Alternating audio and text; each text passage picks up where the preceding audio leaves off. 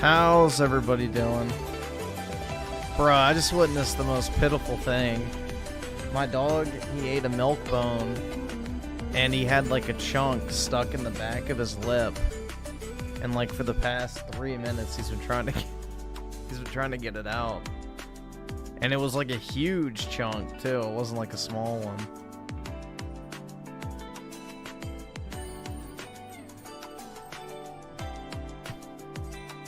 But it got stuck like in the back of his lip.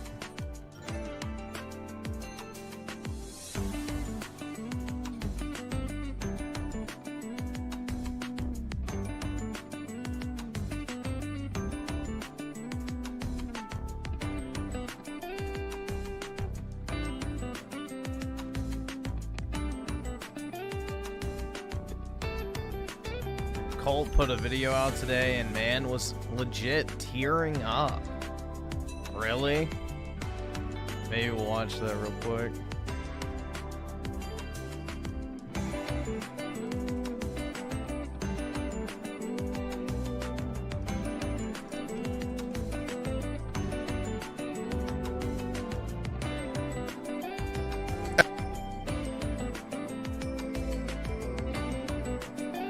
Xbox and Microsoft have had a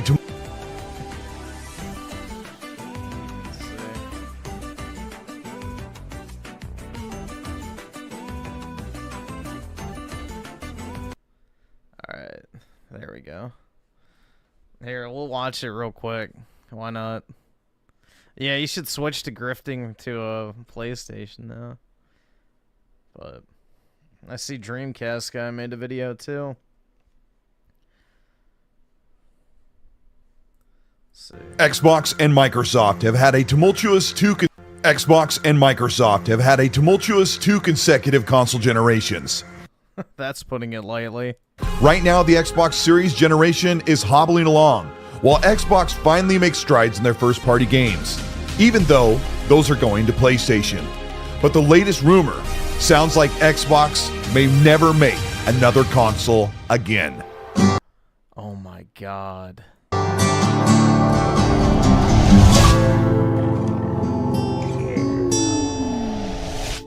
Xbox is midway through the console generation, but it's already announced that they have a deep partnership with AMD to make multiple hardware devices, including their next traditional Xbox console. After disappointing millions of fans by canceling their own handheld, only to partner with Asus on the $1,000 Xbox ROG Ally X, questions are now enveloping fans that Xbox may soon announce the cancellation of next generation and leave hardware indefinitely. This information comes from a trusted leaker that, according to many games journalists that report on his info, Sneaker has ties to internal Xbox and Microsoft business dealings.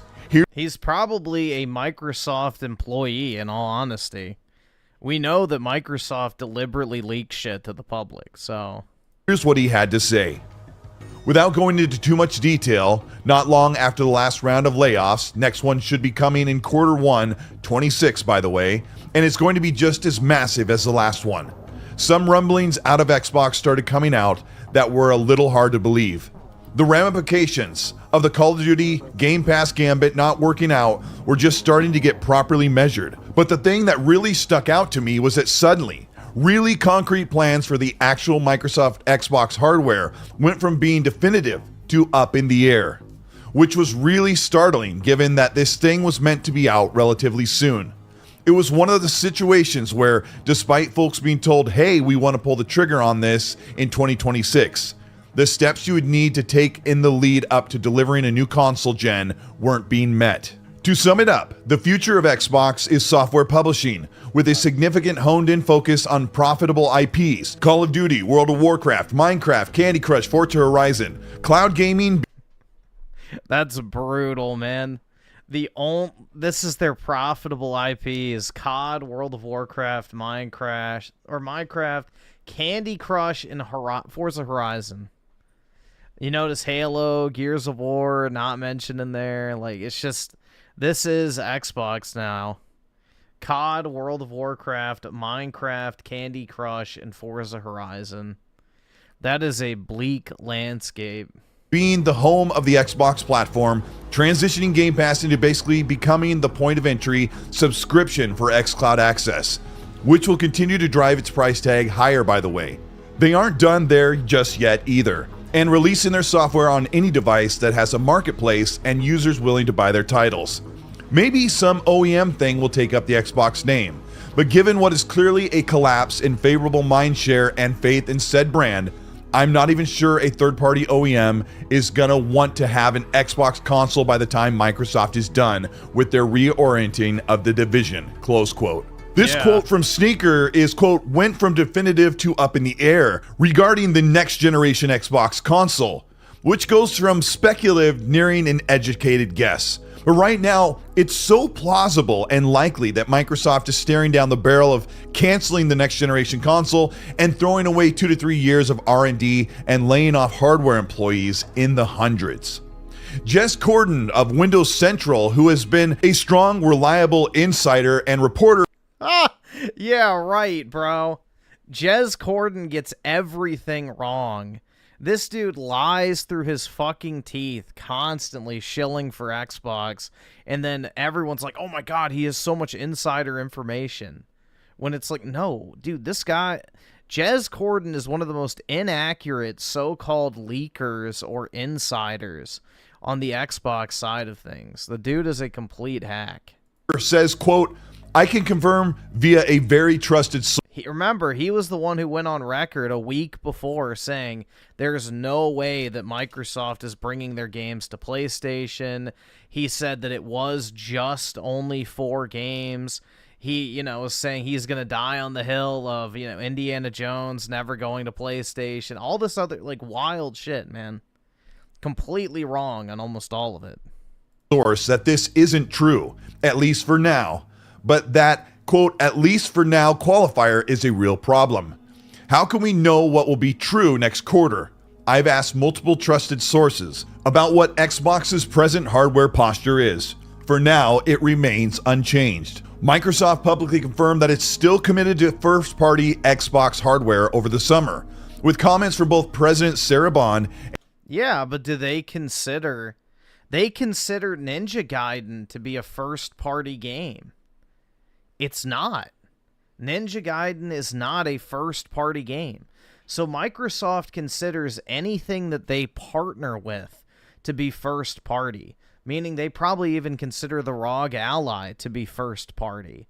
So you have to look at how they twist the definition of this type of shit. They don't actually say up front what they actually mean. They view third-party partnerships as first-party.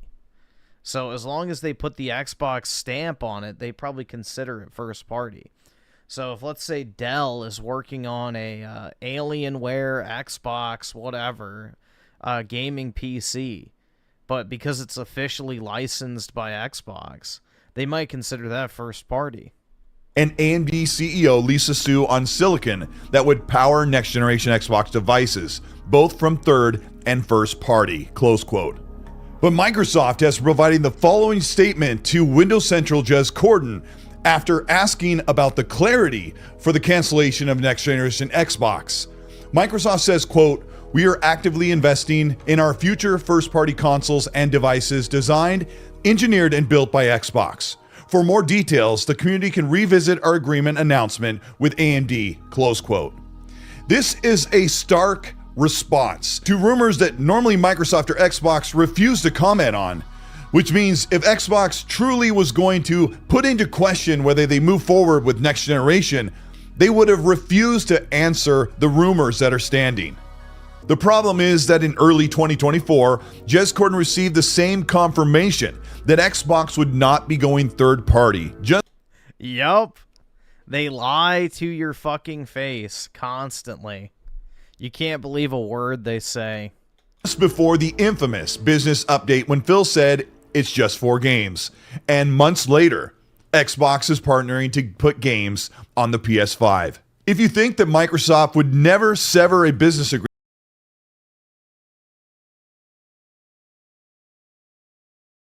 with AMD to make multiple chipsets, you're probably right. If Xbox did indeed cancel the next generation console, those chipsets will be used for supported devices, but most importantly, to build their cloud gaming service. This would be a goal more in line with what Satya Nadella expects from a gaming division to push users to the cloud and leverage their strength for software-based enterprise. We are nearing an entire 2-year gap until Xbox and PlayStation will reportedly launch their next generation consoles, which means that Xbox wouldn't be announcing anything for another 12 months. But with Game Pass seeing major price hikes, removing perks, adding others for goodwill of the brand, Xbox has nearly decimated their goodwill to a massive... Yeah, that mobile app where you can buy mobile games native in your browser. I wonder whatever happened to that. Exodus of diehard fans and general people reporting with the games media and even the uninitiated that Xbox is in fact dead.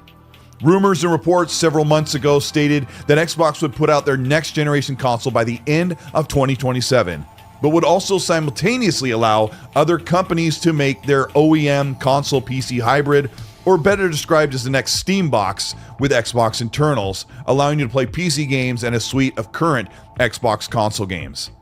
What does this mean if Xbox really leaves the hardware business? This is a nightmare come true for some 40 to 60 million Xbox users who own game libraries that live on Xbox Live and on physical-based media, which Xbox can no longer properly support without their own console. But don't worry, if you're thinking you might lose access to your games library, it seems that Microsoft and Xbox plan on using a strictly cloud-based service to play the games that you own if you don't have a console, meaning you'll no longer be able to play them without streaming them across the internet. Which is terrible. Hence the reason why they announced that they are bringing a cloud-only free service with ads every 5 hours. The situation for Xbox couldn't get much worse. But Xbox plans to continue their partnership with AMD in some form by allowing the Xbox architecture to be built into AMD's chipset for the Xbox gaming business. Even though the rumor states that Microsoft and Xbox will be a full software-based publishing arm for video games, it's quite possibly the worst thing that could come true. To completely ditch a next-generation console, you'd have to move to PC, with the caveat that you'd get a PC with Xbox's AMD hardware if you want to continue to play your current Xbox library.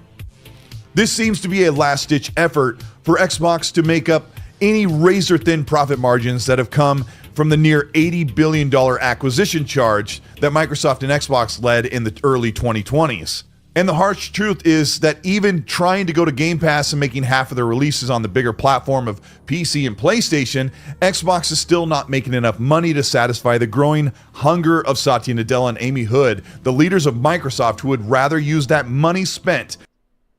Yeah, I don't know how the Xbots are still framing this as Satya Nadella's fault. Dude, he gave them a blank check. They got a blank check from Microsoft leadership to turn shit around. They failed. It is not Microsoft leadership's fault that they want a return on the money that they gave the Xbox division. It is the Xbox division's fault for not properly managing the money and not generating the return that they probably promised when that money was given. So, again, this is a purely Phil Spencer and Xbox division problem.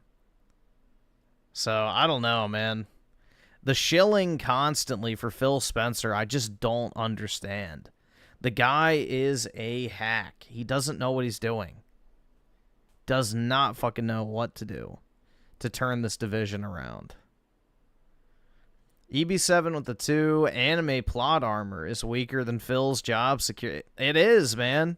It's crazy. Only Congress can fuck up as much as he does and still get a raise. On their growing AI business. The Xbox division is a small piece of the pie of the multi-trillion-dollar Microsoft that seems to make the least amount of profit and revenue, and the rest of the business of Microsoft is wholly... That's not true. It's bigger than Windows and the Office division. Now, it might make less profit than those, but revenue-wise, gaming is bigger for them than Office and Windows. So, no, it's not the smallest division at Microsoft from a revenue perspective. and also a cost perspective. However, it probably does generate the lowest profit, which is the problem. Taken charge of Xbox. The next generation Xbox console was supposed to be a hybrid console with PC games, and that sounds Eclipse of the two. Phil must have the dirt on Xbox leadership. Bro, he's got to have, like, Bill Gates's Epstein file or some shit. Like, I don't know how this man still has a job. It's crazy. It is absolutely fucking crazy. Like, he must have the tape of Bill Gates engaging in intimate acts with people of questionable age, we'll just say. That's the only explanation I can think of. It's crazy, man. Buff Garfield with the two, it's all intentional. They want cloud and streaming. Yeah. I just don't... I think they're going to be too early to market, and they're going to crash and burn under the massive expense of operating not only that service, but also maintaining all the studios. So... I don't know. This seems like a house of cards that's starting to get a little bit shaky. You're fucking poor! And Hunter Eats Hunter with the two. I want them to get out of console and license OEMs. Yeah, we'll see if it happens. I mean, it's like... I just don't know how big of a market there is for that, because the whole Steam Machine thing crashed and burned pretty hard. So... a gaming PC that you can't upgrade is not really a super compelling product, in my opinion, but maybe it will have mass appeal. I don't know.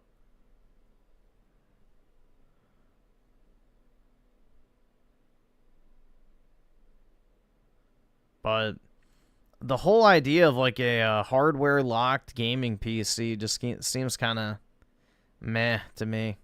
Also, the fact that you're not going to get, you know, dedicated versions of games, which means you're going to have to deal with all the annoyances of PC gaming on a console form factor. So, yeah. Again, I don't know if it's going to have mass appeal or not. Eclipse of the two, or was Phil on the island? I don't know, man. This shit's crazy, though. Like, I've never seen an executive do this poorly in the gaming industry and just maintain their job indefinitely.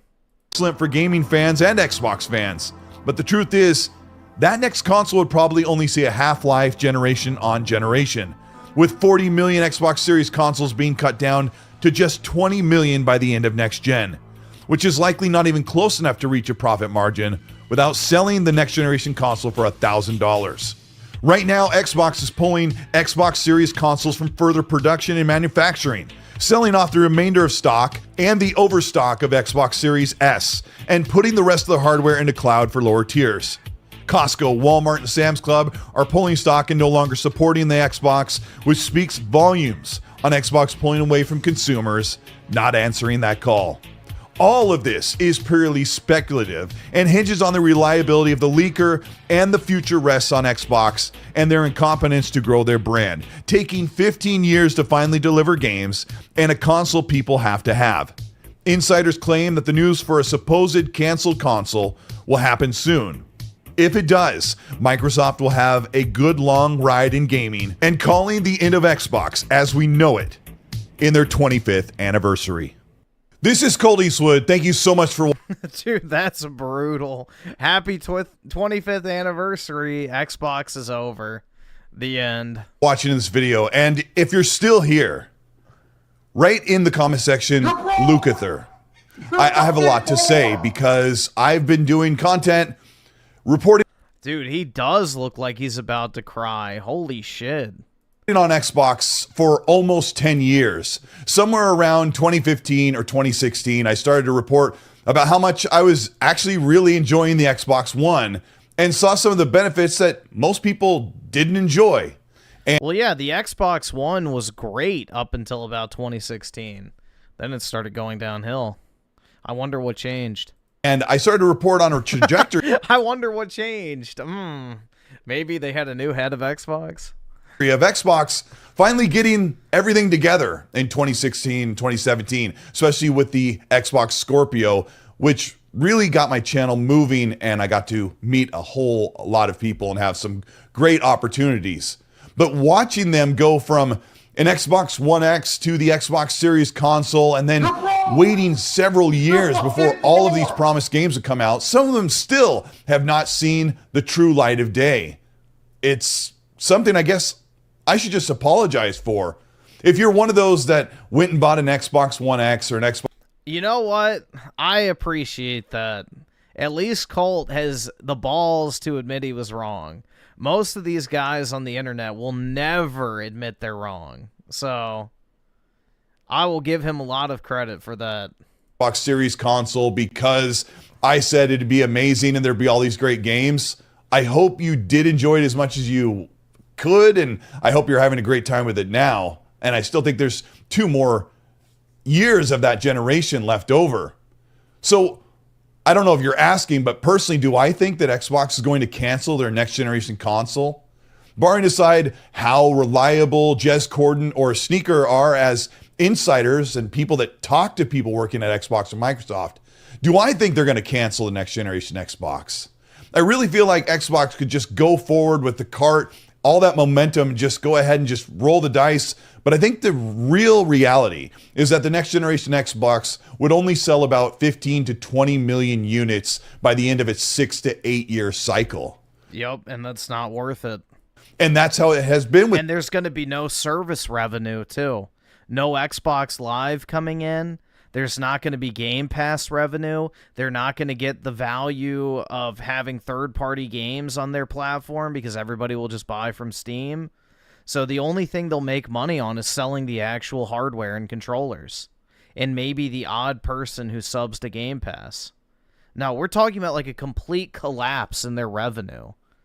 So I don't see how selling a hybrid console makes a bit of sense for Microsoft.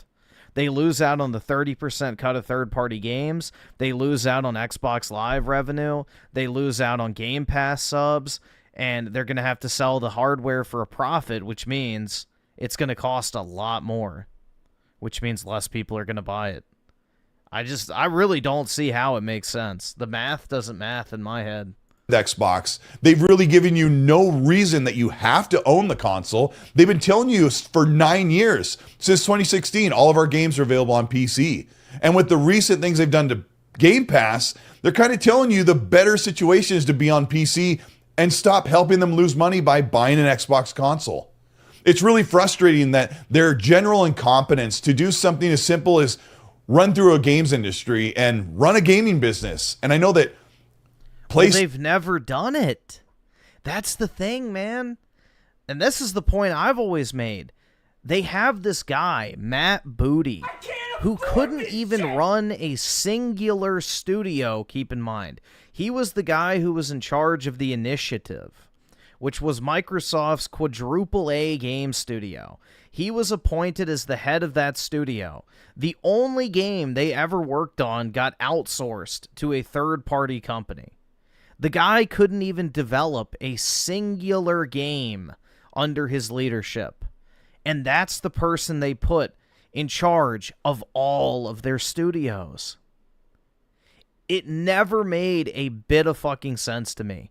Why a guy who couldn't deliver a singular game was now the guy overseeing all of the game studios and making sure that they all deliver games. Again, it's just pure incompetence from the leadership. This leadership team has been a cancer since day one, and instead of being cut out and removed, they keep getting promoted, and the fucking tumor grew bigger and bigger and bigger every single year. And now we're at a point where it's terminal. So, it's just mind-blowing to me. Genuinely. How Xbox had so many resources, more resources at their disposal than everyone else in this industry combined, and they managed to do nothing with it. That is pure incompetence.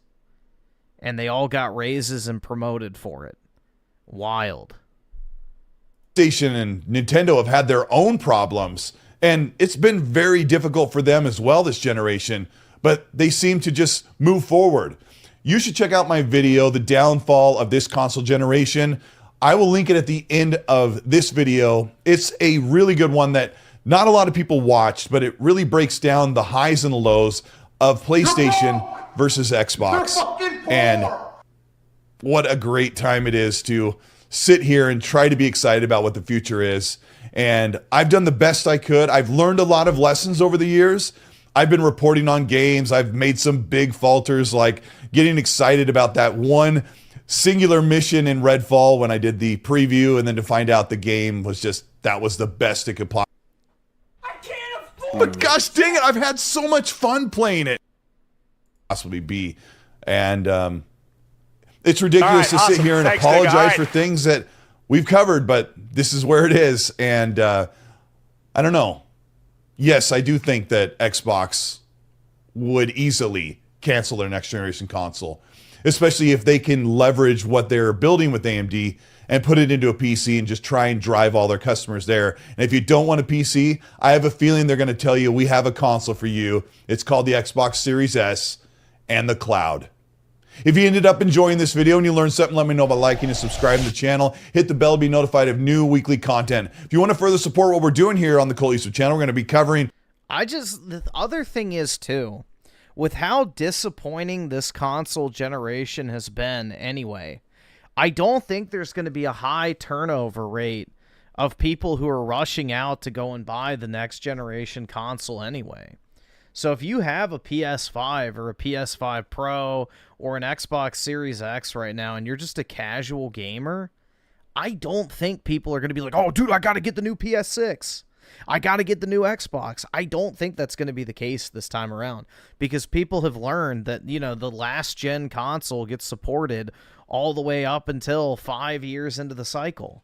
So if you're a casual gamer and all you play is Call of Duty, Madden, college football, FIFA, and that type of shit, you've got 5 years before you have to upgrade again. And you probably didn't even feel like you got a next generation experience this generation anyway. So there's not going to even be a fire lit under people's ass to go out and upgrade. Which means the PlayStation 6 and, you know, the theoretical Xbox would be even less desirable, which means that Microsoft probably would sell even less than they normally would in a generation. So, yeah, all the signs to me point they're going to cancel it. It doesn't make a bit of sense if they're going to do a PC hybrid. It doesn't make a bit of sense to me that they're going to do a PC hybrid. The math on that just doesn't make any bit of sense. They can't sell it at a competitive price. They're going to lose out on the dedicated Xbox Live payments.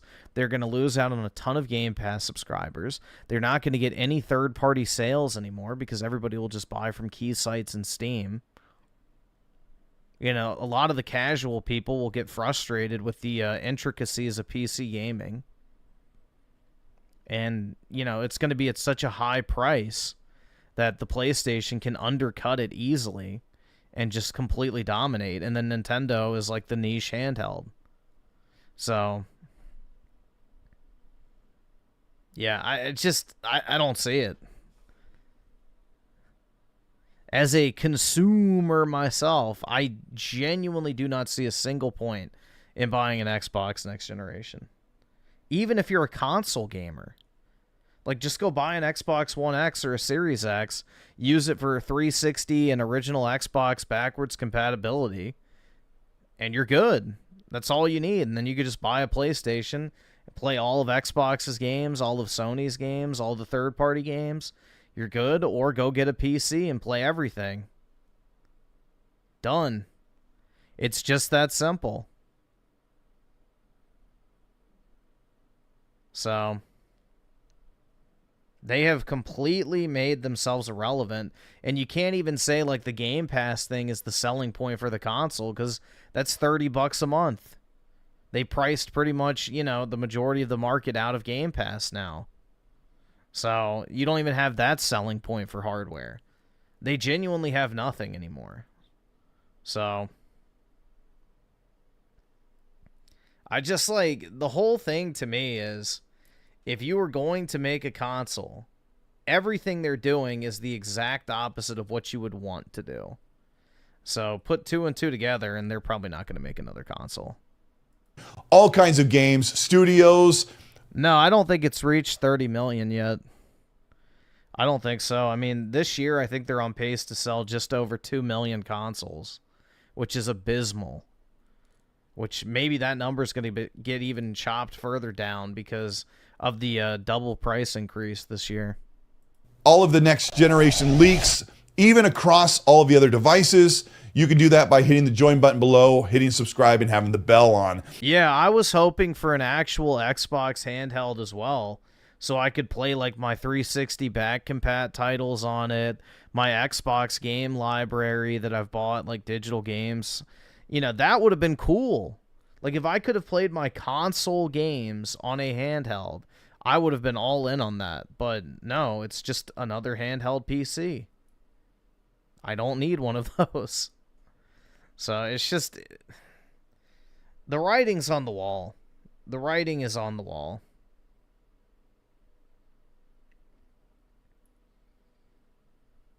All right, awesome. Thanks, nigga. All right. Griffin should have been head of X. Yeah, dude, I'll take 1/10 of Phil's salary and do 10 times better of a job. Really, you know?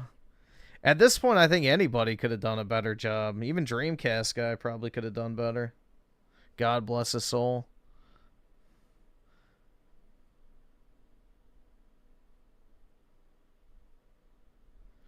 The ROG Ally is shit. The Legion Go OLED is $200 more and has a better screen and performance. Yeah. It's just, to me, it's very sad to see, honestly, because genuinely, the only gaming platform I have ever truly been a fan of is Xbox. I genuinely loved Xbox at the 360 generation, especially, and then what they did with the Xbox One generation once they finally got rid of the Kinect. I thought they were off to an incredible start, bro. I used my Xbox One more than my PS4 by a long shot during the opening part of that generation, even towards the end of the generation. So I actually really liked Xbox. I had the hopium, the copium, whatever you want to call it, you know, that maybe they could turn things around with all these acquisitions, you know, give them a little bit of time, and nope. Just kept getting worse. The more time they had, the less they delivered. I mean, you look at the release cadence at the beginning of the Xbox One generation when they had like 3 studios compared to now where they have 30. It's insane, man. The quality of games that you had during the beginning of the Xbox One generation was better than it is right now. That shows a clear trend of deterioration. I can't afford this shit!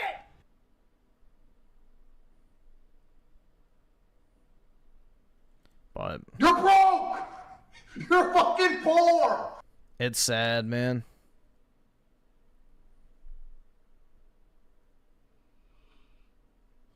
EB7 with the twosome clowns are still blaming Don for Phil's fumble. Oh, I know. They'll do anything but blame Phil Spencer because he's a heckin' gamer like you and me, guys. He joined my Xbox party once, guys. We're basically married.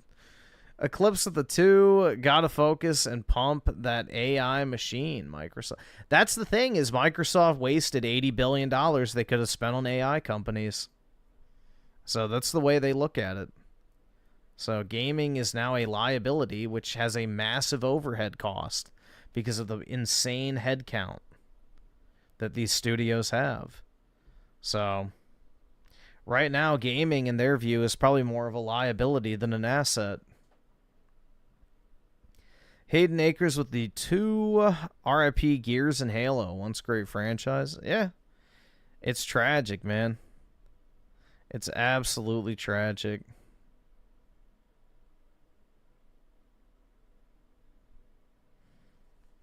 It's just, bro, it really does hurt, honestly. I feel Colt's pain because I genuinely did like Xbox. So, you know, everyone's, oh, you always talk about Xbox. So, yeah, I actually care about it. Or at least I cared about it. Not so much these days. But, truly sad. Eclipse of the 2, Nintendo and Sony duopoly. Pretty much, man. The Japanese will own gaming once more. What started off as, you know, a Japanese-dominated industry will return to a purely Japanese-dominated industry. And Daryl's on with the 2. Sorry I failed you, Griffin. I bought Ghost of Yote. Damn, bro. Just make sure you use a condom. You don't want to catch AIDS when you have sex with your boyfriend. David Delight with the 5. As an Xbox refugee, where should I go? I almost exclusively play single-player games. If you don't really care too much about performance, you could just buy a PlayStation. But if you have the money for it, you might as well just get a PC, because you'll still get the Xbox ecosystem, I guess, for now, on the Xbox app, as well as Game Pass for $16.50 a month instead of $30. So about half the price. But if you got the money for a PC, you could get that. But if you're just playing single-player games, then maybe you just want a PlayStation. It's the easiest way.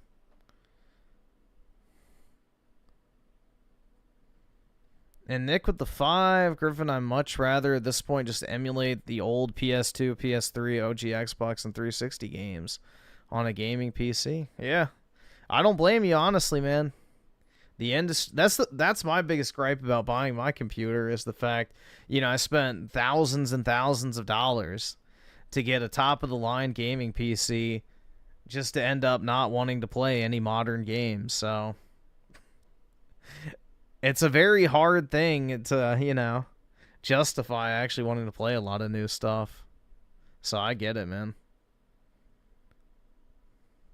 Back when video games were games. And the berries with the 2. Dreamy should be the head of Xbox. I agree. It'd unironically probably be in a better place right now.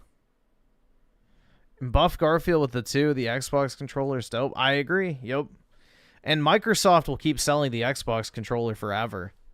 The hardware division might go, the studios might shut down, but the controller team will always be around, because their Xbox controllers sell like freaking crack, bro. People love Xbox controllers, and they're the de facto PC controller too. So, you know, those will sell no matter what. Obviously, the console market does help with that fact, but I think the controller division will be around longer than everything else.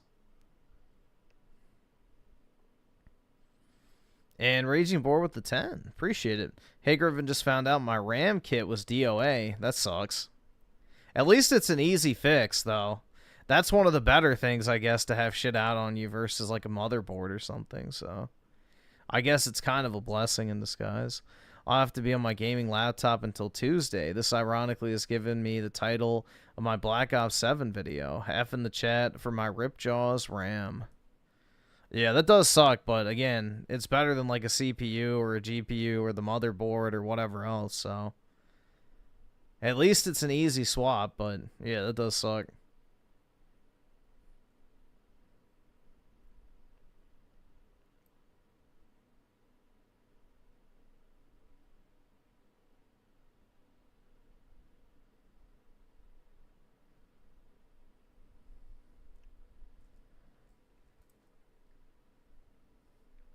Let's watch the Dreamy video. Yeah, we can watch that real quick.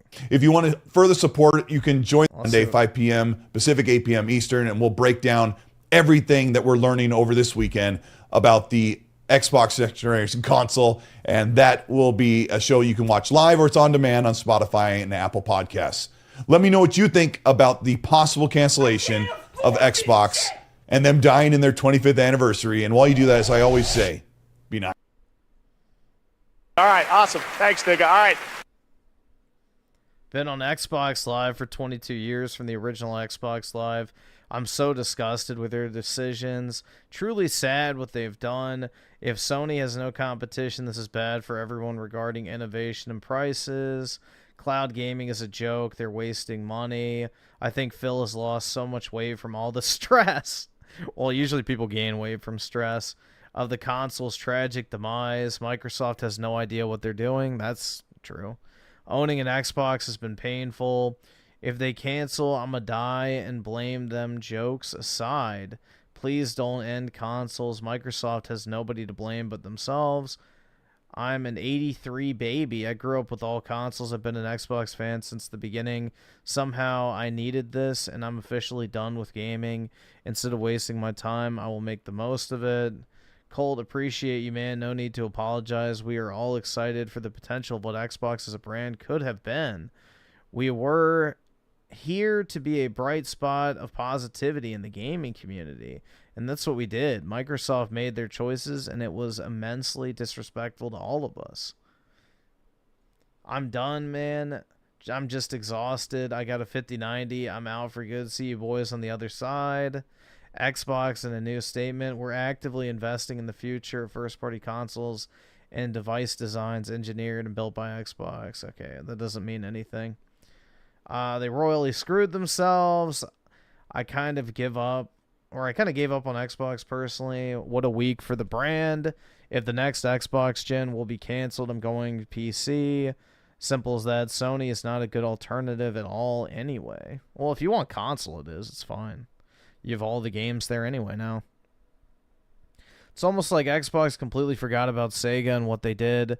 To be honest, and speaking as a supporter of Xbox since day one in 2001, I was shocked they were making a new box in the first place. The ROG Xbox Ally proves they don't need to make their own hardware. Well, that's yet to be seen. We'll see how it actually turns out when it gets in people's hand. There are also rumors of Steam making a set-top box for the living room, gaming as well. Why manufacture a device that will only sell to a niche, or to niche gamers at best, and whose cost would be better spent buying a PC in order to play Xbox games? It seems to me that canceling this is the only smart decision they've made in a while. I agree. I absolutely agree. Again, the writing's on the wall, bro. It doesn't make any sense mathematically to have a console that is a hybrid PC that is more expensive than the competition, that you don't make money from the sale of games on, that you no longer get a guaranteed Xbox Live payment from. So, yeah, it's just basic business. Pretty much anyone doing a case study would tell Xbox not to make the console under those circumstances.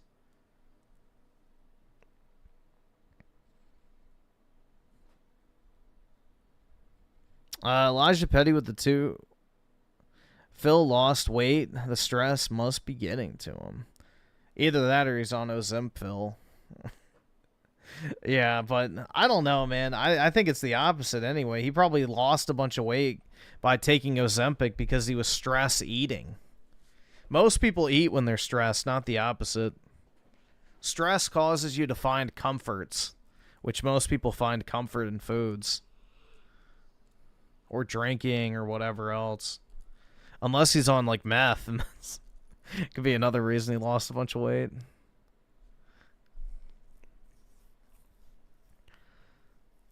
Tim Marco with the 7. We need a documentary of the incompetent leadership at Xbox. Fumbling franchises from the golden era is an achievement. It really is, bro. It really is.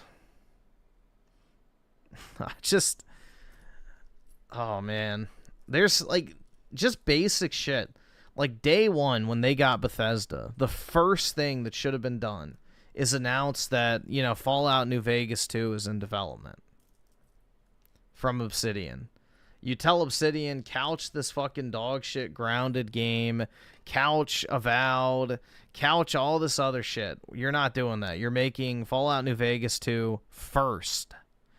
And you go to the original people at Obsidian who were fired, and you beg on your hands and fucking knees to bring them back into the industry. This is the part that Microsoft and Disney don't understand.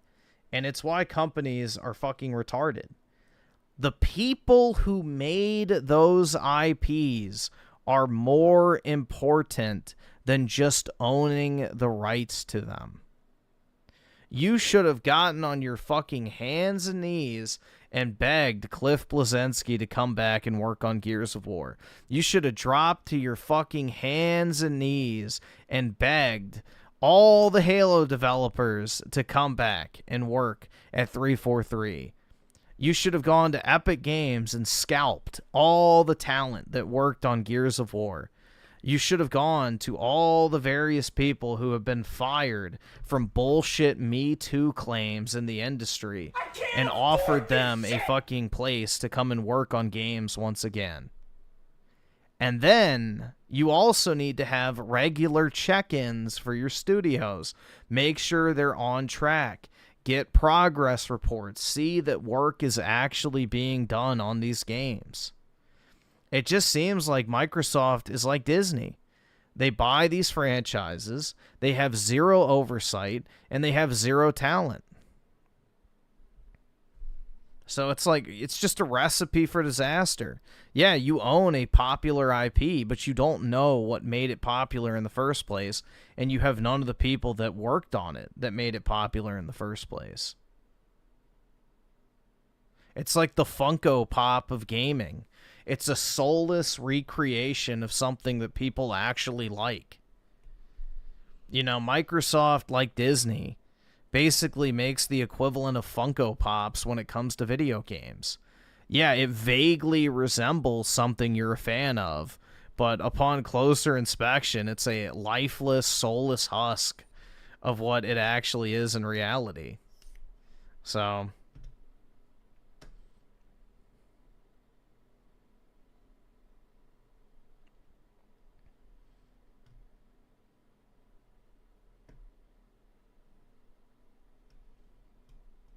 Let's see. Eclipse of the 2, no one's fault.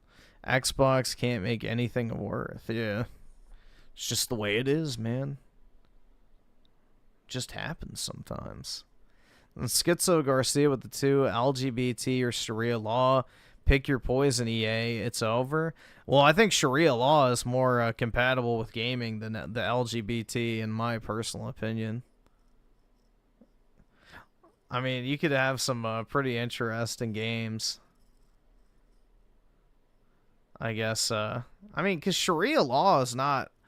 I wouldn't say it's conflictory to video games, other than maybe, like, nudity and stuff, but...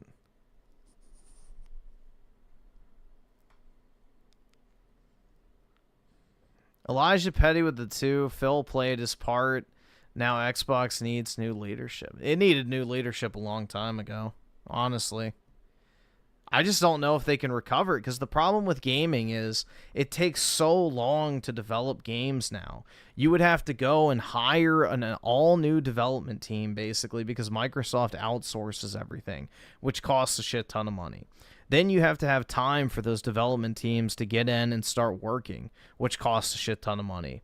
Then it takes years for those games to be finished, which, again, takes a shit ton of money. And by the time that all happens, you've already deteriorated your position in the gaming industry further and further and further. It's like a snowball effect. The longer it rolls downhill, the harder it is to stop. And we're at a point now where it's, you know, basically impossible. It's just going to keep going downhill until eventually it crashes and burns.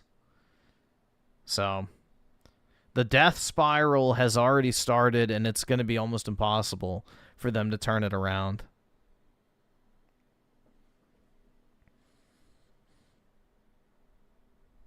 Tim Marco with the 279. Even for Fable, they should have gotten the OG director. Yep.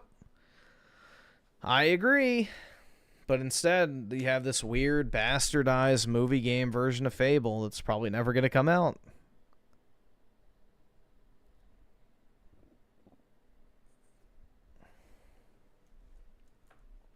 Did you see Expedition got ripped from the Game of the Year award?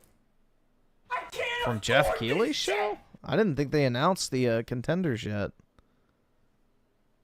Usually they wait until like November-ish time period so that, you know, the majority of the holiday games can come out.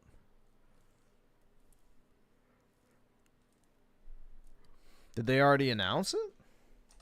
I haven't seen anything about that. The Game Awards, let's see, December 11th. Let's see if they've announced it.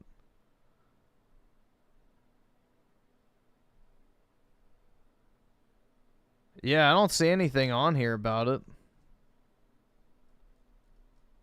Is it just like a random website?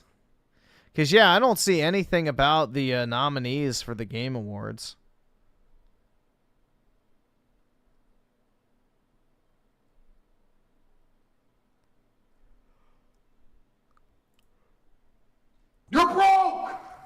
You're fucking poor! Let's see. Eclipse with the 2. At this point, they should cut their losses and go with AI. I think they're going to do that. But the problem is you know, they're going to have a bunch of Indians doing that, which, you know, they're not really creatively inclined. So you could use AI effectively if you had a talented group of people utilizing it. But the problem is they're just going to outsource it to, like, literally, you know, third worlders who have zero sense of imagination. Eclipse with the... Oh, wait, no, I read that. Fucking thing popped in toys. The golden joysticks? Yeah, I have no idea what that is. I mean, it doesn't really matter. Personally, I don't think Expedition 33 is even close to Game of the Year, but that's because I'm not under the impression that turn-based RPGs didn't exist until it came out.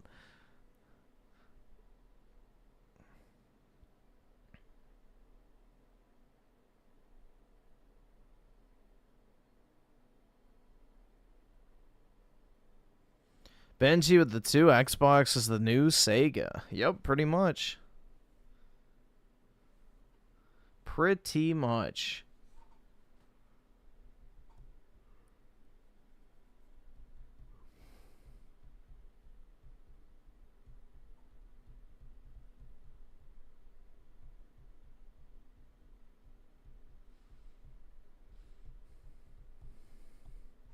Yeah, Donkey Kong is my personal favorite game I've played this year. I really enjoyed that game a lot, but I'm a huge sucker for destructible environments, so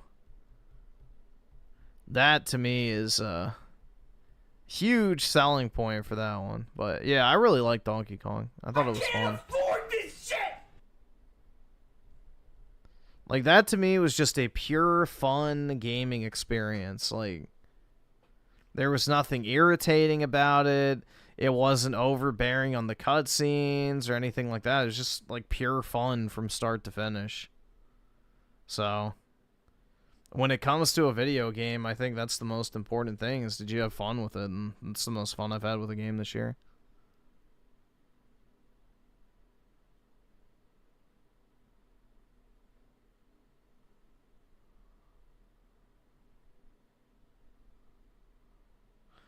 Yeah, Expedition 33 just became parry slop the longer you played it. I got to the part where you fought the guy with the cane. I don't remember his name. I don't really care. That game, the story to Expedition 33 did nothing for me. I was not invested in it whatsoever. And then, you know, people pointed out it was all just like a dream sequence thing, or it wasn't actually real. It was happening in a painting or some bullshit. It's like, bro, what the fuck is this shit? But yeah, I don't know. I never got into it. I didn't think it was anything that amazing.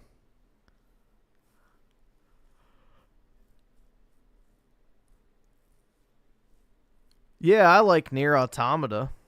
I like the original Nier better, but I like both of those a lot. The original Nier, I like the story better. I think it's cool.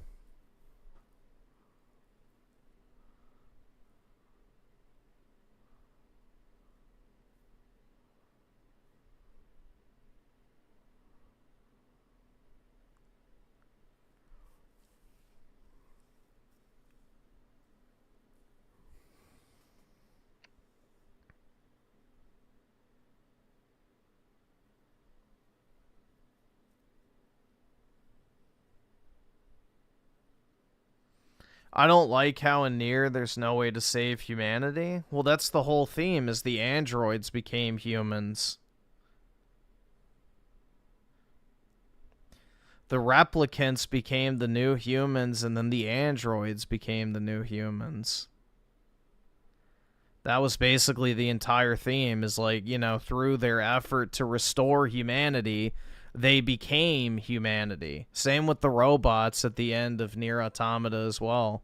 That's why the two main robots were named Adam and Eve. Because the robots, you know, formed their equivalent of proto-humans. by, you know, absorbing all the behavior and knowledge of humanity. Because, like, there's that one scene at the beginning of the game where you're first introduced to Adam, right? And all the robots are, like, engaged in sex, which is, like, the most basic human act. And through that act, you know, they merge and create Adam. So there's a lot of, like, honestly, like, Nier Automata has a lot of symbolism and shit in it. It's pretty cool, honestly. Like, it's one of those games you play through and you notice, like, all the different themes and, like, you know, subtle messaging throughout. Like, it's not in your face. There's a lot of, like, hidden details everywhere and lots of, like, themology and stuff. So, I don't know. It's an interesting game.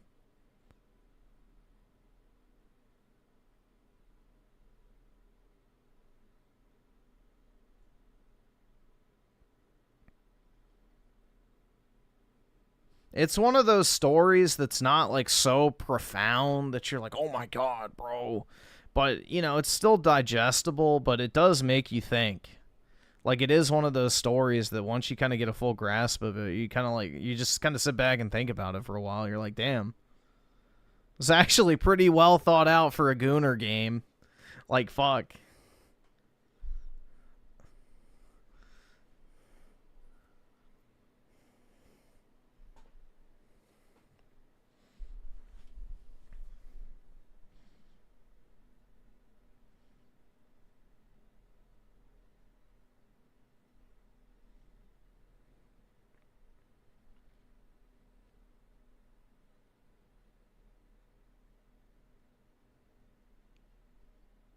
"2B is the most collabed Gooner girl." Yeah, for a while, Yoko Taro had an official porn site for 2B. Which is fucking wild. I think Square Enix, when they found out, were, like, horrified, because it's like, oh shit.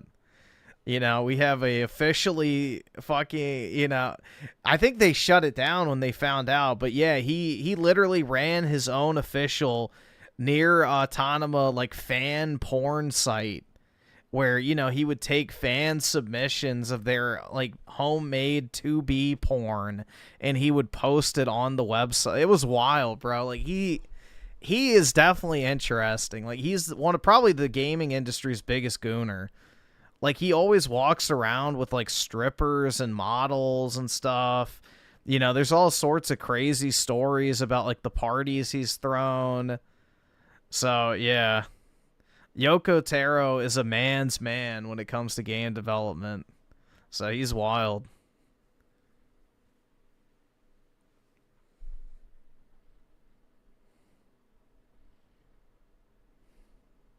Nah, he doesn't even pimp her for the shekels, man. He does it for the love of the game. That's the thing. He does it for the love of the game. Square Enix is the one that pimps her for the shekels. If it was up to him, he'd probably just have her everywhere. Yeah, I'm surprised they haven't done a Drakengard collection, because with how popular Nier is, I would imagine it would do pretty damn well. Now, granted, maybe they don't want to re-release that game because it is pretty fucking degenerate, but I don't know. I feel like it would still do well. People would buy it.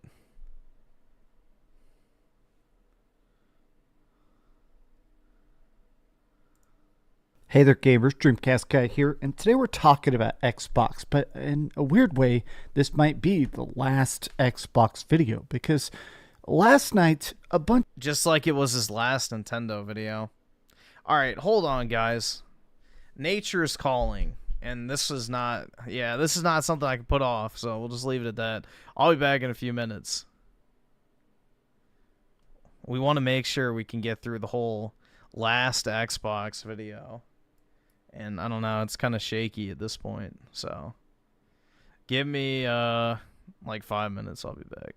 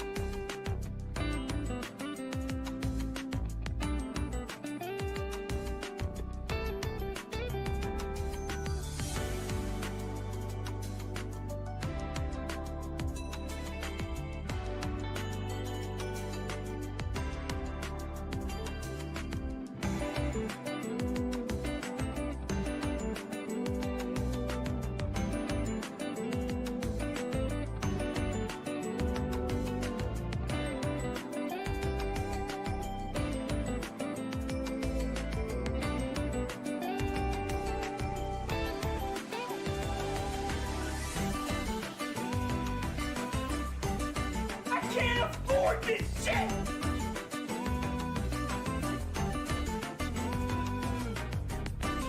I can't afford this shit!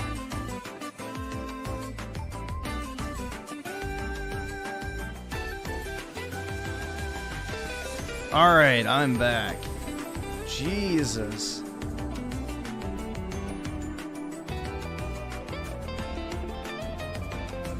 Dude, I ordered so like, when I finished uploading the video today, because I hadn't slept in over 24 hours, I went to sleep and I woke up at like 10, so I ordered like a salad. Or no, I didn't wake up at 10. What time? I don't even know what time. It doesn't matter. I ordered like a Caesar salad from this like local deli place to me, near me, and I don't know, bro. That shit is like carving through me like crazy right now. So, because I hadn't eaten all day, so I just ordered like a salad, and that shit is like literally just destroying me right now. So, hopefully that's it. A salad from a local deli? You want to see my Uber receipt?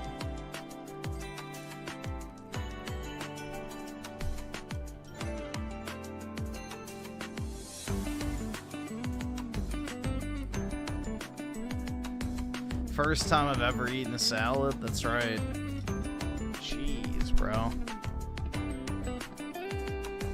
Salads are for women? Well, I guess I'm guilty. You are what you eat, right? Let's see. So Juan with the 2. What's this? Alright, yeah, we'll get to that later. Try this over here. Oh, there goes the Chud.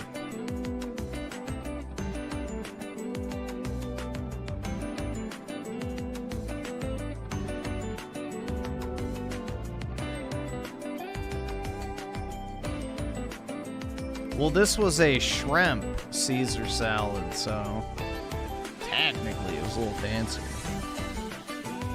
Elijah Petty with the 2. Will you try Dragon Quest 1 and 2 H? Yeah, I'm gonna get them, so. I've always wanted to try, like, the older Dragon Quest games, because I like Dragon Quest 11 a lot. Dragon Quest 11 is genuinely a great game, other than the homosexual guy, but, you know. Every game has its flaws. Sylvando. Not a fan of him. Yay Herb with the 5. Xbox has been a dead man walking for ages. I don't like to admit it as I love it, Xbox. I don't know how they failed so hard with all the cards they had. Yeah, it's just sickening, man. Genuinely sickening. I think genuinely anyone could have done better, even if they had no business experience at all. I really don't know how you fumbled the bag that hard. Yeah, I've never played the only Dragon Quest game I ever played was Dragon Quest Monster Joker on the DS, I think. That was the only Dragon Quest game I ever played, and then I played Dragon Quest 11. So I've never played like the classic, like actual mainline entries. So I'll get the remaster for 8 when that comes out, for sure.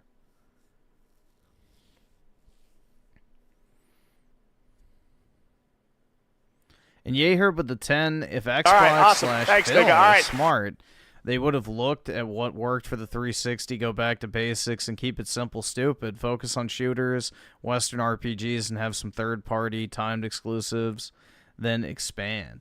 But that's the thing, is they didn't want to actually cater to the dude bro audience that made them popular in the first place.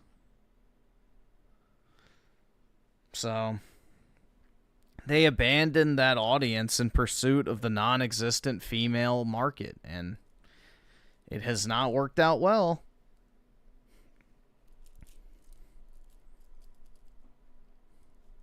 Like, they had a good thing going, and they completely ruined it. They don't like the Gears player base? Yeah, I'm convinced of that. As soon as they put Billie Eyelash in one of the fucking trailers for, I think it was Gears 5. They put Billie Eilish as the trailer music. It's like, okay, yeah, this is a game made for women. No man is going to listen to Billie Eilish and be like, oh my god, that's so sick, dude. No, that is literally a trailer made for women. Women do not play Gears of War on the same level that men do. I know there is a pretty decent-sized Gears female fan base. So, I know some people, well, actually, yes, I understand. There are some women that do like Gears of War. But the reason they liked Gears of War is because it was catered towards men in the first place.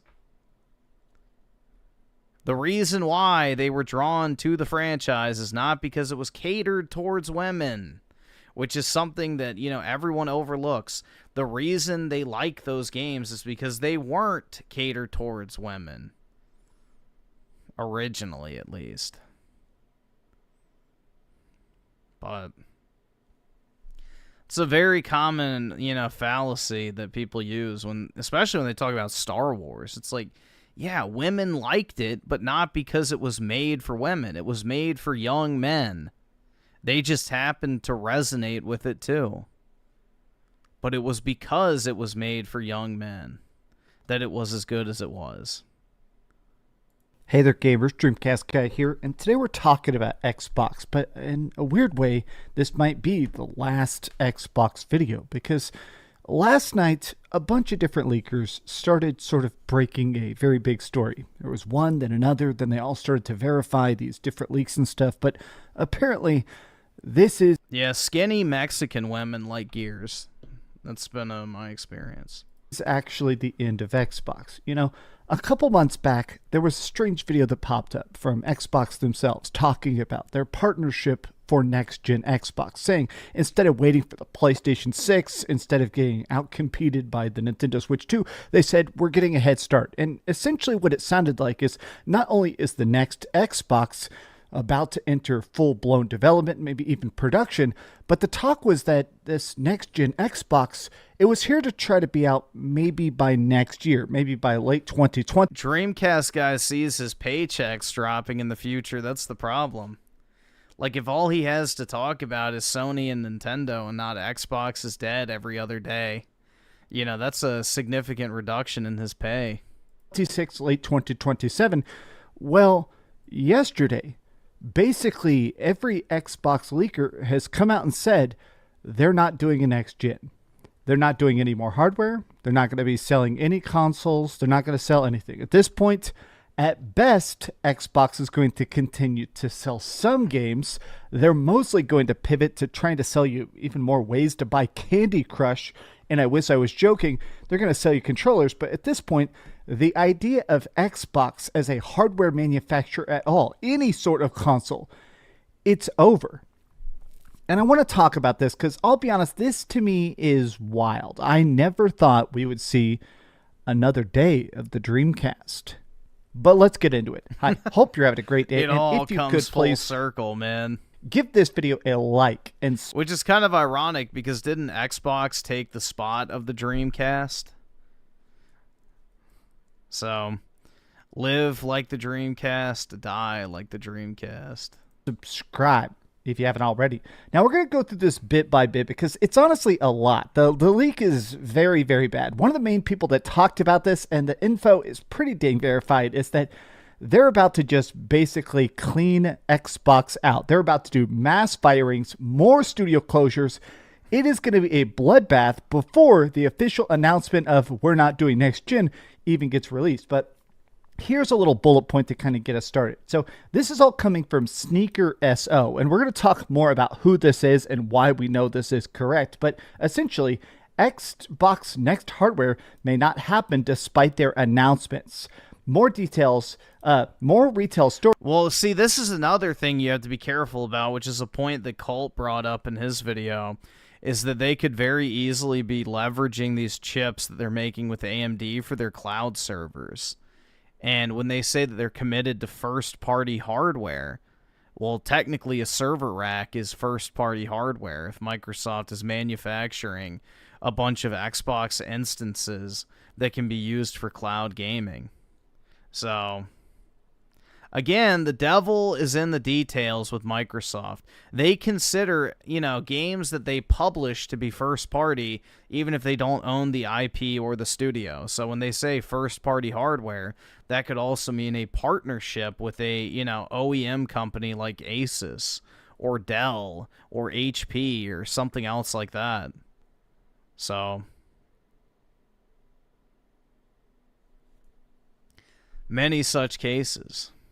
Will pull Xbox from sale. Microsoft is becoming 100% third party. Now, this guy here, Sneeko SO, is leaking all sorts of crazy stuff, but I did want to start with a funny rumor, which is that he says that apparently a lot of Xbox fans like the fact that Phil Spencer has a public account. You can actually go to your Xbox and literally find Phil Spencer. You can follow him around. You could run into him in Fallout 76. Bro, what? He has actual folks on payroll playing his Xbox account to drum up his gamer score?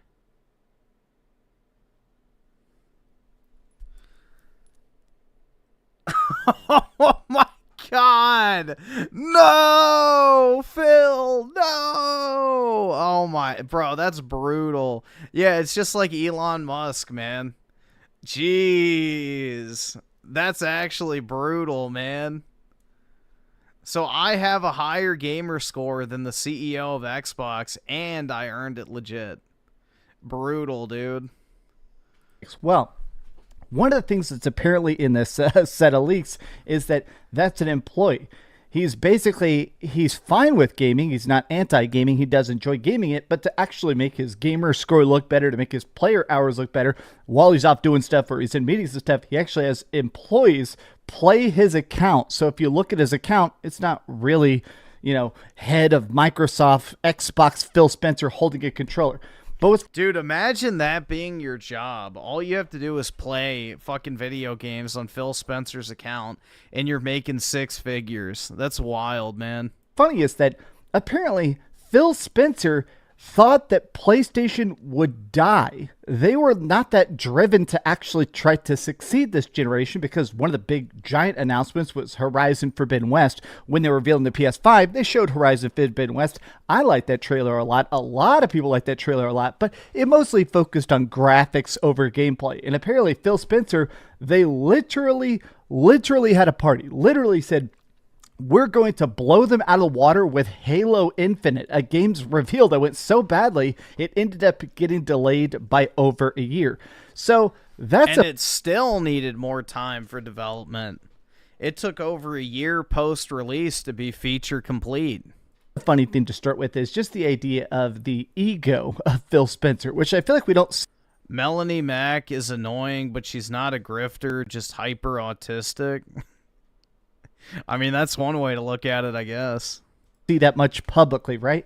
But here's the other thing that a lot of people are discussing. So last week, we got an official announcement from some stores that they're taking stuff off the shelves, that they're going to basically stop selling Xboxes. You're seeing this more and more and more. Sam's Club has now said it. Some other big box retailers have said it. And what's really weird is... Yeah, she's definitely a hypocrite, 100%. And she's way too preachy, too. Here on some like EB Games in Australia, when they list the consoles they sell, Xbox is not even on the list of official consoles anymore. It is wild.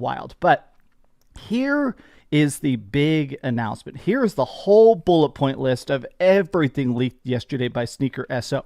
Now, I want to start with who this person is. Essentially, Sneaker SO is this guy whose specific knowledge base is hardware manufacturing. He seems to know a guy inside of Microsoft, or maybe a guy inside of Microsoft that knows where stuff is selling, where stuff is shipping. He has been the guy specifically who's been leaking about why they're pulling out of certain regions of the world, or why they're doing these mass firings. I think Sneaker SO is a Xbox executive, personally. Because we know for a fact Mike Ibarra used to leak shit all the time. Mike Ibarra was the leaker inside of Xbox for a very, very, very long time. Until he and Phil had a falling out. And then Mike got fired, and then he went to go work for Blizzard, which then, Microsoft bought Blizzard, and then he got fired from that too. But for a very long time, Mikey Barra was very, interactive with the Xbox community on Twitter. I interacted with him multiple times on Twitter.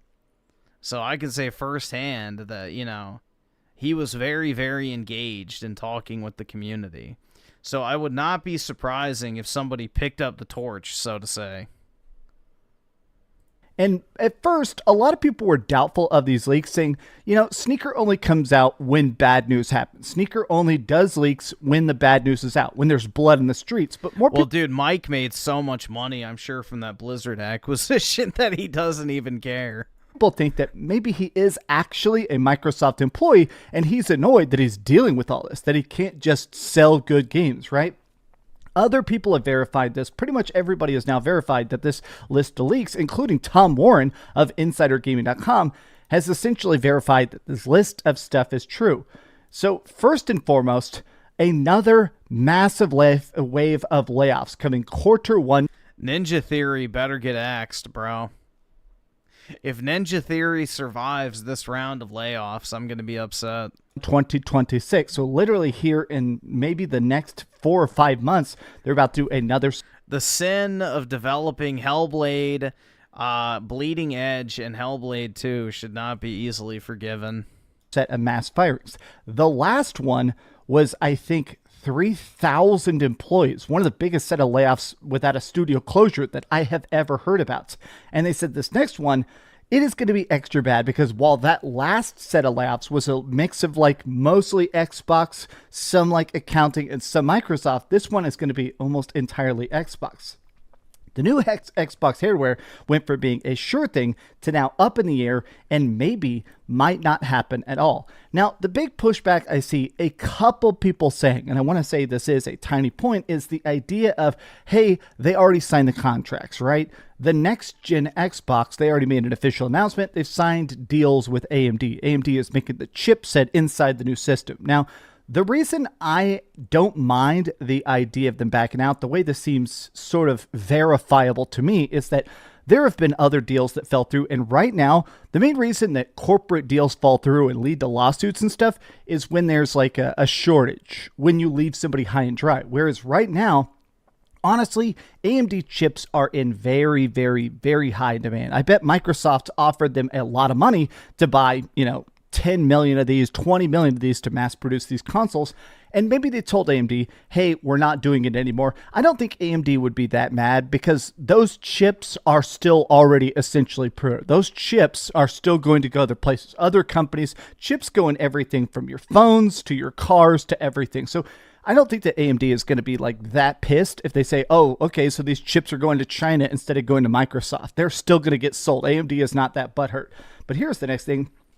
A new Xbox console was supposed to be out by 2026, but this is no longer the case. This is essentially what it sounds like, the big leak inside of what he's talking about. Sneaker SO is essentially saying that his rumblings are that everybody was full speed ahead. I have had a chance to talk to Xbox employees before the Series X. Yeah, just like you got that email about the PlayStation 5.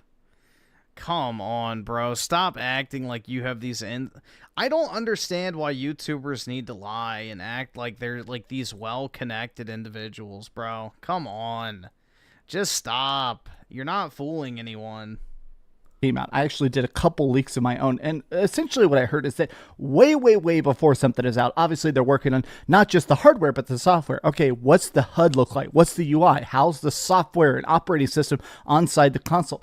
I think that he is essentially leaking that all those people that were working on the next gen Xbox suddenly don't have a lot to do. Costco no longer selling Xbox is just the beginning. Many more retailers will soon follow. I think Walmart's going to follow personally. And Target.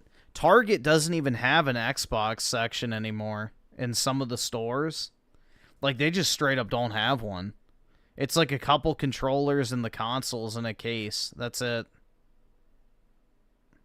They don't even have the physical games at some of the Targets. Best Buy's Xbox section, which I think I've pulled up before, there's maybe 6 games. COD is not working on Game Pass financially. If they start taking games out of Game Pass is going to instant collapse. I mean, I feel like the messaging right now, It's already going to insta collapse, dude. The price increase is already doing that, so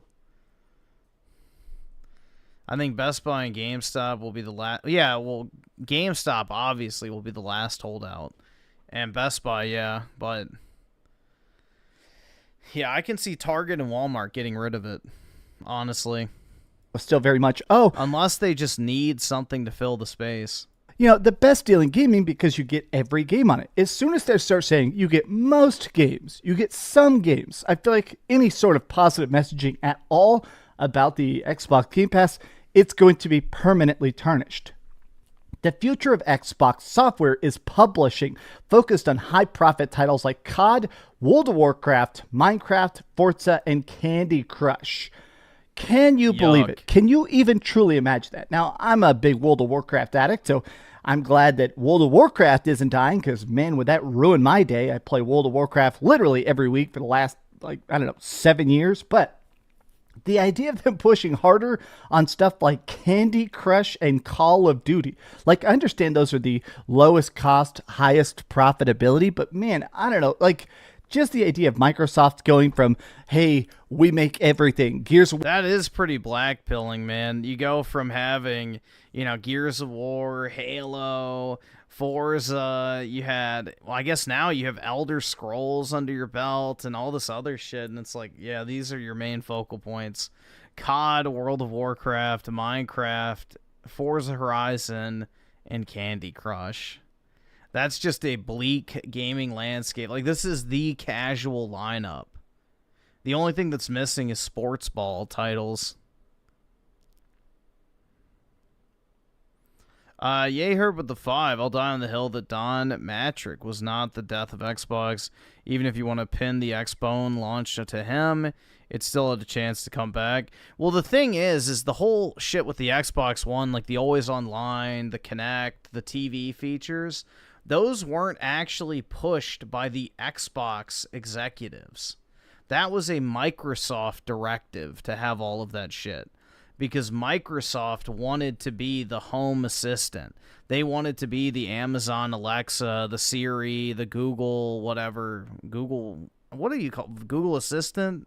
I'm not sure. But basically, they wanted to have that functionality be the default in people's house. And because of that, Microsoft basically told Xbox to shoehorn that stuff in because the Windows Phone was dead. So what is their only other consumer electronic other than Windows, which, isn't the same? It's the Xbox. So basically that was a Microsoft kind of required feature set. So Don Matcher kind of had to make do with what he was given in that instance. But, yeah, they could have definitely turned it around, man. The Xbox One had a great launch lineup. So if they would have continued that energy going into the next generation up until the end, I think they really could have turned things around. But, nope, that was not the case. War is the biggest thing ever. Halo is the grand final of first-person shooters. And then going like, hey, please play Candy Crush. Get your mom addicted to Candy Crush. It's insane, to say the least. Cloud gaming is the new home of the Xbox platform. Game Pass to be transitioned to a point of entry subscription into it. More Game Pass prices increases. I'll be honest, I cannot imagine Game Pass getting more expensive. I just can't. I mean, I can imagine it. I wouldn't imagine paying for it, but it definitely will get more expensive. Straight up, not being hyperbolic, $30 a month is already the breaking point. I truly cannot imagine more than $30 a month. If you start charging $40 or $50 or $60 a month, I better be getting a Expedition 33 Final Fantasy 17 tier game every single month. Nobody is going to do it. And even then, why would you do that? Because then you're still just renting the games instead of owning them. Releasing all their software on any marketplace that users are willing to buy, speculates OEM may end up trying to make hardware for the Xbox brand, but it's very unlikely they'll want to due to the decline of the brand. Now, This is a very, very crucial point. We got a bunch more leaks to go through here, a lot of other people chiming in, a lot of Xbox leakers, but I do think this to me is the nail in the coffin. I do think that gamers are not just smart, gamers are not just online. I do think that once your stuff starts to go in that bad direction, I do truly believe that people don't like to lose, especially... Yeah, well, that's a very common human trait. When people think something's hot, they want in on it. When it's, you know, unpopular, they want to get away from it. It's, you know, association bias and stuff, but that's very common. If people think something is popular, they buy it just because of that association with popularity, whether they want it or not. Chazzer Thomas with the 5. Kidsmoove is melting down on Twitter. He says he's going full PC. Read his tweets from 15 hours ago. I can't pull this up because I don't have a Twitter account on here. Is there like a specific one I should look for? But I don't have access to like go through his account. You can't browse accounts. All on right, Twitter awesome. anymore Thanks, without nigga. being All right. signed in.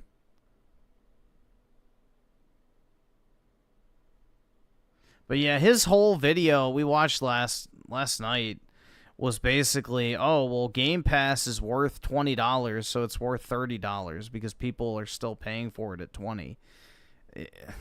Mental gymnastics. Pure mental gymnastics. I really don't get this, like, blind loyalty to a company shit. Like, as soon as a company stops giving you value for your money, just leave. Stop spending money on it. Yeah, basically he was saying that because people were buying like the prepaid Game Pass cards for $60 for the 3-month subscription while they were still available, it means that they see value in Game Pass, so therefore them raising the price to $30 a month is somehow still, you know, a good thing. So somehow he equates the fact that people who are willing to spend $20 on Game Pass are rushing out to buy as many $20 a month Game Pass subscriptions as they can right now. That means that they still see value in Game Pass, and therefore raising the price to $30 is not a big deal. But if that were the case, why would they go out and buy the prepaid cards? Why wouldn't they just pay the $30? Like, it's just really stupid. It's very stupid. But he's not the brightest. Many such cases.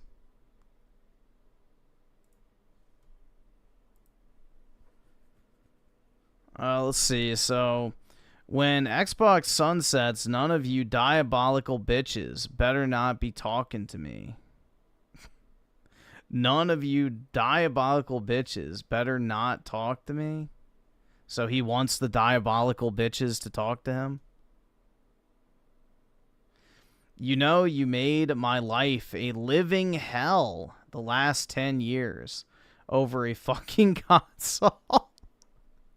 Bruh, just turn off the fucking screen. How the fuck is a console making your life a living hell? Holy shit, man. Just stop playing video games then. What the actual fuck? Now that the console is done, your online presence is and will be shit. Just know we have nothing to discuss. I'm trying to make sense of this Xbox rumor. Game Pass 35 to 40 million strong. Yeah, but like 15 to 20 million of that is just Xbox Live members. Most of that's on console. If Xbox abandons hardware, then they don't need all them studios, which means massive studio sell-off or closure, and they expect to get their gaming revenue exclusively from PlayStation? Well, that and PC. This exit plan is dog shit, and it's fucking a lot of customers over.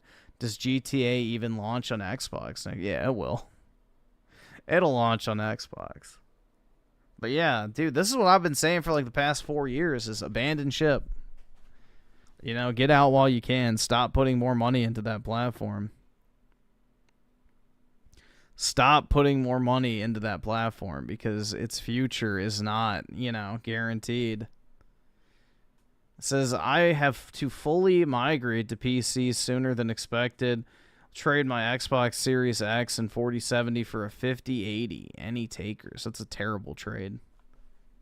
I wouldn't take that trade. But, yeah. Brutal, man. Gamers, right? And I think that people don't want to be stuck on the losing team. I do think a lot of the reason that these console war videos do so well, the reason I've had so much fun talking about Xbox versus PlayStation versus Nintendo for this last 10 years of making videos, I do think the idea of, hey, it's fun to be on the winning team. We've got the best exclusives. We've got the craziest stuff. When people are talking about PC, we got the craziest, biggest graphics. We've got mods. We've got customization. We've got stuff that nobody else has. I feel like as soon as you start to seem like the loser brand, nobody wants to be with you. Nobody wants to be part of the loser brand. And it's just going to be a bunch of fanboys. At this point, straight up, Xbox is specifically the loser brand. They don't have any games. They never win Game of the Year. They never win anything. And at this point, they just don't even care. It's clear that they're willing to just give up everything for a 1% share price increase of freaking Microsoft stock. Yeah, I mean, that's the thing, too, with me and, like, the hatred for, like, the Switch 2, for example. It's like, guys will literally make their entire identity just hating on a fucking gaming company. It's like, bro, at the end of the day, like, if I think the company offers me something for my money that I view as worth spending it on, that's all I really care about.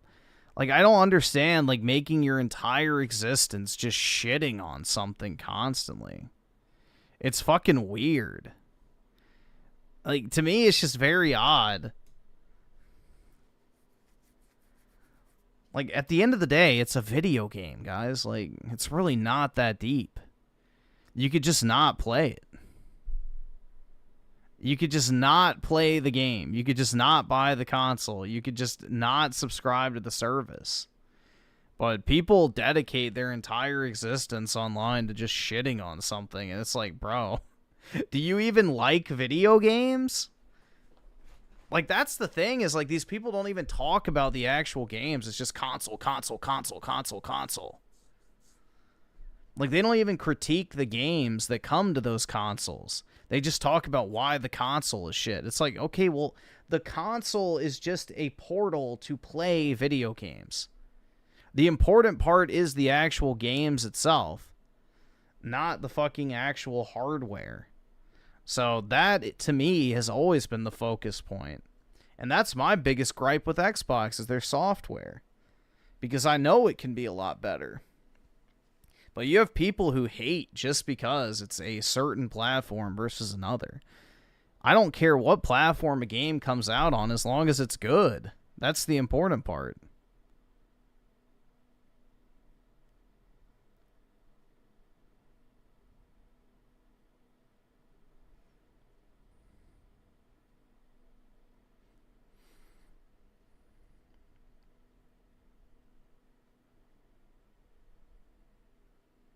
How long have they been fighting and what have they accomplished?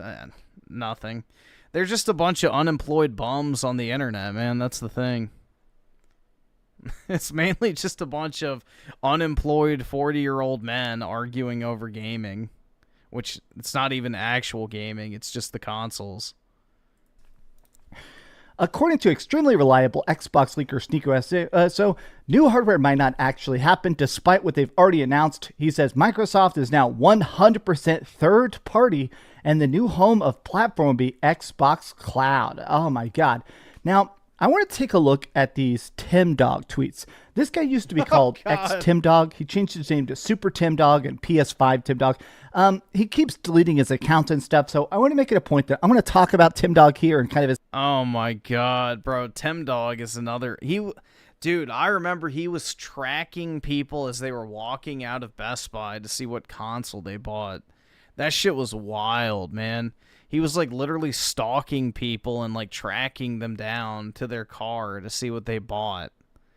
As far as, like, a next-generation console to see if Xbox was selling well or not. It's like, Yeah, you got some real unhinged individuals in the gaming console fanboy community. History of posting.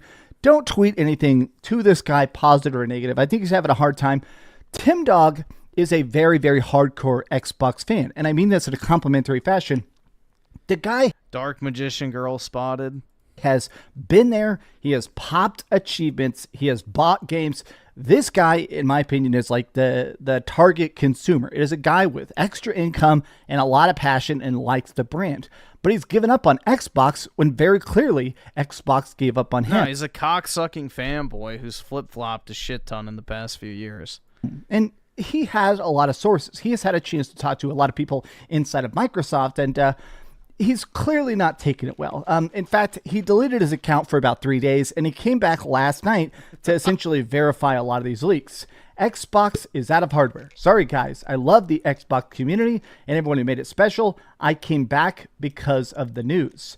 Xbox is not selling well, but it's probably going to happen in a few things now. Layoffs still coming. Xbox hardware is now just PC, which is not a big shock. Xbox going full third party. It's not going to be fun to talk about Xbox anymore because of no hardware. And I think this is interesting.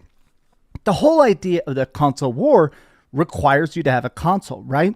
You know, I do think that once they started pushing Game Pass super duper hard, the conversation sort of broke down because it's not PlayStation Plus versus Game Pass. I feel like that's a moot point. At this point, a lot of people just get PlayStation Plus for the required minimum essential online play, cloud saves, whereas the push of Xbox has been, hey, we are Game Pass. Game Pass will strangle out the rest of the industry by being the Netflix of gaming. And at this point, with no Xbox hardware push, there is no console war. GTA 6 will really only help the PS5 and the PS5 Pro and then the PS6. Missed opportunity in a way here, but hardware is now PC. It is wild that honestly they just gave up so hard. I wanted to end with this tweet here by Peter Ovo. This guy's actually sent me a lot of mean tweets. He calls me ugly a lot, which is correct. I know I'm ugly, but At least he's self-aware, I guess. this guy has sent me hundreds and hundreds of mean tweets. And I'm not saying that because you got to insult him. You know, who Yeah, cares? this guy used to be a massive Xbox fanboy. I haven't seen anything from him recently. Do whatever you want. It's Twitter. I do suck. Tell me I suck. I don't care. But my point is the fact that I think it's interesting watching him having a moment of reflection on how bad this sucks. This guy, Peter, he very much likes the Xbox. I think a lot of times when he said mean stuff to me, it's because I have spent a lot of time declaring that this day would come. A lot of people do not like the fact that I like that quote. People get upset if you're right too early. I've been calling the downfall of Xbox now very clearly step by step for the last 5 years. And it sucks the day is finally here, but Xbox as a brand has collapsed. In February 2024, I was so angry because I knew this would be the end result. Sad to see the Xbox console die. You are a true Xbox fan. The day Xbox existence fades away. This is it, man. I'm just shocked that it really has all come to this end, that it has really just collapsed. Discount signs and quiet cancellations is the sad end of Xbox. Dude, I wish I had some of these near me. I would buy up the entire stock. I don't think they can make a comeback. I don't think that Xbox games are going to be as profitable. I would buy every single Xbox Series X I could find for $280. That'd be the easiest flip of my life. When they go full third party, just putting them on PC directly, putting them onto PlayStation directly. But I do hope that some of it still exists. I've never really been a big Forza fan. I think the Forza games are great. I don't know, something about them, they're just not my cup of tea. I like Gran Turismo a bit, but even then, I mean, we get one Gran Turismo over 5 years or something like that. But I don't know, I'm in a spot where I want the best for Xbox because at this point, it's about to be just a slaughter. And I hope that some people come out in the green. I hope that they're still able to release some passion projects. Because if they start shutting down id and Double Fine, there's talks of them just eating a bunch of studios that are less profitable or have less production schedules. This is the end. I think empirically, objectively, measurably, this is the end. There is no Xbox. Now, I guess the real focus is, how lazy does PlayStation get when PlayStation becomes the default next-gen console? They're already lazy. So how expensive do they make it? How crappy do they make it? How much do they really push our buttons? I guess we're going to find out the hard way. These have been some off-the-cuff thoughts. How do you feel about PlayStation already is lazy, unfortunately. the future of Xbox, I guess, now that it doesn't exist? Tell me your thoughts in the comments. If PlayStation was smart, they would start opening a bunch of Japanese studios and really double down on Japanese game development. That is the future of gaming. Western studios are going to completely collapse under cost and ballooning development time. Down below. And if you enjoyed this video, be sure to give it a like, subscribe if you haven't already, and please keep dreaming.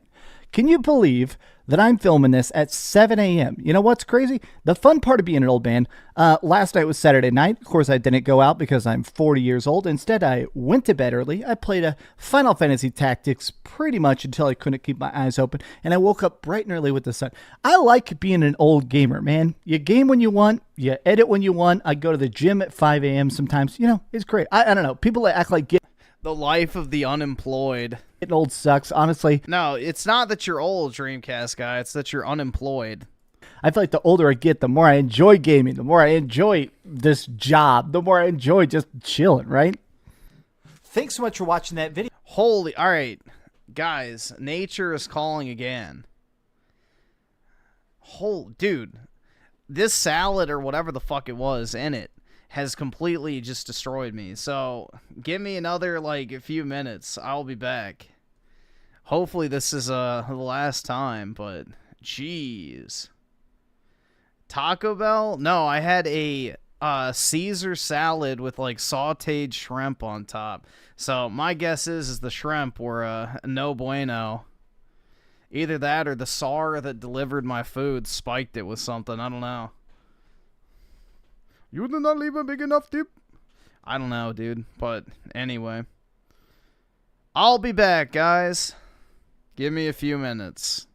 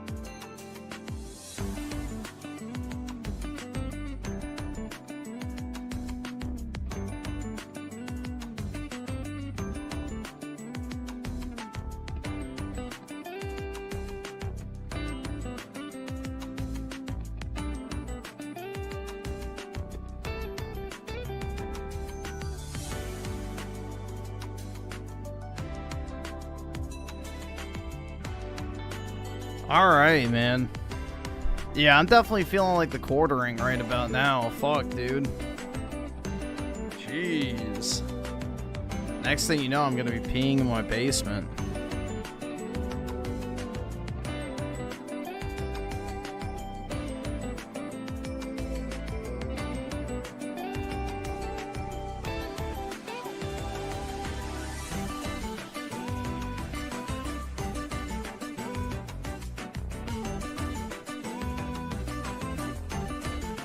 Any skid marks? Bro, it ain't that type of shit. It ain't that type of shit.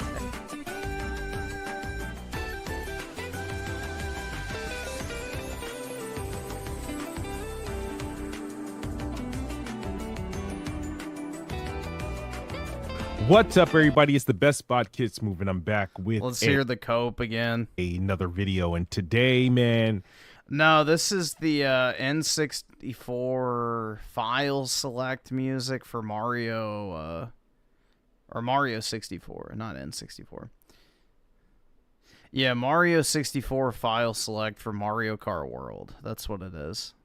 yo, when it rains, it pours as it becomes an Xbox fan. You know, obviously, a couple weeks ago, we had what did Xbox do? No, it wasn't He can't even keep track of it because they do so much shit that's bad. a couple. It was a couple days ago. They raised the price of Xbox Game Pass Ultimate. We know they raised the prices of the Xbox consoles. We know they've done a lot of things. But man, today, and you guys, this sound like a broken record, but I am retiring my fandom. As an He's already done this before, keep in mind. This is the second or third time he has retired from Xbox. Xbox fan, bro. Like, not as a Xbox fan, boy. You know what I mean? It's like, it sounds ridiculous, but I know I've never trusted Microsoft. Only thing I've ever What? I've never trusted Microsoft, coming from the lips of the biggest Xbox shill that's still left standing on this platform. enjoyed that what Microsoft does is Xbox, but in this economy and in this this landscape of Yeah, we've heard the song, bro.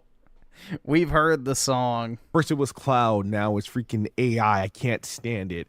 And now, like, when bad Xbox news comes, right, it usually it's followed by a whole scape of rumors, and then those scape of rumors slightly become true, if not full blown. Like, it all started. Yes, he also made the Halo, Gears, and Forza song. So he made that Xbox Game Pass song and the Halo, Gears, and Forza song. Yup. Back in 2024, 2023, when just 4 games to the whole slate and all that stuff, and we know how those rumors was breaking. They leaked this information, and then now this latest rounds of leaks, you know, it's the worst case scenario. It's the worst. It's the worst case scenario, because it's like, I rather Microsoft sell Xbox to a Facebook and Apple, somebody, so that Xbox can exist as a gaming platform and a alternative to PlayStation and Nintendo, just another player in the game, right? Microsoft, because the thing is what Microsoft does when things don't work for Microsoft, they give up, and they give up to the point like me rage quitting a game. That's how they give up. They give up like bitches, man. They give up like that. They have like what they're about to do is not going to have an impact on anything. That's how they essentially give up. So the latest round of rumors is that Xbox will not move forward with the next generation console, whatever. That they're only going to focus on the software, the profitable softwares, the Call of Duties, the World at Wars, the Forza Horizons, Minecraft. Bulk of those games, really, the hardcore gamers don't really care about. You know what I mean? Some of us will play Call of Duty, some of us will play Forza Horizon, but in Minecraft or World of Warcraft and all that other crap, none of that. No, that's just not us. No, it doesn't serve us nothing. So you got to ask yourself, okay, they raised the price of Game Pass. They really. Wait, do I believe my ears? Hold on a second. So you got to ask yourself, okay. Okay, yeah, I thought I was incorrect. Never mind. They raised the price of Game Pass. They realize they're not going to. My ears did deceive me. Grow no more. Now, mind you, just to give you a heads up, when I used to complain about Xbox and growing Game Pass, majority of the Game Pass. The word ask. I thought, there was once an instance that I just witnessed where it didn't come out as axed. But yeah, the word ask is like kryptonite. Users exist on consoles. So once you stop selling consoles, once the console stop being your priority, your Game Pass subscribers are going to slow because you're guaranteed. Yeah, let me ask you a question. Exactly. Game Pass subscriber was going to come from a console user because a console user had no choice but to subscribe. Like, even if it was at the minimum tier, they had no choice but to subscribe. So that was an automatic subscriber. Every new console you sell was a subscriber to Game Pass. That was your only way. And when you stop prioritizing that and then you still expect it to grow by millions and millions, it's like, bro, you can only grow at the rate of you selling consoles. Really? Yeah, PC is a bonus. Cloud is a bonus. You kind of have to see what happens there. But your initial driver of Game Pass subscribers are on consoles. So yes, the growth is going. Yeah, because console's the only one they can keep jacking the price up on over and over and over again because they have to pay for Xbox Live anyway. So This is going to grow at the speed at the rate of your sales. Like that's common sense. It's like they don't realize where Game Pass subscribers is coming from. It's like they don't realize that. So now Xbox Game Pass price is up. I don't have the actual issue with that. Honestly, it is what it is because I said what my maximum threshold was for Game Pass, and unfortunately, it just got there too soon. Right? He doesn't have an issue with it, but it got there too soon. Okay, buddy. Right, but my issue now is that now I can't trust you to move forward with next generation because I was already teetering whether I go next gen console. I was interested in this backwards compatibility like chip that if it is a PC, it's like, all right, how are they going to allow me to get access to my Xbox One games, my Xbox 360 games, the games that aren't natively, there, you know what I mean? So that's what I was curious about. I really wanted to see that, but now it's like, now I have to make this pivot where if we're in a time where Microsoft, gives up like little bitches, they wave the white flag, they do that, your only options are PlayStation, Nintendo, PC, right? PlayStation, I'm sorry, is not a logical choice in this in the era of no competition. PlayStation is not a choice because they're not producing at a high level, right? They're only becoming more expensive as well. And I'm not interested in rebuilding a library there. I mean, I have a PlayStation, so it's not the biggest thing. So it's not more. So I'm talking about for just the average Joe. Does he actually have an Xbox library, though? Because a lot of these Game Pass guys don't actually buy any games. They just play everything in Game Pass, spend zero money on the actual games themselves, so when they cancel their membership, they don't have anything to bring over anyway. Nintendo, same thing. I'm just not interested. You know what I mean? I prefer Xbox the console. Playing on Xbox the console, I feel like they made the best hardware. They had the best controller. Their games are good. It's just that for some reason, like, people don't like it, and because people don't like it, they weren't able to sell. They weren't able to grow. Whatever they're trying to do, they've had like at one point had the best deals in gaming. Yeah, I mean every single AAA platform has woke studios now, so. Yeah, Nintendo to a lesser extent. I mean, they have more of an issue with localization than the actual development of games. But, yeah, PlayStation and Xbox both have been completely rotted from within with the leftist game devs, so, unfortunately. And whether it was Game Pass, whether it was the Xbox Series S, you know what I mean? They've had some awesome ideas, and they just don't pan out. So now when you go to this, the nuke option, which obliterated, that's the worst possible outcome, because the industry just Nintendo and PlayStation, I'm sorry, like, I'm just not all that interested in. So now, luckily, Xbox has done, started this whole Play Anywhere thing and started porting their games to PC a lot early. So the crazy thing is, if I were to like back away from console and before the sync all the way ships, I'm not at a complete loss. I still have a library that exists on PC. So there's that. But like the thing I get worried about with this nuke option that's being leaked is because the one thing I found out, once they start leaking stuff on Xbox, like 95% of it becomes true. It's just this one that seems so hard to believe. So it's like, okay, you're going to nuke your consoles, right? So Costco already stopped selling them, and then you got other retailers discontinuing them or putting them on clearance.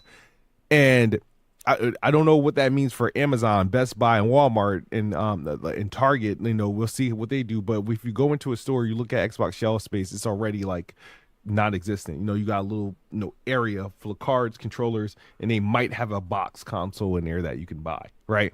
So it's already non-existent, right? Yeah, I heard the beeping noise. It sounds like one of those hot water things. Like, the I don't know what you call them, but like little pitcher that you fill with water and it boils the water for like tea or coffee. I think it was one of those. Mine makes that exact same noise and the exact same like frequency. A kettle, I guess, I don't know. But it's like the electric ones that you plug in and they like light up at the bottom. So, yeah.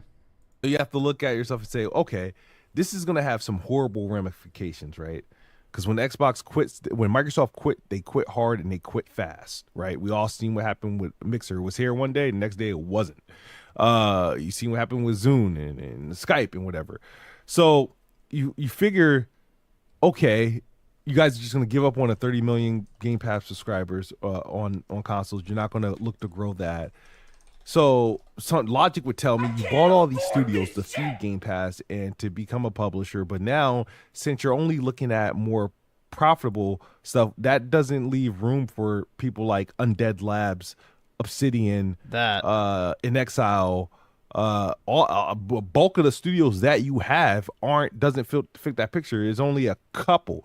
And like a couple under Bethesda, a couple under Activision, and a couple under your own house. Everybody else is due to either be sold off or no need to exist because they don't have the flexibility of making those games. So now Xbox becomes a very dire situation, right?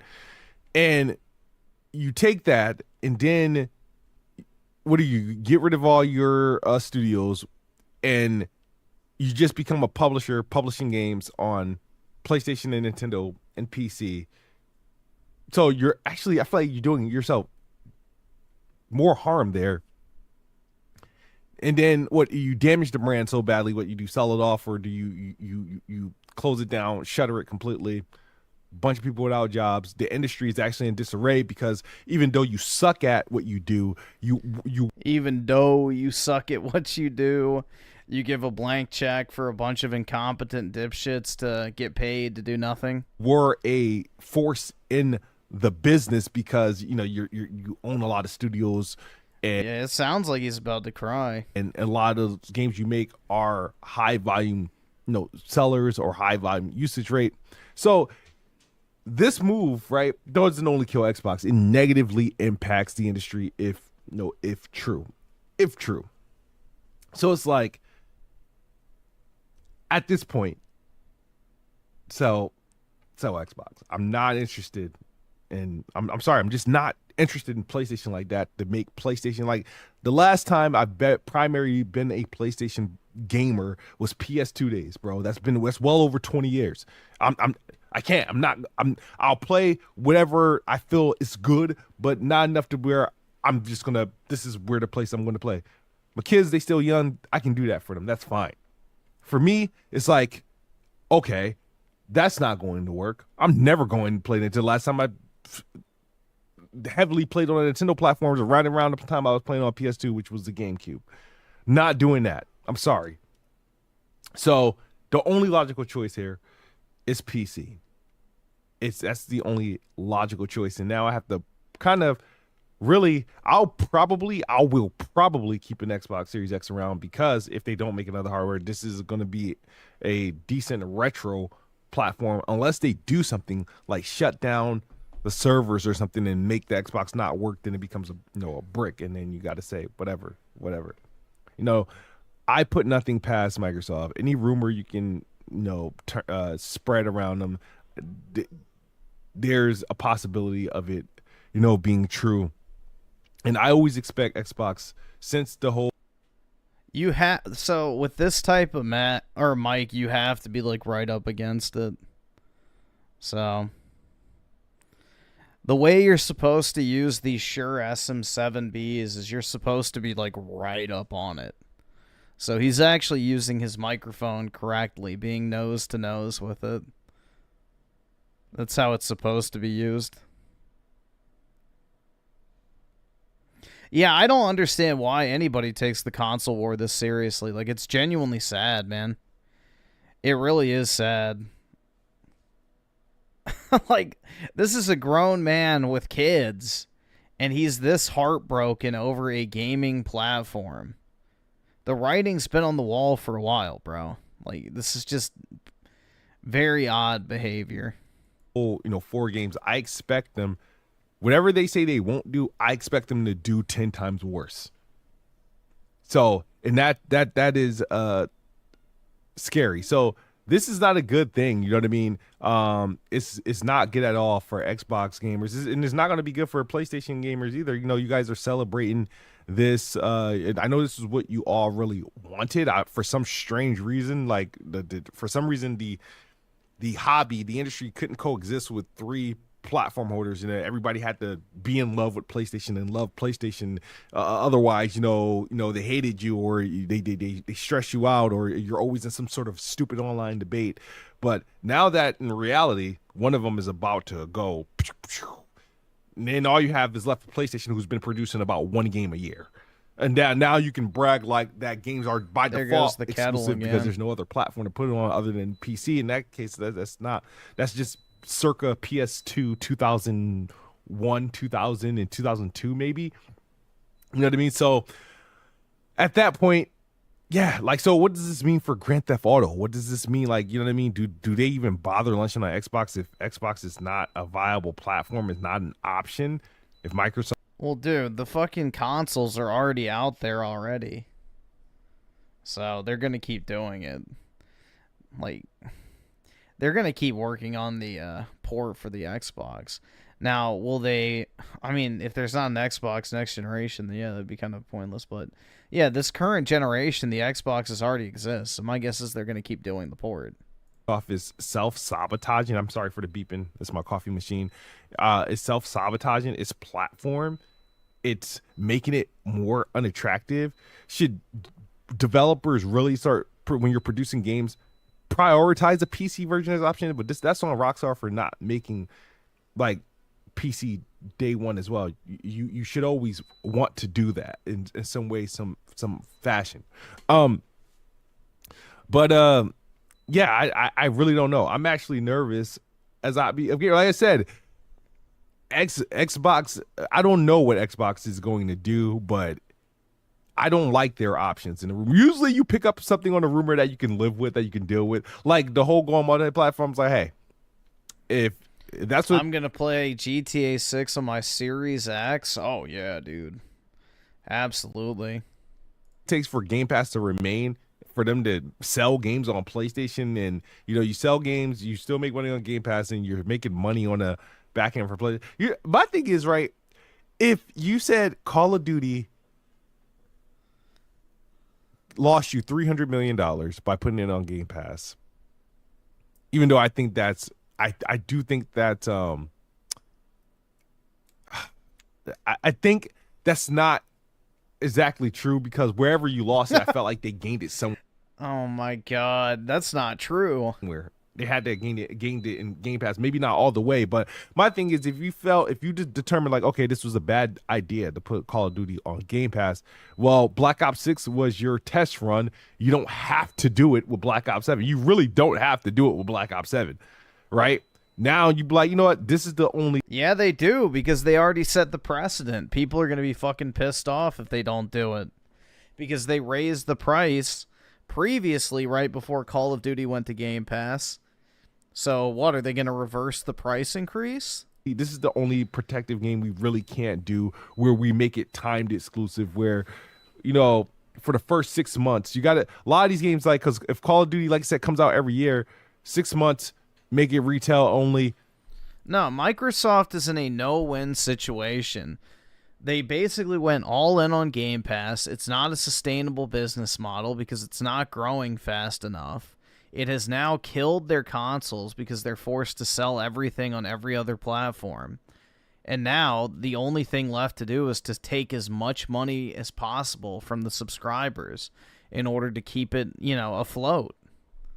So it's not a good position to be in. They bet the entire house on Game Pass, and it is a losing bet. It's month 6, then you throw it in Game Pass. Like, that's how you do it. It's like they can't think. There's a lot of people in this world that are either so rich they're stupid, or they're so smart they're stupid. I've never seen a smart, logical person. Like, every time I come across... What? You've never come across a smart, logical person?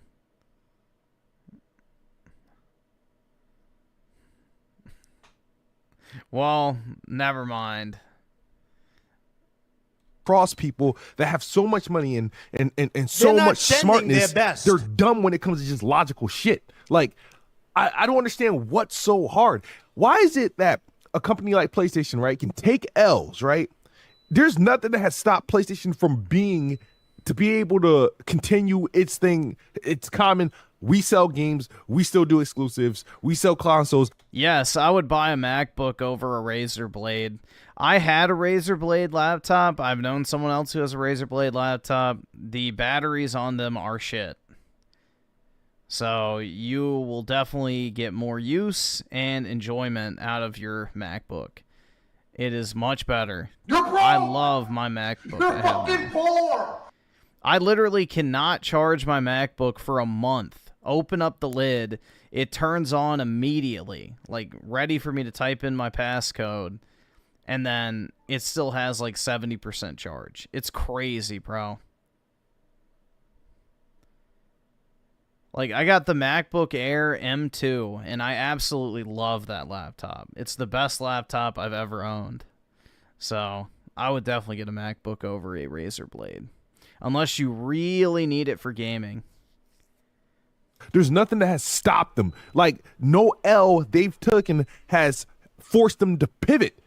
Like, in a way that, and Microsoft has quadrupled the money. Like, my thing is that this is why I wish, like, Xbox was owned by a company that was only in gaming. Because they will be willing to take the hits, as much hits that they can, because PlayStation can take hits and it just doesn't matter to them. It's like PlayStation's richer than Xbox, right? It's like they're not richer than Xbox. PlayStation hasn't spent almost $100 billion on acquisitions. Microsoft has. What do you mean? Microsoft has spent more money on Xbox than the entire gaming industry has in acquisitions combined.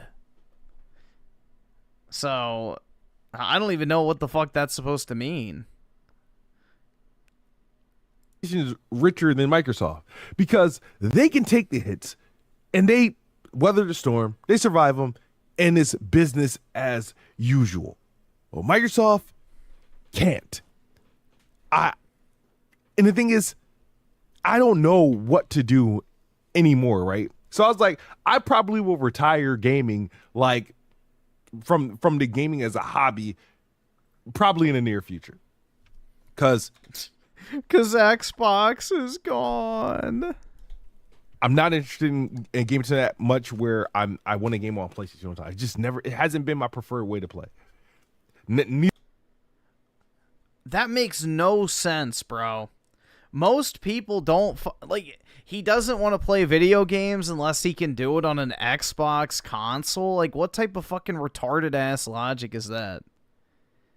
You know, most people, like going all the way back, had like an NES, an SNES, or they bought a Sega Genesis. Then they went to a PS1. Then they went to the PS2. Then they went to the 360. Then they went to the PS4. And then they went to PC or PS5. Most people do not have like this loyalty to a platform. They just go wherever the best experience is. Why the fuck does it matter what platform you play your games on?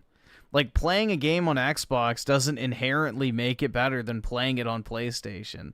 Like, if I get GTA 6, which I'm not going to, but it's just for example's sake, you know, if I get the game on PS5, the game isn't immediately better than it would be on Xbox Series X. It's still the exact same game.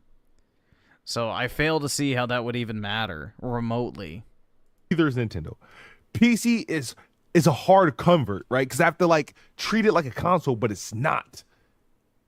It's just a weird platform, bro. Like, it's like, what the hell? Like we need another platform. Like I feel like this pivot that Microsoft makes is going to destroy the industry in such a negative way. And everybody's celebrating this and that and the third. People are so focused what's going on with Xbox, they realize PlayStation has literally put out like one game in a year. They haven't had to, like, it's like, and people are satisfied. Stop. And people are satisfied with that. You know what I mean? How can you be satisfied with that? And the thing is, it's like, and now imagine there's no Xbox, and whatever Xbox is producing, they're just another EA, because EA is going to be defunct anyway. The Saudis is taking care of that and divesting that, whatever, right? It's like, yo, gaming is in a bad place, and there's nothing we can do about it. There's nothing we can do about it because somebody on the end of gaming has been ripping developers and publishers off, because gaming never really shouldn't have been this expensive, right? Never. I don't know how it's gotten this expensive, right? Somebody should have gotten smarter with gaming at Xbox or anywhere, because at the end of the day, gaming is a form of entertainment. You should have been competing or trying to get people off of movies, off of Netflix. What? What the fuck is it? You should have been competing to get people off of movie? Dude, I don't even fucking... What in the fuck is this video? That's what you're competing for, time. Because gaming takes time. Making all these dumbass, bloated, long-ass fucking games, right? Expensive. Well, those are the movie games that would be appealing to the Netflix audience, so which one is it? As games. Nah, you should have been making... Yeah, we got the idea man here. 5-hour games that could be beat 5 times with different outcomes. You mean video games? Like 360 era games? Yeah, that's what I've been saying for, you know, however many years at this point. You know what I mean? You got to compete with people when people are watching Netflix and Hulu. You want them to be playing video games. That's where the marketing should have went, to try to get people off of other not devices, but off of other mediums, because gaming is only so big. It's like, how can I get them to stop watching less Netflix, less Hulu, and playing more Xbox or more PlayStation, whatever. That's how, because that's what it is. It's a battle for time, a battle for money. We can't afford it all. But if there's no Xbox, man, and we could all be overreacting to a rumor, but the last big negative Xbox rumor turned out to be true. And it's been the last several negative Xbox rumors have turned out to be true. Downhill from there on. I just don't understand how Xbox, with all these studios, with all these publishers, operate without a console. And how does Game Pass have a future if... How do they work without a console? How did Bethesda operate without a console? How did Activision operate without a console? How did Obsidian operate without a console? They just sell on other people's consoles. It's not really that hard to figure out. About 80% of its subscriber base is on a console. So, Yeah, that's the reason why they keep raising the price, because they don't want people to use it anymore. The only reason you raise a price on a subscription service is because either it's losing money or you're trying to disincentivize people from using it. again, like I said in the X tweet, bro, to all the people that's been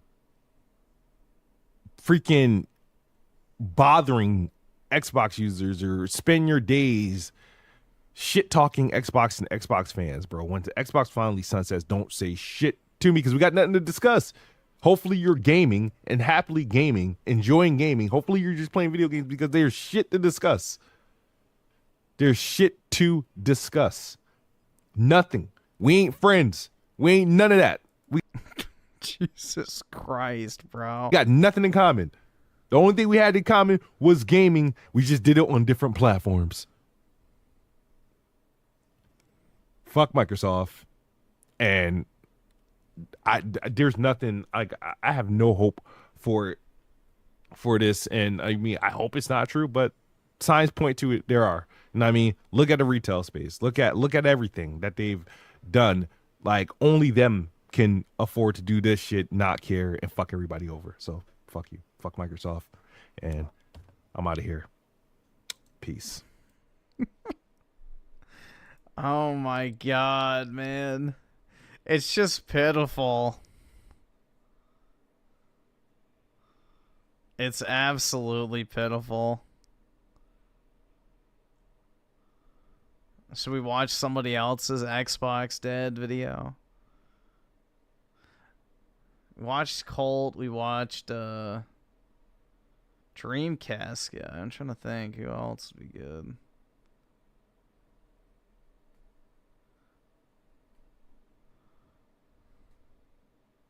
Crap Gamer. I guess we could see if he's done some. We watched MBG's yesterday morning.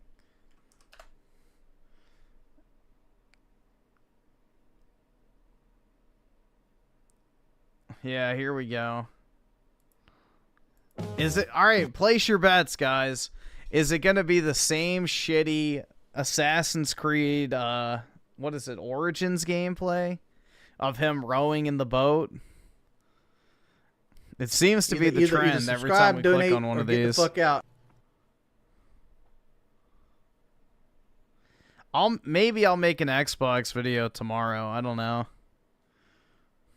I'll see how busy I am. I had my other video I had to release today, so which that video is actually doing very well right now. So it's at 28,000 views, which is really good. But yeah, I had to publish that one first since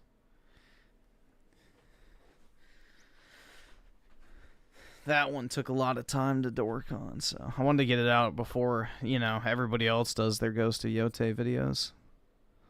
Since I wasted a bunch of time playing through the game to finish it.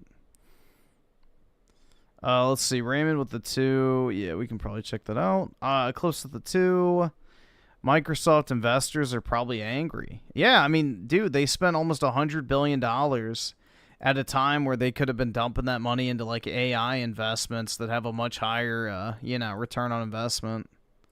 So that's the name of the game when it comes to investing in, like, these mergers and acquisitions is ROI. And because the Xbox division is now larger than Windows and the Office division, but it's making less money profit-wise, that's a problem for Microsoft, so...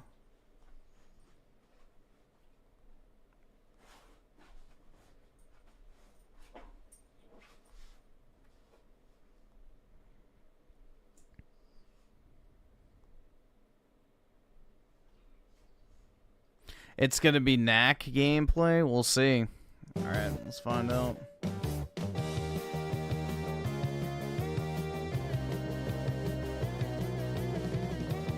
So it's kind of rare for there to be some kind of breaking rumors or Xbox Bro, fucking Jumanji? Holy shit, man. news over the weekends, but here we are, and it's not exactly something that is fun to talk about or fun to announce, in my opinion. This is exactly what I think nobody wanted to see. And, you know, at the end of the day, it's honestly just one of those things where you just kind of have to just take it for what it is and just say, okay, well, I mean, if this is the case, this is one of the highlights of Game Pass for one of the months. Then I guess Xbox is really kind of screwed and dead. So, yeah, this is going to be sort of hard to hear. Now, I will say that right now, this is just a bit of a rumor, and it's not even a bit of a rumor. Apparently, this is like people are talking about this that are well known for being accurate when it comes to like leaks and things like that. So, yeah. Oh, let's see. And then Noah Canasser with the 24 months. I know he kisses his Xbox poster every night. Dude, he probably loves his Xbox more than his wife and kids. That shit's just crazy to me. Saying that your life has become a personal hell for the last 10 years over a video game console. Like, bro, turn off the screen. Like, Jesus. It's going to be a super interesting video. You know, obviously it's a bit shocking to kind of take this all in. You know, if this does turn out to be true, I don't think that it's really the most shocking piece of evidence that we've ever had, or most shocking thing that we've ever seen from Microsoft. It actually kind of maybe comes as a bit of a situation where, yeah, it's maybe easy to see this coming. So I do want to get into this because I find it to be, you know, very interesting. So according to this, the future of Xbox is software publishing, and as the next console generation is even in doubt that they will even do one, according to this latest bit of news. And like I said, this is stuff that I've been following like overnight and things like that. So it's been claimed by a reliable insider that Microsoft is planning some intense changes for the Xbox brand in the coming months. First, it's been suggested there will be a massive round of layoffs heading into Q1 2026, which is honestly hardly a leap, and that once the concrete plans for the next generation, what once were concrete plans for the next-gen console are now up in the air and might never materialize at all. This game has more gameplay than Ghost of Tsushima. Yeah, I mean, to be fair, there already is more gameplay in this like 2-minute segment than the first like 30 minutes of Ghost of Yote for sure. Also, I mean, those are two bad things right there. Obviously, Microsoft has already laid off thousands of people. Even though they're supposedly making more money than they ever have, they fired thousands of people, closed down studios, canceled multiple games, canceled multiple third-party games that they had exclusivity deals with. They raised the prices of their consoles twice within the last 4 months. Now they raised the price of Game Pass, and we're starting to kind of paint a little bit of a clearer picture. The claims go on to suggest that the future of Xbox is in games publishing and not hardware, with the brand focusing on the top-performing IPs within its portfolio and no longer worrying about manufacturing traditional consoles. Before diving in, it should be stressed that take this with a grain of salt, but the insider was given gas by The Verge's Tom Warren during the most recent episode of the Xbox Era podcast, suggesting the source knows a lot about what goes on internally at Microsoft. So I think it's some Xbox executive personally, or like some higher up management level guy. Just given the nature of, you know, how Xbox management has been, I wouldn't say caught leaking, but has engaged in leaking, whether it's been directed by the company or not. There is a history of them interacting with the community pretty frequently. The next Xbox in critical condition right now. Before I get into this little bit of the background music, I don't know, it's some retro music he's using. News right here, though, it's like people will really kind of wonder, oh, well, is it really in trouble and things like that. Well, we know that Microsoft was working on a handheld that was going to let you play your actual console games and stuff like that, and that was apparently canceled at one point. People say it was postponed or whatever, but I mean, if they could push that to the side, why wouldn't they push their next console to the side? But anyway, in a post that surfaced, Sneakers SO, an insider who successfully tipped and hinted at the Xbox shift towards third-party publishing and plans to replace staff with AI tools at Microsoft, dropped a huge rumor regarding the future of Xbox hardware. They wrote, quote, "Without going into too much detail, not long after the last round of layoffs, the next one should be coming in Q1 26, by the way, and it's going to be just as massive as the last one. Some rumblings out of Xbox started coming out that were a little bit hard to believe. The ramifications of Call of Duty Game Pass Gambit not working out were just starting to get properly measured. And the thing that really stuck out to me was that suddenly really concrete plans for actual Microsoft hardware went from being definitive to up in the air, which was really startling given that this thing was meant to be out relatively soon. Thank God. It was one of man. those situations I was missing the Jumanji gameplay. where despite folks being told, hey, we want to pull the trigger on this in 2026, the steps you would need to take the lead up into delivering a new console gen weren't being met. Lots of things that were sure things started getting pushed. The Costco retailer pulling Xbox, and apparently they are one of many that we'll learn soon about. To me, that's all I needed to know. To sum it up, the future of Xbox is software publishing with a significant honed-in focus on profitable IPs, Call of Duty, World of Warcraft, Minecraft, Candy Crush, Forza Horizon. Cloud gaming being the home of the quote-unquote Xbox platform, transitioning Game Pass into basically becoming the point of entry subscription for xCloud access, which will continue to drive its price tag higher. They aren't just done yet either. And releasing their software on any device that has a marketplace and users willing to buy their titles. Maybe some OEM thing will take up the Xbox name, but given that what is clearly a collapse in favorable mindshare and faith in the brand, I'm not sure a third-party OEM is going to want to have an Xbox console by the time Microsoft is done reoriented of its division. While the This music really does not fit with the video at all. incoming layoffs might be inevitable at this point, the more interesting points that they talk about refer to the decline of the next-gen Xbox really hardware doesn't itself. match well. It's long been rumored and suggested that Microsoft will pull out of manufacturing traditional consoles, as, after all, everything can now be an Xbox. Following the recent Game Pass scandal Yeah, it's like hype up music for a gloom and doom video. It doesn't work. that saw a massive price hike piss off players worldwide, Microsoft finds itself in a fragile spot with the Xbox brands. As they point out, Costco no longer sells Xbox consoles, and it has been suggested that more retailers are preparing to drop the hardware as well. The summing up of the statements is something that should be concerning for Xbox fans everywhere, as it suggests that more price hikes are incoming as Microsoft zeroes in on cloud gaming and focuses in on the more profitable IPs like Call of Duty, Minecraft, and Forza. The rumor ends with a little conjecture, with them suggesting that even an OEM manufacturer wouldn't want to take up the Xbox brand, which is what Asus did recently with the ROG Xbox Ally series. Again, go away from this with the understanding that it is a rumor, and as such, it shouldn't be taken as the gospel. So, again, we're kind of looking at this and we're seeing, kind of what's going on with this. There's multiple things that I would kind of suggest from this, right? Like, we never know kind of what's going to happen in the gaming world. It's interesting the way that Microsoft is kind of going about this, but again, the fact that Do I think if COD dies, Xbox dies? I think COD will outlive Xbox at this rate, man. they've raised prices on their hardware to an exorbitant amount, $800 for the 2 terabyte, $650 just for the standard one that was $500, a few years ago. Doesn't make a whole heck of a lot of sense. Not only that, but you have the shocking, just deafening quiet from Microsoft themselves. Like, they aren't saying anything, to be honest with you. And you've got people like Tom Warren, who is kind of in a really sad situation, to be honest with you. And it's honestly, for me anyway, I'm really kind of surprised that Microsoft has not said anything, right? Like, there's like a lot of these types of announcements going on right now. There's a lot of these rumors going on, and when we look at what has happened to Microsoft, it's kind of easy to sit there and go, okay, well, of course they'll carry on. Dude, I don't know if it's the game that's fucking up or if it's his capture software, but it's like constantly glitching the fuck out.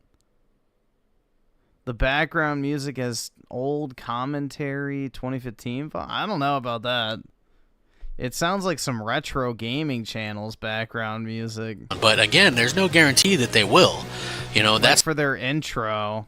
That's the thing that I kind of like to talk about, is you don't have a guarantee that they will carry on. I think the main reason why is because they spent so much money on Call of Duty. I mean, we found out now that they lost over $250 million by having that in Game Pass, and Game Pass didn't really grow from it. So I mean, that's really sort of a negative spot to be in if you're Microsoft, right? Like you've made all these bets on Game Pass, you've made bets on this, you've made bets on that, and then you have a situation where, you know, nothing's necessarily paying off the way that it should, and you know, it's just one of those things where we keep seeing worse and worse things pop up. You know, it's really unfortunate situation. Oh and would it totally shock me? I mean, listen, just 3 months ago, Microsoft made a tweet about, hey, you know, we're excited about the future of Xbox hardware, et cetera, et cetera. And now we're seeing, you know, maybe it was going to be something that come out next year,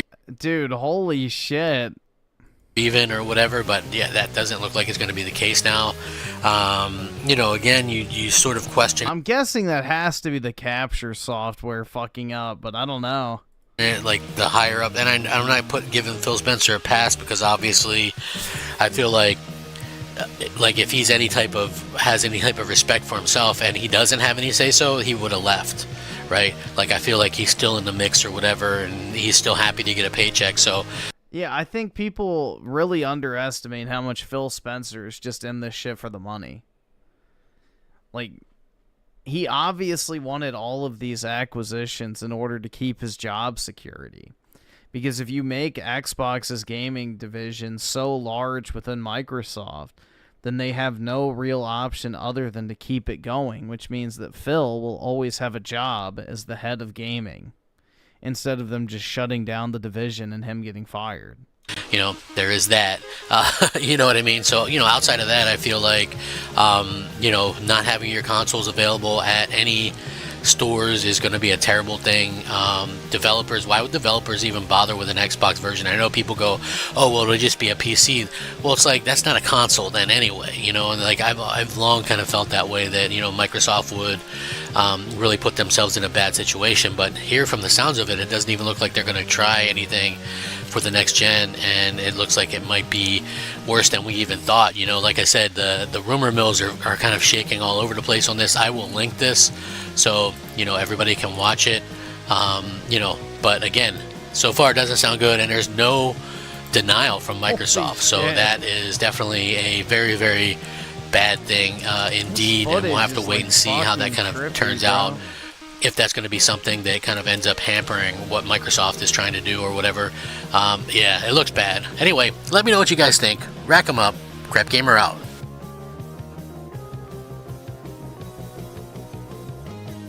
Yeah, the video and the music are so distracting. Exactly.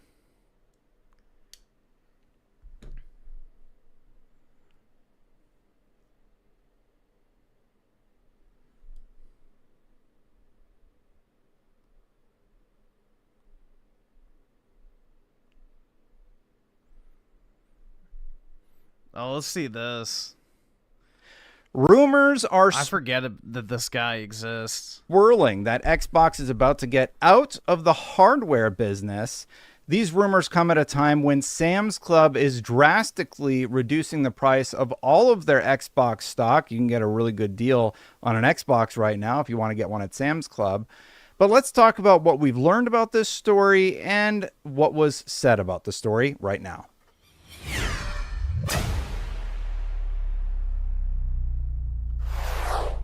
First things first, let's talk about where this rumor originated. Now, we have the story here from Insider Gaming. Here's the long and the short of it. No, I don't think he got fired. I think he retired from IGN so he could do his own thing.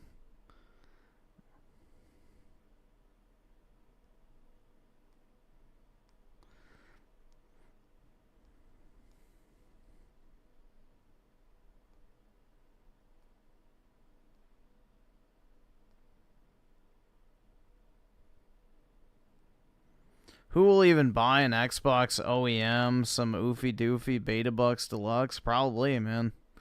At that point, it's like, why not just buy a computer? Just buy a computer at that point. Because at least you can upgrade your computer. You can't upgrade these pre-built console PC hybrid thingies. Rumor, the future of Xbox software publishing as next console generation faces doubts. So people are thinking that Xbox is getting out of the hardware business. So where is all of this coming from? Well, it's our old friend Sneakers SO. The ramifications of the COD Game Pass gambit not working out were just starting to get properly measured. But the thing that really stuck out to me was that suddenly really concrete plans for actual Microsoft Xbox hardware lead up to delivering a new console turnabout told me all I needed to know. To sum it up, the future of Xbox, World of Warcraft, Minecraft, Candy Crush, just yet either, and releasing their software. I'm not even sure a third-party OEM is going to want to have an Xbox console by the time Microsoft is done with their reorienting of the division. So that is the post that has kicked off all of these rumors saying that Xbox is getting out of the hardware business. Well, the director of research and insights at Nico Partners, who posts many analysis about this, says every few months there are rumors that Xbox will exit the hardware market, but this announcement was 3 months ago, and my opinion, do expect them to continue releasing dedicated gaming hardware. It just won't be the closed ecosystem boxes like we've seen before. I have said for years that the next generation of Xbox consoles are basically going to be PCs. They're going to be more open. You're going to be able to install Steam, and that means you're going to be able to install PlayStation games or literally whatever you want from any of the PC ecosystems that you have. I think that we will potentially see them move away from hardware. I know Daniel says they're going to do one more console generation, but I do question, what does it look like? I don't know, that would be 10 years from now once that console generation ends. I do wonder if we've seen a drastic change in how Microsoft does business. So continuing on, though, Jez Corden had something like 5 minutes ago. It said, no, Xbox's next-gen console hardware plans aren't canceled for now, but it's a problem that it was really easy to believe. It is. Will that age like milk, like the rest of Jez Corden's information / predictions, like how they weren't going to port games to PlayStation, they weren't going to go full third party, many such cases, man. Well, I guess we'll find out. Really easy to believe. Honestly, I don't really know what's going on over at Microsoft. It is very strange that we get an announcement of a price hike for Xbox Game Pass. There's rumors now that they're going to do a free tier where you can watch an ad and then get game time so that you can play your games. And the tiers just aren't a good value anymore, in my opinion. Once you go to that $30 mark, and the justification for that $30 mark is the fact that you get a Fortnite thing that I don't want, you get Ubisoft Plus, which I don't want, and then all the regular things. And then on the PC Game Pass side, it's just like, well, nothing's really changing. It's still the same experience you've always had, but you get less now. It just doesn't really make any sense. Anyway, let's go back to Jez Corden's report. So today, rumors began to swirl across the internet that Xbox is planning to exit hardware and move entirely to Xbox Cloud Gaming as the primary way to access content. I can confirm via very trusted sources that this isn't true, at least for now. But that at least for now qualifier is a real problem. Yeah, he's putting that in there to cover his ass, that at least for now it's not true. How can we know what will be true next quarter? And that's the whole thing. Xbox has this history of saying this is concrete, this is what's happening, until it's not. He confirms that, or he reminds us that it was his sources that confirmed the existence of Xbox Series X and X, their specs, their price, in addition to reports on the canceled Cloud Keystone console. He says, I've asked multiple trusted sources, many of whom spoke to me on the above devices previously, which turned out to be true, about what Xbox's present hardware posture is. For now, it remains unchanged. The question is, what does it mean after some of these shakeups at Xbox? I'm going to talk about it in just a second, but we know Althoff, for example, is taking over Satya Nadella's role, and to me, that is a political an internal politics maneuver so that changes can be made potentially that Satya Nadella wants. Here's what Jez Corden says, though, in the last part that I thought was important. From what I've been told, the hardware plans are not even up in the air and remain firmly Xbox's path forward. Xbox Series X and S hardware production has not ceased, and new stock will go out to retailers at its usual cadence. Well, here's the thing about that regular stock. about 28 days ago, and a lot of people are reporting this like it's new, but 23 days ago, EB Games started removing the Xbox section. They've now removed logos from their website, and EB Games no longer has mention of Xbox. Sam's Club the other night is clearancing all of their consoles. Cheap Ass Gamer posted that Xbox... Which EB Games is GameStop, so that's pretty telling, man.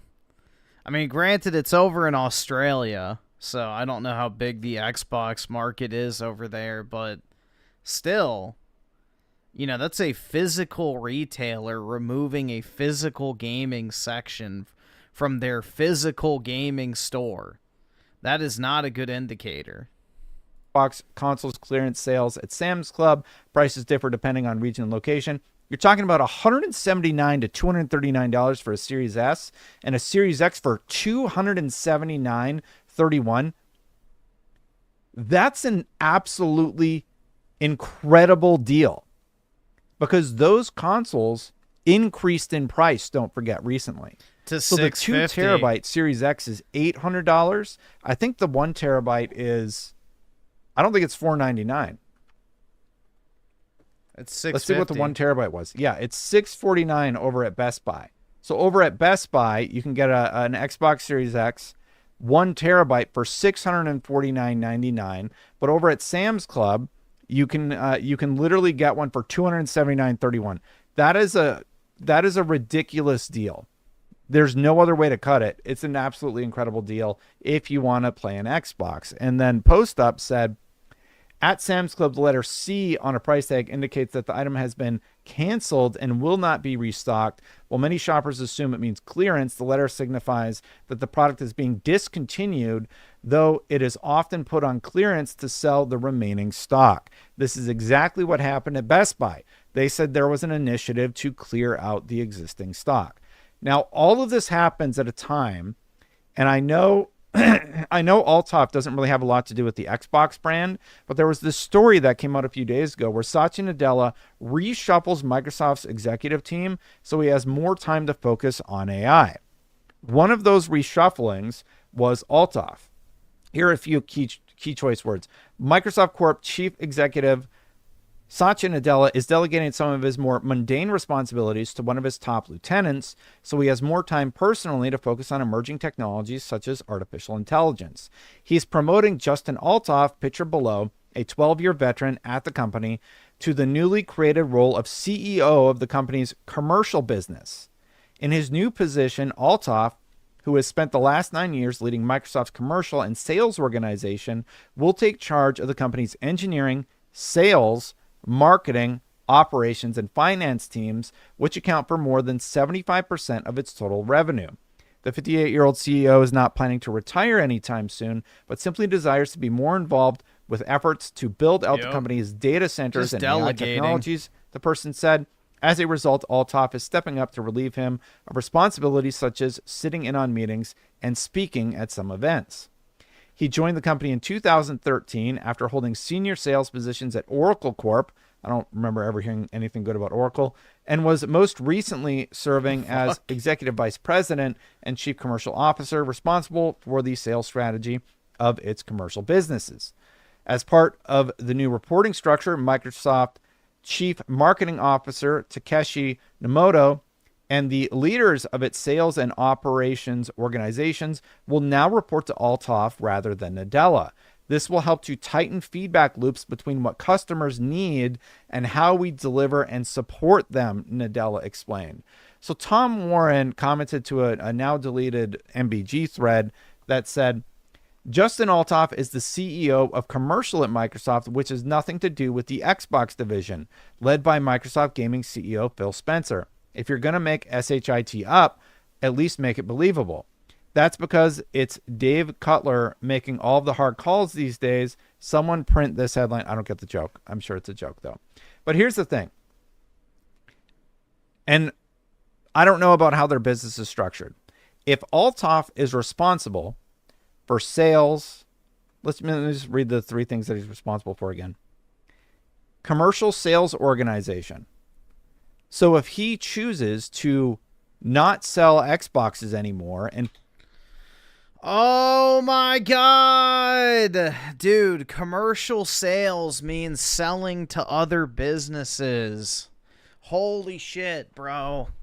That is literally what it means to go to like another company and like, hey, would you like to put your servers on Microsoft Azure? Or do you need to buy some fucking Windows and Office licenses and shit? Commercial sales just means sales to other companies. Holy shit, man. Yeah, the game, as he just read in the tweet, the CEO of gaming is separate from the CEO of commercial sales. Commercial sales and gaming are two different sections of Microsoft. Gaming does not fall under commercial sales. Dear Lord, man. Pull marketing for Xboxes and change their... Pull marketing? Does he think commercial means like literal fucking ads?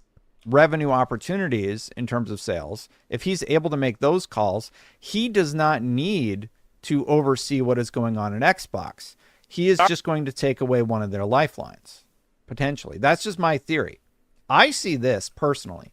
I see this as an internal political move at Microsoft so that if they wanted to do something with Xbox, they could make that change.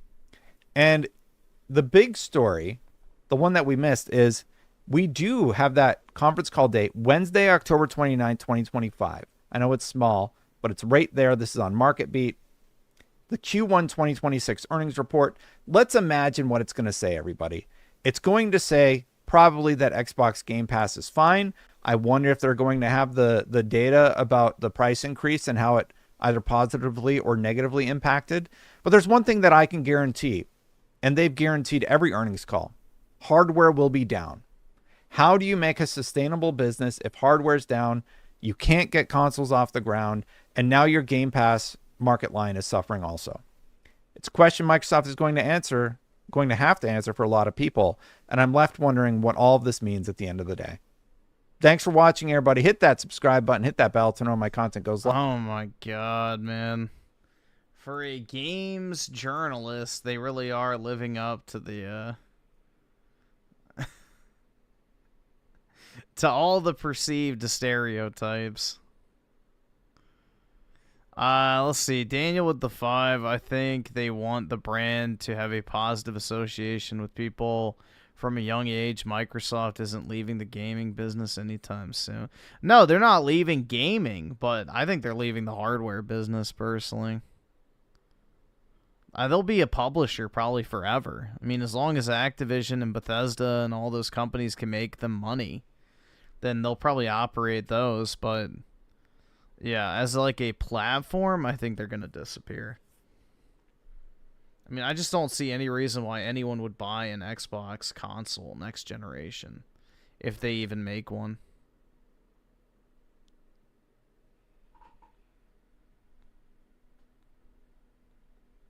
But I think they'll rebrand Xbox to Microsoft Gaming at some point.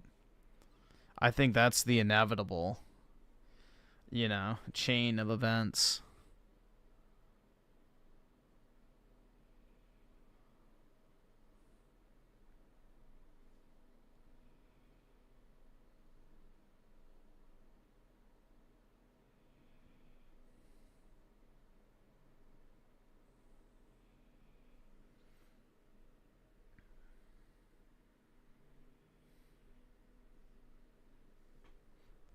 Do you think they'll try to get into the GPU? No.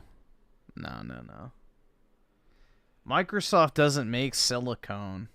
They buy their silicone from AMD. So, no, they won't get into that.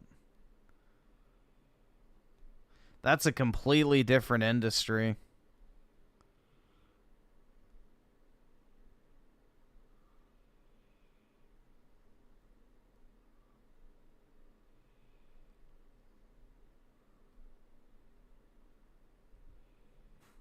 Bro, what is this cope? Confirms 2 new consoles? Hold on, let's see. So it seems after all the trolling and all the commotion, all the sneaker SO leakage and everything else, and yes, I did have a completely different video prepared today, all the drama that was created by the ponies to try and destabilize the situation. It's another middle-aged man, guys. Is this guy's I've never heard of this guy before. Yeah, so he's literally just an Xbox shill. Interesting. I've never heard of this guy before. Probably for a good reason. And create, you know, confusion and drama. It turns out that based on this update from Xbox, which is an official statement, we are actively investing in our future first-party consoles and devices designed, engineered, and built by Xbox. Now, today over at Boomstream, I said I wanted a comment by Xbox saying our team is building it. That is what I was looking for, and they have delivered on that comment. In fact, I'm pretty sure they were watching Boomstream and listening to me, so I'm going to take full credit for this. Oh, it's definitely a Boomer stream, but no, there's like this Xbot by the name of Boomstick, and he's like one of the most... I should check if he made a video. Usually he just live streams, though. But he is one of the most delusional fanboys on this entire platform. 100%, because it is exactly what I wanted verbatim, and that's exactly what they gave. Go check out Boomstream. It's all in there. For more details, the community can revisit our agreement announcement with AMD. So, there you have it. But the drama that unfolded... No, he's not the flamboyant black guy. Hold on, let's just see.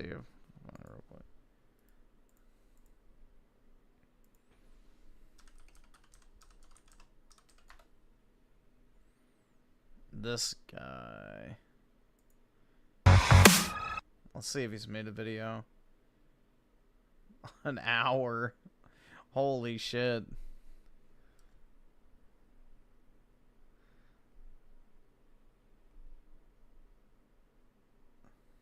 Here, let's just see.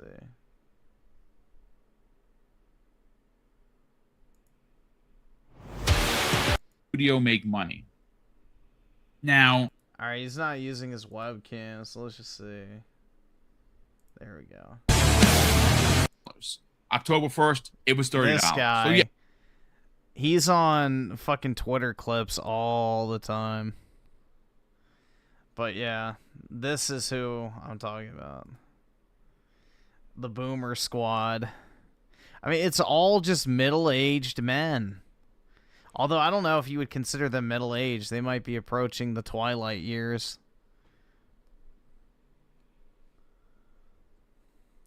But it is the common phenotype.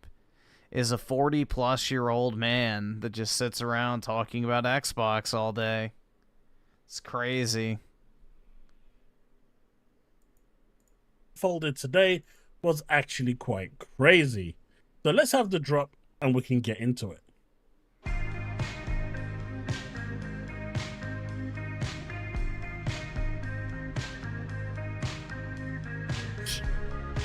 So why was that, today you had why was that so long, bro? Dog causing trouble yet again. The beloved ex who just can't stay away and can't stop stirring crap. In fact, he heard this all the way back from February, he says. And it was a done deal. But hey, what can I say? I was right. At least if you watched my original take on this video, I would be right. But here is the revised version for you guys anyway. And Tim Dog over here says, Xbox is out of hardware. Sorry guys, love all that community and everyone who made it special. I came back on because of the news. Judson Althoff is pulling the plug on the hardware. I guess they have let him there to do the uncomfortable things that Satya couldn't. Regardless, I knew this would be the result in February 2024. I feel it's funny that we are at this point. Always thought I would see Xbox Beta. So he was 100% adamant that Xbox is gone. And in fact, he came back to social media just to deliver the bad news and gloat. We've got Insider Gaming over here with the rumor. The future of Xbox is software publishing, as next Xbox console generation faces doubt. And there's basically a whole post in there basically about what we're seeing here. Now it says, according to extremely reliable Xbox leaker Sneaker SO, new Xbox hardware might not be happening despite what they've already announced. He also says Microsoft is now 100% a third-party publisher, and the new home for the platform will now be Xbox Cloud. Now, I've always said that Xbox Cloud is the end game, and that is where they want to go, and that is why they're building their war chest. Now, before we get into this, it's quite interesting that he says, for those wondering, Tom Warren of The Verge is letting everyone know Sneakers SO is a legit source and knows what they're talking about. Just to confirm, Tom Warren did come out and call MBG a liar and full of crap, and he said nothing like that at all. So MBG, once again, just making up information to make himself look more credible. But it's interesting, but, you know, we kind of need to know what this is all about. So the Sneakers SO says, without going into too much detail, we'll skip this part. Lena Khan, but despite folks being told, hey, we want to pull the trigger, a lot of this is just basically fake news, and it's unbelievable how the internet jumped all over this.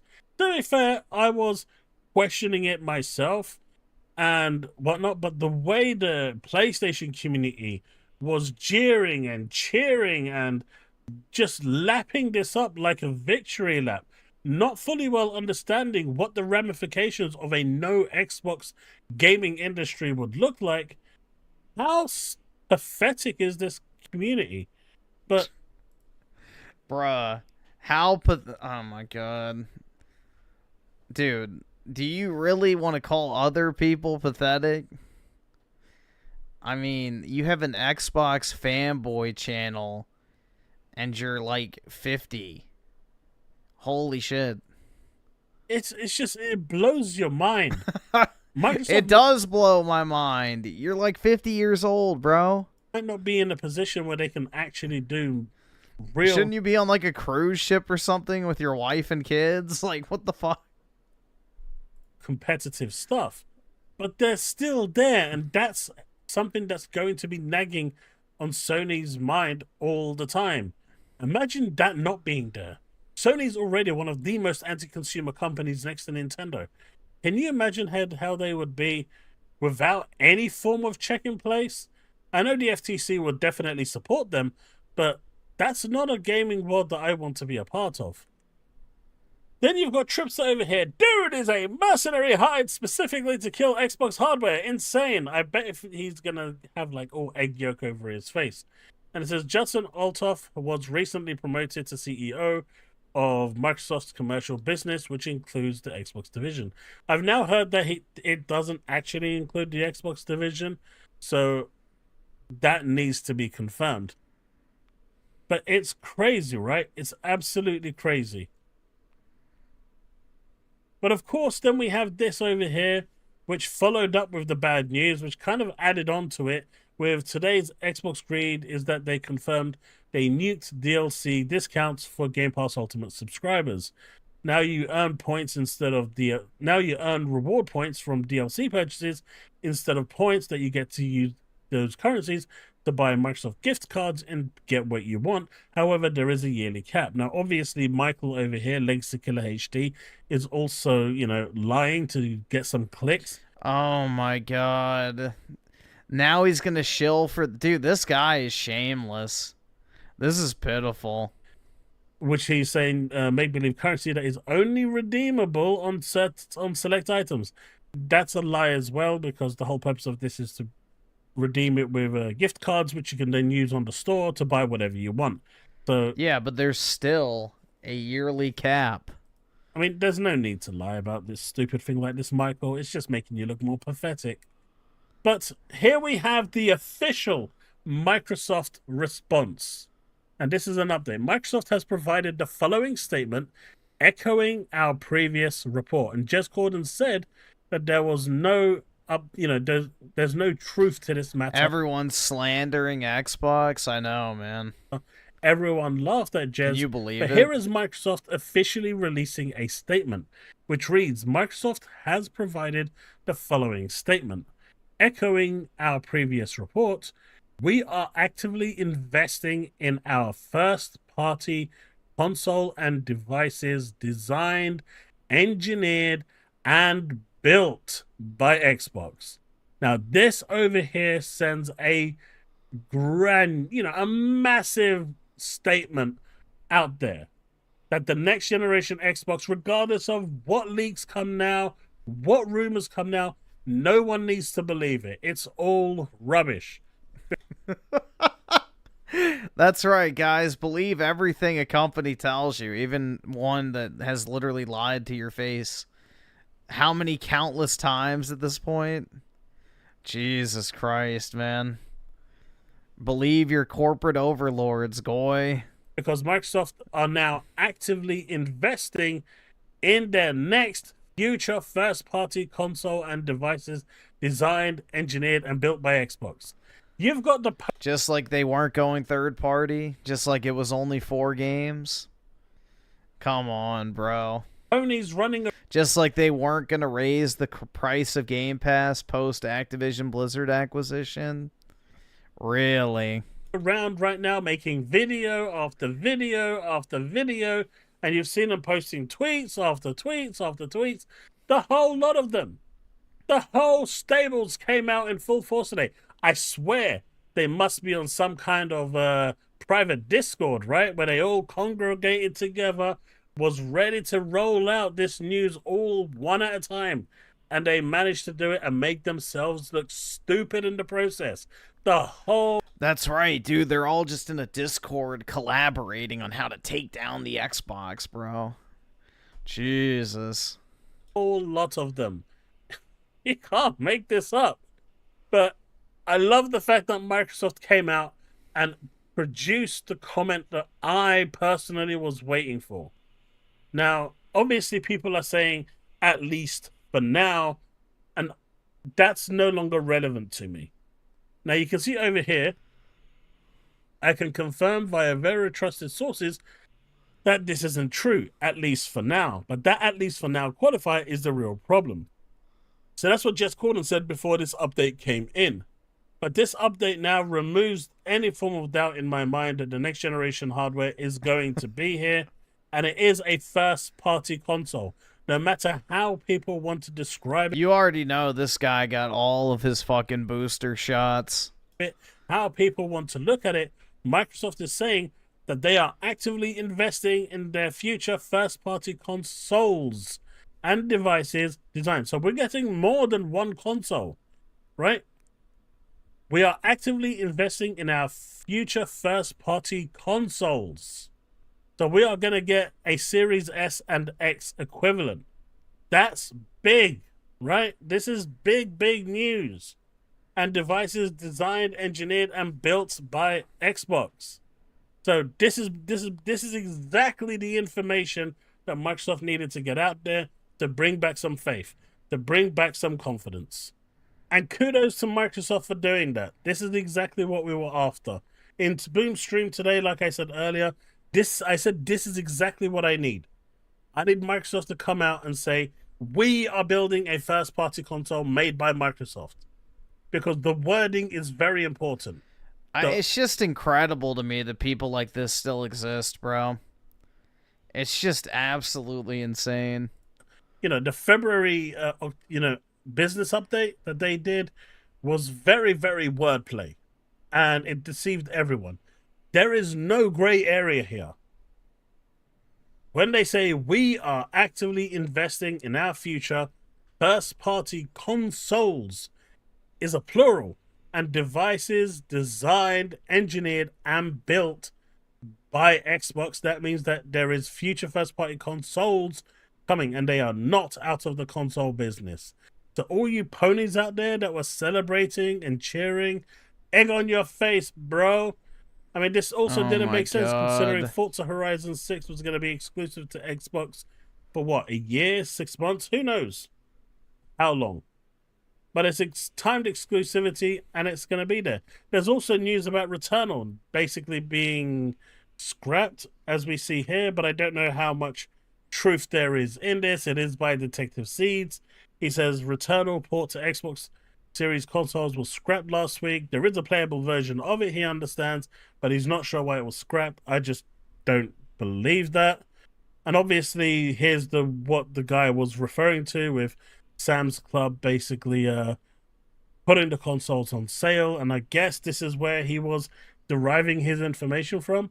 But one thing we know for sure is that Microsoft is here, and they have finally come out with a statement that we are looking for to say, we are building the next generation Xbox console. It's happening. No need to worry. Don't listen to the bullshit out there. We are here to stay, and the next generation console is alive and kicking, and you'll have more news in due course. That's amazing, folks. That's the type of news we wanted to hear to drive up some more momentum. Now, the problem that we have here is that, you know, I think if we go back to Jez's article, the problem that we have here is this part here.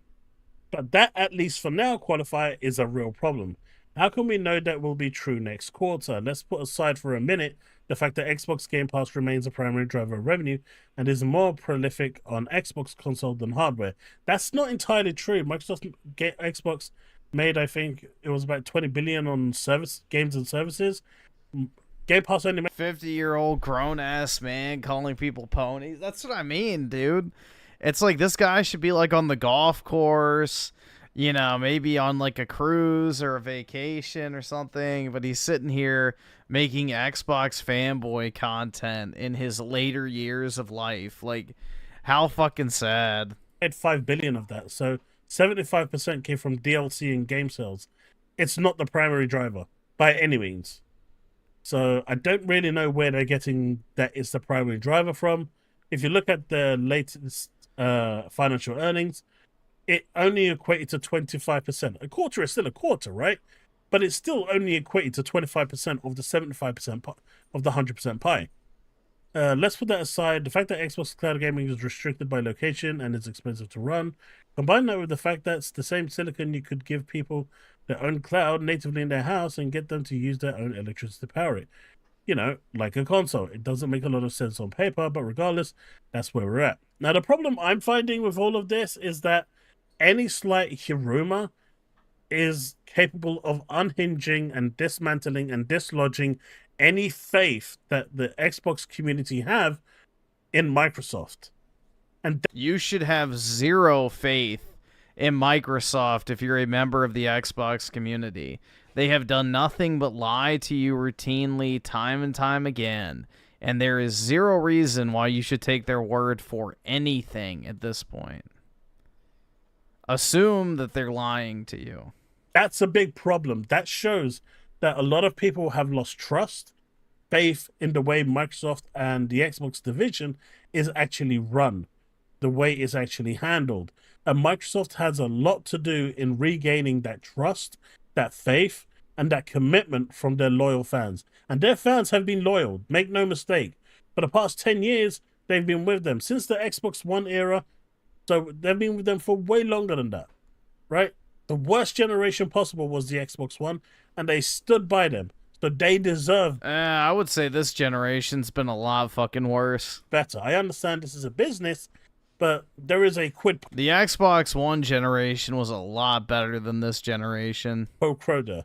But at the same time, at least they did the minimum that they can and didn't go into hiding like me and Boom was scared of. They came out and said, even if it is a PR statement and it isn't one of them coming out and making a formal statement, they still sent out a statement, and that proves intent. Microsoft has provided the following statement, echoing our previous reports.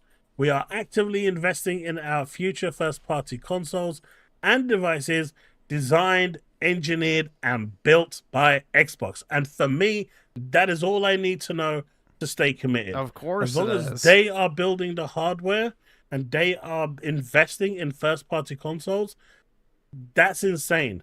That is absolutely exactly what I wanted to hear. Right, folks, that's the video. Let me know what you think in the comment section below, and I'll see you in the next one. So basically, it comes down to believe all companies. Jesus, man. And they wonder why they're in the spot that they're in.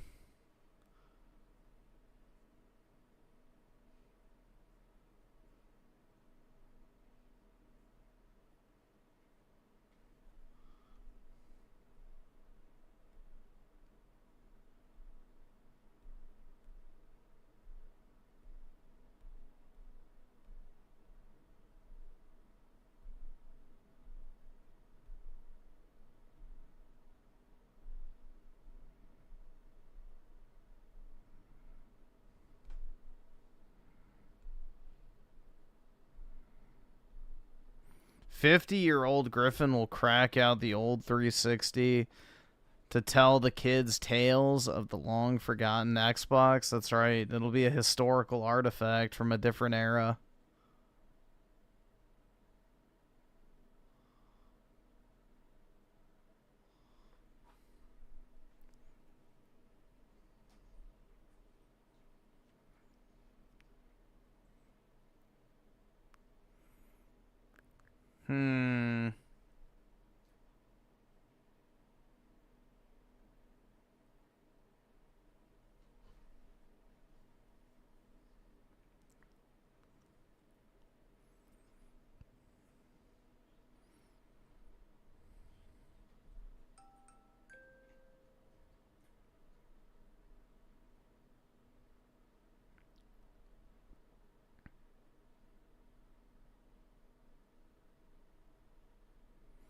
Nah, Xbox One era was ass.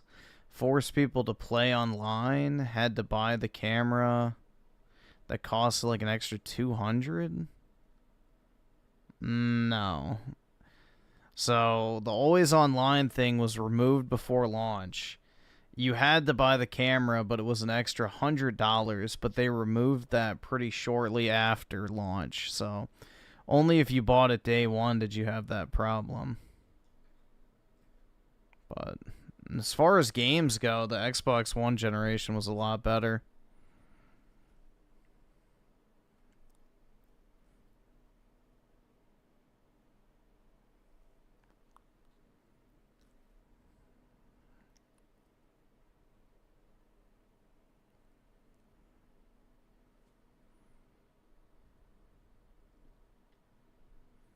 Well, I think the original Xbox had a good run. I think most people would consider that to be a good generation. I think the Xbox original generation was good as well, not just the 360.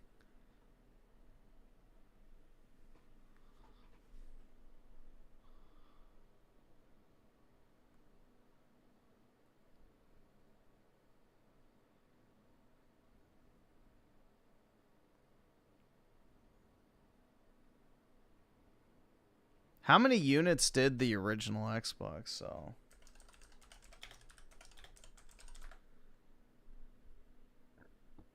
$24 million? Bro, how funny would it be if the Series X came in at the same number? That would actually be wild.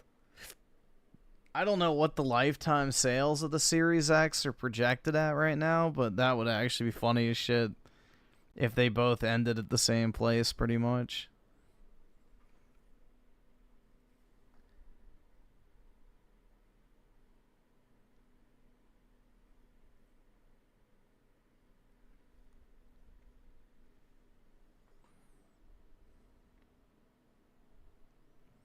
Yeah, and the Switch is still selling too, which is what's crazy. They sold almost 300,000 of them in the previous month. So the Switch is still selling like crazy, even with the Switch 2 out. The Switch 2 sold 1.5 million last month, and the Switch 1 sold, I think, 270,000.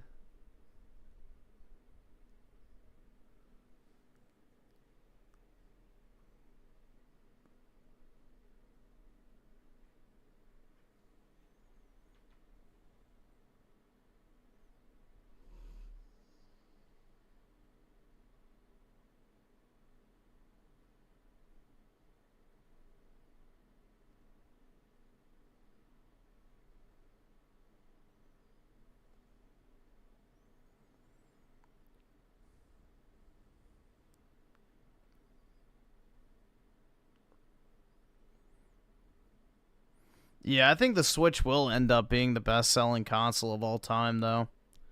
Because what was the PlayStation 2? 155 or something like that? And the Switch is already at like 152. So probably when all is said and done, they'll probably surpass that by a lot.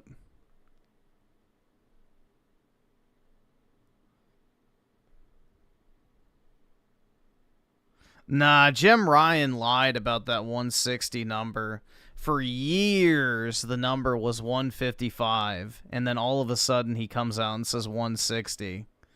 So I think that was a lie, personally. I think they just said that shit in order to, you know, make it unattainable. Yeah, I think he was rounding up.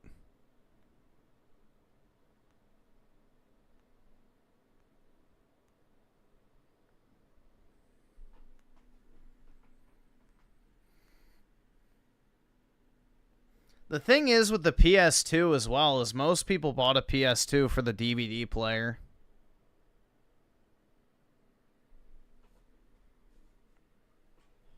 Most people just bought a PS2 for the DVD player.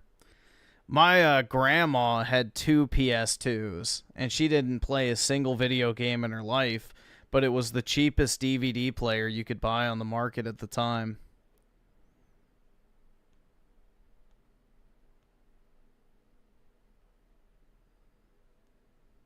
Same with the PS3 and Blu-rays. That was another common occurrence, is people bought it for the Blu-ray player.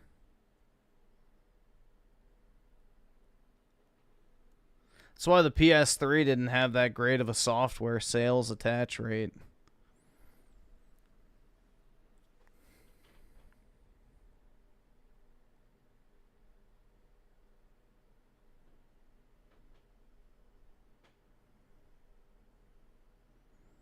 Does your grandma still have those PS2s? No, she's dead.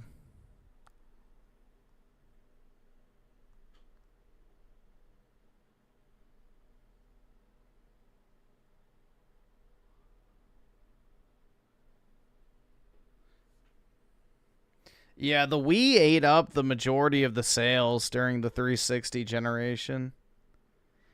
Like, the 360 generation, you know, neither the 360 or the PS3 surpassed 100 million, which is kind of interesting.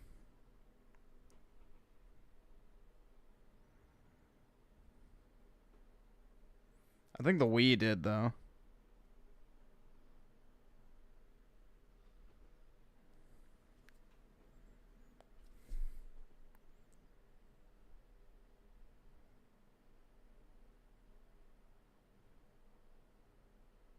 Well, she bought them for DVDs, so that's the thing. Is she had one in her living room and then one in her bedroom, and she would just use them to watch movies.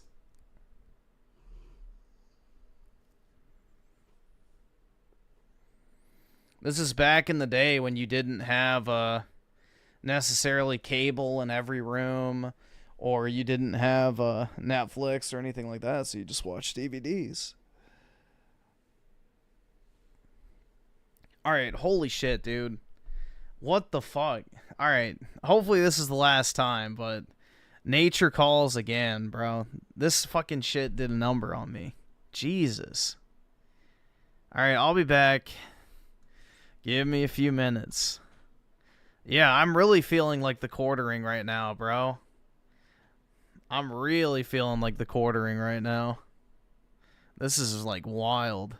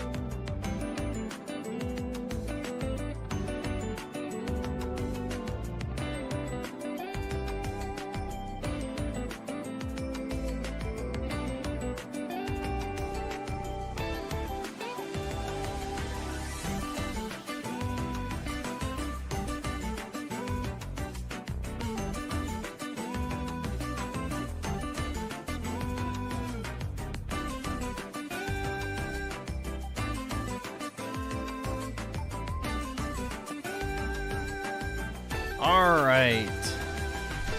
Jeez, man.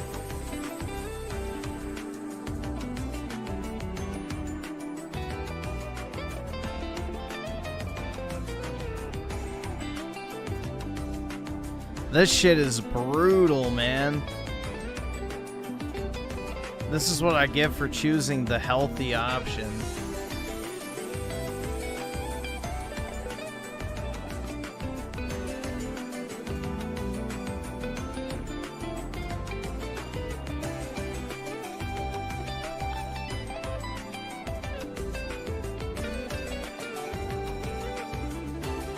See, I should have just ordered a sandwich or something, but I was like, nah, I'll get the salad.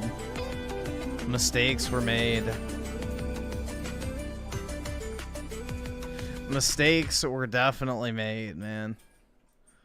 I should have just gotten the fucking sandwich.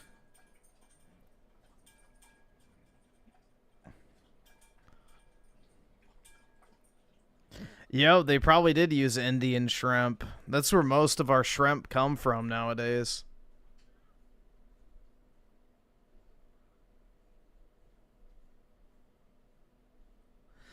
Once I saw Delphine Snatch on OF.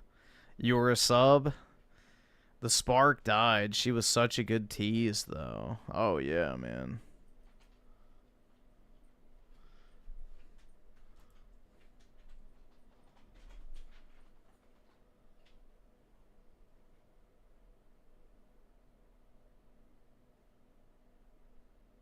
Let's see. I'm not watching Ass Blasted Alejandro.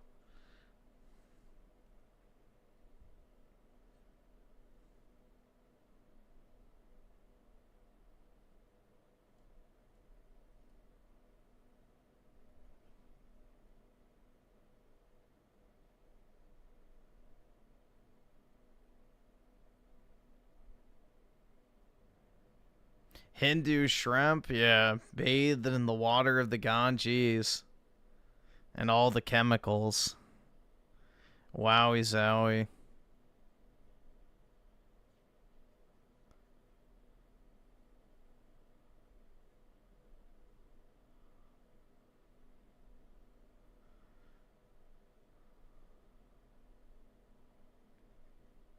Does Raymond have an Xbot? Probably fucking not, man. You know, I'm gonna go out on a limb and say that he doesn't.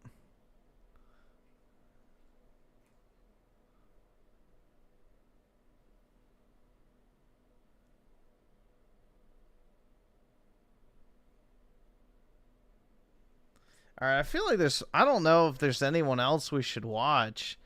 I feel like we've kind of hit everything. It's just going to kind of be the same talking points now on this Xbox shit. I don't think there's really anything else to talk about with it.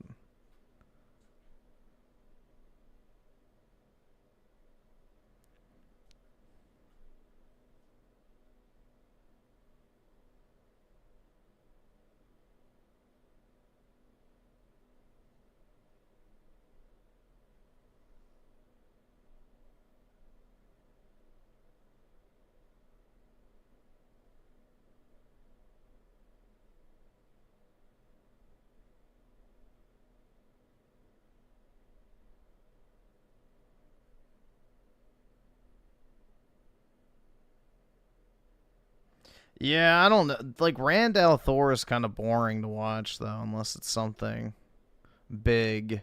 He's just... Dude, the thing is, everybody's just going to read the, Everybody's just going to read the same thing. Synthetic Man reacted to it. Like, he made a video on it?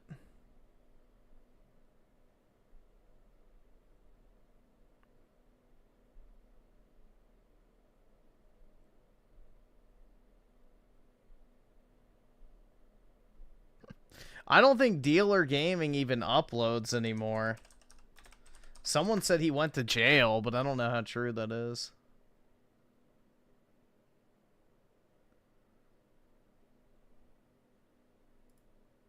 There are many things that make up... Yeah, nothing for 2 years, man.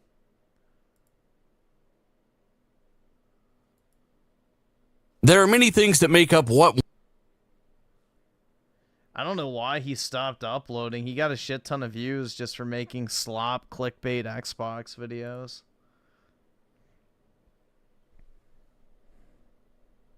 But if he went to jail, that would explain it.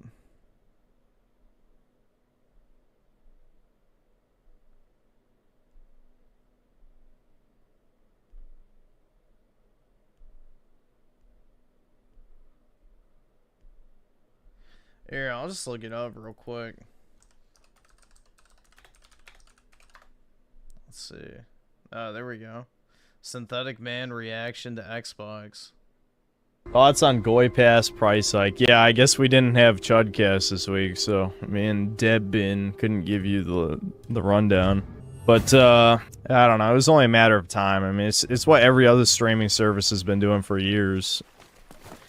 The fact that they're doing an ad version, though, the rumors that there's gonna be a fucking ad version of Game Pass. Like, what the fuck is that gonna look like? Like, are they gonna make you watch ads every hour you're playing a game?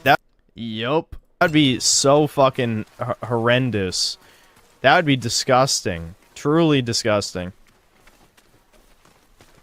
I kind of want him to do it. Couldn't even finish Yote. Yeah, I don't blame him for that either. It's just another Ubisoft game, man. It's yet another Ubisoft game. Yeah. Oh, we never did watch a Dreamcast guy's review on Ghost of Yote and hear him soy out over it. Like, I want to see what that's like, just because... Or maybe we did. I don't actually remember, to be fair. I don't know. I really am kind of in the accelerate phase, because I don't give a fuck about anything anymore. Let's just accelerate the collapse, please. I agree. So we could have reacted to this last stream, but I wasn't even aware the video came out. Hey everyone, Xbox Game Pass is getting an upgrade. We've listened to your feedback, and now you have even more freedom to choose how you play the game. Yeah, an upgrade in the price you want. I love how, you know, when you think of gamers, you think of video games, this is what you think of. I'm getting goddamn sick of this shit. Is it so much to ask This for... is their ideal demographic. Like, the person to look like a gamer. They don't even have to be white. I'm serious. Like, there's gonna be some people be like, you mean a white guy? No, it doesn't even have to be a white man. Get some fucking Coke bottled Asian man out there. Like, you know? Coke bottle, glasses wearing Asian guy out there with a shitty haircut. But it has to be a fucking gamer. This is not a gamer. Okay? Enough. Fuck you, Microsoft. Burn in hell. Right. I agree. And now you have even more freedom to choose how you play the games you want. I'm not going to choose to play on Game Pass. There you go. Here's a look at what's new and what's changing. First off, you might have noticed some changes to the plan names. Xbox Game Pass Core is now Xbox Game Pass Essential. Xbox Game Pass... We've got, like, the gay runway music in the background, too. Standard is now Xbox Game Pass Premium. And Xbox Game Pass Ultimate is... still Xbox Game Pass Ultimate. We explored other names, but... Awesome, legendary, ultimate... Wow, that's so fucking funny. Fuck you. They didn't work out.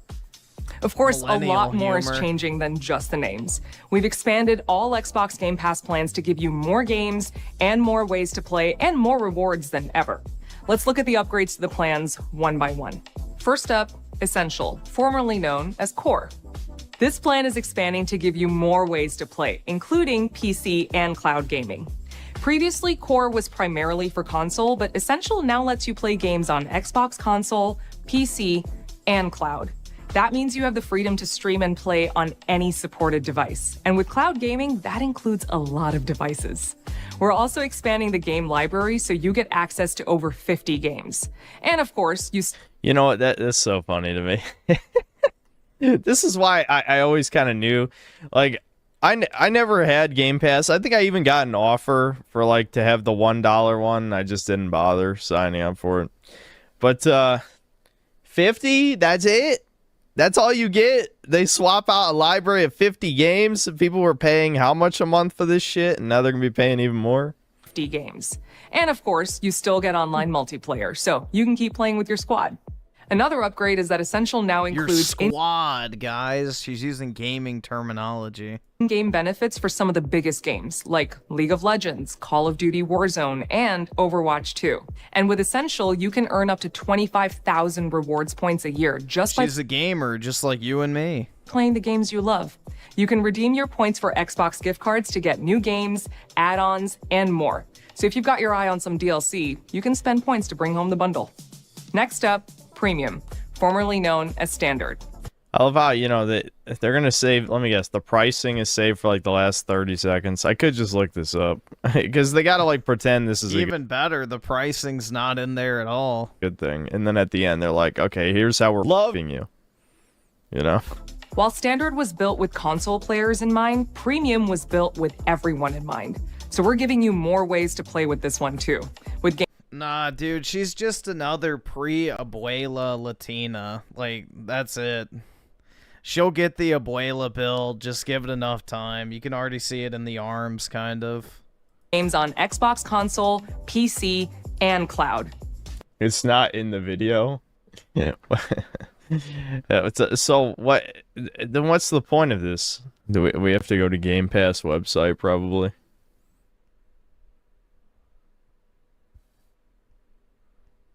Okay. Join Game Pass. Jesus fuck. Ultimate is $30 a month. 30. Yeah, think of how many OnlyFans you could join for that. $30 a month. Jesus. I could support 3 of my favorite female content creators, or I could play a bunch of shitty games that I'm not going to play anyway. It's a very easy decision. Okay. What was that shit about ads that we were seeing? Were people to watch ads? Was that a real thing, or was that made up? But you get to play Black Ops 7 day one, dude. Yeah. Griffin already knows which 3. Yeah, I've had my mind on a few. And if you play for 3 months, it already costs you more than the game did. I guess, see, this shit is made for normies 100%. Because it's like, with normies, they will just play a game for like a week and then never touch it again. So I guess it's not the worst deal in the world. I do remember, one of the shit they were talking about is they were going to remove day one Xbox for PC. Was that just for this plan, and then maybe Ultimate plan had it for PC, or is it just getting rid of it altogether? I don't even know, because the chat, you'll have to inform me, I suppose. All right, let me read this stuff. So the $10 plan is you only get 50 games. I could buy 1.5 heckin' Silk Songerinos for that price. That's right, dude. I could buy another copy of Silk Song to show that I support indie devs. Games, which, if you know, knowing modern video games, that means you're lucky if there's 1 or 2 a month that are worth touching. Okay, stream, games, console multiplayer. Earn up to $25. Who cares about that? Okay. So $15 a month is 200. All DEI games is definitely accurate. 100 games. Maybe you'll want to play 3 out of 200. New Xbox published games join the library within 12 months of launch. Okay, so they're not doing. So what that means is Premium doesn't get the day one Xbox, right? What is this? Excludes Call of Duty titles. It's not included in this? No Call of Duty for... What does that mean exactly? Does that mean you have to pay for the Ultimate to get Xbox or to get Call of Duty, or what? Yep. Yeah, so the $30 a month, new games on day one. So Microsoft figured out what basically anyone with half a brain could have told them, which is that Xbox Game Pass is going to kill the sales of your games.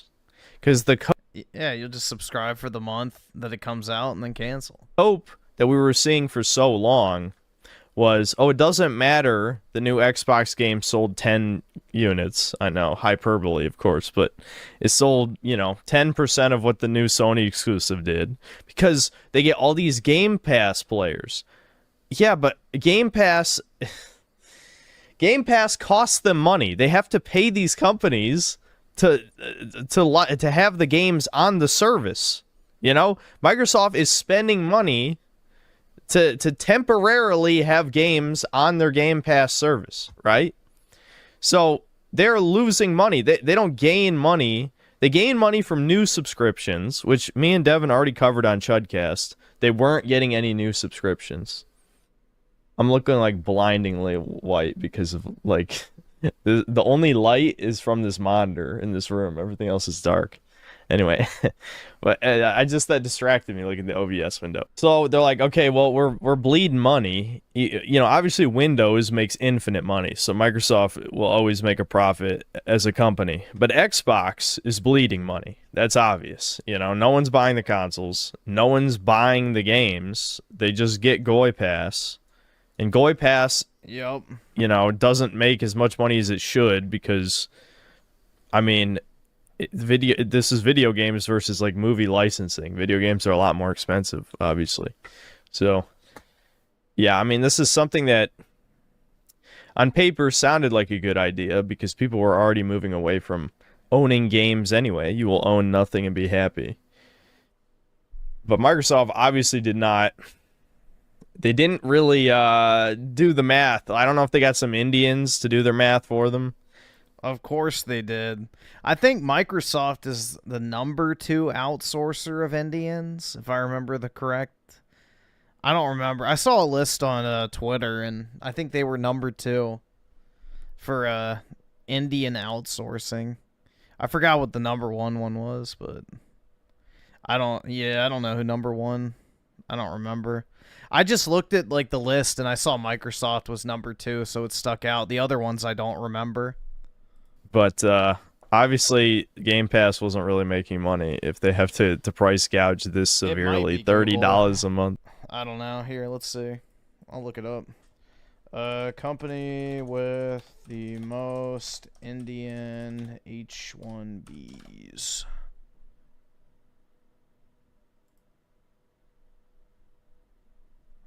Let's see.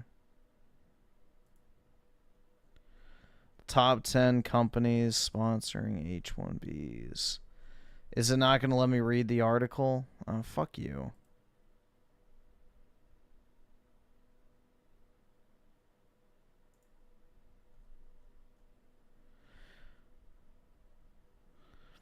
Let's see. So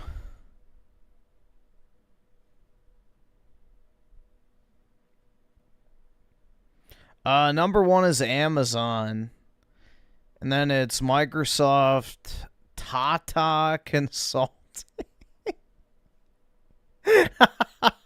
What the fuck?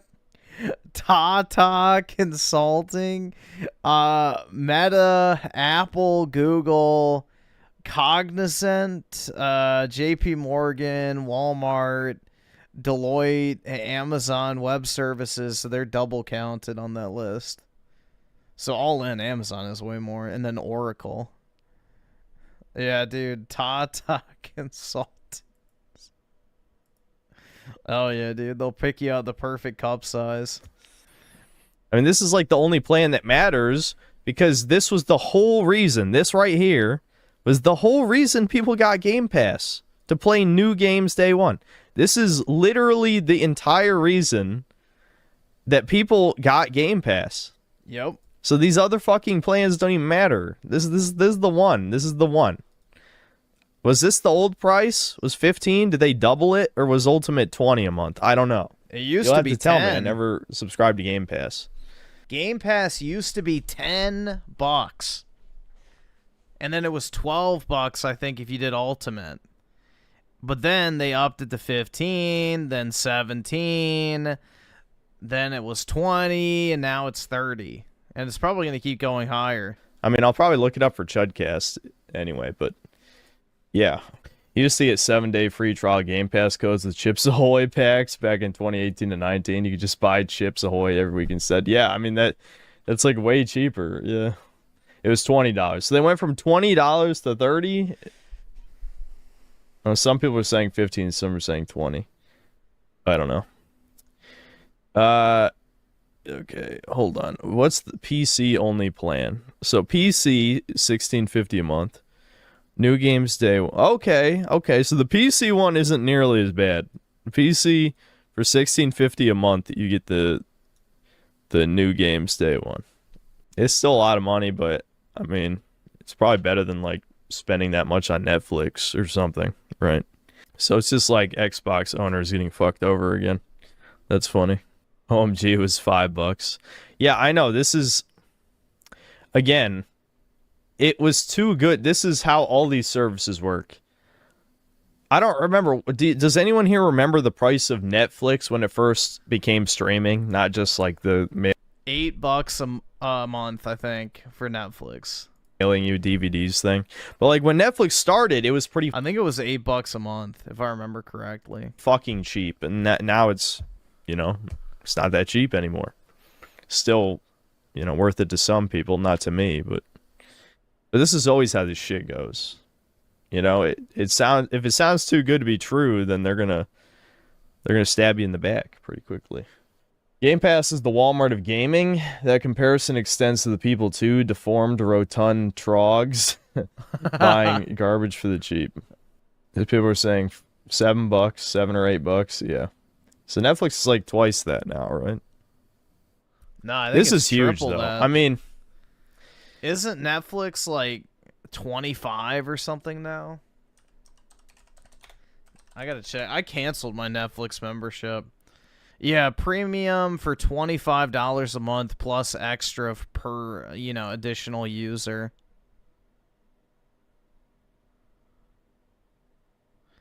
Yeah, it's ridiculous for 4 screens. Like, fuck that, bro. I should be able to put my Netflix account on as many fucking devices as I want. That shit's so gay.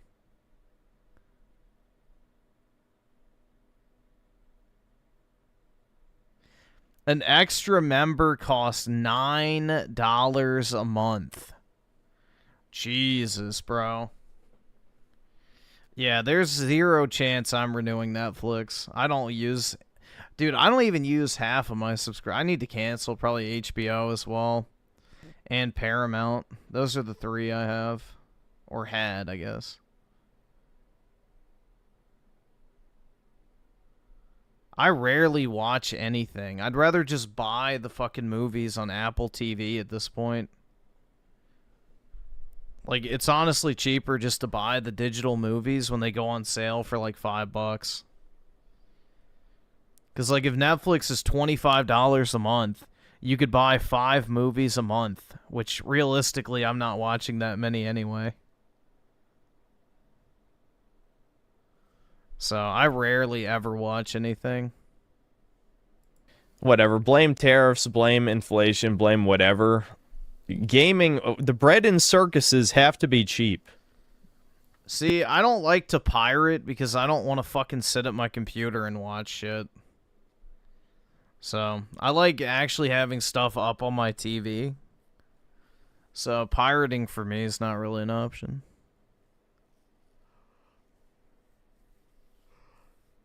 The last thing I want to do during my free time is sit at my fucking desk, man. After working and streaming, like, there's not really any motivation for me to sit here and just, you know, watch TV or whatever. You know, they can't be expensive or then, you know, bad shit's going to start happening. Because this is the copes.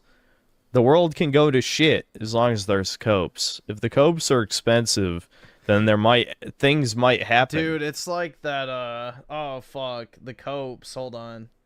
I have a perfect example of a cope I saw today, which is like, dude, this is like the ultimate consumer. Hold on, let me check.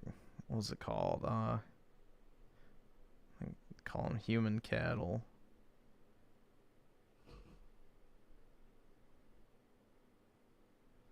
Yeah, here it is. This is a fucking cope in action.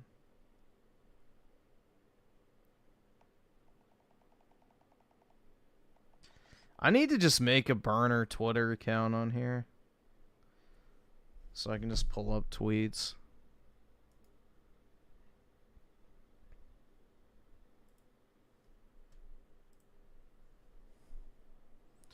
Yeah, here's the perfect example of a cope, bro. Look at this shit. This is like the most Zog-coded image you've ever seen in your entire life. Look at this shit, man. Holy fuck. This is a golem. God, I love being a man. And it's just him surrounded by fucking slop ball. Jesus, bro. That shit's brutal.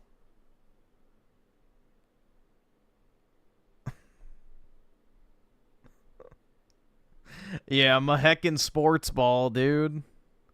I mean, that is just like... That image to me is sickening. That image is sickening, if you ask me.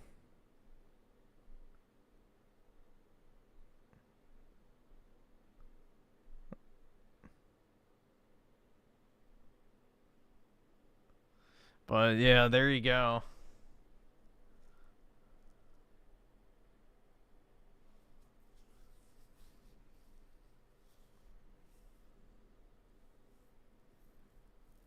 That is the definition of a cope.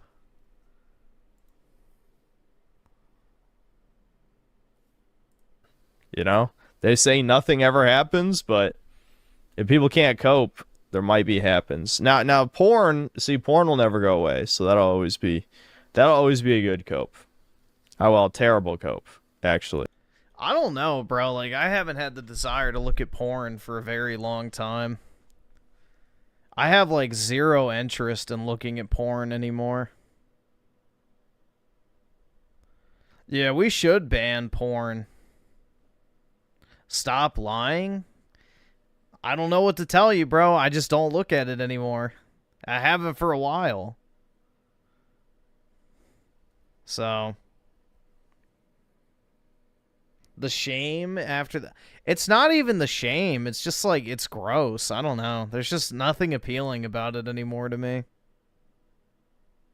Like, everything's like some fucking degenerate, like, oh, dude, my stepdad rapes me in my ass or something. It's like, bro, what the fuck? I can't even get past the titles on that shit. It's just, like, so degenerate. You just, yeah.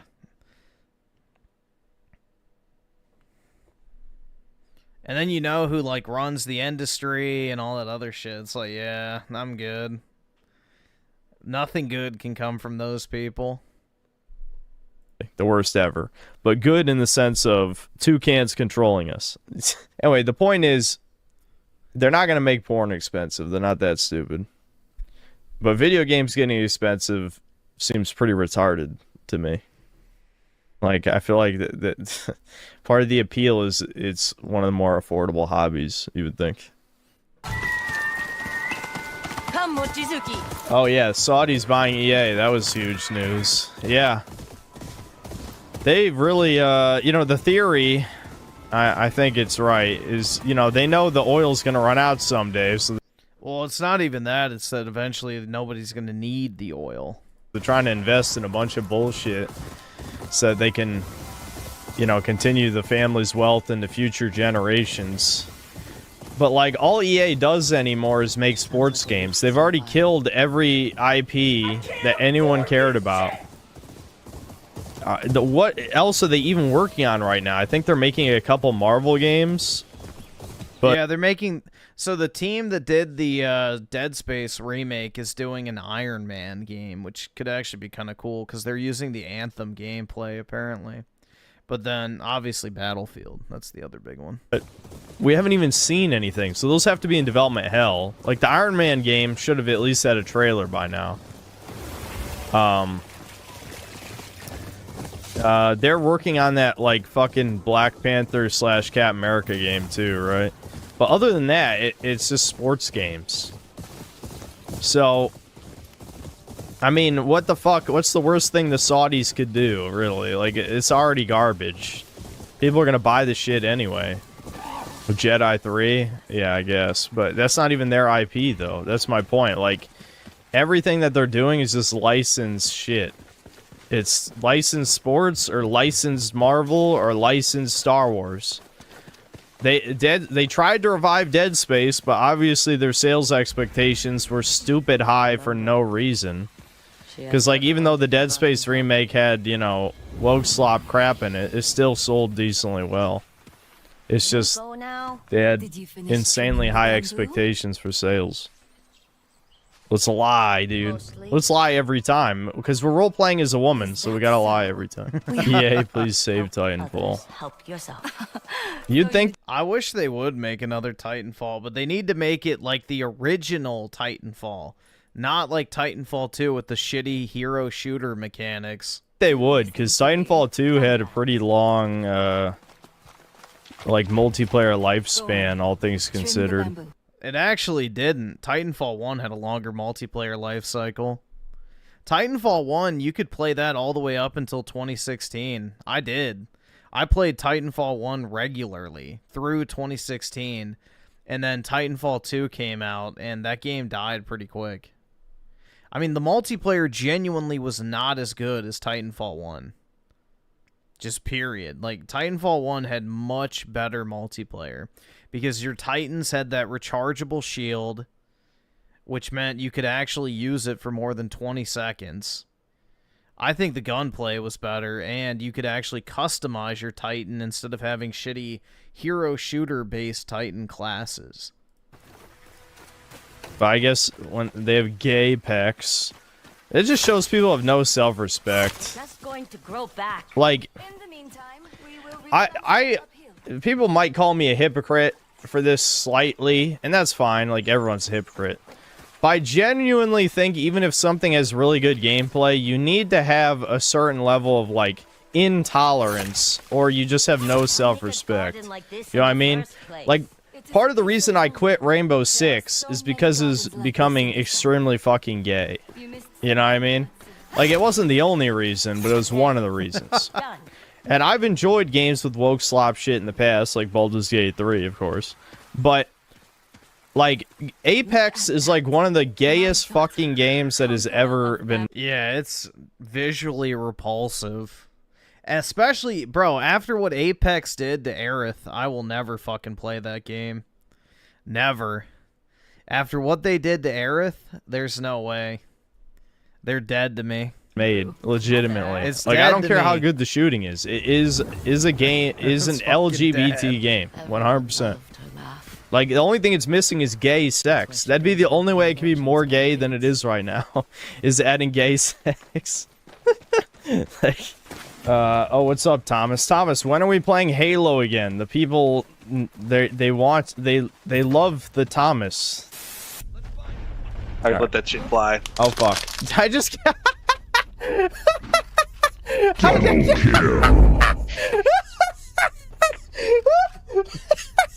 Whatever, white boy.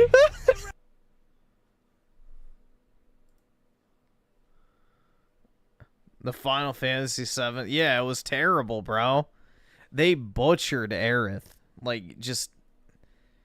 Dude, honestly, a terrorism attack would be warranted over that shit. The Japanese should send a fucking kamikaze pilot right into fucking Respawn HQ.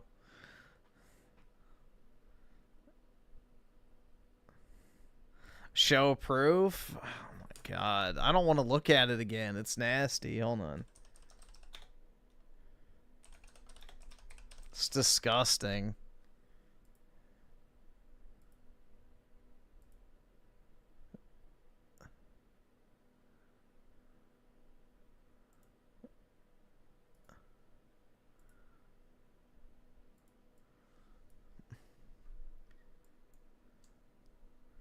There you go.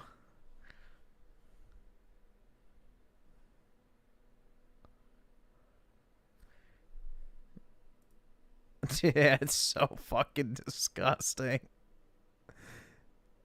It's so disgusting, man. Holy shit. Hold on, let's see here. 1 second. Is this a better...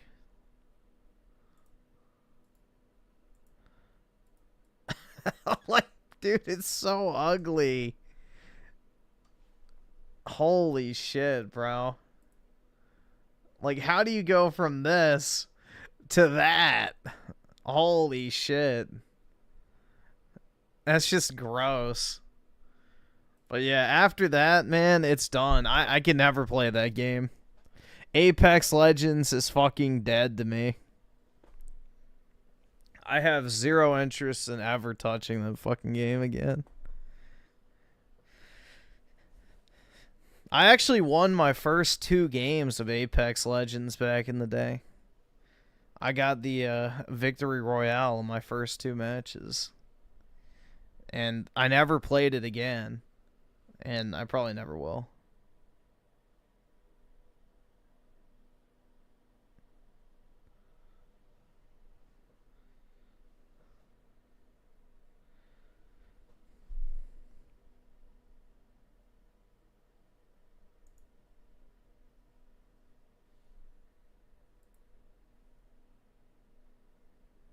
Well, dude, Tifa is a gutter rat, so...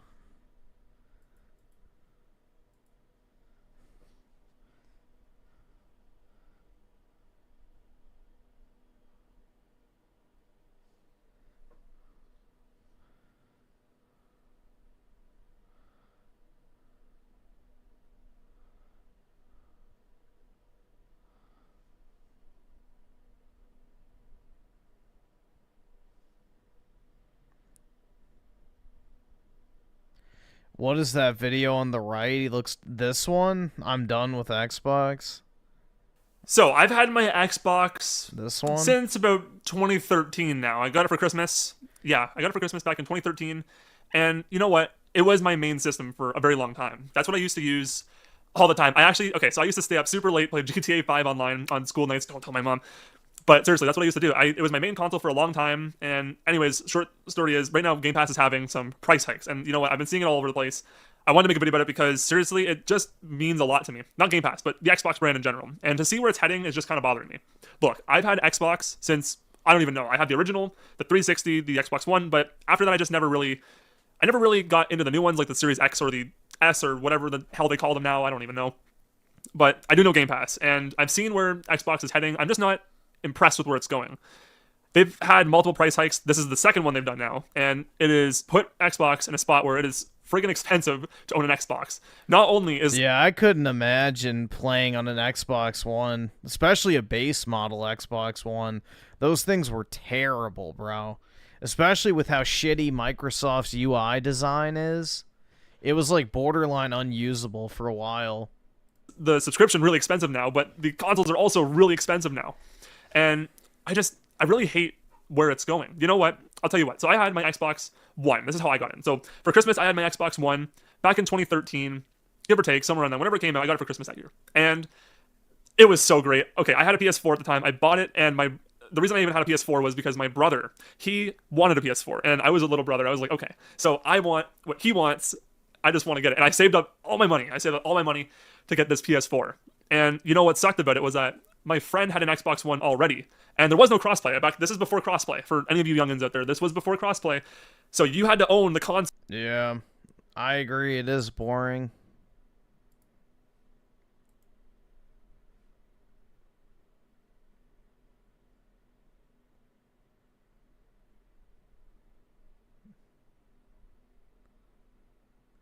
Bro, they're putting the Doomer content at the top of the screen now. We watched one Synthetic Man clip, and now all of a sudden we're getting Doomer content. This is what happens when working hard gets you nowhere. And it's like literally this guy up top. Holy shit. Brutal, dude. Like, yeah, the Doomer meta. It's a slippery slope.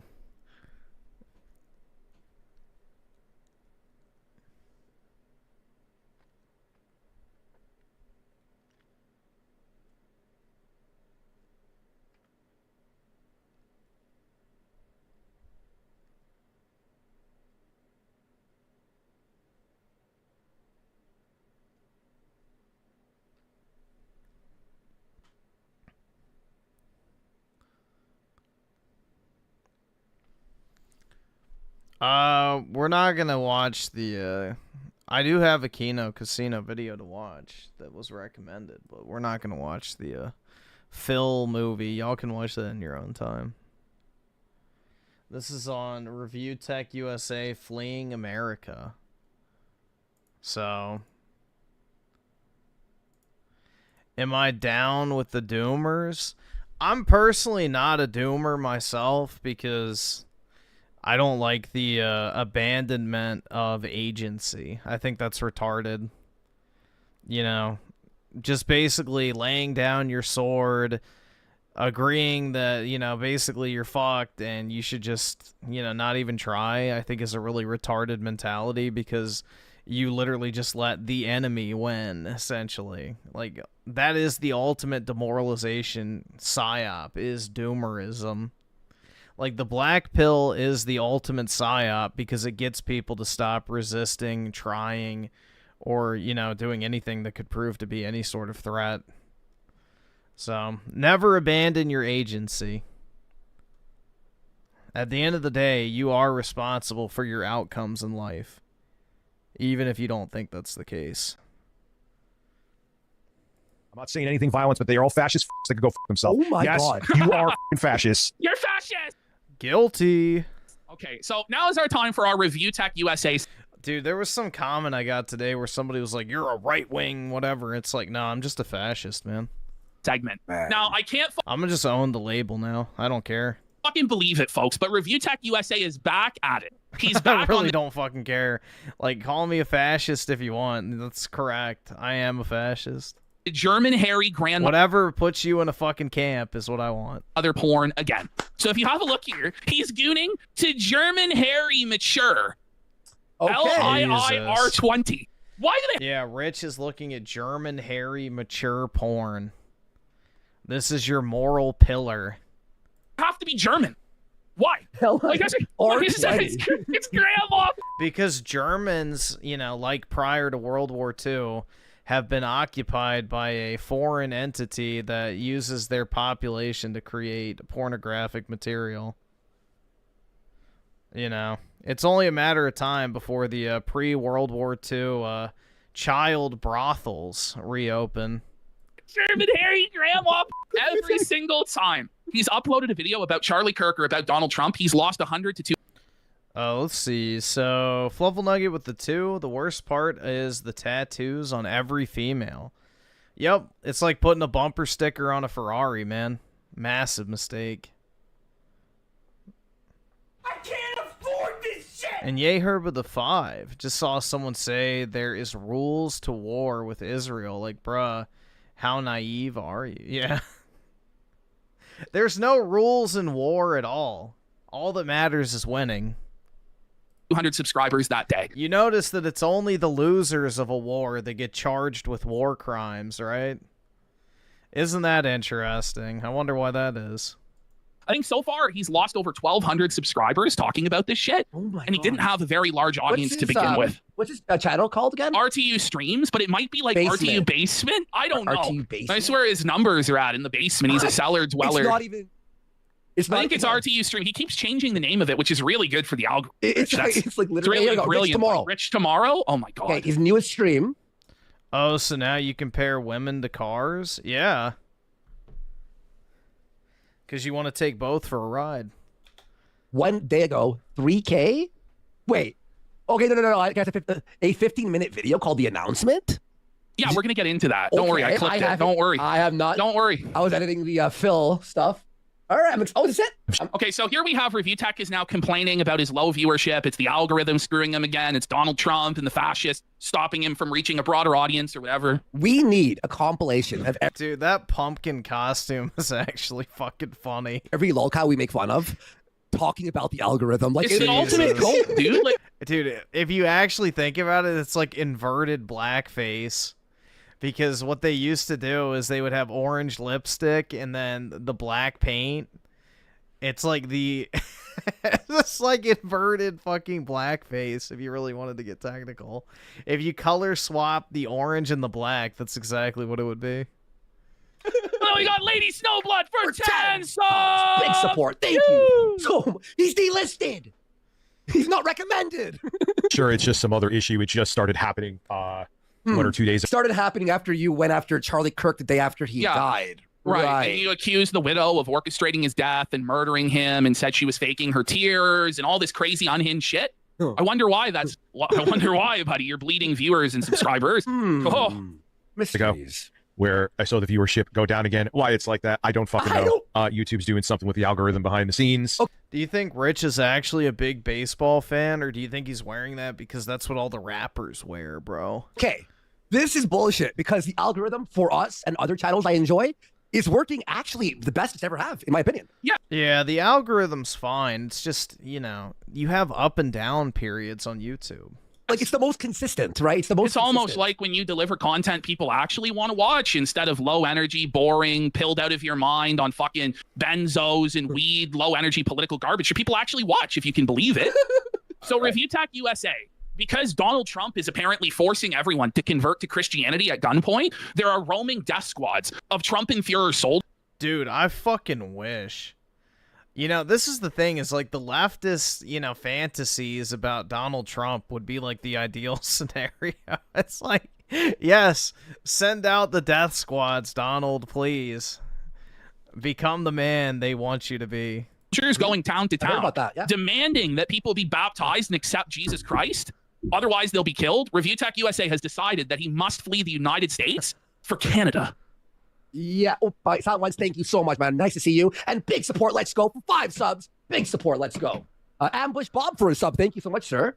Yeah, I know. Hey, guys, really, really thank you. Dude, I got to get the fuck out of this country. I'm done. Don't come here, please. Buddy, go to This Mexico. guy, first of all, he can't even figure out how to run a live stream, let alone immigrate to another country. Okay? This is crazy, Rich. What are you talking about? I'm done. I gotta go. Well, it's not. And what's funny is, too, is he's going to sell his house in the United States. Canada, the housing is way more expensive. So he's probably not even going to be able to afford to buy a house. And on top of that, their taxes are so much higher, too. That easy. You can't just decide you're going to move to another country. You know that, right? I don't think he does. We'll know when we have fucking a 6.5 earthquakes here in Canada. We know he moved fucking over the Yeah, border. or I fucking jumped. Or, Who knows? yeah, either or. I'm tapping out. The fact that I'm literally going to get the ball rolling. Oh, are you? You are a ball. So, Rich, if you're leaving, all right, what's the sense of bitching and crying then about America? Just fucking shut up and leave then. But if what Rich was saying, the whole reason is so self-defeating, what he's saying, is if what he's saying about Trump is true, moving to Canada is not going to save you because he's going to annex Canada. If he's truly a dictator, that's Hitler. That's right. We're going to take over Canada and Mexico. He's going to conquer the world. He's been talking about making Canada the 51st state for a while now. He said ball rolling because rolling is his only mode of transport. Form of movement, yeah. Rolling. I stole that from chat. In October. Ball rolling, meaning himself. So he's claiming in October. He's claiming in October. So this was like last week. It was like, he's like, by next week, I'm going to have moved to Canada. No, buddy, that's delusional. You have no skills. Like, you're not rich. Like, if you're rich, you're a business owner. But even he is literally rich if Review Tech USA. But even in Canada, even if you're a business owner with millions of dollars of capital, the visa processing times right now, I saw it on Twitter, 4.5 years. 4.5 years to be approved if you want to move your business to Canada. You can't just decide next week I'm moving to Canada. That's not how it works, Rich. I would give into this. Now, by the way. Yeah, I'm just definitely. And that's the thing, too. Well, Diarrhea Vike says, he's going to be double taxed. You still have to pay U.S. taxes if you move to Canada. The thing is, though, I don't think he's going to meet the income threshold for that to really be a problem. Because I think it's only over. I think it's 100,000 for a certain amount of money. I think it's like $80,000 or something like that. Like, dude, I have 3 kids. I have a daughter with special needs. I got to get. What are you talking about? You're going to uproot your 3 children who you never see. You're not a part of their lives, and one of them can't see you due to your negligence, and move them away from their school, their friends, their support network, the only country they've ever known, because you're upset about Orange Man? No, he wants the free. No, this is what it is. He wants the free health care for his daughter. That's what I guarantee you it is. He doesn't want to have to pay for the medical expenses for his daughter, because on top of the child support payments, it's probably eating into all of his income. Like, buddy, are you retarded? It's not going to happen. Is Lauren moving to Canada as well, Rich? No, she has nothing to fucking do with you. I don't even think you guys are together. I don't know if they're on again, off again. Who the fuck knows? I certainly don't think they're bonded enough that she's going to quit her fucking job and move to Canada on a whim for Review Tech. So these are all just pipe dream fantasies of a 400-pound head. By For real. the way, you always tell us, hey, Don't talk about my personal life. Don't.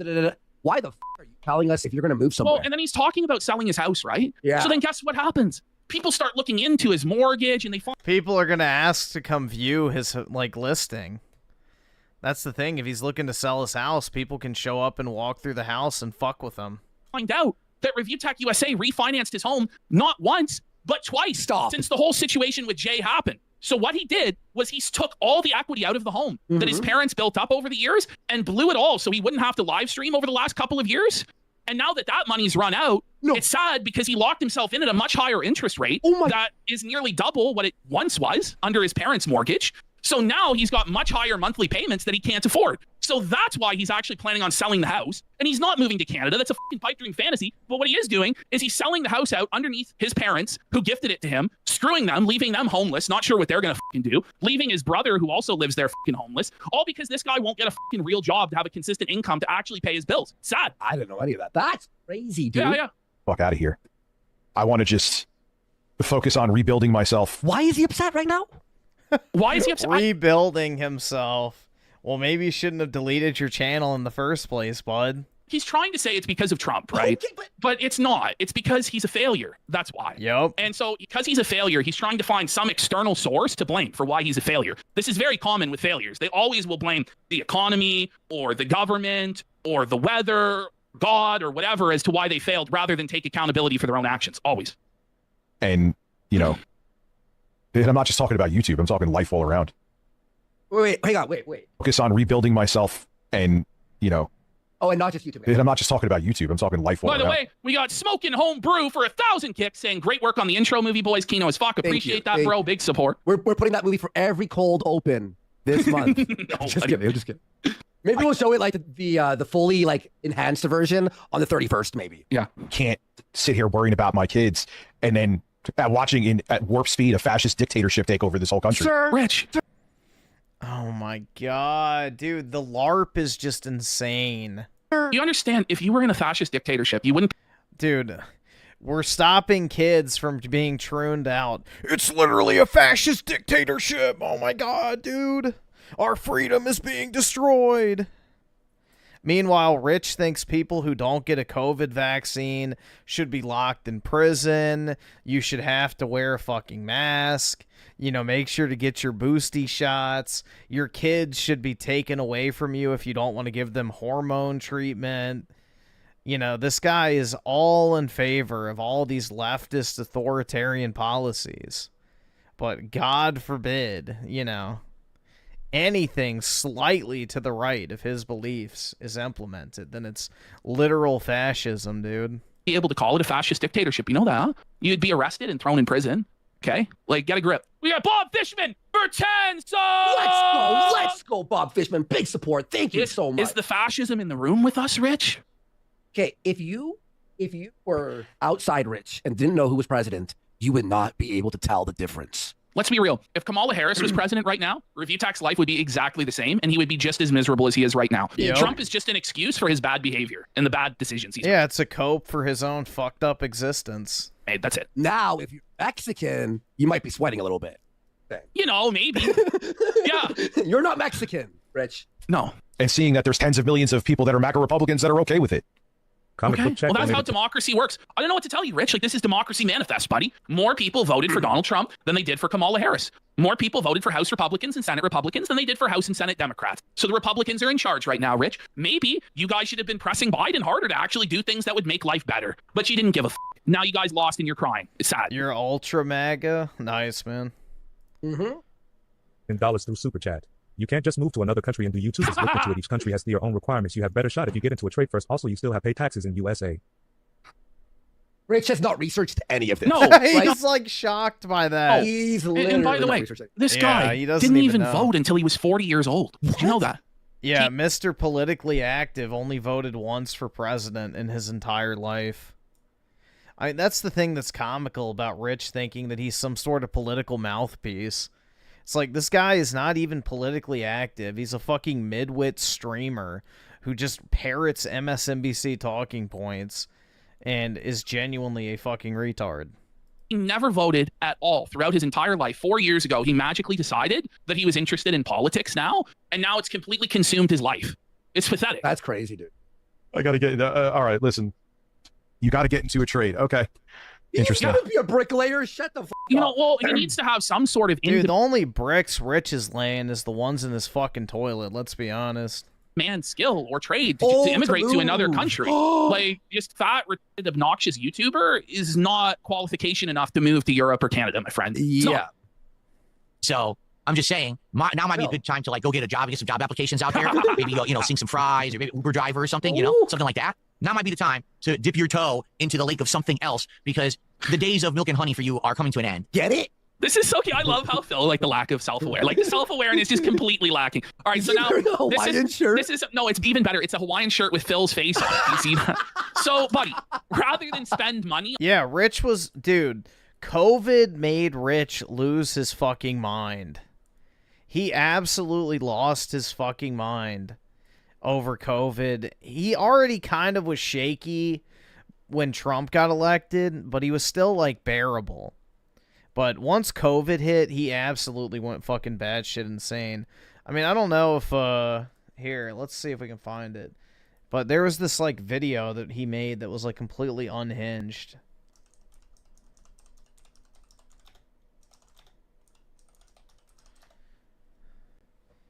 Yeah, this one. Donald J. Trump, real estate mogul. My father gave me a small loan of $1 million. Small loan of $1 million. Successful entertainer. You're fired. You're fired. You're fired. You're all fired. NBC has just announced that they are firing Donald Trump from the network. And quite possibly soon to be the next president of the United States. Go back to Univision. We will build a great wall along the southern border. I have a very good brain. I have a very good brain. We've seen Mr. Trump take on many forms. I don't know what I said. I don't remember. But now Mr. Trump has evolved to his most dangerous state, Raging Cucumber. Go home to mommy. And he has his sights set on taking out the fat tech reviewer Review Tech USA. Oh wow, that's a nice cucumber. This is the story of survival between Review Tech USA and Ronald Scrump, Cucumber Trump. I could stand in the middle of Fifth Avenue and shoot somebody and I wouldn't lose any voters. I agree. He'd gain them. What's going on, ladies and gentlemen? Rich. But yeah, here, we'll skip to the unhinged part. Here we go. All right, guys, this is Rich of Review Tech USA channel. Have a good one. China! Oh, shit!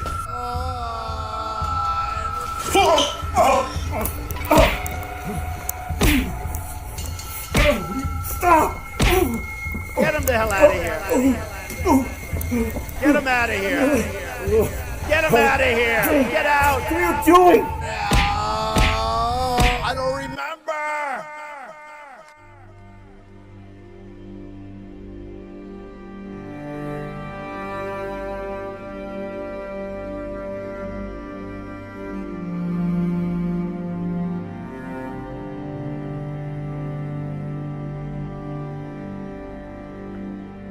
Look how hard it is for him to stand up.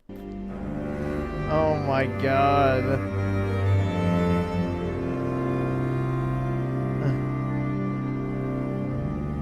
Trump!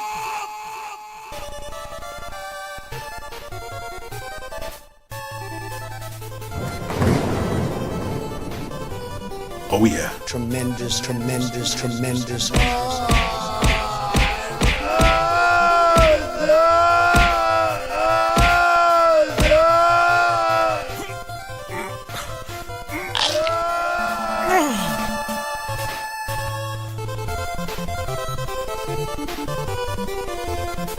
Just built a wall around your fucking ass.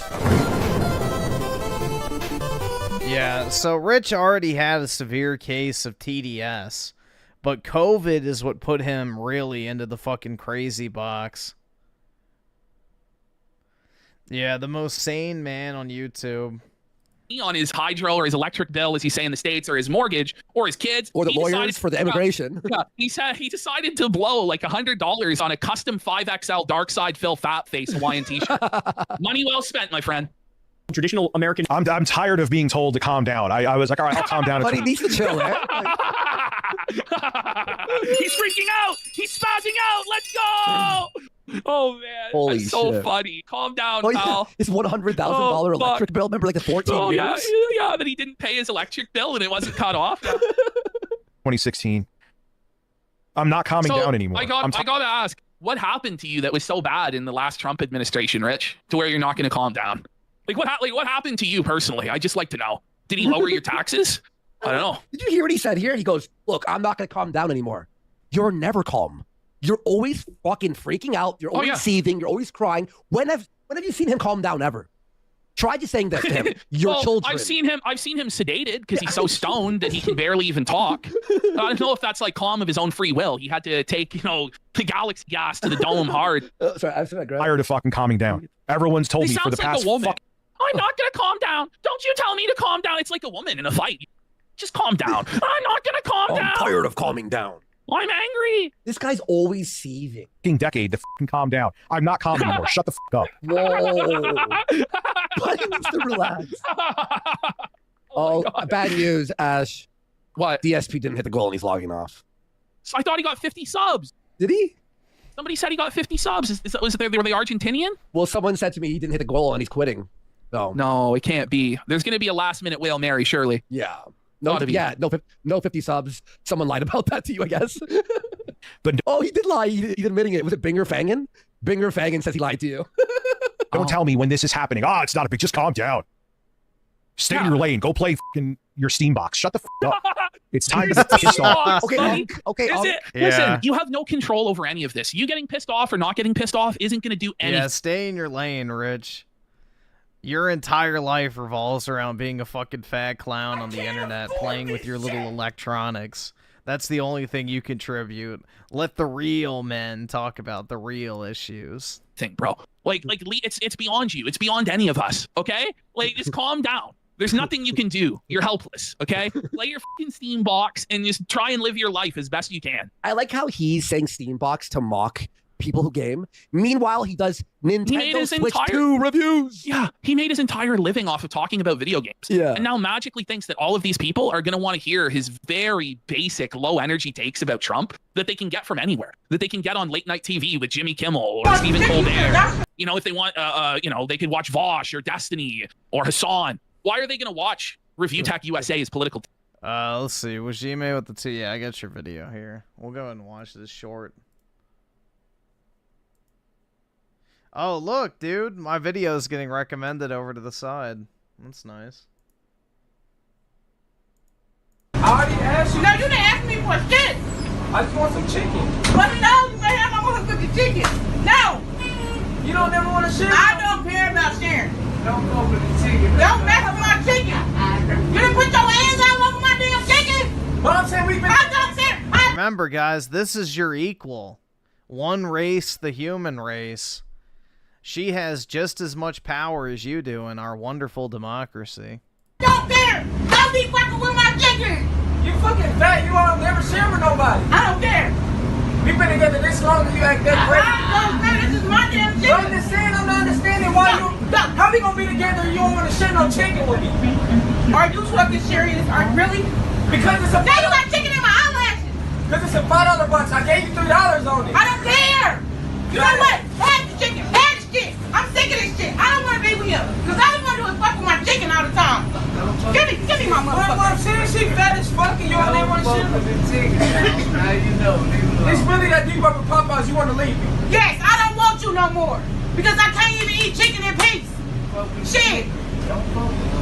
Yeah, man, she a 10. She don't have to put up with that. I'm sick of this shit.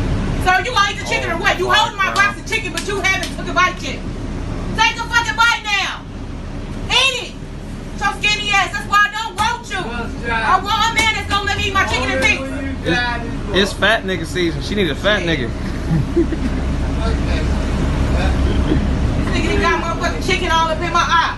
You doing all that over some chicken? You need to put the chicken sign on the wall. So I'm saying this and she been doing it. I'm just saying you fat as fuck though. So what? It doesn't matter. You like it. You been here there all this time. Bro, am I wrong? Baby, I got a nephew like that. Don't fuck with chicken. I'm not. You hear that? Don't mess with people chicken. You want the chicken? I'm sitting up here crying about my chicken. This is my chicken. Yeah, he done made her cry. Every time I just try to have a piece of chicken. I can't even have a piece of chicken? Really? This is some bullshit. You gonna get off now? I'll buy you some more chicken. I don't want any more chicken now.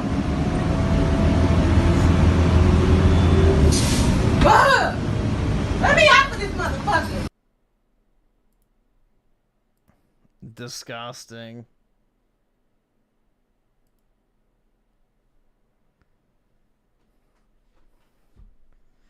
I don't know, bro. I just look at somebody that fucking fat and I don't even see a person anymore. I don't even see a human being.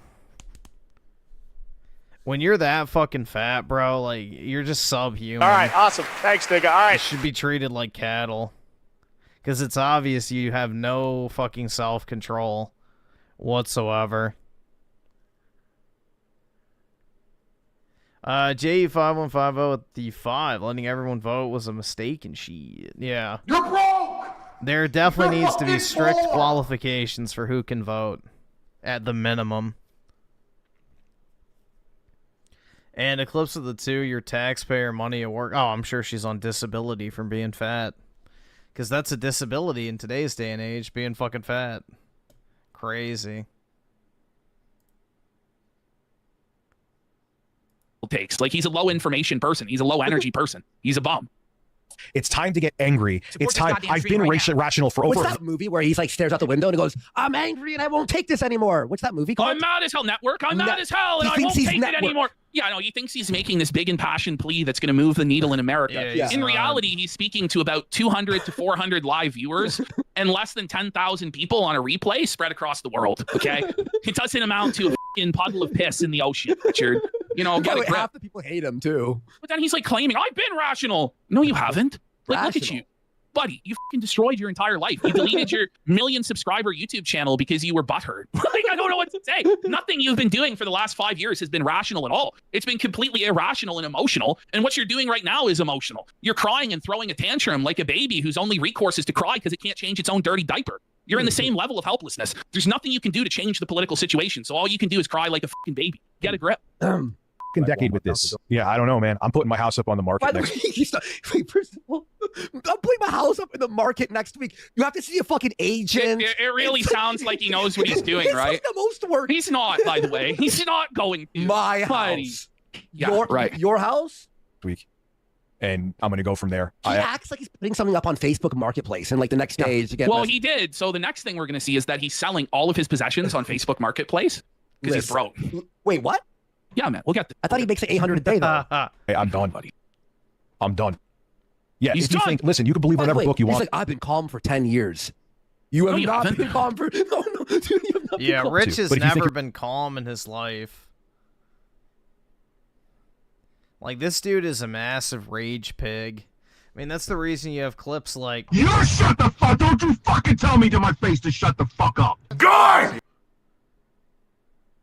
It's just like... no self-awareness. You're gonna force that book down my throat. You go f yourself. Oh, but nobody is forcing that book down your throat. Like, what are you talking about? Are you pregnant? Like, are you having a baby? Like, what is your concern, sir? Like, are they gonna force you to lose weight, stop smoking weed, and being a degenerate, gooning to German hairy grandma? I think those would all be good, positive things for you, to be honest. Yo, I don't know what to say. I'm not saying anything violent, but they are all fascist that could go f themselves. Oh my God. You are fascist. You're fascist. Steve. You're wearing... The word now correct. has no meaning. You're wearing this guy wearing Phil's orgasm face is going to stop the rise of fascism in America. You better believe it, buddy. You better believe it. Griffin Miller, you're a fascist. You're a piece of shit. You're a power-hungry asshole because you have some... What? Insecurities, whatever. He paused because he used the word he hunger. has no idea. Yeah. No, but it's like, what are you talking about, Rich? Somebody has to be in power. And of course, you know, the people who are seeking positions of power are going to be, by definition, pretty power hungry, buddy. And yeah, like the people who run for office and seek political power typically are psychopathic narcissists because those are the only sort of people that genuinely believe they should be running the fucking world. Like, I don't know what to tell you, man. Get a fucking grip. My balls. The f it is. You couldn't get laid in high school. You're a fucking fascist. It's projection. It's projection. Yeah, dude, these people that are running the whole world that are super charismatic and powerful and rich, they couldn't get laid in high school. It's not at all your story that you're projecting onto them because you're a loser. No. All those powerful people, they're the losers that couldn't get laid. Okay, yeah. Yeah, and it's the whole like acting as if sex is impossible to get. Like, no, like what is he talking? He's like acting like Donald Trump never. He grabs him by the and they let him do it, and he still got elected president. And white women voted for him even after all that shit. So get a hold of yourself, Rich. I don't want to deal living in a country because a bunch of men took over who have fucking daddy issues who refuse to go get fucking therapy. Is that you? Daddy issues. Like, I don't know. I love this like leftist idea. The solution to everything is therapy. Why would they go to therapy when they're running the country and they're winning? Yeah. And they're ruling. Like, what do they need to correct exactly? I don't get that. But this whole thing of like. Anyway, let's move on to the next thing here. Okay, so now here we have the broke Dickers arc. He's selling all his consoles except the Series S and the Switch 2. Which he's like keeping the two most useless consoles he possibly could. You know what I'm saying? Like, those are the ones you're keeping. So all of his retro collection is being sold. His Genesis, his Super Nintendo, his Atari, his Neo Geo, all of it. All of the games, the hundreds of physical games that he collected over the years, all have to be sold. He says they collect us and need to go. With what little time he has, he only games on OF anyway. I guess his gaming time is spent on OnlyFans. He has to sell all of his gaming equipment for OnlyFans. Is that what's going on? Game on of? OF, yeah, you're right. Okay. What is that? No, but what is it? Does anyone know what he means? What does he mean? Of course. He games on and off. On and off. But he didn't on and off. put the F. Okay. Or he says, the end. I'll get back into consoles next gen. Rich, aren't you supposed to be Review Tech USA? Do you really think there's going to be a next generation of consoles? Like, maybe? I don't know. I think one more. It's like one more. Yeah, it's one more. Done. Hey, Rich. No, I know what it is. He tried to type PC and he hit OF instead. Just out of pure fucking, I guess, muscle memory. You know who still hasn't had to sell off his gaming collection to pay his bills? Pat, the NES punk. One of Review Tech's biggest enemies. By the way, somehow this guy's still going in the current year. How? But Mikey No More, the guy makes incredible documentaries. Shout out. He's doing a Ralph doc. That's his next doc. He hinted at it. That's some big balls on him. No one else is. Okay, so here we now have the Review Tech USA mental health crisis coming to a head. So Review Tech USA did a big membership goal drive over the last week, saying he was now going to do a schedule. He was going to stream every day. After just 1 week of streaming every day, Review Tech USA is burned out. He's in a bad headspace. He's having a mental health crisis. And so he's refunding all of the subs to his viewers. So as you see here, these memberships coming in. What the fuck? Dude, I just can't imagine. I'm having a mental health day. What the fuck does that even mean? You're a grown-ass man who doesn't have a fucking job. You're a bum. Do you know what people who have actual jobs do when they're having a mental health day and they feel sad? They go to work anyway and do their fucking job because that's what they have to do. Rich is such a privileged little fucking prima donna. It's just, this is pathetic behavior, man. I just, like, this entitled YouTube shit is just fucking gay. Like, you're not special because you have a YouTube channel, and that's exactly what this is a result of. Rich would absolutely commit suicide if he had to actually work a real job. KMG has become a member. It's not that KMG paid for a membership. Rich is taking all of the money he made in the last week, and he's gifting it back into memberships for his community. Because he's going to take time off because he's mentally ill. What about his ASMR channel, though? Oh, don't worry, Andy. He's going to work on that. He's not going to stream, but this week he is going to put out an ASMR video every day. Don't worry. That's actually what he said. That's what he said. I'm not even kidding. That is a picture of a man. This video's 50 minutes? Sir! How many people do you think actually sat through the whole thing? It's sitting at 768 views. He's getting less views than Darkside Phil at the current point, right? Holy. Jesus! He's reviewing an iPad? Yes. That I've had on my desk now. Yeah, this is the channel that his closeted homosexual fans watch. 100%. Since 2019. This is the first. You're reviewing an iPad from 2019? 7 Minute Man with the 2 heard iDubbbz is making a cop on Kino. RIP. Yeah, he tried to roast Kino Casino. It didn't go well, so yeah. It'll be funny. Because, you know, iCux has no teeth anymore, and he has no actual weight behind his name either. Nobody's gonna fucking bandwagon, you know, shit on Kino Casino. If anything, he's just gonna give them more advertising. He's reviewing a 6-year-old iPad. That's insane, bro. Buddy, the thing is, he blew all of his money on all of this useless tech. Like, he'd buy like a new iPad every year, new sound mixing equipment every year, multiple monitors and TVs that he didn't need, multiple phones that he didn't need. He's just hoarding all of this junk, which he's now selling off at massive losses to try and pay his mortgage, because as we're going to find out during this mental health crisis, part of the reason he's having this mental health crisis is people found out that he refinanced his home twice, sucked all of the equity out and refinanced at a higher interest rate. So he's like mentally unwell from that. But had he not told everybody he was selling his house, nobody would have looked into the property. But he just can't help but overshare because he's a lolcow. And someone said this is so true. Tech loses value almost all the time. I'm pretty sure all the time, unless it's a rare The second you open a piece of tech, it loses value. Item. That iPad, you can't even sell it, I don't think. I don't think anyone would buy that iPad. No one's gonna buy it. You might scam some elderly person for like $50. Oh man. I need it for my own mental health. I need like a week off to. Okay, he's sick. I kind of feel bad. Oh my God. But this is why he needs to get off the internet, because he can't handle it. Yeah. He goes around, and it's not like he's just talking about the gaming news and tech. He's decided that he's going to go after Charlie Kirk's dead body and piss on his grave. He's decided that he's going to go after a grieving widow, that he's going to call the Republican Party and everyone who voted for it fascists. So half the country are irredeemable monsters, a basket of deplorables, and he's going to talk this shit on the fucking daily. And then when he gets the smoke, when he gets the heat, because people are pissed off about what this fucking is saying, he then breaks down and fucking cries and plays the victim. Like, you got to choose a lane, bro. Like, do you want to be this obnoxious blowhard? If so, like, I'm one too. You have to be able to deal with the fact that people are going to say nasty fucking things and try and fuck you. Okay? So he just can't handle it.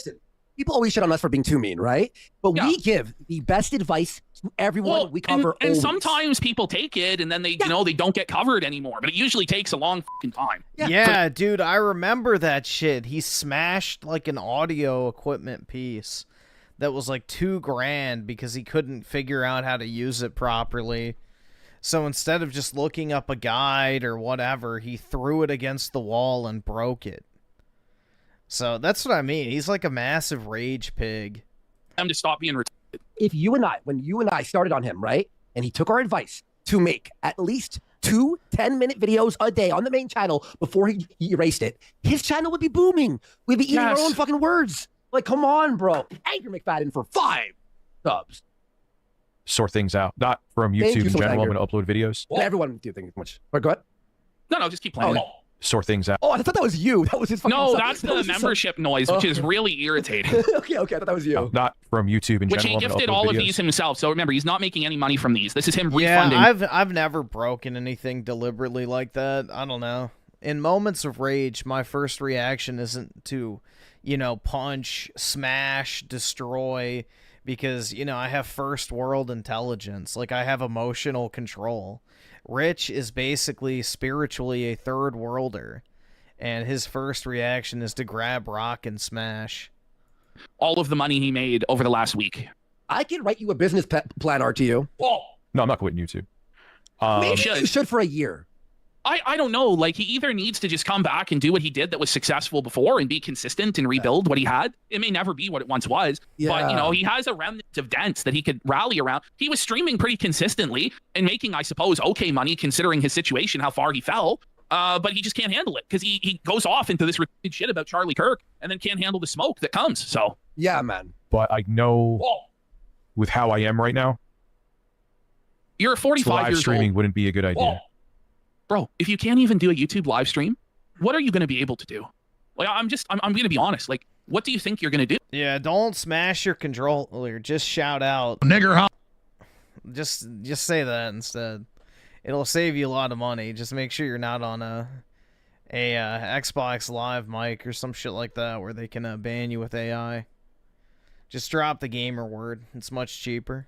With your life, you're fucked. You can't even do the easiest and best job in the world. It's the easiest and best job in the world. If you have the talent, obviously. What are you doing? Buddy. Well, and I do want to play it just because I like... Nigger, Hal Hitler. That's such a wild voice clip, man. That's one for the ages. I'd rather take a break. By the way, if I were to be any type of streamer besides what we do right now, it would be reviewing games and shit. Like, no, listen, Sometimes there's things that come up in life and you have to take a break or whatever. But you know what? You know what? Just all he had to do? Hey guys, just put a post up or a tweet. Hey guys, I'll be back in a week. Yeah. That's it. He didn't have to do this whole stream saying he's in a bad headspace and he's mentally struggling, because the average person at home who goes to a 9-to-5 job that they fucking hate every day and is working really fucking hard for their money doesn't empathize with your struggle. They think that Yeah, and they don't get the luxury of just saying, "Oh, I'm heckin' sad, dude. I don't want to live stream." you're a fucking they think that you're a and you're full of fucking shit. Yeah, people have actual jobs where you have to do fucking obnoxious shit. And you don't get the luxury of just saying, "Oh, well, I feel heckin' sad today. I'm just not going to do it." This is like the most ridiculous. It's just so hard to turn on a camera and talk about Darkside Phil's penis for 4 hours. Woo! Cry me a fucking river, man. We have a new person in chat here. Artasm says he had a 1 million sub channel. He should have savings. Oh my! He blew it all. Yeah, he should. His house should have been paid off by now. Our child. He blew it all, sir. But that's the thing. He had a successful YouTube channel for over a decade. Where did the money go? Where did it go, man? The crow. Even the crow's talking shit. Yeah, he's got to chime in. Found it. Hold on. I might have. Let me check real quick. I might actually have the Alex Jones clip. Might have it saved. Yeah, I do. He was doing like an interview with Count Dankula. I forgot what they were talking about, but yeah.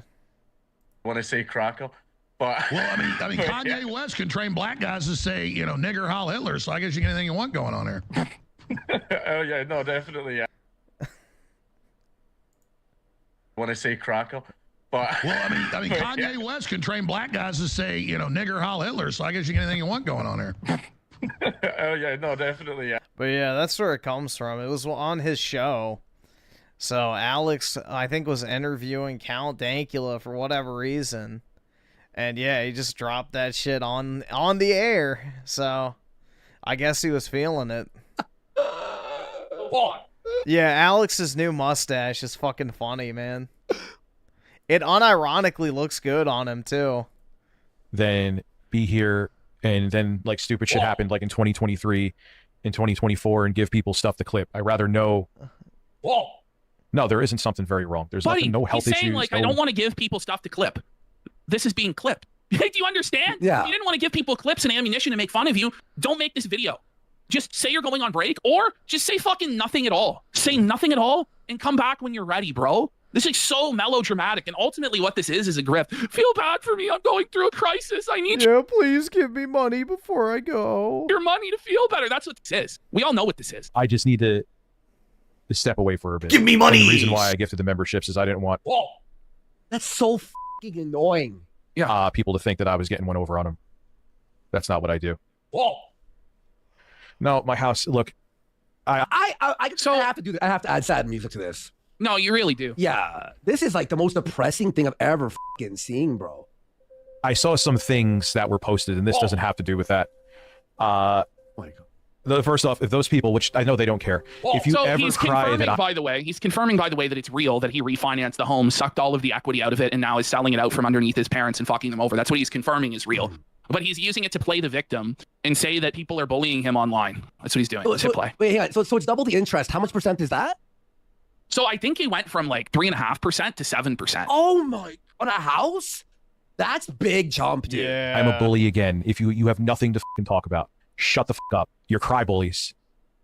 What I'm are not you going talking into what it's about? Do you, okay, bro, do you really think that like Renton Liar or John Riley or Richard Burnell Game or the guy who took your Twitter account name after you deleted it, do you really think they ever cry about anything you do and say that they're being bullied by you? No. What are you talking about? Don't ever come at me again and say that I'm the aggressor with this shit. But you are. Like, you aggressively go after Phil all the fucking time. And conservatives. Yes, and he goes after Kinda Sav and starts fights with other detractors and tried to say he was taking over the detractor community and all this fucking nonsense. Like, he wonders why he gets the fucking battles he gets. It's because of the way he fucking acts. And it's, here's the attention you ordered, and then he fucking cries about it. Like, he's a bitch. I mean, yeah, this job is one of the easiest that you could do. Yeah, yes. Dude. Oh my God. You know how tough it is out there, bro? I've had a million jobs, and they're tough, dude. Like this is you're lucky to be sitting there. I just saw, and I retweeted this on my Twitter timeline. This news story, I think it was in CBC, where 400 people lined up at a grocery store to try and get a job in Canada. 400 people who, you know, one woman used to be like an executive administrator at a museum. No way. And she can't get hired anywhere. So now she's applying to stock shelves. Used to make 6 figures a year. Can't even make $17 an hour. Like, it's fucking brutal right now. And Review Tech seriously sitting here, got the best job in the world and is still fucking crying. The reality is there's nothing in the world that this... Where he makes money off of other people having to go out and make money. It's just insane, bro. Like, it's not like he's actually contributing anything to society other than slop entertainment value. You know? He acts like this is some sort of stressful, you know, actual like, sitting on a fucking live stream and talking is not that fucking hard. This guy would actually be happy doing, because what he hates is having to do anything. He's like Wings of Redemption. This is somebody who the only thing that they would be happy... The line is probably all Indians. ...you get paid for is sleeping and eating. Although they get government welfare, so maybe not. And doing drugs, and that's it. You know, and if they got paid for that, he'd be happy. Otherwise, any sort of obligation, pretty much, any sort of obligation or effort, he doesn't like. So it doesn't matter. But he just... But yeah, Canada's getting raped right now financially. Like, a ton of the Canadian small businesses have basically just been ravaged by the tariffs. So...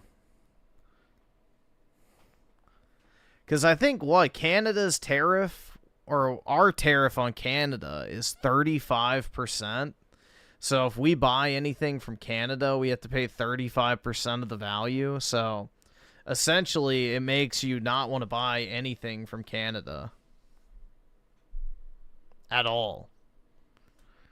So a lot of Canadian businesses make money selling directly to the United States, given, you know, the proximity. And all of those businesses have just been, like, apparently, like, cropped at the neck, basically.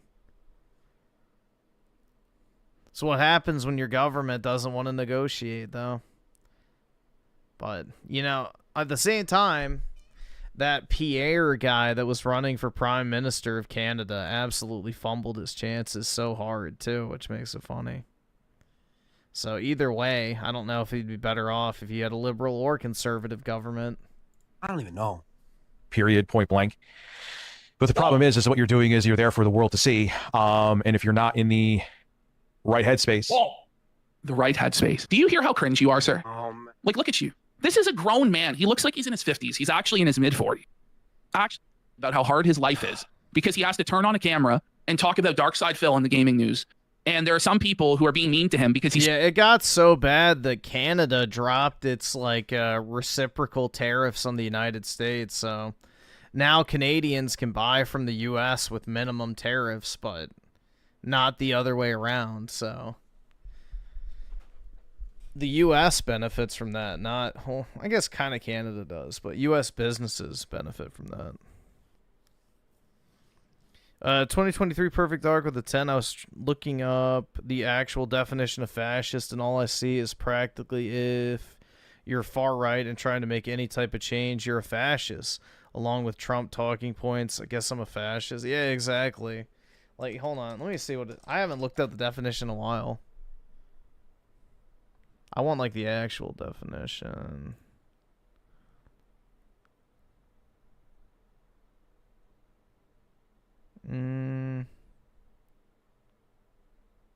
Yeah, a centralized autocratic government headed by a dictatorial leader, and that is characterized by severe economic and social regimentation and by forcible suppression of opposition.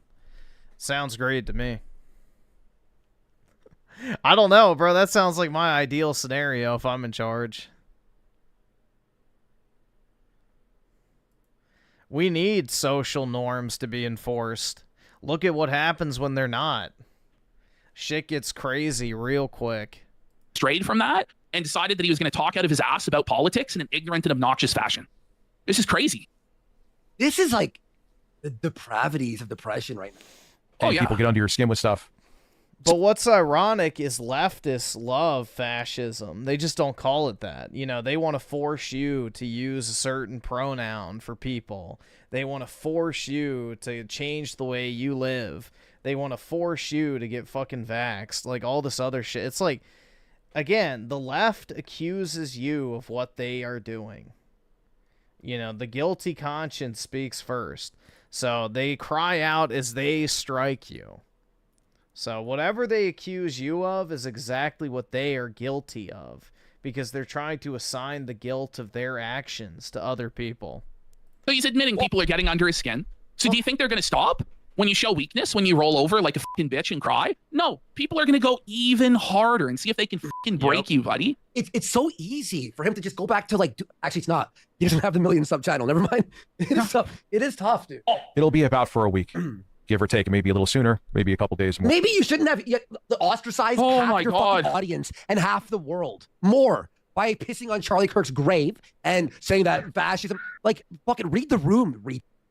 I'm going to be doing ASMR What's that Michael Jordan quote? Like a conservative. You miss 100% of. Oh, well, Republicans buy Nikes too. Yes. Yeah.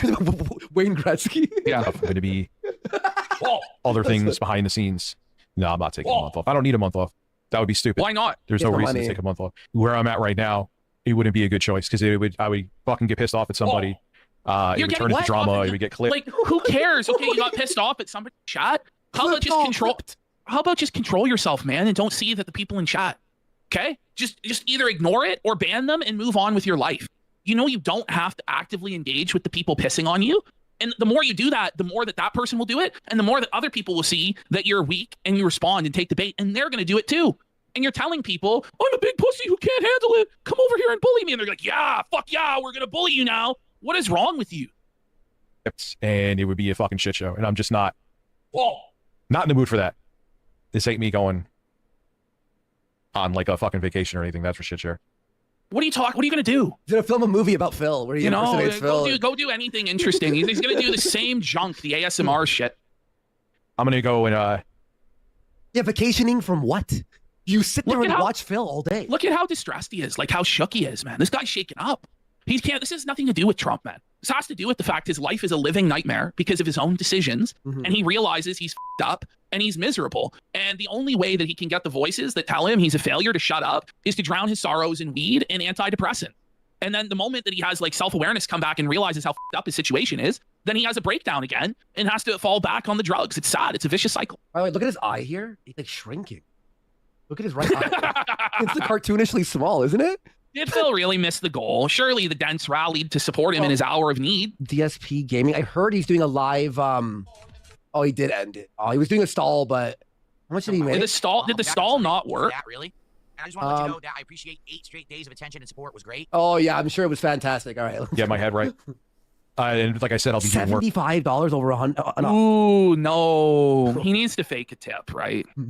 Behind the scenes, it's not me just sitting around and eating chips and staring at a screen. Well, that's what you're gonna do. That's literally what. That's exactly what he does. That's exactly what you're gonna do. You're gonna get fucking stoned on your edibles. You're gonna sit down with 6-7 family-sized bags of potato chips and slam them. Well, you fucking goon to OF. That's what you're gonna do. Come on, man. He needs to. I can't believe I'm gonna say this. Go to the gym. He's not. That ain't what I mean.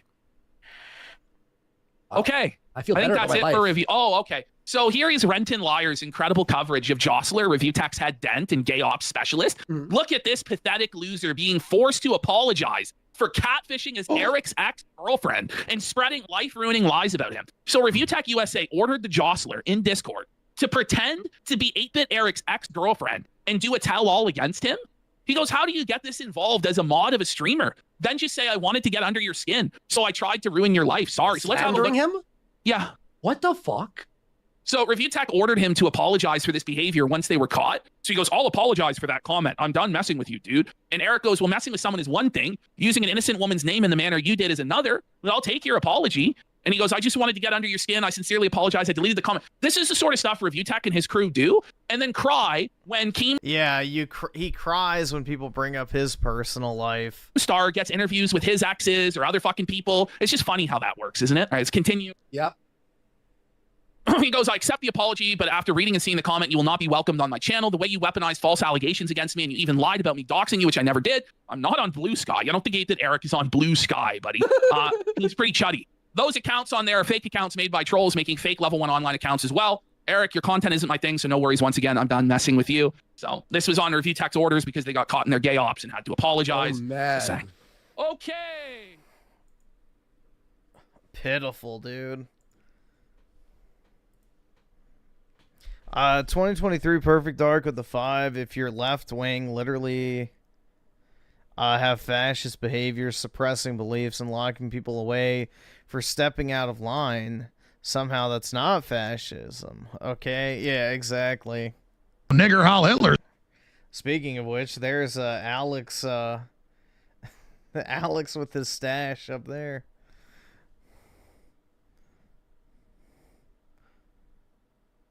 But yeah, the left screams out as they strike you. They scream out in pain as they strike you.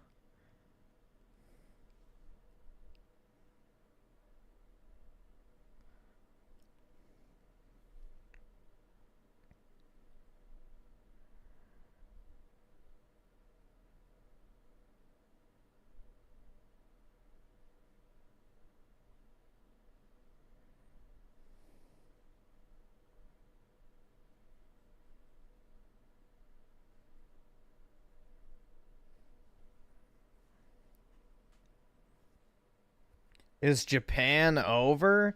Nah, Japan took a big W.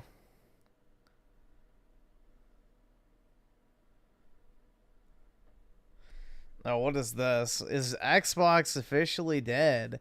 An honest long-term user review? Xbox are definitely going through an interesting time at the moment. They've risen their price again, and a lot of people are... It's an Aussie.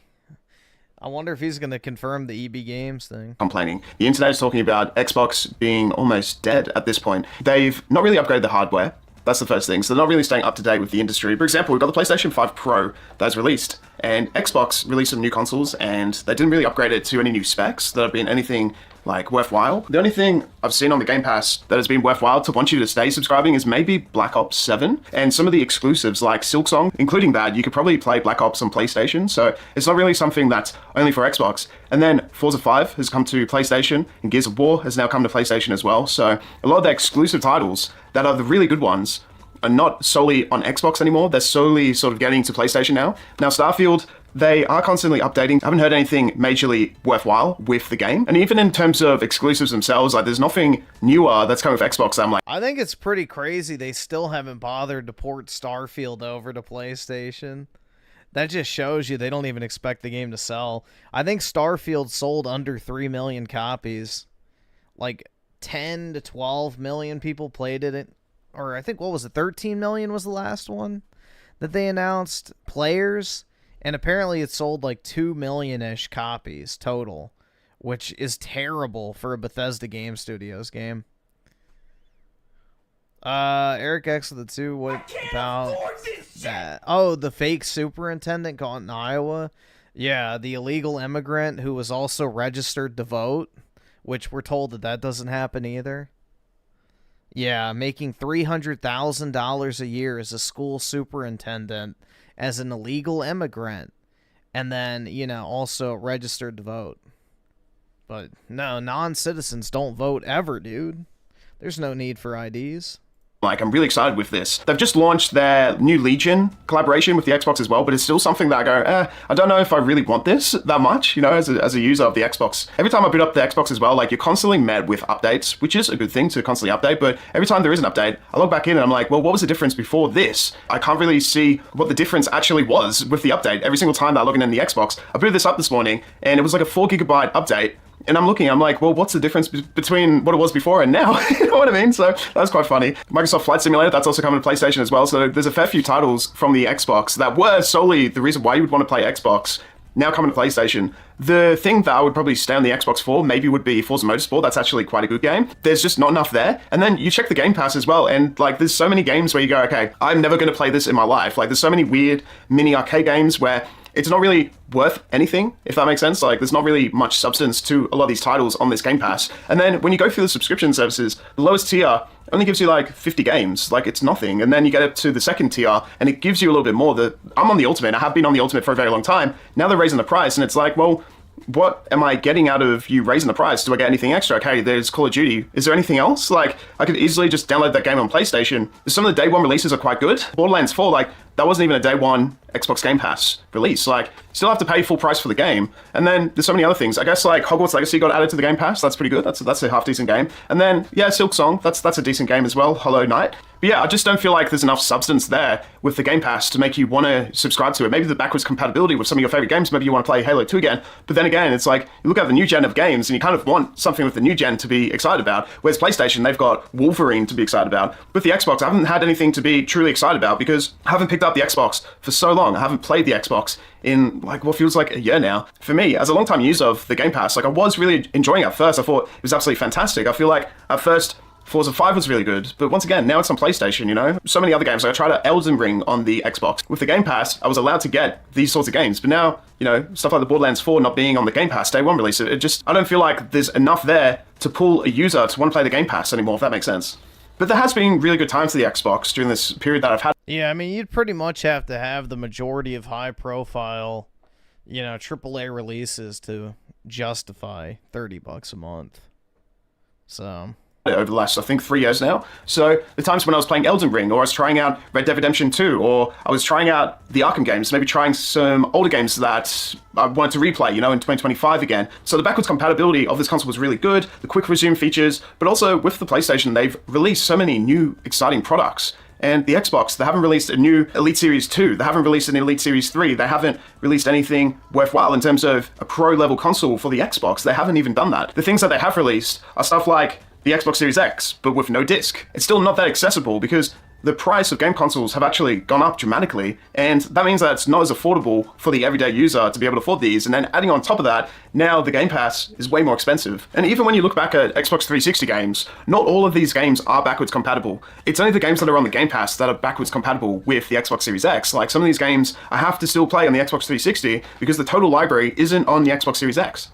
But overall, like, it's still not a terrible console overall. It's just they're not making the moves to stay up to date with the industry. They're not making those moves like releasing a pro-level console. They're not releasing new accessories that are exciting. They're not having any, maybe, exclusive games. And then they're not having too many titles that are exclusive for the Xbox that are really, really exciting that make you want to play the Xbox. Maybe a new Halo would help. Maybe a new Microsoft Flight Simulator or something as well. Like, maybe that would help. I don't know. Maybe if they added a new Fable to the series, that would actually be quite good as well. Maybe Kingdom Come Deliverance being a day one, that would have been good as well. Like, adding all those major titles to the Game Pass would help beef it up a little bit. You know, you got to entice people to want to subscribe to something. And what would make you want to subscribe? Well, having bigger library of more substance that people want to play. And it's a shame because the game console had a lot of actual potential. They had a lot of potential with Starfield, but it turned out not to be as great as people expected with the gameplay. It ended up being a little bit slower than people imagined or not as fun. And then they need to constantly update it. But there's definitely games on the Game Pass that are decent. You know, you've got Hogwarts Legacy, you've got Cyberpunk 2077. There are certain games that are quite good, but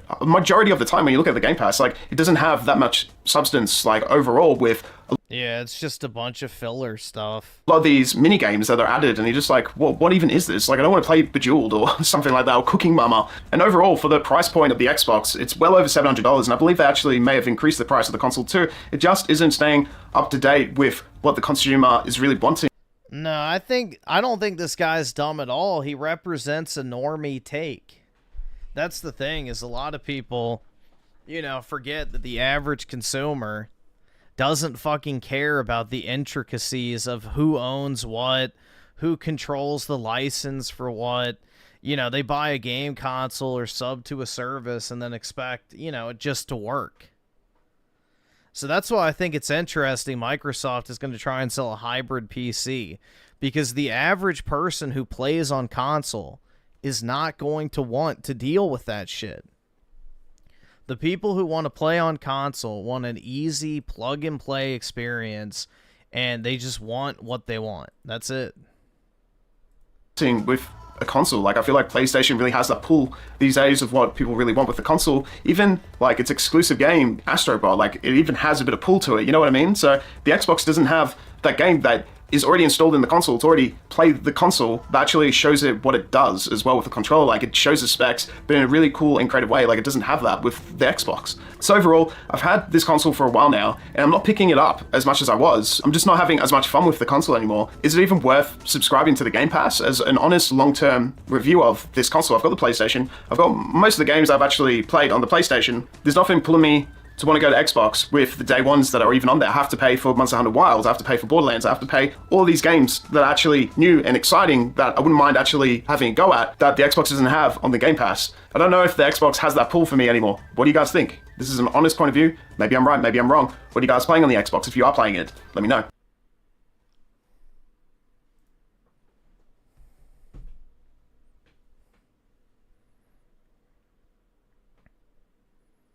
Yeah, exactly. I mean, just look at what happens with all of their games. The quality drops off a fucking bridge immediately once they start putting shit in Game Pass. But then stuff like, oh, a 60 FPS mode gets added 6 months later, or the game launches buggy and incomplete and obviously not polished and ready to go. But the mentality is, well, they didn't pay for it, so who gives a shit? You know? If you want the game to work, then you should have bought games, but instead you're going to get in Game Pass, so you're going to take what we give you, and you don't really have grounds to complain. So that's the trade-off.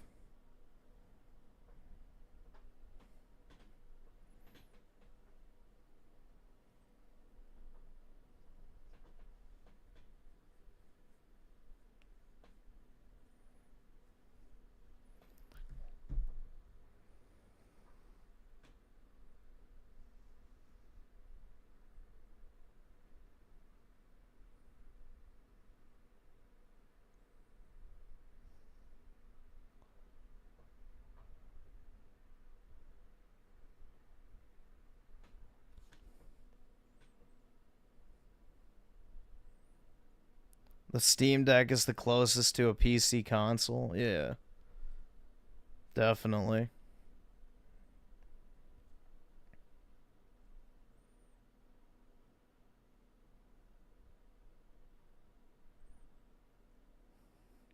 Oh no, dude.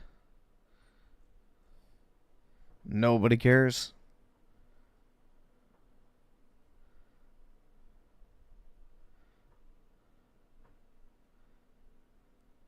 The end of Review Tech USA. Of our gamer score, I'm guessing it'll still be tied to, like, you know, Xbox third-party games that you have to sign into your Microsoft account to play. So, I don't know. Maybe it'll still count for games they sell on the Xbox PC launcher. But, yeah, gamer score might go bye-bye. Kind of sad, man.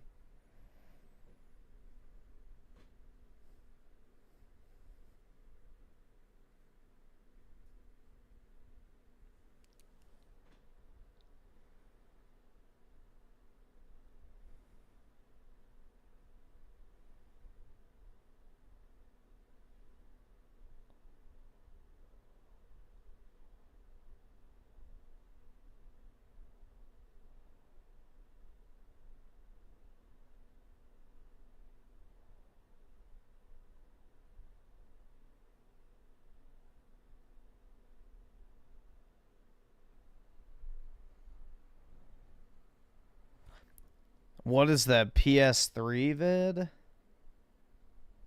Oh, PS3 will save you. Probably it's just like, oh, gaming sucks.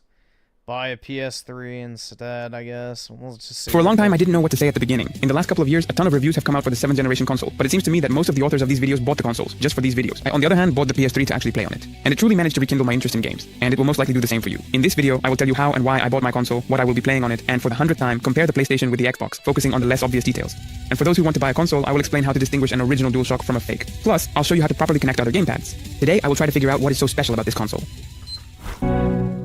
Do you remember how 12 years ago everyone awaited GTA 6 and GTA 5? Some played on Xbox, some on PlayStation 3, and some on YouTube, like me. It was around that time that I got a bit more acquainted with consoles, and being someone who spent hours playing GTA San Andreas, entering cheats from a piece of paper, I fell in love with GTA 5 from the first trailer. But I couldn't play it, so I continued to get acquainted with games on YouTube. That's how I stumbled upon The Last of Us, and after watching the playthrough, I just couldn't get it out of my head. Impressed, I started looking for other Naughty Dog games and discovered Uncharted, which also captivated me. But the problem was that I couldn't afford a console at the time, and I could only dream about these games. In 2016, I finally played GTA through streaming, but I never completed the story. Damn!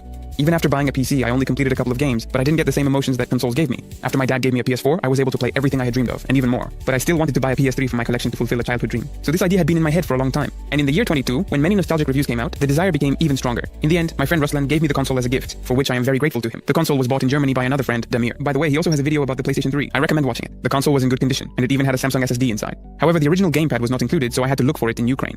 I consciously chose the slim version, introduced in 2009, despite the existence of the Super Slim, which came out a couple of years later. It is of course lighter and more compact, but is it really that good? There are nuances here. And before I say anything, let me clarify that I fully understand that the PC platform gives you complete control over the graphics in games. But for me, this became a problem. I find it simply difficult to immerse myself in the gameplay. At the very least, I have to fully adjust the game to my hardware once. The desire to play fades when, instead of playing games, I try to maximize the graphics. I think this is familiar to many. Meanwhile, when playing on the PlayStation, I don't encounter such difficulties. All I need to do is turn on the console, open the game, and then I can start playing it. I can't influence the graphics, and these limitations become freedom for me. And it's important to note that I play single-player games on the TV. Even budget models provide deep blacks and a good viewing angle. Moreover, 4K TVs have long been available, unlike affordable 4K monitors, which most often have a standard IPS that looks like this. The second important factor is that on the TV, I perceive the picture as a whole. I don't get caught up on graphical flaws, and even in 720p, games look good to me. Also, no, they don't. I guess. I don't know. Should people still buy digital Xbox 360? Yeah, I mean, if you're planning on keeping like your Series X, then yeah, why not? You can still have like the digital 360 and OG Xbox games. I just wouldn't buy anything new.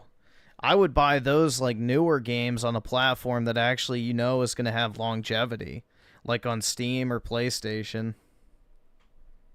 Also, it's healthier because I'm already sitting all the time when I work. Well, you might say, what's stopping you from playing on the TV from the computer? Well, in reality, that's a separate quest. And just to play on a PC through the TV, you have to connect and set something up every time, unlike a console where none of that is necessary. And it's worth mentioning that the PS3 still has surprises to offer. For example, exclusives that haven't been released on other platforms. Of course, you can play through an emulator, but that's a completely different experience, and emulation is demanding. Moreover, on any PS3, many PS2 games are available, and you can run all PS1 games if you love retro. Plus, any PlayStation can be modded for a long time now, which opens access to even the rarest games. Now, what personally appeals to me about this console is the availability of games with Russian localization. For example, I replayed Life is Strange and want to play many other games. What surprised me, however, is the lack of a sleep mode, and in our time, this seems strange, as well as the fact that there's no way to take a screenshot without custom firmware. Now, a little about the gaming experience. After picking up the PS3 from the post office, the first thing I did was launch GTA 5. And yes, the game still looks great, but not in a technical sense. It's quite outdated in that regard. But when I play this game on the console, I feel like a school kid again. Despite all its flaws, the game looks as authentic as possible to me. And no matter how hard Rockstar tries, even adding ray tracing to the game can't evoke the emotions in me that the original does. I haven't felt the urge to play through it again in this form yet, but who knows.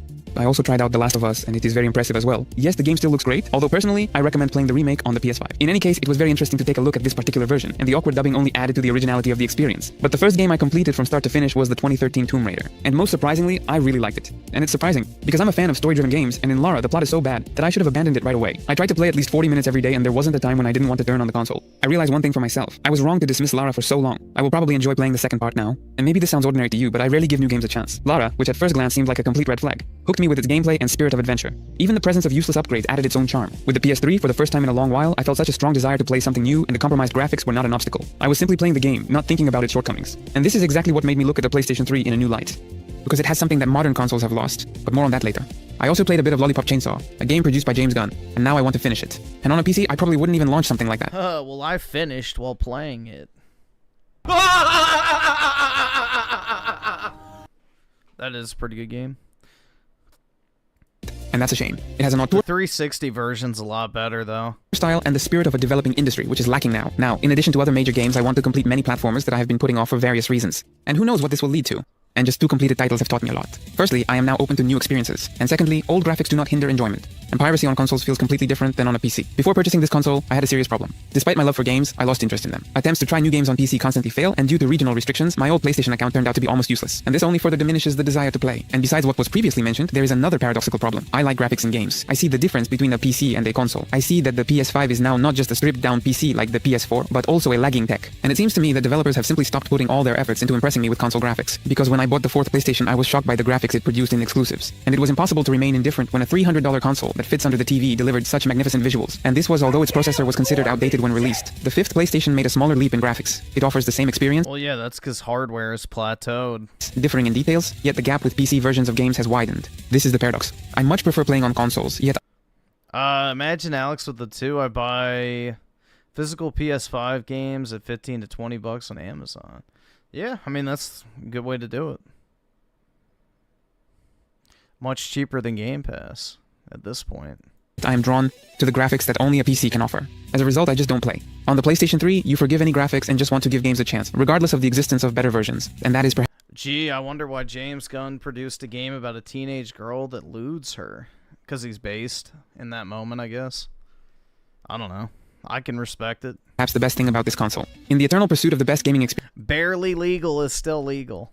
I began to lose the desire to play itself. Now I can just relax and start enjoying it. Sometimes I regret that I couldn't buy such a console 10 years ago, because then it would have had an even greater impact on me. But the past is in the past, and the PS3 is still here. This console allowed me to be a child again, even if just for a little while, to lower my expectations and start playing. Behind this ancient piece of hardware lies a pure gaming experience, so imperfect, strange, and angular, yet so familiar to many gamers. Let's talk about it now, because it doesn't start with a launch game, but with the console itself. The PlayStation 3 Slim is a benchmark example of industrial design. Matte plastic, smooth lines, simple texture, and minimal glossy accents make it almost perfect. The Super Slim, despite having a more advanced manufacturing process, is louder due to a smaller heatsink, and the build quality leaves much to be desired. To reduce the cost of the console, Sony even abandoned the automatic disc loader, replacing it with a manual mechanism. With the reduction, the curling iron lost not only 1 kilogram of weight, but also a significant part of its charisma, making it a compromise and, in a bad sense, a pragmatic solution, which is why the Super Slim feels like a remaster of a 2-year-old game. Therefore, the choice was obvious for me. Despite the fact that in 2025 the Slim version turns 16 years old, it still looks stylish and compact, even next to the PS4 Slim, which is a benchmark for me. And there is even a sense of continuity in the design philosophy between them, adjusted for the time of release. The PS4 looks more restrained and rectangular. Curves are used only to give the design smoothness. The PS3, on the other hand, already looks smooth and streamlined. That's why the corners here are sharper.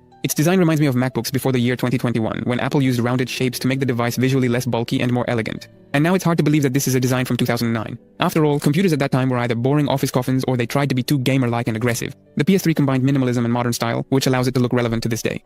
Unlike the refined design of the PS3, the PS5 went in a completely different direction.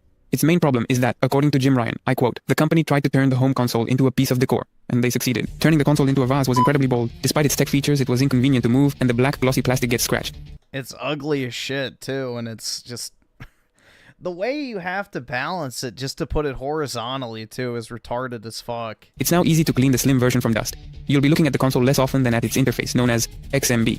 Originally created for the PSP, it was adapted for the PS3 with extended functionality, and later even for Sony Bravia TVs. This affected its appearance and functionality. The main menu is a horizontal list with various media functions, emphasizing the multimedia nature of the console. Games are launched from a vertical submenu. The interface still looks modern today, although there are many settings that most people don't need. In this regard, the PS4 made a big leap forward by putting games at the forefront. Enlarged icons help users focus on games. Less important settings are placed in a separate window. Settings have become more convenient. The gaming experience doesn't change because of this. However, launching becomes much more convenient. The main thing is that in 2025, it stays relevant. And if you like my theme from the East, you can download it from my Telegram channel. Link in the description. But if anyone has issues with relevance, it's the hardware of the console. I don't want to bring up the development history again, but I'll remind you that initially, Sony hoped to handle all the graphics with their super processor cell, which they completely messed up, eventually attaching the RSX GPU to the console, and it is 20% slower than the Xbox's graphics. Well, purely in theory. However, texturing on the PS3 is faster, and so is the memory bandwidth. But here, it's more about the difference in approaches. On the PS3, memory is divided between the CPU and GPU, making the memory faster on the console. But on the Xbox, developers could allocate memory more flexibly, reflecting the entire handling of each console. The Xbox was simpler with its unified architecture, while the PlayStation was faster in some aspects but required more precise work with resource allocation. And developers didn't immediately understand the intricacies of its operation. So if you suddenly want to buy a cheap console for multi-platform games from those years, take a look at the Xbox. Games generally run better there, especially the early ones. By the way, let's talk about them. The Tomb Raider I played runs well at native 720p with FXAA anti-aliasing, which makes the image sharper than in the Xbox version. There are plenty of jagged edges in the game, but that was the norm for those years. Among other things, the Xbox stands out with its darker color palette, which was common in this generation. The performance is good.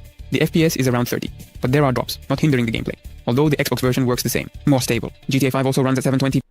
Yeah, fuck GTA 5, but Tomb Raider's great. But the FPS drops to as low as 20 during driving and shootouts. On the Xbox, the FPS is more stable, but according to Digital Foundry, the PS3 version is preferable in terms of visuals, and the difference in smoothness is not so critical. Among other differences, it can be noted that on the Xbox, they tried to improve the palm trees, but in my opinion, this only added flickering. More importantly, the PlayStation 3 version is 2 GB larger, due to sharper textures and 5.1 sound, although probably part of the difference is because the game on the Xbox had to fit on 2 DVD discs. Minor differences also include a slight variation in the clarity of reflections. The Last of Us consistently delivers less than 30 frames, but the game can be comfortably completed. Almost all cutscenes here are pre-recorded, and surprisingly, the game still looks decent, especially on a TV from a couple of meters away. Blu-ray. Life is Strange works reasonably well. Well, the image is quite clear, with a resolution of 720p, but unfortunately, there are frequent screen tearing issues and the frame rate constantly drops. However, this does not hinder the gameplay due to the interactive movie genre, although a couple of times, Max's facial animations were missing towards the end of the game. Metro also works fine. On the PlayStation, however, the resolution is 640p, and although it's higher on the Xbox, FX and anti-aliasing negate the difference in image quality. And although there are frame drops on the PS3, the Xbox version performs worse. Overall, if you are not familiar with any of these games, you will definitely enjoy playing them on the PS3, but undoubtedly playing on modern platforms will be more enjoyable. Life is Strange is likely the only one of these games you play on PC or PS3 due to translation availability. The PlayStation 3 versions of the games also have advantages, and the Xbox version is not always the best, as commonly believed. Special thanks to Axie for the footage. On his channel, there are as many as 4 videos about the PlayStation 3 with detailed game performance tests. So if you're interested, follow the... I was making sure it wasn't going to be a Life is Strange. It's like, bro, why are you fucking talking about that shit? He's got no Drakengard 3. Yeah, Drakengard 3 is a pretty valuable game. All the Drakengards are, but yeah. The link in the description. I should probably buy a I talked about getting a PS3. I should. I gotta get a HDCP stripper, though, if I want to stream off of it. Now, let's take a look at the other console features that also significantly impact the user experience. All PlayStation 3 models, except for the first 20 gig revision, had Wi-Fi, while Xbox only got it in 2010 with the Slim revision. Additionally, the PS3 had Bluetooth for controller connectivity, whereas Xbox used its own 2.4 GHz You need a stripper? Yep, because it's a shitty HDCP fucking device, because it's a Blu-ray player, so... Back then, you didn't have the option to disable it, so you have to buy, like, a Chinese HDMI splitter. And those act as a stripper for that, like, DRM protection. It's fucking stupid. But, yeah. If you just buy a cheap Chinese splitter, usually it has the HDCP stripper protocol, which theoretically could offer lower latency, but in practice there was no difference. However, there was a difference when it came to replacing the hard drive. On the PS3, you could install any 2.5-inch SATA drive with a capacity of up to 1.5 terabytes. The Xbox 360 also used SATA drives, but they were connected through proprietary cases. Later, the hard drive became internal, but replacing it without the hassle of disk firmware and without the risk of a ban was not possible. There was a difference in the drives. The PS3 used Blu-ray, while the Xbox used DVD. Games on the PS3 fit on 1 disc, whereas on the Xbox later, games could be released on as many as 3 discs. However, the reading speed of Blu-ray was lower, so games on the Sony console had to be installed on the HDD. Here, everyone decides for themselves what is more important to them, speed or capacity and versatility. And what is most surprising now is the free online mode on the PlayStation, whereas for online gaming on Xbox, an Xbox Live Gold subscription costing $60 a year was required. Among the less obvious advantages of the PS3 are HDMI 1.3 with better color reproduction, support for 7.1 sound, and bugged interface rendering in 1080p. For the Xbox, it's 720p with upscaling, which is quite important in our time. And if you're already considering which PS3 to buy, let's look at the differences between the revisions. I have the first Slim revision, it's already 16 years old, and the GPU here is still 65 nanometers. In later versions, they switched to 40 nanometers, reducing the thermal package and power consumption. There is no global difference between the Slim and Super Slim, except that the early Slim models might be slightly hotter and louder. There won't be any problems purchasing either of them, unlike buying the third DualShock, which I had the early Slim model, and mine shit out frequently. I had, what, 2 or 3, I don't remember. I think it was 2, for sure. Yellow Lights of Death. Because at one point I had 2 PS3s. Because Sony said it would take, like, I think 6 months to fix my one PS3, so I bought a second one. And, yeah... I ended up with 2 PS3s, because eventually the one came back from being serviced. Encountered due to the large number of counterfeits, causing me to search for a gamepad for a long time and learn all the intricacies. Yeah, the matted Slim model. First of all, pay attention to the buttons on the right. They should be glossy, the inscriptions on the front should be even and neat, and the fonts should not differ, just like the DualShock and 6-axis labels, and they should not accidentally shift to the side. Also check the size of the lights. In the original, they are small. On the back, you should immediately pay attention to the sticker. It should be applied evenly. Under the barcode, there should be a silvered material. The battery capacity is 300 or 500 mAh. There should also be a reset button here, through which you should not see the circuit board. And most importantly, although no one really mentions this, is the Sony logo. There should be no distortions or wide gaps. This is the most obvious sign of a counterfeit. Now, a bit about the less obvious things. Pay attention to the thumbsticks. They have a distinctive texture, they should not be flat and should press quietly. The gamepad itself should be slightly matte and slightly weighted to the left side, due to the size of the motors. Personally, I recommend everyone to get an original gamepad, at least to experience the authentic gameplay. But playing will be much more enjoyable with new gamepads. However, if you connect them directly to the console, the PS button won't work and you won't be able to close the game. Also, you won't have vibration. But to fix this, you can buy the Magic S Pro 2 dongle. Plug it into the console, select your device by holding the button, then press once to search for the gamepad, and on the gamepad, press the buttons to search for the device. A couple of seconds, and the gamepad will vibrate, letting you know that everything is connected. And as you can see, the dongle itself will be useful not only for console owners. I would recommend buying this thing, but at least because the third DualShock, although a decent gamepad, doesn't fit as well in the hands as the newer ones due to its smaller size. And the materials in the new controllers are better too. And now yeah, the DualShock 1, 2, and 3 were fucking terrible, man. The PS3 controller sucked. About something that everyone is concerned about, but just a little bit, because this video isn't really about that. As you know, all PlayStations can be software modded, and the exploit gives you complete freedom in managing the console. And despite the common belief that PlayStation has its own standard app store, that's not the case. Well, more precisely, it exists, but it's rubbish. The problem is that games constantly try to update something, many of them lack localization, and some are completely missing. Therefore, it's best to download them from the internet and transfer them via FTP over an Ethernet cable from your computer using FileZilla. This will be faster. I won't explain where to get the games in the video, as I don't want to risk getting strikes, but I will share information on where to download them in my Telegram channel. The Xbox 360 and PlayStation 3 reflected the diversity of their time, similar to smartphones of that period, which had unique characteristics. And there is no clear winner in this rivalry. Each console had its own advantages and disadvantages. Back then, choosing a console could indeed be a difficult dilemma. The popularity of the Xbox in the CIS was ensured by the ease of drive hacking, low cost, and wide availability. The PS3 was less popular, but over time it also became quite widespread.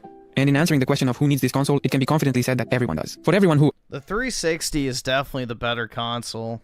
It had the better controller, better ecosystem, better game library. You didn't have to wait 5 fucking hours to download a game off of the Blu-ray disc. But yeah, 360 was wonderful. Unfortunately, I was stuck with a PS3 for most of that generation. Who, having built a powerful PC and owning the current generation of consoles, still doesn't play, just try buying yourself a PlayStation 3. Forget about relevance and your demands for games. It is also perfect for those who want to experience the vibe of that era, whether they are new users who didn't have a console back then, or those who want to return to their past. But if you already have these consoles, then share how you bought them and how many years you've been playing on them. It ran Linux.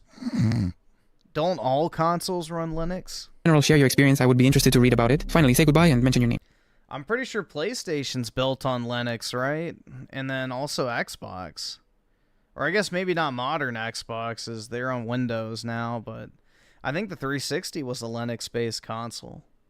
But I'm not sure. Most of the old operating systems are based on Linux for, you know, custom devices.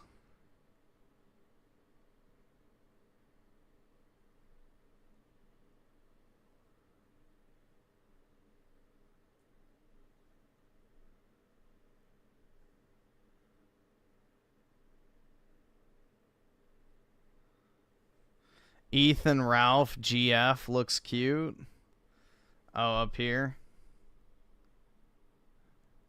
Is that his GF? Here, we're not gonna watch the whole thing. That's assault. I'm pretty sure. That was scary, dude. That's like domestic violence. We know this guy beat his wife Pantsu on tape. Yeah. We've heard it, and that was flat. She could beat him up. She's like, so good you'll boxer. see in the streams that it's even less flattering than this. This was staged, you know, to be flattering. I haven't seen any of it. Oh my god. Okay, so this is bad. Look at this. So Ralph puts the caption, "Raise them right," and you see here what appears to be a special needs girl playing with crayons. It's a woman half of Ralph's age playing with crayons. Yes, P. Raise them right, bro. That is a wild caption. Oh, now we're gonna go into the actual date. I'm pretty sure. Oh no, wait, we have this cringy bracelet. Oh my god, the kill stream. You'll never have a bracelet like this, love. Oh, this is the lowest we've seen him. Hold on, dude. This is wild. Let's just. Bro, you just wait and see. So here we are. This is the Culver stream. Okay. So the Culver stream was broadcasting glorious 240p to less than 30 viewers live on Twitter. They couldn't get the Rumble app to work.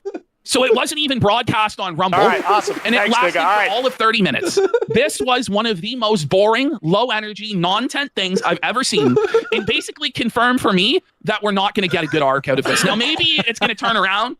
You know, I'm hoping, I'm praying for Ralph. I'm really rooting for him to turn it around and start hollering and going crazy, but probably not. I don't know if this is his Mexican prostitute or not. But let's watch it, guys. This is basically, it's a sad, old, awkward pervert trying to smash. Here, let's see. With his daughter. Yeah, I have no idea who this is. A young, awkward, autistic girl. Is what Okay. this is. All right, Ralph. Let's see what you got, buddy. Watch his Riz. Okay, let me put it a bit lower. So you got this from 30 minutes. Is this gonna work? So he doesn't even know if it's going to work. He has no idea what's going on. What's this bitch doing with Ralph, by the way? I think she is bored. So she has this thing. She says she has a fetish for gross men. Okay. So she wants to get with like weird, grotesque monstrosity. Okay. Wait, did she say that? But once, yeah, this is like her whole thing. But like once she actually met Ralph, she wasn't interested. She just discovered Ralph's stream about a week ago. And Ralph immediately was grooming this teenager, trying to get in her apartment because he can't get an apartment of his own. This is what's going on. And I don't even know if this is a biological woman or not. The jury is still out. We'll be charitable and say maybe. Who knows? Okay. I don't know. It's also eating up my data, but... Oh my He's got no data. It's just funny. It's bad. I'm spending all the data on you, honey. Poor. I can't even afford the data to live stream at the Culvers. What do you think about that, Daggle? Is it wet for Ralph? Oh. He has to do prepaid data. Like, he needs to. Buddy, it's grim. It's grim. Whatever the fuck. Okay. So she wanted her and Ralph to wear matching Florida Gators gear. Now, this goes against Ralph's principles in two different. Carrion doing some work for her. Look at that nose. Yeah, what the problem was. Oh my god. You. Oh my god. Dude, this just gives off weird vibes. You're entitled. You. He was pissed. You can tell he was actually pissed. Yeah, she called him a reed. You finally met. I just don't know who this is. That's the thing. Yeah, let's see what they say at the beginning. And he's gone all gray too. What little hair is left? You know, admits it. Live from the United States, bitch. The guest co-host and I are reviewing Culvers. So, you know, 5-star days, the definition has changed over the years. It used to be, I'm having steak and lobster, bitch. I'm winning. I'm a king in Las Vegas with pantsuit. Now, it's I'm having a cheeseburger and 5-star days. Everybody is telling him you're stealing DSP's gimmick. What's wrong? Carnegie Hall. He would flex like he's now flexing having a pair of Crocs that are white. I got them white Crocs, bitch. All this. Let's see. I just think sure, but it's not really because it's sad. He's going entertained. I just have a feeling he's going away with a whimper at this point. You know, he's going out sad. Going out bitch made because you think that he'd be re-energized by getting with this teenager, but it's not really because he's not even getting with, you know. So I guess it's just some random chick. I don't know. I'd have to watch this in my I'll probably watch this in my spare time. I'm not gonna watch an hour and a half of it on stream, but yeah, I guess it's just like a random chick on the internet he met. I don't know. Weird, bro.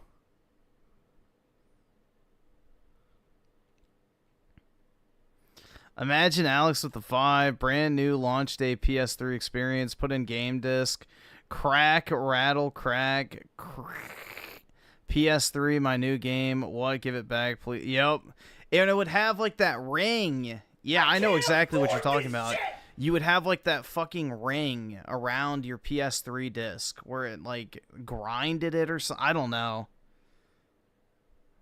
Yeah, it would be like a ring, like slightly away from like the middle part, and yeah, I had that a few times happen. I think one of my copies of Black Ops 1 actually did that, if I'm remembering correctly. And Lord Pothead Investor with the 2. I'm surprised they look clean. I know, exactly. Ralph lost a shit ton of weight though, so I guess good for him. Yeah, here, let's see real quick.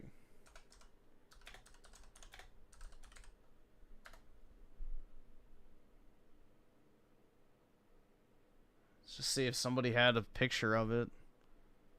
But I guess not. I'm guessing it was some sort of laser burn. I don't know. But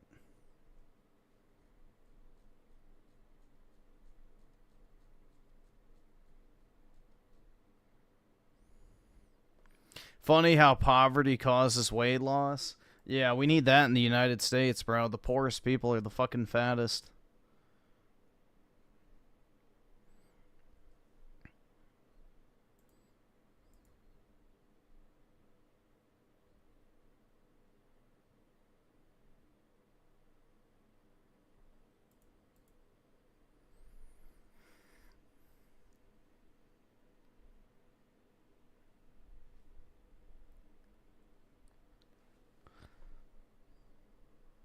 Yeah, the 360 will, yeah. Because it's a DVD, so they scratch easy if it moves around.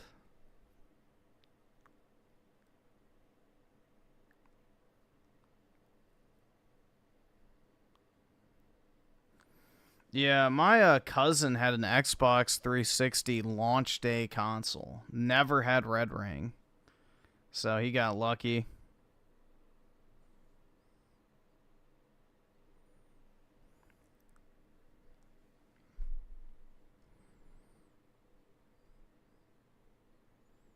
Average body type. I remember that. Jesus.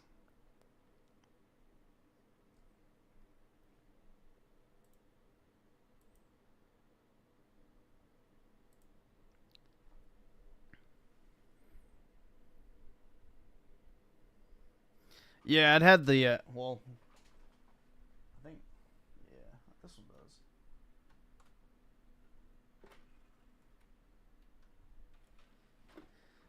Yeah.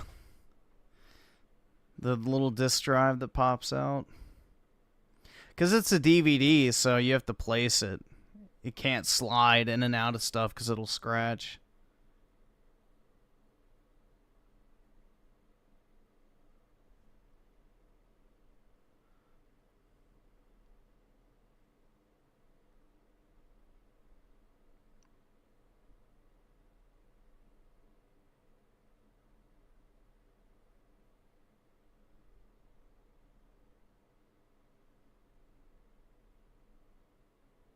Couldn't delete Resistance 3. Yeah, that's kind of funny. I never had a problem like that. Buying a sealed PS3. That's probably expensive.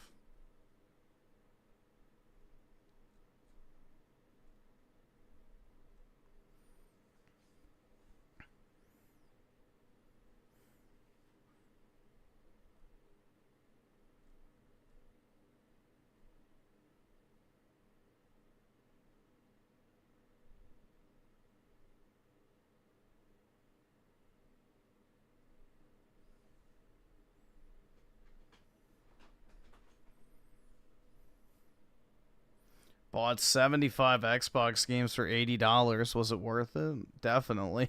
The fuck? Dude, if you can get any amount of games for $1 a piece, pretty much, that's definitely worth it. Unless they're just literally all old sports.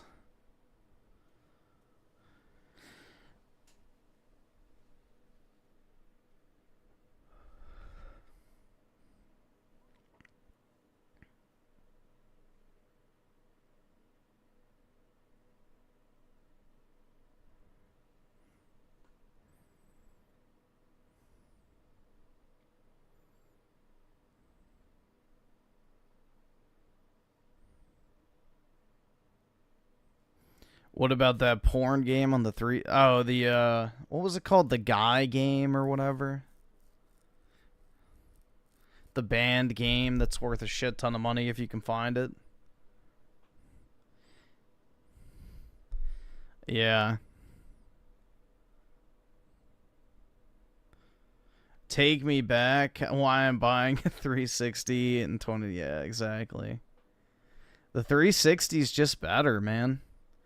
We had actual video games back then. You know, someday when I have a shit ton of money, I'll buy a small indie game studio and just make Xbox 360 tier games. That looks like something you would upload? Yeah, exactly.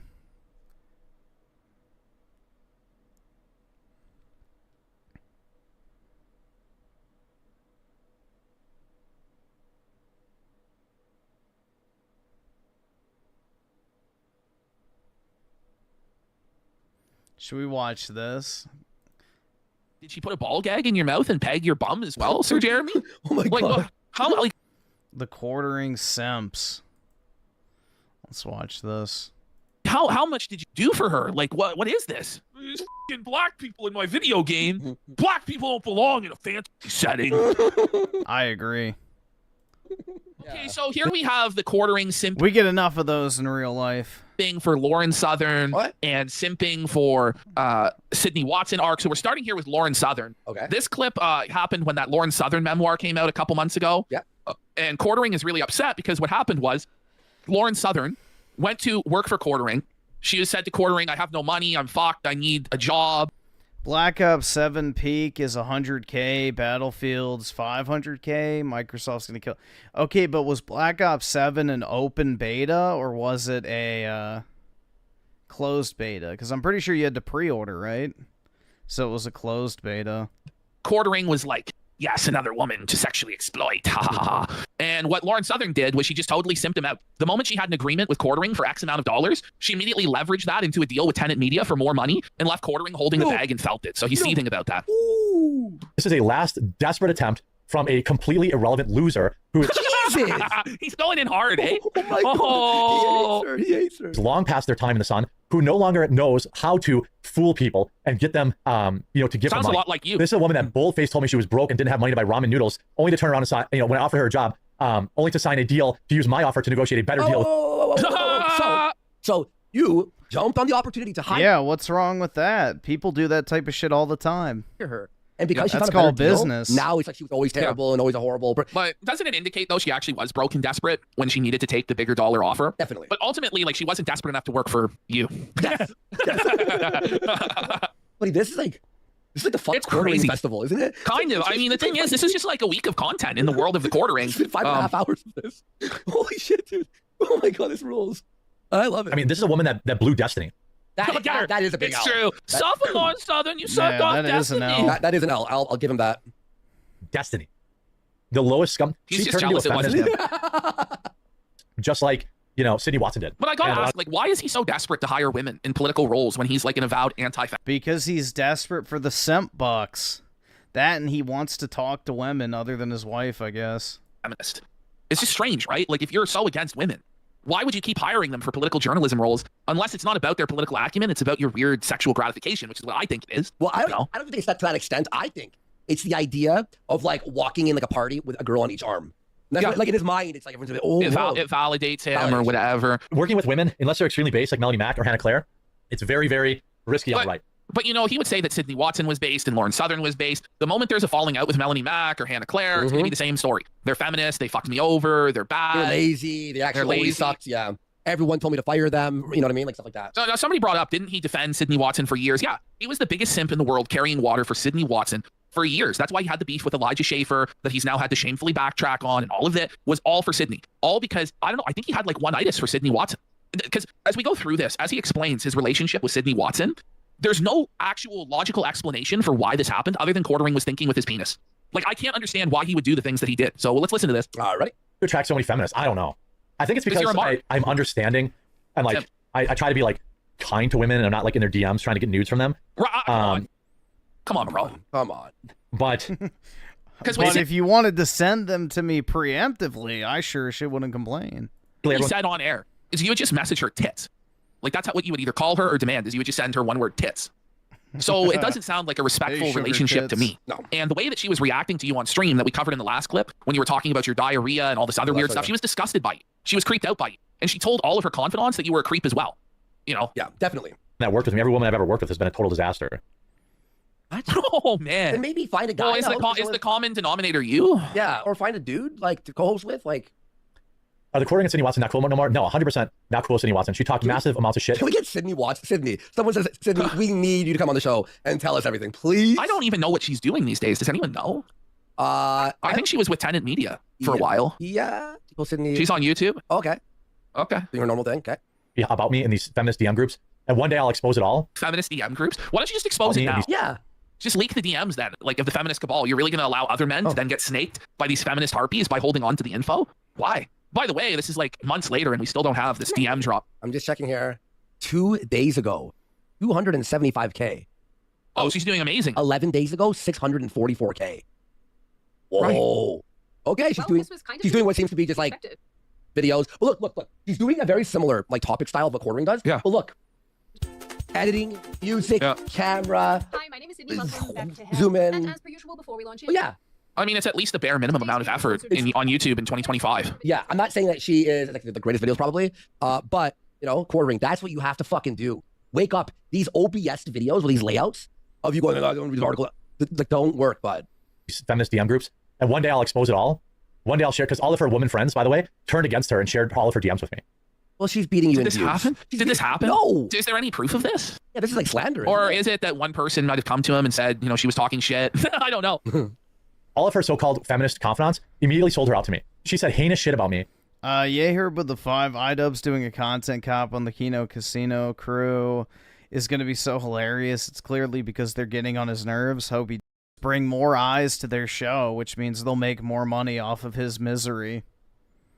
So he's a complete fucking clown. After I paid for everything for Publica. There it is. And, he paid for everything. So apparently, so this Publica organization or whatever, he tried to start a newspaper in the 2020s. He gave her, I believe, 50% ownership of it. And he paid for everything.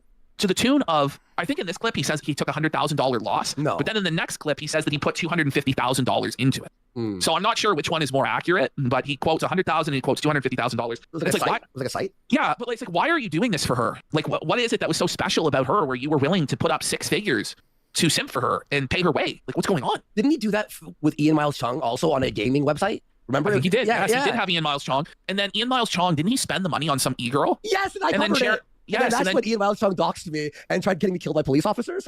Yes, that's right. Oh my god. Yes. Yeah. Made me want to sue her because she never paid a single fucking penny for anything at that company. I lost $100,000 or more. Jeremy confirmed doormat. Why is it? Yeah, You have to admit to being the doormatting. He's a doormat. Sam, Beta, but it's like, why did you not ask her to put any investment of her own into it? Why was there no contract where she had to match or, you know, pay you back if it flopped or something? Like, why, to this day, he's just let her get away with robbing him for hundreds of thousands of dollars. Wow. More. Jeremy confirmed doormat. It's every time he meets a woman online or every time he starts a business venture, he loses $250,000. This is what I hear about Sydney, but I don't know what anyone takes Lauren Southern seriously. Yeah, I mean, I was heartbroken when I saw her messages. He was heartbroken. She like literally told people, you know, I went out of my way to try and help her with her tea company. Why did and you she do had no this? idea how to do fulfillment or anything. Jeremy set up an entire tea company, the product line, the fulfillment, everything. He did it all for free, lost thousands of dollars paying workers to fulfill her tea, and got nothing out of it. Wait, for Sydney or someone else? For Sydney. Why did he do this? It's just such simp behavior. Why is coffee involved in any of this? Well, this is tea. Well, coffee, tea, any type of a hot drink. Why are hot drinks involved in political stuff now? I don't know, because it's an easy grift. Everybody drinks tea or coffee, so there's plenty of money to go around. Tea grift. Oh, okay, fair. Shit. And I was like, hey, let me help you with that. And because she didn't like the price that it was called tea brand tea. It's like you could just do, you know, toilet paper, plastic bags. I don't know, like just a bunch of random household consumable items that people use every day. And you have like the conservative equivalent. People will just shower you with money, I guess. But you have to be popular. It cost me, but I was making no money on it. She told all these other people in these private DM groups that I was ripping her off. By the way, meanwhile, I had paid about a quarter of a million dollars. Quarter again. Yeah. So he's saying now. So the first clip was 100,000. Now the number has changed to 200. Yeah. Or dude wipes. I don't know. There's a bunch of shit, man. There's a bunch of shit. Which, you know, whatever. I guess it's better to buy that type of stuff from a company that doesn't fucking hate you. So there is that. But yeah, the coffee thing. It seems like everybody who's famous has a coffee company. And I just can't imagine that they're all actually profitable, given that there's only so many people to sell to. $50,000.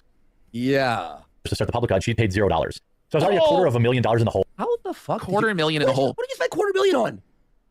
But this is the thing, is like when people like Lyndon Perry or whatever the fuck his name is tell me, oh, quartering has millions and millions and all, it's like, but look at all of the losses, bro. Yeah. And they're adding up. And now his main core revenue stream is down by 50%. And I don't think any other aspects of his business are truly profitable, at least not enough to replace the revenue that's been lost on YouTube. And so it's like, well, you're crazy, bro. He's so rich. I don't know, because he's begging for money. Yeah, I should start a coffee company and just be like, I don't drink this shit, but you should. Yeah, lots of people have alcohol companies too, so. Yeah, beverages are a pretty easy company for people to start. It's usually pretty profitable. And there's very little cost to entry for it because a lot of it's just commodity shit. Online. And I just like to know, like, what is the reality of this financial situation? And I was still willing to go further to help her with her tea company. Why? And she was at the same time telling he lost $250,000 on the Publica. And then he decided to throw even more money. I imagine tens of thousands, maybe $100,000, who knows, at this tea company for her. So she scammed you. And then you still helped her? Sir, OnlyFans simping would be cheaper, sir. And they'll send you whatever you want. Like, I don't know what to tell you. Like, this is some weird shit. Like, is he into getting financially dominated? Like, what is this? I don't get this. This is so strange, dude. Yeah, man. all these other women who I won't out. Oh, yeah. That I was ripping her off and trying to screw her over. I didn't give a fuck about fulfilling her tea. I didn't care about that. Then why did you help her? Yeah, if you didn't care about the tea business or helping her fulfill the tea, then why did you do it? It's because you were in love with her. And he's basically admitted as much by saying he was heartbroken when she snaked him. Buddy, heartbroken. Drop the fucking coffee. Drop the tree project. Drop all these bitches that you're working with. Focus on your YouTube. Drop the live stream. Sucks. Focus on your videos. It's like Richard has a good point in chat. He said he approached her about helping. So obviously he was interested. I think, I don't know, like this whole marriage of his seems to be a sham. Because where is his wife to be like, why did you blow $250,000 on this random woman online? It didn't make any business sense. There was no way we were going to make any money. Like, where is she? This is actually getting crazier. Oh, yeah. Like, geez, this is like a fucking deep dive, and it's only a week of content. Yeah. Oh my God. Oh, wait. Give me a little taste of the city, Washington tea. I'm not paying $50 for 3 bags of tea, you know? Okay. He was trying to sell 3 bags of tea for $50? Well, how did you think that was going to work? Now, obviously, Sydney is going to tell people, well, this didn't work out with quartering. He ripped me off. He's trying to sell my fans 3 bags of tea for $50. I don't know if that's what it was, but that's what he just said. The 3 boxes with like 15 bags in each box?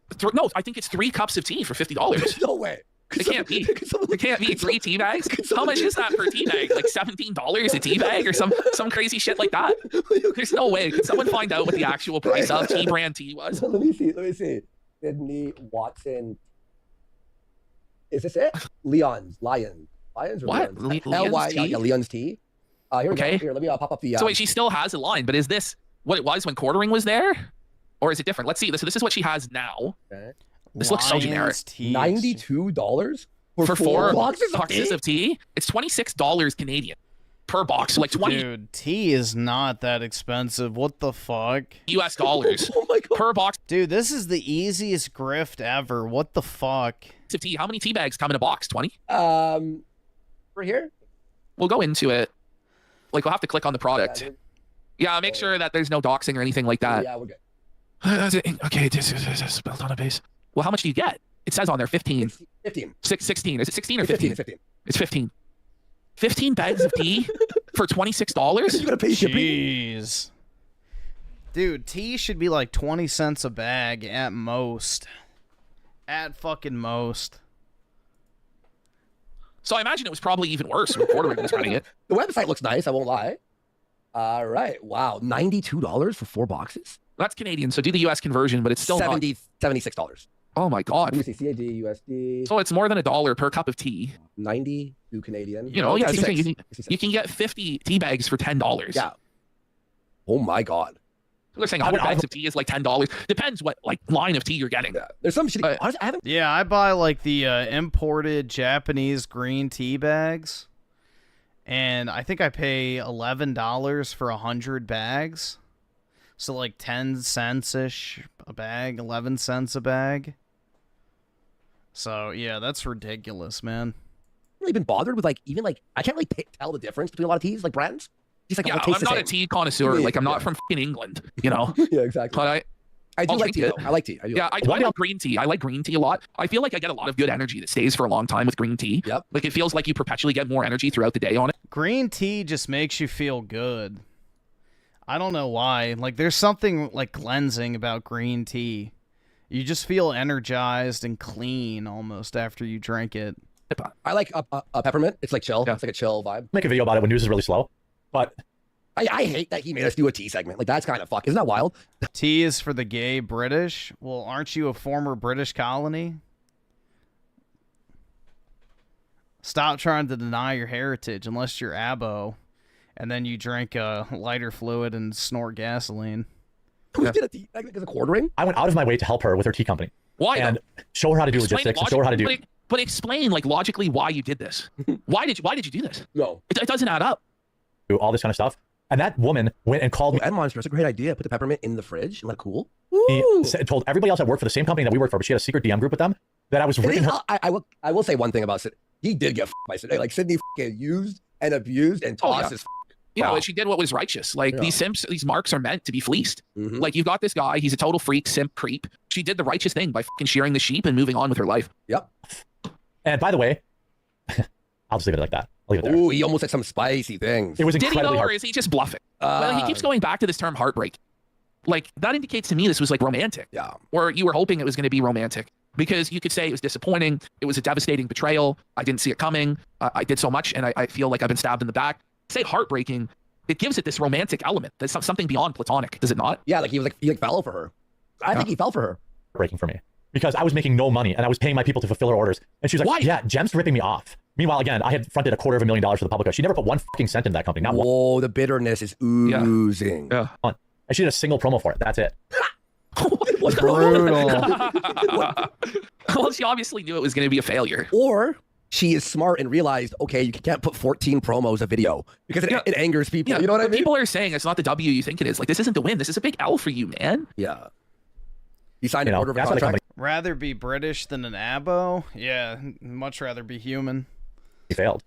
I never made her pay. Failed? It's still going to this day. Yeah. So obviously, she did something that works that you didn't. Me back, although I should. Well, do it then. Make her pay you back. Why aren't you? It seems like simpery. It seems like weakness. Right? So there's even this just keeps going and going and going. The scene session about Sydney Watson. Oh my god, this guy's been fucking. This guy has a very anxious-filled life, doesn't he? Oh yeah. Like, Oh yeah. Man. I don't need to tell you what I think. I need to consider taking her to court and getting my money back. Then go do it. Do it. I'm so sick of these. Oh, I'm gonna sue you. Like the shit that was so like I went so far out of my way to help her out when her friends turned on her. By the way, she screwed over all of her friends. And then when she screwed them over, they came back to me looking for work. And they said, "Can you believe all the shit Sydney was saying about you?" And they shared with me more advice. Stop hiring people. Yeah. Stop dealing with women. Dude, there's no greater group of backstabbing bitches than right-wing e-girls. Like, they just exist. Like, they exist to fucking get attention. That's it. Women don't inherently care about politics. They only care about it in order to obtain attention. They are literal attention whores. The only thing they care about is getting as much attention and money as possible. That's it. None of them have any sort of real hardline views on anything. All they care about is validation, attention, and by extension, cash.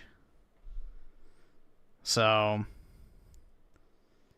right-wing e-girls literally have one goal, and that's to make as much money from a bunch of dumbass guys on the internet as possible. They're all grifting hoes. You don't need all of these people to do what you do. You can do it yourself because you did it yourself for years. But I don't know, like, it's obviously not about money. At this point, the guy just lights money on fire. Yeah. To him, like, and that's the thing is when you're asking your fans for money, but you clearly don't appreciate the value of $1 and just light 6 figures on a whim like it's fucking nothing on simping for women online, it's hard to get people to support, you know? Yeah. It's very tone deaf. And, like, even admitting to this stuff to me is crazy. Like, I wouldn't want to admit that I got simped out for $250,000. I mean, all of the shit she had said, like, I was legitimately heartbroken. Like, I really was. I thought she was my friend. And the stuff that she said about me, can't just hire a random person and be like, what did you say about him, though? Is this like, how many times did you meet this person in real life? Yeah. Like, did you know them for years? Like, did you go over to their house and, you know, spend time with them regularly? And, you know, like, you did. They're not your friend. They were an employee that you got way too comfortable and way too close with, and you thought was some sort of a romantic outlet. That's my opinion. And then you were disappointed when it turned out to be platonic, and it turned out she didn't appreciate the weird way that you were approaching her, and she told all of her friends about it, and now you're crying. Was heinous and wild.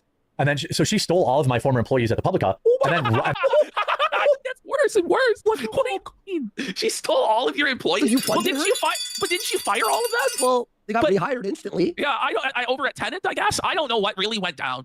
You know, I'm not an expert on this. I'm just looking at these clips of quartering and going, man, this guy got totally simped out and scammed. Like, brutally, man. This is actually insane. And then never paid any of them either. That's why they told me. Wait, oh my god, she scammed them. Queen. Bow down to the queen. Like, that's Kino, if that's true. Oh my god. That's crazy. I don't know if that's true, though, or if that's just his sour grapes or what. I mean, I'm not going to name names. My god. He basically But isn't did that name funny, names. though? Like, if your staff scammed you and snaked you and went over to work for her, shouldn't you laugh at the fact they didn't get fucking paid in the end? Yeah, exactly. I think it's sour grapes, man. What in the... Hold on. Griffin is the type to jerk off to pictures of Lego Batman shirtless while screaming, "I am the knight, I am just..." Okay, that is way too specific to not be a personal experience, bro. They told me because she screwed them over, and they're like, "Oh wait, Jeremy was the one paying us the whole time. Ah, I thought going to work for Sydney would be better because she kept saying Jeremy was a piece of shit, but then, oh, she never paid us." You know? So, very, very, very snaky behavior that... This is not the speech of a man with 30K watching. It doesn't seem like it, does it? No, if you had 30K watching or making decent money, this would be like, the passes. You know what I mean? Like me, I've had some bad falls. You know, Yeah. I don't look back. I go, oh my god, I'm received about it all day. You know what I mean? Just move on. If you actually had 30,000 viewers, you're getting regular donations, making a shit ton of money, you wouldn't be hung up on that type of stuff. You'd be like, whatever. Well, it's years and years ago, and it seems like this was years and years ago too. Exactly. How many years? Like 5, right? I don't know. It seems like that long. You know, I don't. It was only last year. Oh, was really? It? Oh, then never mind. Oh, okay. Holy shit. Okay, I can see why you see things still. You know, I thought she was my friend. I thought I was helping her out. And to hear that she was going behind my back to say I was trying to rip her off was like, I'm losing thousands of dollars doing this for you. And now you're saying I'm ripping you off? I was like, I'm going to make the video right now and just expose all of this. But there's no Do it. I wish her the best. Then why are you coping about it now? I don't need best. No, I don't understand why people say that. Like, just don't say anything then. Or be like, F her. No, I hope she gets hit by a semi-truck. be honest and say, F this person, they're a piece of shit. Or just don't say anything and actually be above it and take the high road. But you can't have it both ways. Mm-hmm. I helped her with her YouTube channel. I looked at her analytics. Oh my god, it's a new video, bro. How much more? Like, whoa, man. I wish her the best. This is like fucking 12 years a simp slave for Sydney Watson. Like, did she put a ball gag in your mouth and bag your bum as well, Sir Jeremy?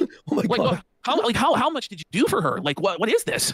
I helped her get sponsors. And then this woman was going behind my back while I was doing that, telling other women that I was taking advantage of her and ripping her off and doing all this stuff. I mean, it was so psychotic that when the group of women that she told us to called me, I was mind blown.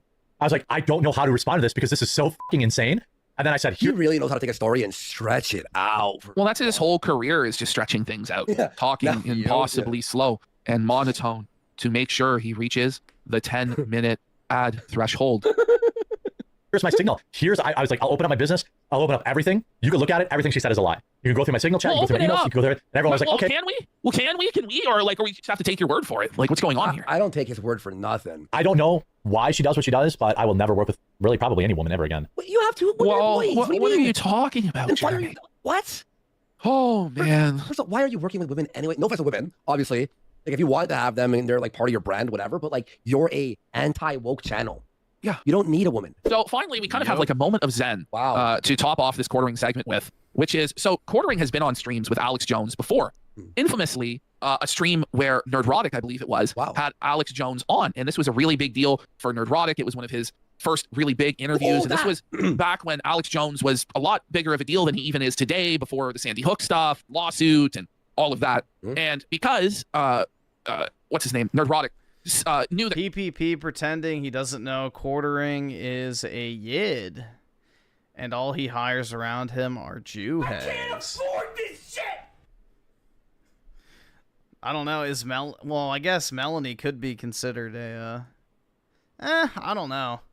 She claims to be Christian, but you can technically be Jewish and Christian at the same time.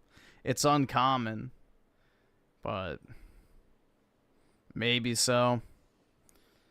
Yeher with the 5. Nothing gets you over the edge like jerking your gherkin. To the Dark Knight himself, an edgy Lego form. Oh yeah, dude. Absolutely. Catwoman, not Batman. It just depends on the iteration, I guess. quartering was a really big Alex Jones fan. He gave him the opportunity, invited him on the panel, okay? How did quartering repay this act of loyalty from Nerdrotic? He showed up to the interview wearing a Sonic the Hedgehog hat, just completely undercutting the seriousness of the interview, and acted like a complete clown the entire time, until he was basically told by the host to take off the fucking Sonic hat during the interview. And ever since then, he's never been allowed back on Nerdrotic show. Wait. Nerdrotic, Gary told him to take off the hat in front of Alex Jones? I'm pretty sure, yeah. It's like giving him the hint, like, take this fucking shit off your head. Yeah, and Vito tried remember, to flag that it. was Vito who tried to flag it down, and then that started a massive drama as well. Yes. So quartering gave his big soliloquy. This was when he was telling the story about how he ran a multi-million-dollar business that he grew from nothing because he was a sales mogul and his boss screwed him out of the ownership. And he's saying that this was like the situation with Owen Schroyer and Alex Jones. So Alex Jones actually played. Oh God, Yogi Bear with the 20. Hopefully this is enough to pay for the deep cleaning required to make the Dark Knight rise and sparkle again. Well, it's gonna need a lot of cleaning, so I think that should cover it, though. I appreciate it, man. So I can cover it again. Some of Quartering's stuff on his show, but Alex Jones has no idea who Quartering is. He thinks that he's Salty Cracker. And he gets all of them mixed up. Neurotic, quartering, salty cracker. Even though he's playing like quartering on his screen and he sees quartering's visage. And I think he sees like the quartering branding on the screen. Just watch. Okay. The rest of the show asking for this. I'll go 10 hours on this. I sent the link. I'll go 10 hours asking for it. I'll go 10 hours. See, there's the name. The quartering's right there on screen. Well, yeah, there's a lot of quartering, branding. Fine, I'll just quit the broadcast. It's not going to happen. It's too impossible. No, that's not Jake Shields. That's Salty Cracker. Neither of those names are remotely correct. He doesn't even look like them at all. The Jake Shields is a fucking MMA fighter who's in shape. Quartering's a 400-pound blob. I don't think Salty Cracker even shows his face. He does. Does he now? Normal, skinny guy. Oh, okay. He was streaming on D-Live back in the day, too. Oh, my God. This is him playing. Do you want to watch this? This is Jeremy trying to do the character creator in Baldur's Gate. He's drunk. Did you want to say that for Monday, then? Who wants to do that, and who wants to do iDubbbz right away? What do you think? Because we could save one for Monday. What do you want? You guys want? I haven't seen this yet, so I don't know how funny it is or not. iDubbbz. People are saying to watch it. We could do both. Okay. All right. Let's put this on and see how it is. Yeah, sounds good. Why are they all chicks? Gay-looking guy. Chick. Normal-looking guy wearing a dress. Chick wearing armor that's too big for her. He's drunk, isn't he? This is awful. Who's gonna watch this crap? This is worse than Phil. He's zooted. He's fucking he's a stream. Yeah. Base-looking guy, but he's black. Base-looking guy, but he's black. What does that mean? What? Based-looking guy, but he's black. Oh my God, that is a description, man. Wait, what is that? Whoa, buddy. Karlak. All right, so you guys help me. All right. How about make your fucking character? What are you talking Figure about? it out, bud. What are you fucking talking about, buddy? Yeah. Holy shit. Have I beat this yet? No, me and Psycho are doing a multiplayer thing. We play every like few weeks or so. We're like almost done Act 1, I think. We're doing everything very thoroughly. I like playing characters like Mage. Like World of Warcraft, I've played a mage and a hunter. Okay, we should probably do. By the way, we got Xer for his stuff. This guy's fucking cooked, though. He's good, buddy. He's in like full-on slow motion. Like, I play a mage and a hunter. I'll pick custom. Well, yeah, you pick custom. These are the main characters you get as NPCs. Jesus Christ, God, it makes me so mad. Male. I do gold dragonborn, or is it red? It's like the locals are friendly. Sounds gay. Hells. That was a woman. Oh my God. He's zooted. I think he's absolutely zooted. He's blasted, but it's like very low energy. No, but from what I understand, he gets defeated by the character creator screen and is unable to complete creating a character. I think just woke up, Talia. Be wary. Put it on This 2 place is trapped. times. It's opened. No, there's things. There's magic. He was just He's like falling asleep. He's got his head. Yes. He literally went like this. Like where you like tilt your head. Is he gonna nod off on stream? I think he is. Why does it have to be a lizard guy? I want to be a lizard guy, so I'm a human. I mean, to be honest, I'd probably nod the fuck off playing this shit. We don't have to be a lizard guy. Change the race. Bro, he can't figure it out. I don't want to be a lizard. So it's not this hard. I swear to God, it's not that That hard. makes me fucking laugh. He can't figure it out. Maybe don't drink a 26er of whiskey, bud, before you fire up a fucking stream. I don't want to be a fucking lizard guy. I'm definitely white. Why everything is all black? What is he to black people? Like, why all black? Where's this shit? Everyone's whoa, black. they made it political. You have to click the white face right here. You know, like you can clearly see that there are white options. And you can also change the skin tone right over here. Click on this very obvious white guy. It's a black guy. That is pretty wild. You click this face. And I don't know. Somehow it's got to be user error, in my opinion. Yeah. Change the skin It's all color. white. All right. Every guy picked black as night. Is that guy black as night? What was that? Right, male. Even the white guy's black. What's this shit? Why does he have black guy hair? He's white. Change the hair, fuck. Why is he so rattled? Oh my God. He hates it. Has he never touched a video game before in his life? Like, this is pretty standard character creation shit. Huh? Yeah, well, a lot of people do, but... Thank you for saying jump so low, yeah. All right. He goes, they'd rather watch Phil. That's tough. No, Maturity. This is a black guy. What the fuck? I like a white guy. Male. Neutral tone. No, fucking white, dude. Make him white. I made him blacker. Made him blacker. He's absolutely fucking drunk. I have to like work hard not be black in this game. Vitiligo, pigmentation. You have to work hard to not be black. Well, yeah. Oh, no, he's gonna show the dick. Oh, What is this shit? no. He's gonna show the dick, does he? I don't think so. Okay, thank God. Baldur's Gate. I have to be fucking. I have to be dick. And every character's black in my way. Just say the N-word, quartering. Non-binary. Male. And it's a female. I pick male identity. It's a fucking black chick. Sure. You could do anything in character creator. That's the magic of D&D and this shit. It's anything goes. Anything goes. I think identity male. Jeremy, he's a big fat blob. He's a fucking simp. He's a drunk. Anything goes. You gotta be anti-woke. I get it. But the idea is with D&D is you could be anything. fucking black chicks. What is this? Let's have a black chicks. Look, sir. It's over. Sir. Everyone's black. What in the fuck? Why are they all black? Everybody in the show is black. Gotta change the skin tone. The show is black? I can barely pick white. In the show, it's a fucking video game. He's like reverting to his default programming, which is to cry about shows. That's all he can do. When he's blackout drunk, it's just like, go to Hold Reliable. This game the show only has black people in it. He's going to refund the game because he's too drunk to figure out the character creator. I can't even make a white guy. It's just, like, I'm not paying $60 for a game where every Oh my god, I just love seeing in the chat Skybowl rolls his sad pathetic life. Like the existence of the Skybowl. I want it to be confirmed so bad. Fucking Skybowl. Look black. Like, I hope black guys buy this game. What? He's so close to just dropping the hard R. Like he's moments away from basically hailing the clan, you know? He's moments away from Sig Heiling. Bro, the guy he's got on screen is fucking white. Somebody called him Skyrone. Oh boy. Skyrone. Like legit, I hope the game's a lot of money and all the black guys that want this game. This game won the game of the year in 2023. Yeah, it made a lot of money and it was very successful. It was like the industry standard. It's woke. That guy's white. Bro, that guy's black. He's at best biracial. This like weird like one drop rule from the quartering. Like, I changed maturity, He's just like, this guy's like this man is only a Michelin in the 3rd degree. He's not white. He's not Aryan. Nothing but a Michelin. Can I still relaunch the game or something? He thinks it's a glitch that it's all black people. He thinks He's not here. The game's glitched out on him. Like, I'm picking my size and stuff. What the f? I mean, this dude is in black. He looks like Oh my god, bro! Thank God we put this on 2x speed. We had to get it out of the way tonight. Okay. This is trash. We should run a full segment on this. No, this is like this is like the bonus slop scraped off the fucking back of the fryer. Like Flake will edit this and post it when we're taking the week for filming. Yeah. Like, what the fuck, Viddle, I go pick imagine him being like, oh, they made a video about me, we're assholes. And then one day he's like recommended him like a 7-hour video. He's like, what the fuck? What is this? That's what I was. I'm like, dude, he just dropped the 7-hour quartering video, and he just loses his mind. It's like exclusively black bullshit. No white persons are talking about Viddle, I go. Well, this guy. Quarters really try-harding his black fatigue. He just realized it's the actual meta on YouTube. Yeah. He is doing that content on his second channel, I saw. Like, sells himself as like a gamer, but like it seems clear to me that he's not. Yeah. Does it not seem like that? He doesn't seem to have any passion for this at all. Well, Quartering used to cover almost exclusively gaming news, which was funny because he didn't play video games at all outside of Madden. That was it. Quartering used to play Madden. That was his one game he used to play, and he used to have like a gaming news channel, basically.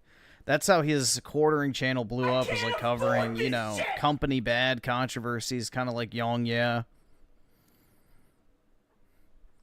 Yeah, here with the 5, I tried to play God of War Ragnarok again. Last time I got just before Thor fight. This time I got past it, and I don't want to keep playing. Yeah, I don't blame you, man. That game was a pure fucking slog, and I almost fell asleep multiple times playing it, so I can definitely relate. I'm not picking different dicks either. What the fuck is wrong with these degenerates? Everyone that's told me to play this game, I'm big mad at you. He named himself the Quartering in the Boulder's King. I'm sorry, that tickles me. Hello, the Quartering. The Quartering. I have an adventure for you. Or like the nickeling. The pennying. The pennying. Like, why Simpering. The indebting. The depends-ing. Creatively bankrupt-ing. You Black midget. He's so upset with black people. He's never beating the allegations from the left, is he? He's done. This guy, like, bro. Oops, all black. How he pretends to not be racist. And black. And then it's like he's drunk. Like, what the fuck? All these black people? There's fucking black people in my video game. Black people don't belong in a fantasy setting. How could one man be so boring? General and black guy, no, I see It's unbelievable. He's a black guy? I don't know. It's 2 times speed. He's black! 2 times speed is like regular, like it's not even. I know, for everyone else, it's not even, it's still slow. Lester Dankula cut him to his heart when he said, I have to watch your videos on 2 times speed. If there was a 3 times speed for Quartering, then he might be up to a normal person's. They don't have There's that. not. We need like a mod. A mod? We have to mod the browser? Yeah, we do. There we go, okay. Yeah, too real. That's the laser cut. That's also like what I have. Sir, Like, you do not have sir, that. you don't have that haircut. I don't think he ever had that hair. What is he talking about? He's fucking bald. It's over, bro. Receding hairline, that's kind of real. I mean, this is a... Where do you go with that? Highlights? No, none. There we go. Okay. Here's that beard. Yes. It's my spitting image. No, it's so shit. I'm gonna have to ring the bell for that one. I don't know why I'm finding this so funny. Like I'm losing my mind. It's late. But it's just fucking like that's my spitting image. No, good sir. The Keemstar Not beard? even fucking close, Corey. Is that the Keemstar beard or no? It's bigger than the Keem. It's the beard he wished he could have. Beard. It's like that's like full gnome max. That's like Gimli max, Lord of the Rings shit. Hair, beard, makeup, that's gay. Eyes are blue, body art none. That's General, gay. white guy. Okay, there we go. Now we're talking. That's basically me. Right. Make the hair orange. Like, isn't he like blonde It's or literally blonde or me, something? for real, for real. Basically me. Level 1 wizard. I'm not picking my size for any of that weird stuff. Why not? Now, race. I'm human. Lame. No, you're making your fucking mystical guy that. Oh my god, please just go next. He's dickless! But why? No, why do I have to be a beard now? Why did that change? Because it's a different person. It's your guy that fucking shows up in your dreams or some shit. Bro, he's not making it. Right? Oh my god. I'm actually falling asleep here. I don't really care about characters. No, buddy. Well, Don't worry, we have some really high energy iDubbbz content on.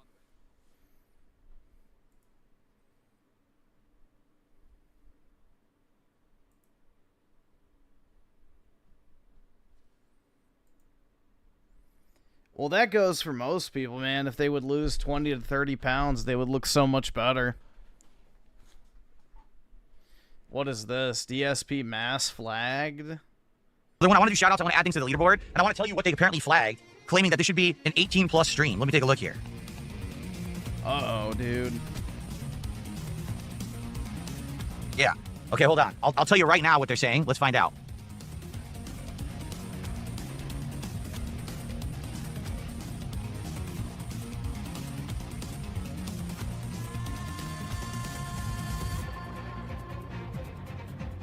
How can I copy this link?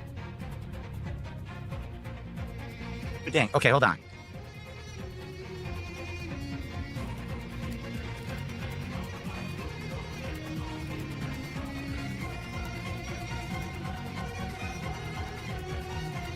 Oh, this is dumb. I can't tell. It doesn't give a proper timestamp. It gives a negative timestamp on the fucking stream. What a bunch of idiots. On YouTube, it doesn't tell you the proper timestamp. It only gives you the negative timestamp from the point you are that you're live. What a piece of garbage. It's really worthless. So just do the math. All right, so 4 hours, 24 minutes. So that would mean it would have to be 2 hours. Yeah.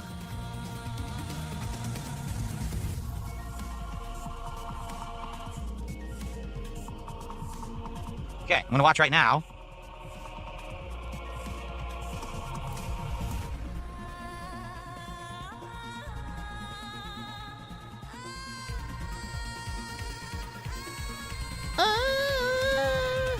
This music, holy shit. I'm figuring it out right now. It's awful, man.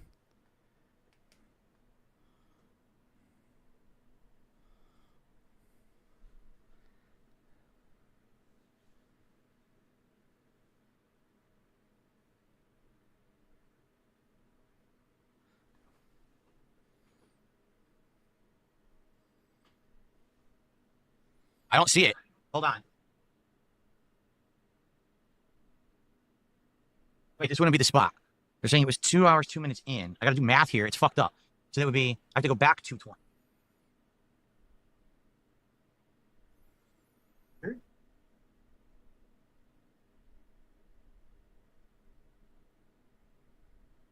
It is nothing.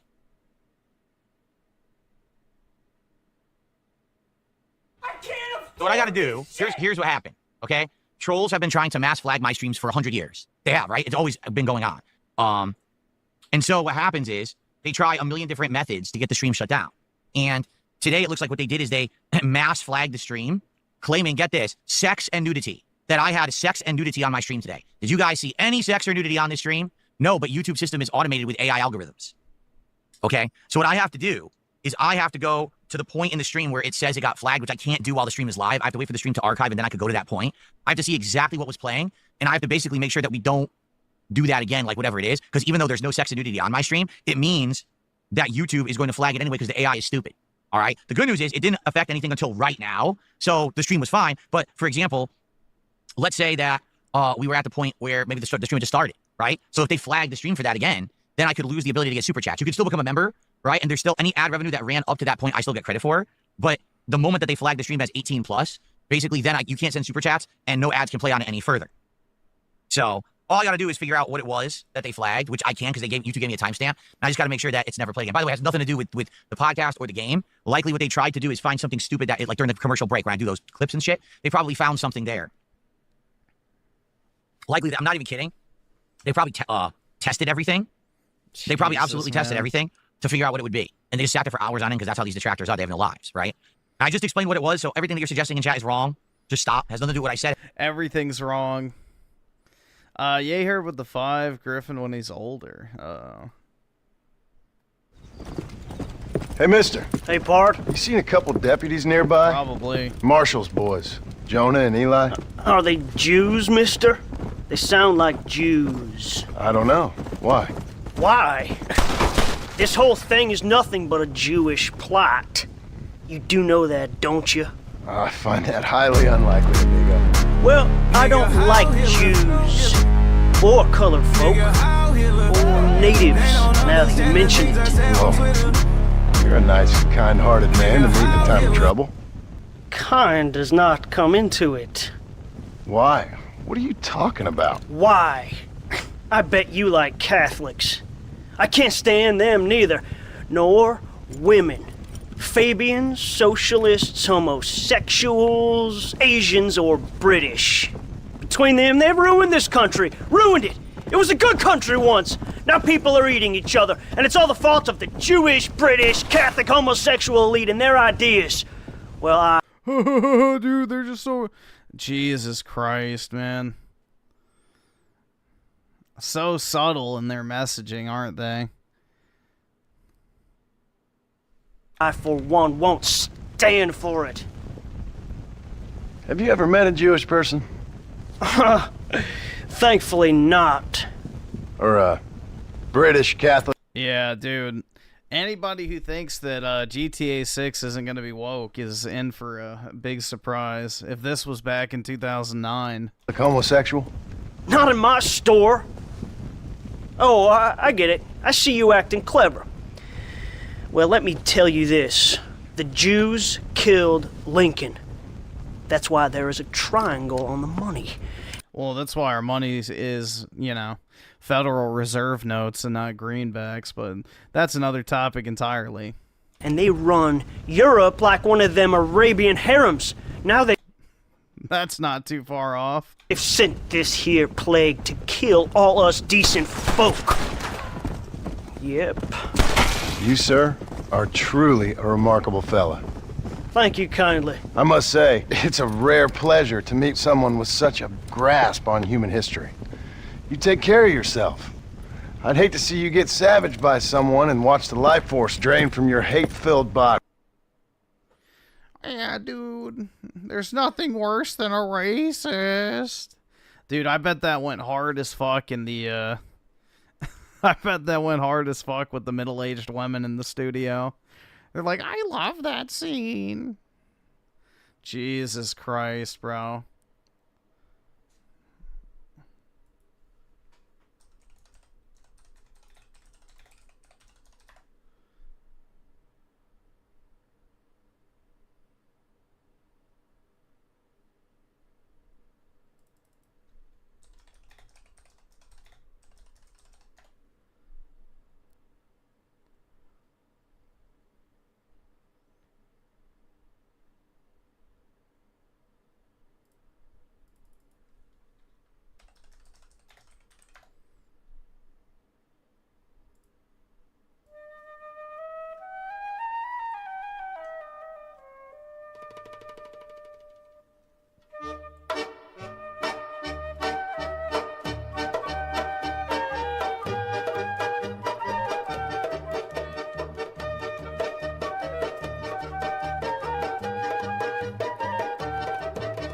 It's always the case.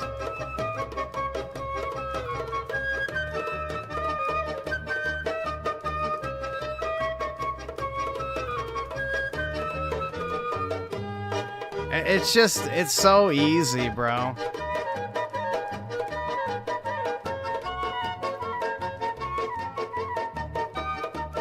Yeah, the AI overview tries to hide it.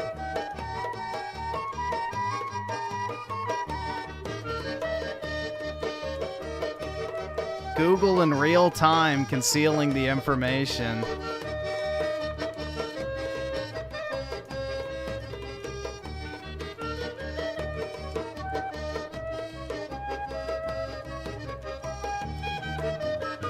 But yeah, there you go. Many such cases.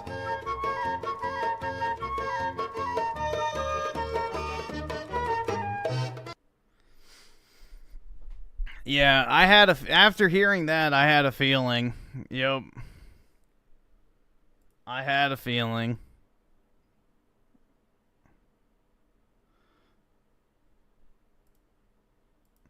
That would explain all the shark cards.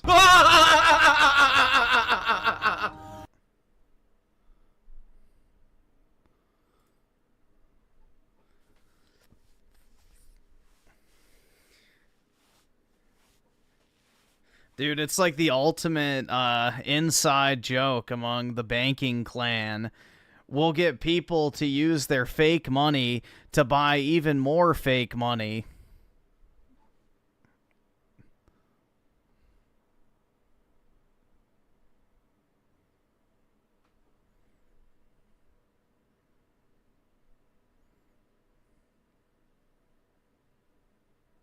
Yes, I've looked up happy white man and happy white woman on Google. I know what you're talking about. The happy white women, or yeah, happy white women are all with black guys. Yep. Imagine Alex with the 5. Catholic Christianity is a Trojan horse of revenge bad and spread your ass cheeks to the invaders. A Judaic controlled op conquest on the white... I would say no overall, because the Catholic Church only recently has warmed up to the idea of 1, migration, and 2, Judaism. So it's like pretty much every other religious institution. You have agents of the enemy who work their way in and try to corrupt it from within. It didn't always used to be that way. It's like every aspect of society. They infiltrate and corrupt in order to disassemble it from inside. So...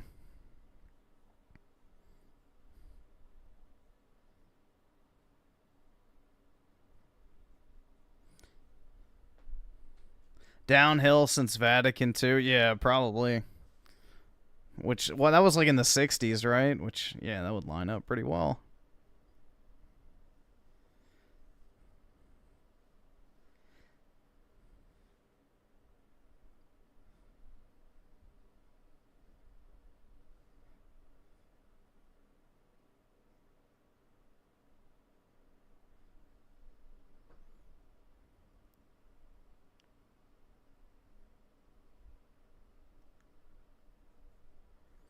Catholicism has always been pro-immigration? No, it hasn't. Again, that's more of a recent thing. Latinos make up their biggest following, and they're the ones... Oh, wait, and the ones that have money resign. Yeah, I mean, that is a motivation nowadays, but they have not always been pro-immigration. Again, it's a new change. So... you have all these lefties that infiltrate these organizations, essentially.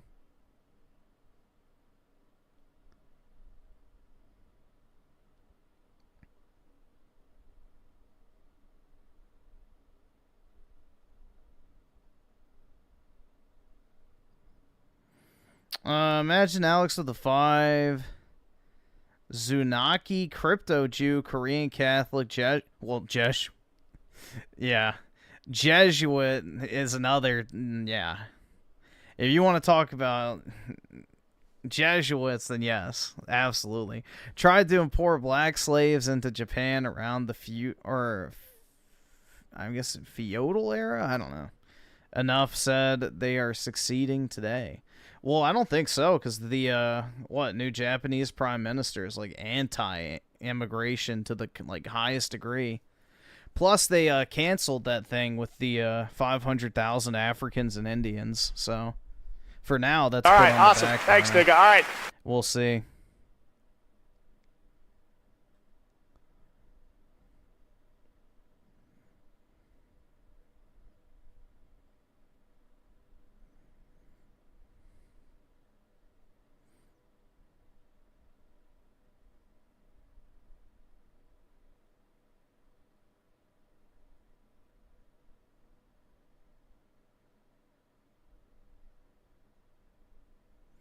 People are always anti-immigration, but the numbers always get higher. Isn't that funny?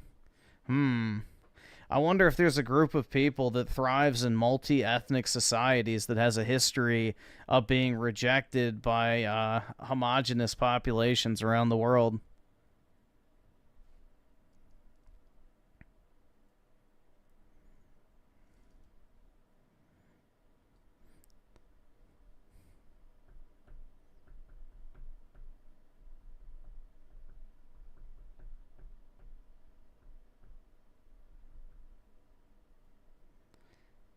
Yeah, unfortunately, Christianity has been, you know, co-opted by some really bad people. But it's everything. Look at the school system. Like, shit. It's everything. You know, this is the leftist tactic, is to infiltrate and corrupt. So it's what the Marxists do. It's what the Bolsheviks did. You know, it's right out of the playbook.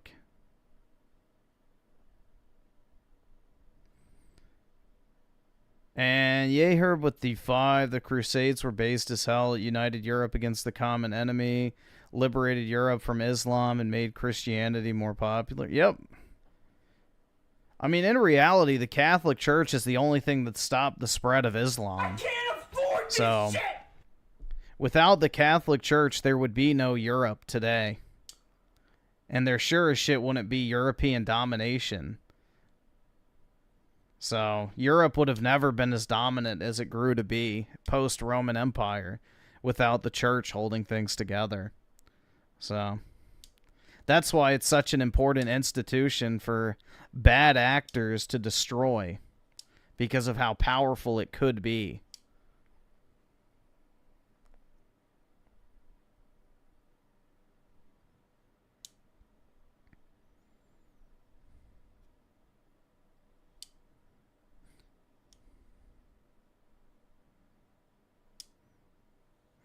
Yeah, hold on. Let me check something real quick. I kind of wondered this the other day.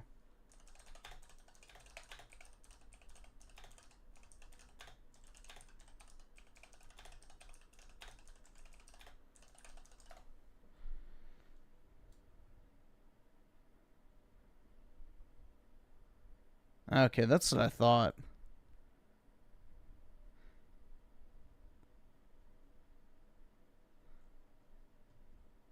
It was a while after the fall of Rome that they split with the Orthodox Church.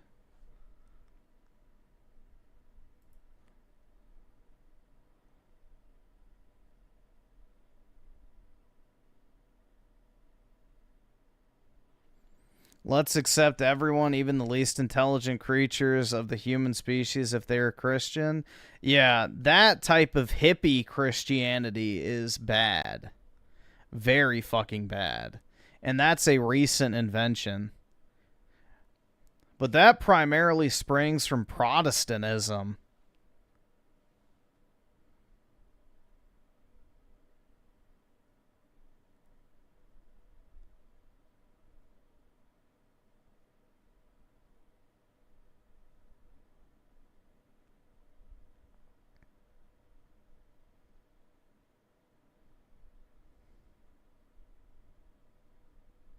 Orthodox Christianity and Catholicism are almost identical, so you can kind of pick your poison. Orthodoxy, I would say, is probably more based. For now, at least.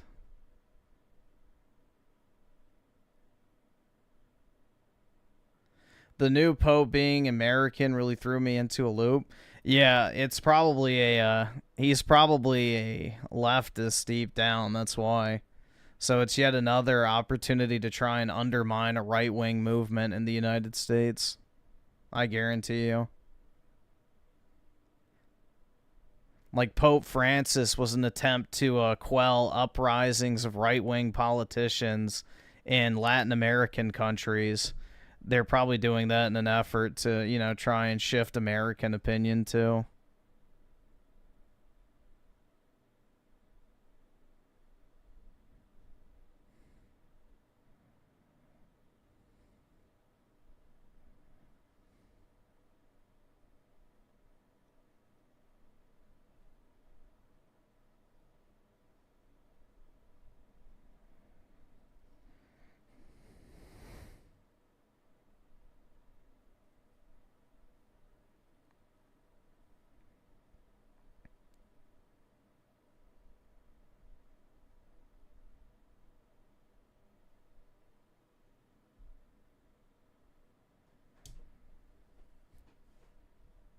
David with the 5. School teach you the great pizza baking, but never taught anyone why they're hated by everyone since the dawn of time, basically. Or, I mean, the biggest, Don't you fucking tell me to my face to shut the fuck up. The two things that stuck out in my head that always bothered me was, why do we never talk about how many Europeans died in World War II? And if 6 million is like this god, you know, like unheard of, just unbelievable number, why did the Bolsheviks kill 10 times as many people of their own people? White Christians. And why is that not a big deal? So why is Hitler villainized for systematically killing one group of people when another group of people did even fucking worse to an exponential degree, but it's not even mentioned anywhere? Not even a fucking, you know, little between the lines annotation in a history book. So again, I don't believe any of this shit surrounding history anymore from textbooks. Primary sources only, baby. If there's no actual documentation from the era, I don't believe it happened.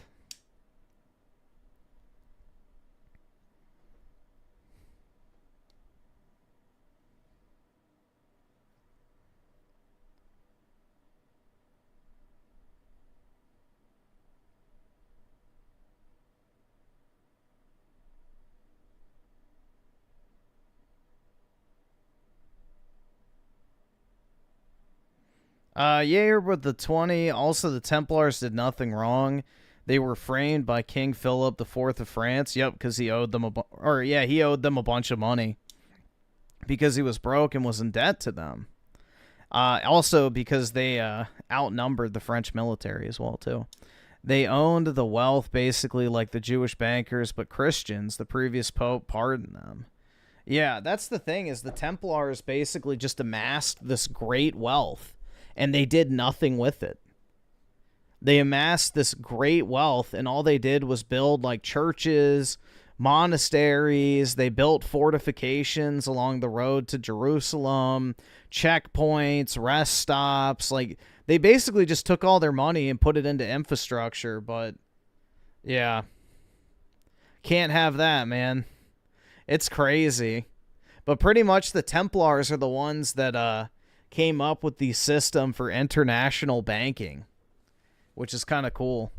Most people don't know that. They were the first international bankers. But yeah, they didn't actually take the wealth for themselves. They just gave it back to people, essentially, or just hoarded it and did nothing with it. Because, like, part of being a Templar was, you know, a pledge of poverty and no personal property. So they couldn't actually go out and buy stuff. All they would do is just have it sitting there in like their you know, vaults. Can't have that, man.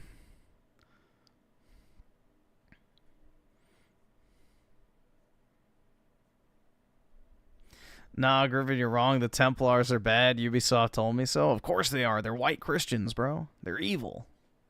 We have to kill them all as the noble brown man.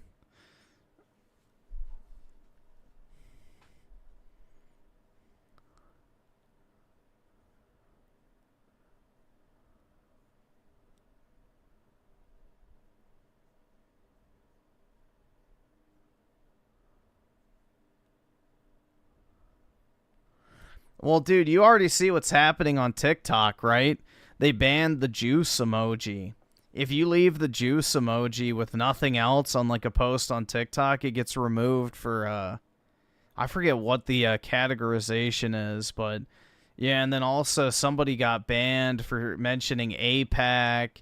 So it's already starting, bro. They're desperate to try and quell this shit. So previously with legacy media, it's easy to control. You know, you can control what news anchors say. You can control what gets printed into a book or newspaper. You can control what's said on the radio. But the internet, there's very little they can do to mass monitor and censor every single person from posting on the internet. So they are trying to buy up these platforms in order to put in content filters to automatically do it.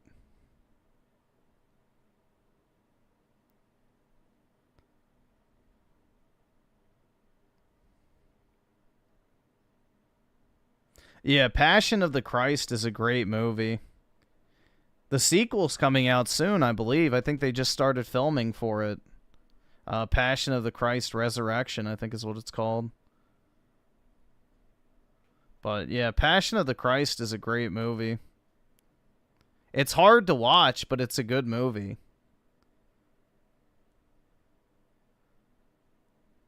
Mel Gibson is, you know, a great director. So you already knew it was going to be good, but it's a very, very powerful movie.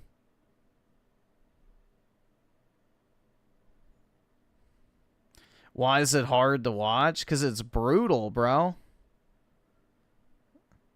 It's like literally an hour straight of torture.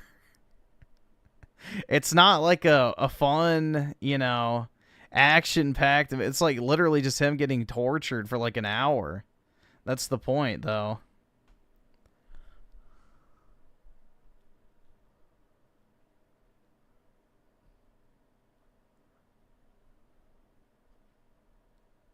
Yeah, basically it shows you the last 12 hours of Jesus's life.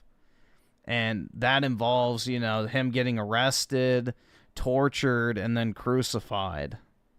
So that's like the whole, you know, I guess scene of the movie is basically the lead up to him getting arrested, when he's out praying in the wilderness, when Judas turns him in, to when he gets arrested. You know, the Jewish people demand that he should be crucified. You know, they offer up, what is the guy's name? Barnabas, I think. And they choose Barnabas over him. So then they put him to death, basically, and, you know, torture and crucify him. And that's basically the whole movie. And apparently, you know, because it's biblically accurate, it's anti-Semitic.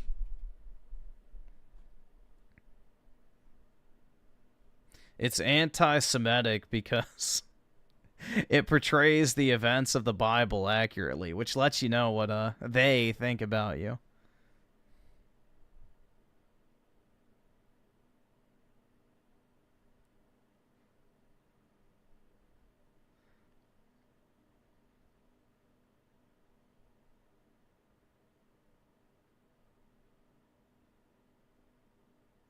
The Resurrection of Christ is a 2-part movie with part... Oh, he's doing 2-part. That's smart.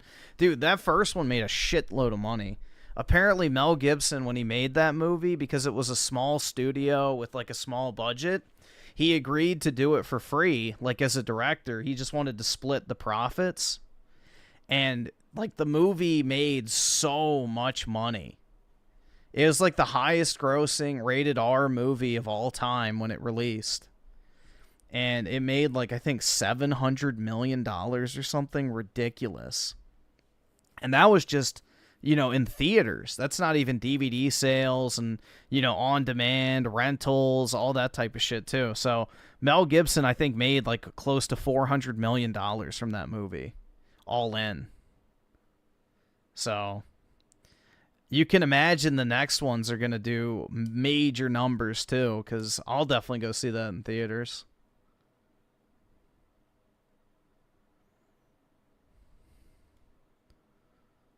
But, yeah, it's going to do really well.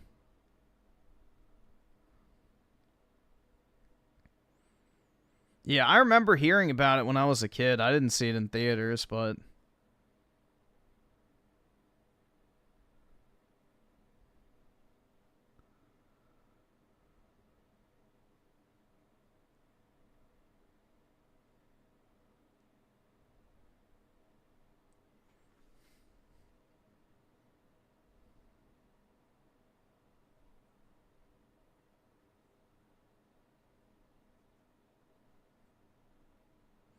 I wonder the construct of what Jesus is. Is Jesus a God, a being who existed outside time and space, who agreed to experience 33 years of what a human was?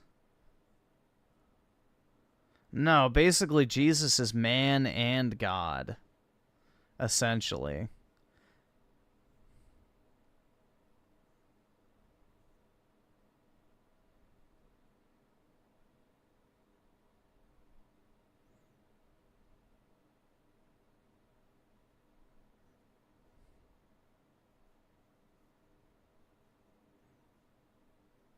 Yeah, well, he becomes part of the, Holy Trinity when he's crucified.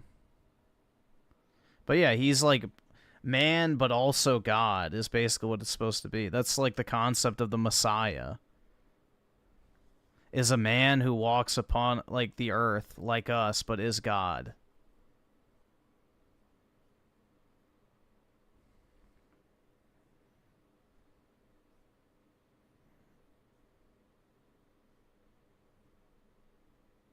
Yeah, the Holy Trinity is one being, which is what happens when Jesus goes up into heaven, post-crucifixion.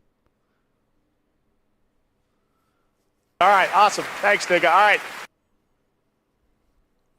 This thing is the Father, the Son, and then the Holy Spirit. Or Holy Ghost, whichever one you want to call it, doesn't really matter. Same principle.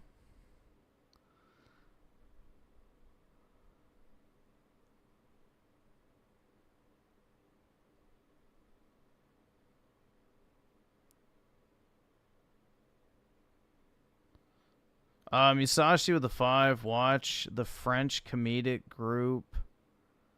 Okay, Jesus 2, The Comeback, or Jesus 2 sub in English. It's a short comedic video. Let's see if I can find it. If it's a TV show, I might not be able to watch it because it'll get flagged.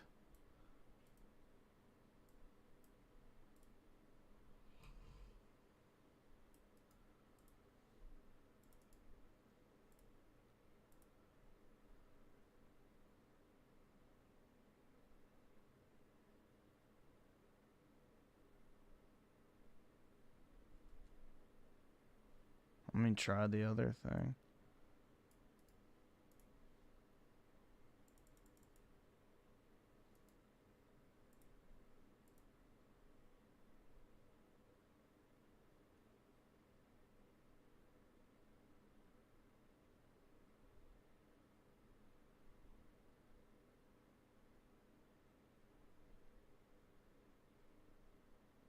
This one?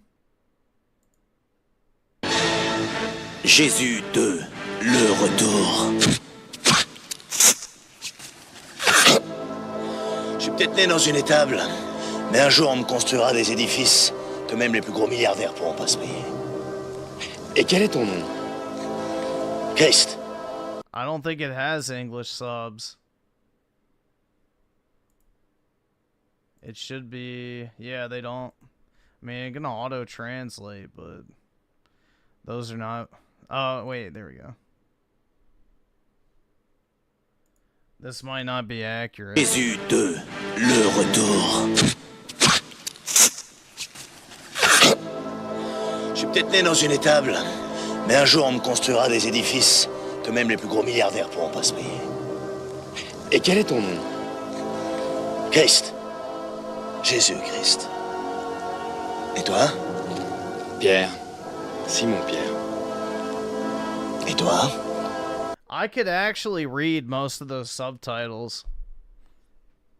I have so I took French lessons and had French in school at a young age. So I can I can piece together some French, but I'm not fluent at all. I can't speak it at all anymore, but I can still read partially. Da. Judas. Oh merde. Simon. Oui. Tu l'as vu ce matin au marché? Oui. Et je n'ai jamais vu quelqu'un distribuer autant de pain à la fois.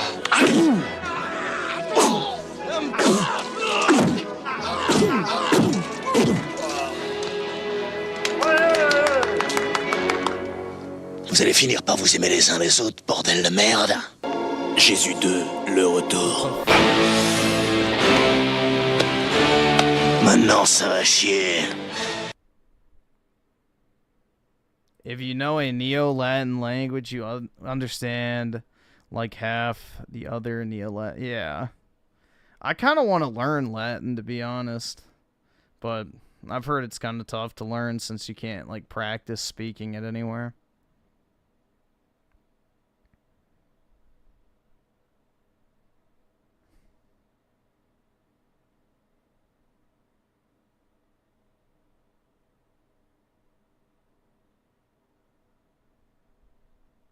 What do Muslims do when you make comedic portrayals of Muhammad? They bomb your newspaper.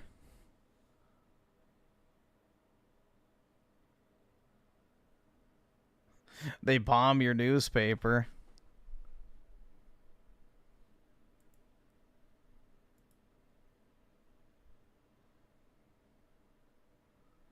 Why did they stop using Latin in the first place? Because of regional dialects. Because what happened is essentially, you know, once the Roman Empire was no longer connected, the Romance languages, aka the, you know, Latin-based languages, developed regionally. So just out of, you know, illiteracy and local vernacular and things of that nature, Latin basically got twisted into, like, a bastardized version of it among the various Romance languages. So that's why they're all similar. They all have a similar structure and they share common words, but they're each different slightly. So it's basically just a lack of proper Latin education.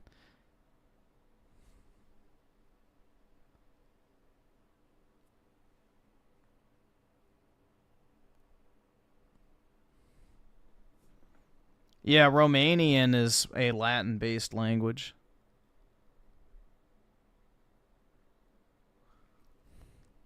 I mean, it's like kind of the same idea of like why, you know, black people use Ebonics. You know, incorrect grammar, mispronunciating words, you know, that type of stuff. Shortening words. It's kind of the same premise. Like, you could make the case that, like, Italian, Spanish, French, Romanian are, like, an Ebonics-like version of Latin. Like, the similar structure is kind of there, but it's been changed significantly due to a lack of education. Because you have to remember, too, back in those days, most people could not read or write. So there was no way to, like, learn grammar. It was all done orally. Like, you would learn a language purely by hearing other people talk around you, in most cases. So depending on what part of the world you were from, you know, it varied greatly on how, you know, people communicated. It's not like you could open a textbook and be like, oh, this is how you're supposed to form sentences, or this is how this word is pronounced, or this is what this means.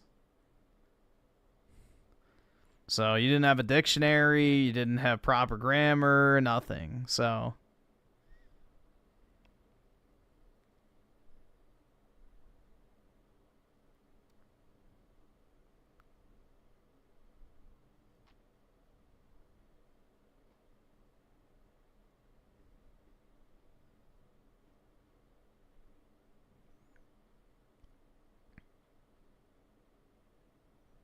well, the thing is with English, for example, there was no, like, set spelling for any of the English language. The English language, I forget what it's called, like a phonemic language, or however you fucking say it. But essentially, you would just write out words as you thought they sounded. There was no, like, spelling that was standardized.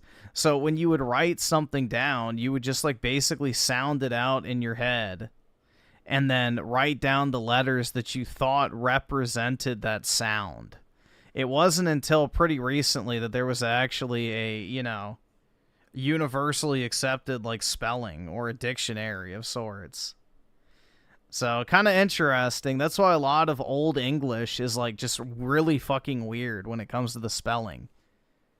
Because there was no like set way to write a certain word.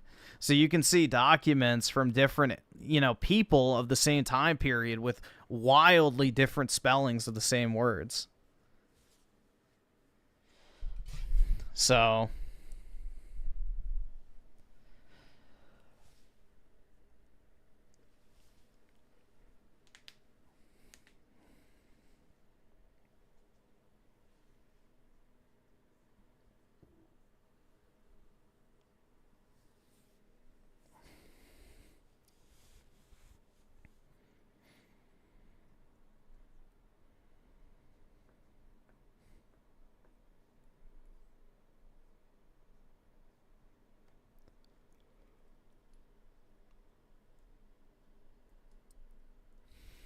that's why a bunch of words sound the same and are spelled differently. Yep, exactly. Yeah.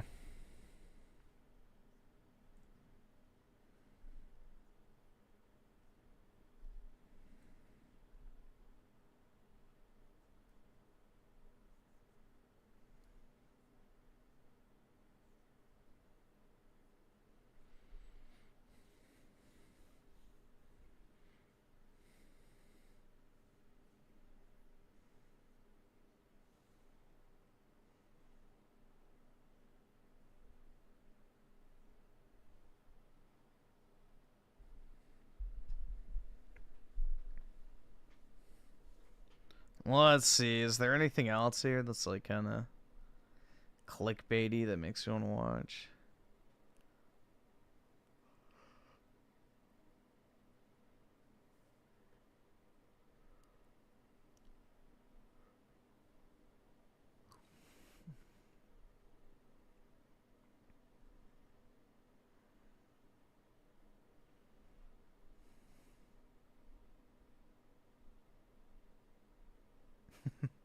Yeah, I agree with this.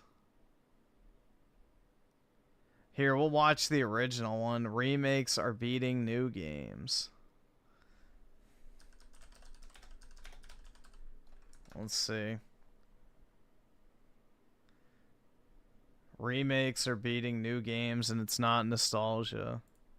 Remakes and remasters seem to be dominating these days, and here's what's kind of cool. There's a new survey, and it shows something real striking. That 90% of you have played a remaster or a remake within the last few years. Which isn't really a surprise. I mean, I've certainly played a few. I imagine you have. And who could blame you? These games are dominating. And the biggest example is probably Elder Scrolls Oblivion Remastered, because that has outsold all but one of the new games released this year. So you might wonder then, is this just the industry's future? An endless cycle of nostalgic Yeah.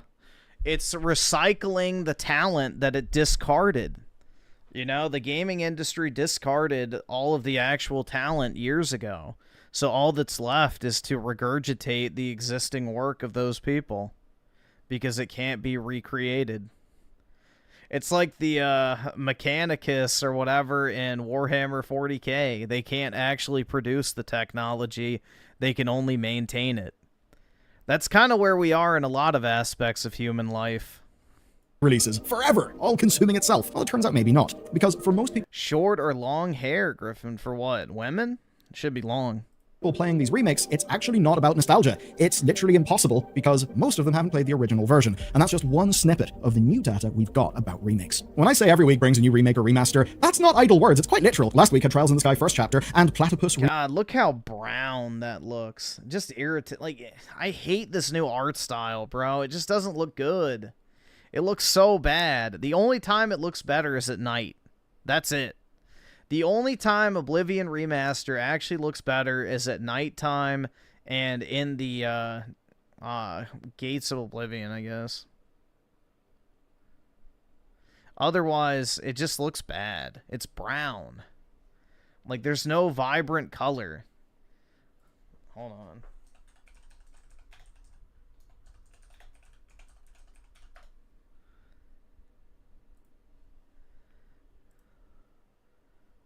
Like, dude, look at this. That. Look how much more vibrant that is. And people think I'm crazy when I bring this up, but it's like, dude, there's so much more vibrant color in that. It looks so much better. Like, this just looks ugly. This looks like a fantasy world. Remake or remaster, that's not idle words, it's quite literal. Last week had Trials in the Sky first chapter and Platypus Reclayed. This week there's Pac-Man World 2 Repack. Perhaps not Oblivion Remastered here, and you'd be forgiven for being confused at how it appears there's some cultural zeitgeist crying out for early 2000s games that have already been re-released reported half a dozen times. It's a bit weird, but in 2025, remake culture has really just reached new heights here. Like, to put some stats in the Elder Scrolls Oblivion situation, that remaster sold more copies in its first month than the original game did in 15 months, and in total, it has already completely outsold the original release of the game, which is kind of wild. Now, you could argue that something sad is happening here. The publishers are just pushing lazy nostalgia grabs because they can't make new games that are good, and that nobody's money's going to— That is true. They can't make games that are good. New games. And then maybe this all shows us that people crave the good games of the past that we used to play, not the bad games that we get now. But that wouldn't make full sense because of a kind of staggering statistic from this recent survey, that 85% of you have played a remake or a remaster of a game that you did not play in the first place. So it actually seems that this stuff is yeah, but it's not just nostalgia. It's the fact that people know that when an old game gets re-released, that old game is going to be better than anything that gets released nowadays. So just knowing that it's an older game gives you an assurance of quality. Expanding into a new audience. Let's dive into the survey, and to do that, we gotta define our terms. Remakes are complete reimaginings built from scratch, so updated graphics, gameplay mechanics, and sometimes story elements. Remasters are enhanced versions of originals. That means improved visuals, sound, and performance, but the core gameplay staying the same. And here's what the data tells us. MTM Consulting surveyed 1,500 US and UK gamers, and GameIndustry.biz brought the data to our attention, and for the sake of uniformity, they gave respondents those specific definitions so everyone's on the same terms. Then they asked people how they feel. And the findings, so there's the 90% stat of people having played at least one remaster or remake, and considering how many there have been, that's not a surprise. Then there's the 85% stat that I just talked about. But there's some other ones too. 80% and 71% of people respectively believe that these games are comforting and nostalgic at the same time as being a good way to share beloved games with new generations. So through these numbers, we actually see that the majority of people are picking up these games for the first time. And we'll come back to that. But where it's getting tricky for publishers is what the hell to do. And we've got— No. That is not how you should read that statistic. All that said, no. Nope, I take issue with that. Where was it? 85% have played a remake or remaster game when they didn't play the original. That is not every single person. That is just one, at least one of the remasters you have played, you have never played before.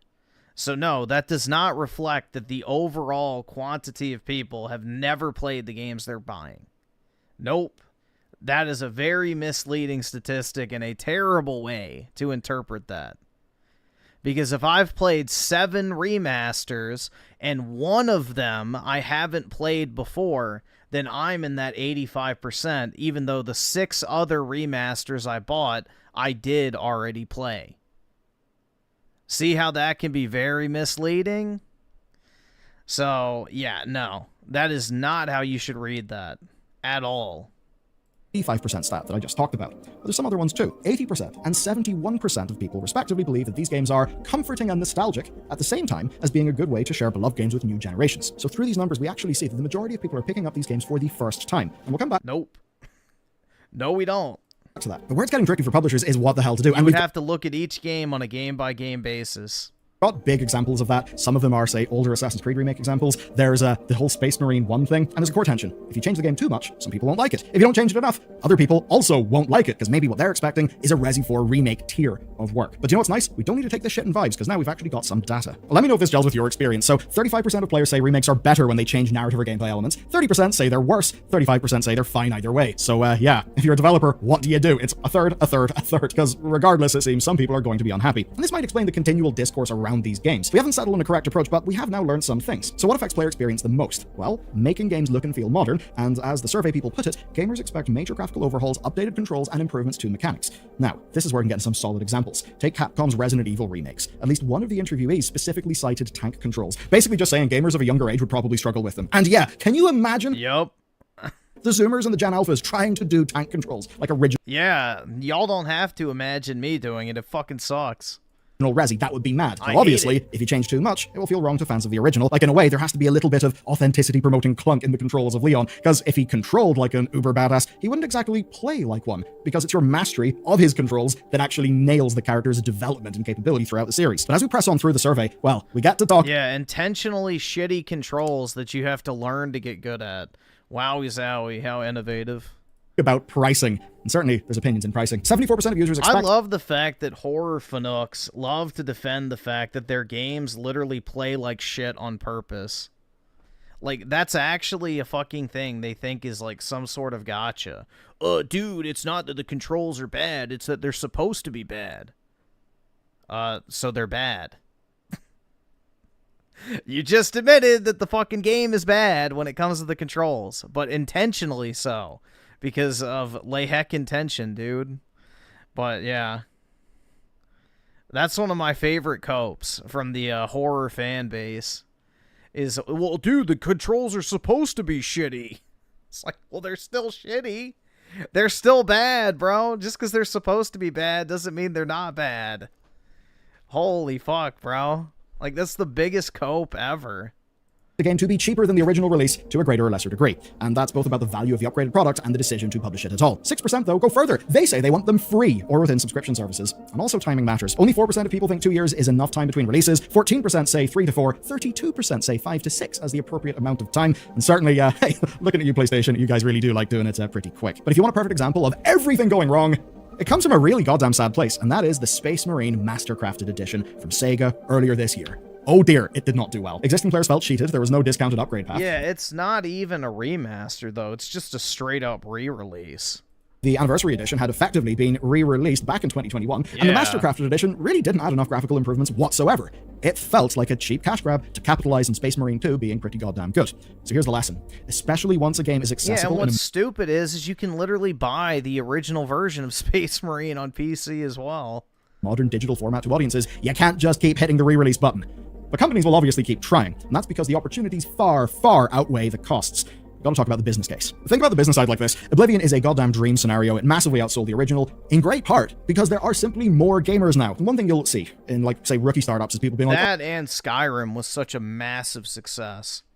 Skyrim is what enabled Oblivion Remake to sell as well as it did because, you know, most people never played Oblivion who played Skyrim, which is a shame because Oblivion's the better game.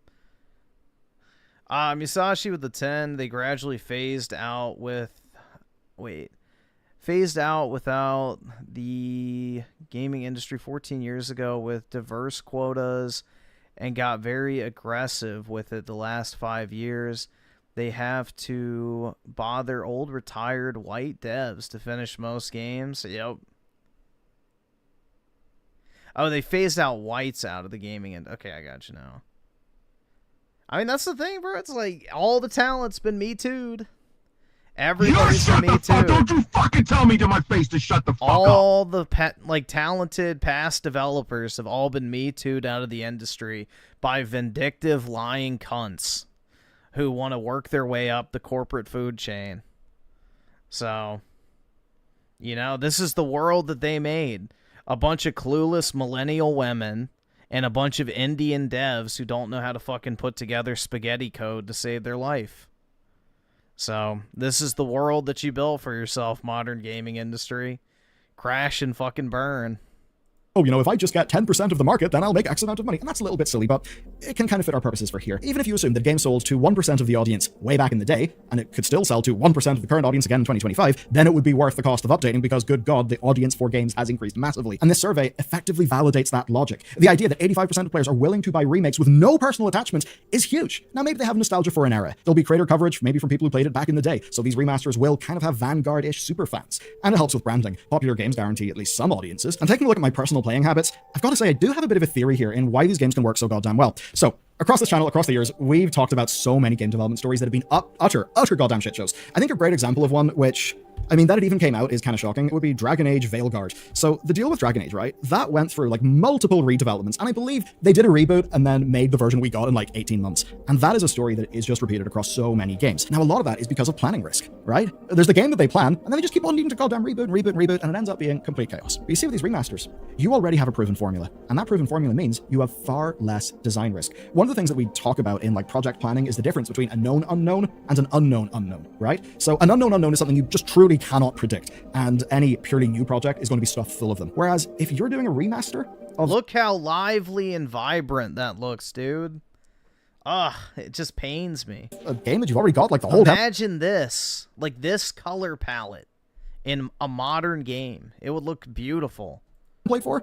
Man, that's going to be way, way, way easier, because you can point to everyone across your production team to the literal thing that they're remaking. And that is actually huge, because one of the things we're pretty good at in this industry is, well, scaling up big production teams. I wonder if someone's made... Let's actually check that. Hold on. Oblivion remastered visual mod. Classic lighting.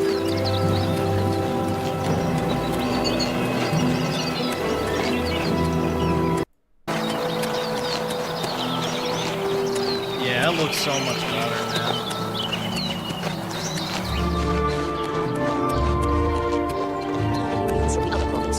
Nothing I'd like to tell that I make for many other games, especially. Oh my, okay.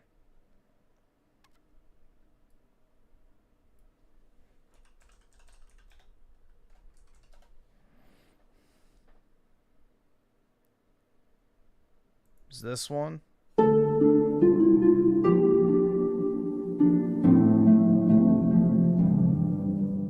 Ugh, dude, look how ugly that is. That looks so much better. Look how easy that is, guys. Look how fucking easy. It's like they didn't even try. They didn't even fucking try. That looks so much better just immediately. I mean, it still doesn't have the same visual effect, but it immediately looks better.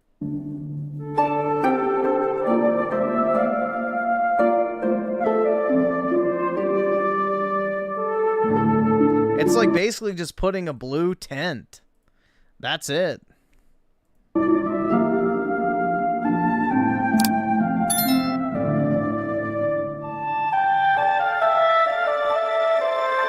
It still doesn't look as good, but it's better.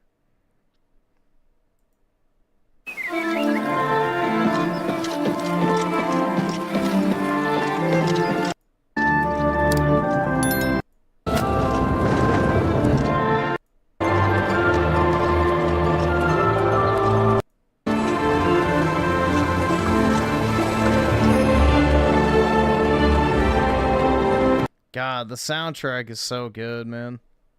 When this goes on, I should put this on my wish list because I do want to get it on PC at some point. Oh, maybe it's on sale right now. That's just what I need is another fucking Elder Scrolls game to play. Yeah, it is on sale. Of course. Alright, I'll add that to my wish list. I should buy that on PC.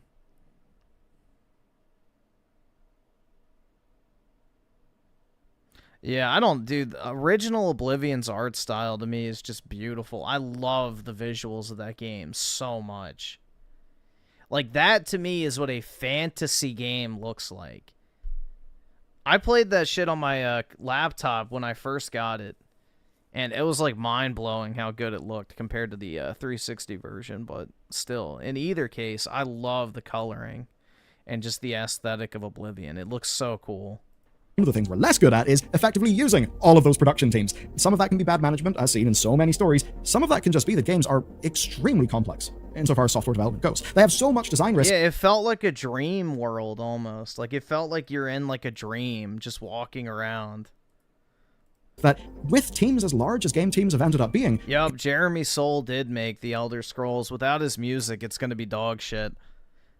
it's hard to just utilize everyone well. And that's where I think the remakes and the remasters actually can do something really important. They can take away risk, and that opens the door for pretty amazing levels of polish. The best examples, of course, Resi 4 and probably Oblivion. I'm sure you can name a few as well. But here's the weird thing. It's not just successful games getting remastered. Any game that exists within an IP library can get a second chance. If a game was niche before, well, actually that niche could be far larger in 2025. And that's why we've been seeing companies hoovering up legacy IP. Seriously, Embracer does it, Atari does it, Microids, I think I'll go with Microids, they do it as well. If you can sell die-hard fans of the old stuff, you can also sell to new genre fans. And it seems that's been driving a lot of IP hoovering up over the last few years. Ultimately then, it's a perfect storm. You get either lower development costs or perhaps more efficient deployment of your capital because, well, you know, you're remaking a thing. You already know what the thing looks like. Even better for the rights holders, there's the potential of outsourcing for upscaling and improvements with the likes of, say, Asper. That sort of thing's always been the case, but with this new data that we've got, we can see that the audiences, we are just as responsible for all of this stuff happening because we actually do turn up for these games and we buy them. And you know what? Whenever I think about my recent play habits, yeah, there's actually a lot of this in them because it's been Oblivion remastered. Recently, Last of Us Part 1 remastered. You know why? Girlfriend hadn't played it. We wanted to play through it together. The upgraded version, as it turns out, well, yeah, the multiplayer ain't there. God damn, it is gorgeous. And the gameplay Nope, it looks worse than the PS4 remaster. updates have it played. And I will die on that hill. The original Last of Us had a much better art style than the soulless fucking, you know, Last of Us 2 and Last of Us Part 1 remaster. Like, the PS4 version of The Last of Us is all you need. That is the definitive version. Period. Slick as hell. It's been a brilliant experience. And it proves the core of The Last of Us is as timelessly good as it always was. If you give it a big new lick of paint, it'll just be the best version to play now. In the best case, it can be like when you get a new scan, a new remastering of a classic movie that's absolutely beloved, that allows people to fully enjoy it and fully appreciate it on newer hardware. And I think that's honestly great for games. There's loads of games that I think shouldn't be relegated to the past. But there is another side to this. Making new games is more expensive than ever. And as an example of that, Shuhei Yoshida, who you may know for being fairly legendary within play. New games should not be more expensive to make. We have more development tools that make development easier than ever before. But yet game developers can't get their fucking head out of their ass and make something that's an actual video game instead of a dog shit movie. Like, it's a self-inflicted problem on the industry. It could be solved very quickly. PlayStation for a long ass time. He was saying recently, and he's not with PlayStation anymore, but that the single player games now cost so much money to make that they actually need the additional income from remasters and PC ports to actually make shit viable. Now, theoretically, there is an upper limit here. You can't constantly remake old stuff because eventually you'll run out of it. I don't believe that's the case. If you have a game that sells 10 million copies, you made your money back. Like, stop. They did not have to re-release the fucking Last of Us 5 times. And if there's any form of reckoning our industry is going to face, it's probably that senior staff have often been treated quite badly. There's been a lot of burnout. There's been a lot of people leaving the games industry. And in an ideal world, they are the people who make the new games using all of their experience. And in my estimation, when you combine that with a lot of industry trend chasing, that's probably a large part of why a lot of new games just don't feel like they hit as good as games used to. Games, when they're remastered, it sure does seem we all lap up and buy. Okay, what I want you to do is let me know what is your best and worst recent experience with a remake or remaster. And once you're done with that, well, there's a company we need to talk about. It's called Bungie, because, goddamn it, I think they need a remake or remaster at this stage. But seriously, the situation's kind of dire, and you can learn all about that in this video next. Bungie's gonna crash and burn, man. That'll be the next big studio closure. Unless they announce Destiny 3 real quick.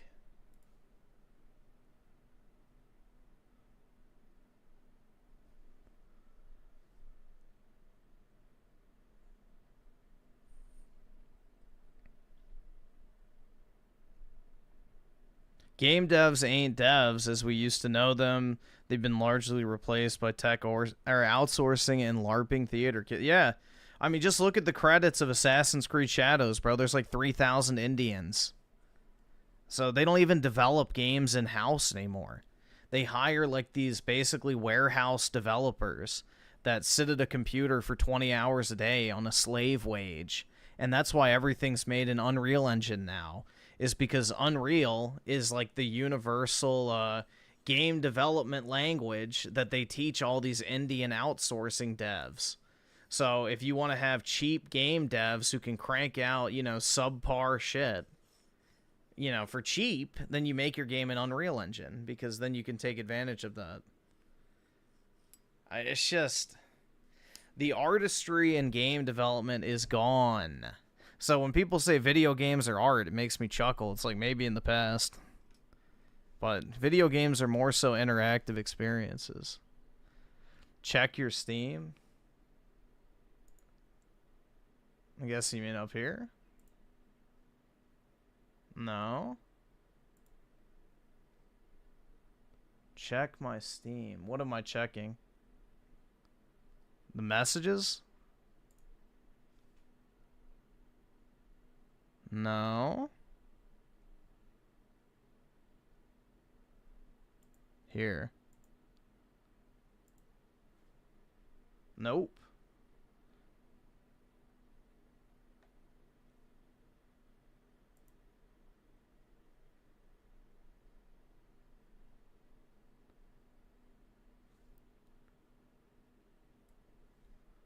Yeah, I don't have anything.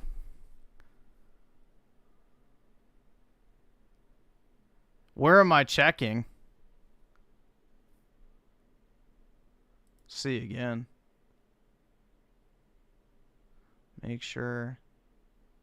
Friend request, unread chat message. Your library? Oh, did you gift me something? What am I looking for? I don't know. I don't really actually know where you go to find gifts.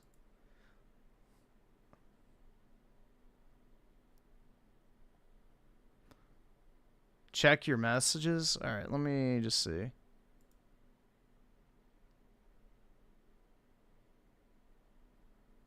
went away. There, friends and chat. I don't know where the gifting stuff shows up. Your email? Oh, I can check that real quick. Let's see. Top games, manage gift.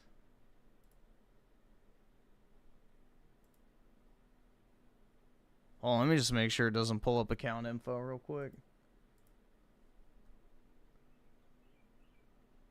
Oh, okay, yeah, I see it now. There we go, pending gift. Well, I appreciate it, man.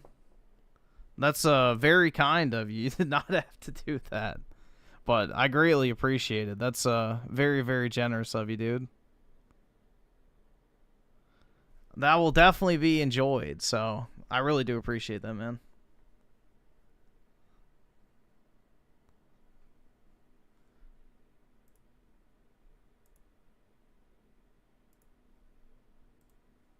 Play the Oblivion remaster again. Yeah, I platinumed it on PS5 previously, so yeah, I'll see about actually downloading the classic visual mod. But really appreciate it, dude. That's very kind of you. Here, I'll go and install it. But yeah, really appreciate it. That's a nice surprise, so thanks a bunch. Shaders are a must, yeah.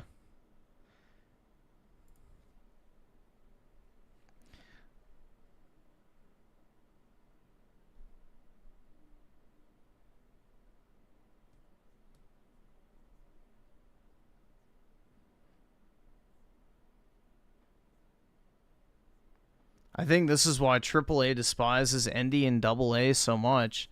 Sure, it has a lot of slot, but it tends to try and make something new, and when it succeeds, it embarrasses them. Yeah, I mean, that's the thing, bro. It's like, I miss AA games. You know, like The Darkness is one we were talking about the other night. It's like, all those type of games are just gone. Like, there's no, like, mid-tier budget titles anymore. I mean, if anything, I would say Ghost of Yotei feels like a AA game. It's not priced like one, but it felt like one. Just with way too many cutscenes. So I really do wish we could just get like 10 to 15 hour experience, like linear games again. Where it's like, okay, yeah, it's not the longest game, but you want to replay it because it's actually fun. Problem with indies is that you have to swim a lot of gay stuff to find one good title. Yeah. Yeah, I'll be getting Ninja Gaiden. I should probably go ahead and wishlist that as well. Let's see. Oh, did you send me some? Hopefully it's not an image. Okay. You're a goy. Yeah, I am. I'm not one of God's chosen, sorry.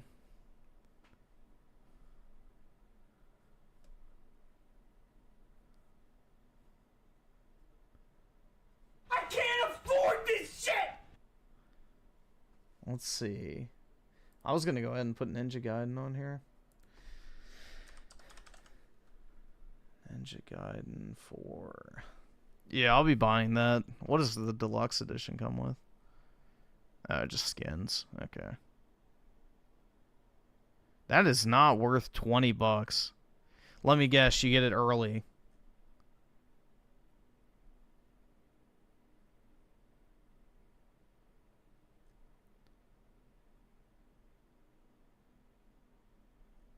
No, it doesn't say anything early.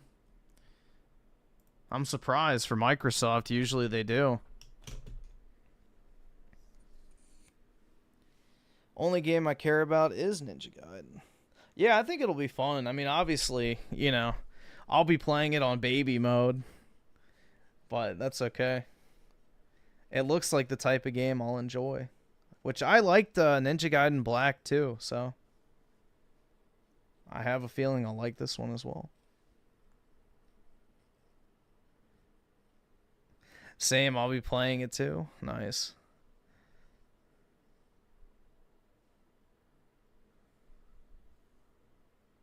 That's not worth the $20. Yeah, I'm not going to buy the Ultimate Edition.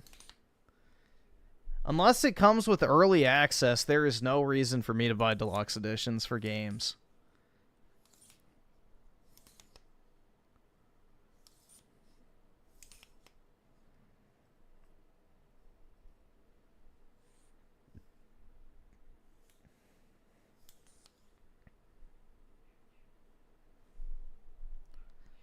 Didn't Synth play the wrong Ninja Gaiden? I'm not sure how you would play the wrong one. Is there like a version that's bad? No, I haven't bought Battlefield 6 yet. What does the Phantom Edition even come with? So you get the Tombstone pre-order pack, Pro Token Battle Pass plus 25 tier skips. I've never used tier skips in my entire life on any game. I always just waste them. That's how it's always been on COD. Phantom Squad, 4 soldier skins, Shrouded Weapon package, Glimmer Melee weapon skin, Chimera weapon skin, or vehicle skin, Death's Head weapon sticker, Weapon Charm and Dog Tag, and Phantom XP boost sets.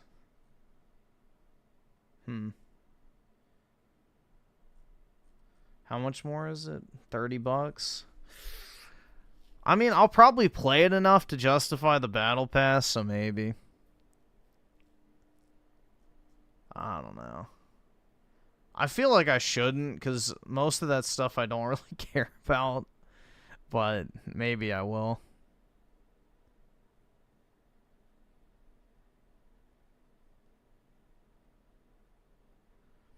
Hopefully Platinum Games isn't terrible now. I don't think so. What was the last game they put out? Why can't I think of it? Not the Babylon's Fall one, but Astral Chain. Yeah, that's right. That was good. So, as long as their dude, I cannot talk. Jesus Christ. As long as their A team is working on it, then it should be fine. I'm having fucking autistic fits, I guess. I'm tired as shit right now, so bear with me.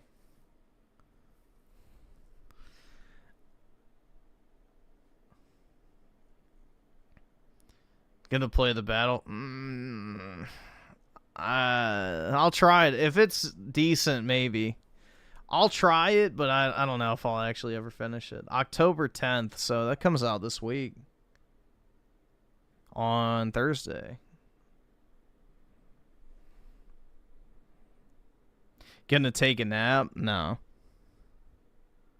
Nope. Shadow Warrior's fun and it's like $2. The second one was really disappointing though. I didn't ever play the third, but the second Shadow Warrior I was kind of disappointed with. Yeah, it's still a top seller. It's on sale right now, that's why. But it usually is because it's by pure like numerical monetary number. So it's not by copies or units, it's just by how much money. So for every one of these sold, Battlefield had to sell, you know, 6 or 5 or whatever. Doesn't matter. Battlefield sex is the biggest surprise this generation. Yeah, I was genuinely impressed by the beta. I liked it a lot. Shadow Warrior 3 is a Doom Eternal clone. That's not bad then. Shadow Warrior 2 I didn't like. They were trying to do too much. Shadow Warrior 1 I liked a lot.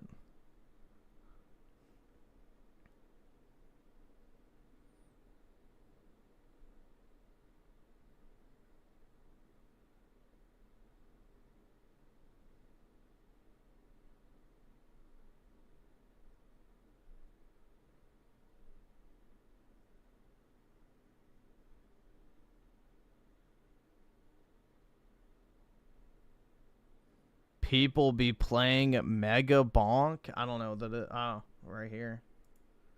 Let's see. Bro, why is it taking so long to load a trailer?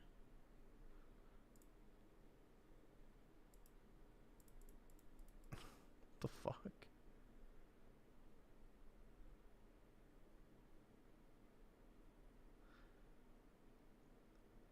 Is it a roguelike?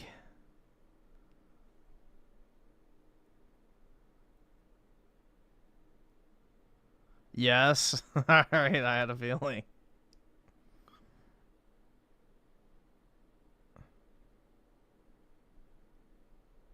It's like the mobile game or whatever. Vampire Survivor, yeah. That Dreamcast guy was obsessed over.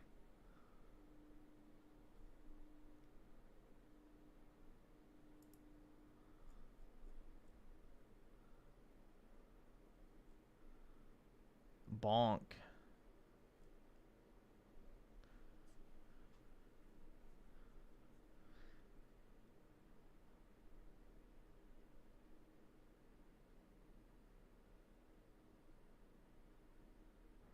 Imagine Alex with the 5. Microsoft Alright, is awesome. livid. People Thanks, are nigga. still Alright. buying white protagonist games 20-1 over DEI stuff despite all these years spending billions in communist school indoctrination. Yep. The programming is being rejected by the younger generations, which is great. You know, boomers and Gen X will really be the last bastion of liberalism.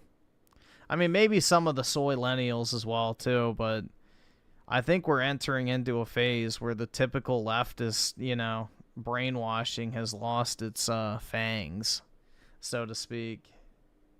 They're not as effective as they used to be at shaping the hearts and minds. Oh my god, dude, Baldur's Gate is on sale. I gotta add it to my collection. Ghost of Sushi for $40. Nope. I just played one of those. Games where you don't think, for me that's Dynasty Warriors or games like it. I enjoyed the first Hyrule Warriors, but nothing trumps Sengoku Basara. Yeah, I have the Hyrule Warriors games. I've never played them, though. Damn, bro. That video is at 33.3 thousand views. And it's outpacing the Gears of War video I made by just under 8,000 views. So that's good. It's 1 of 10 right now. So I hit it at a good time algorithmically.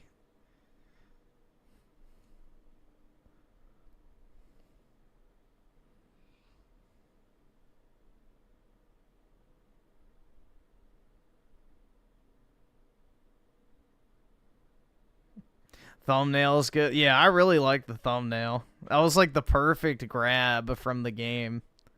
That face of her soy jacking while she's supposed to be sad.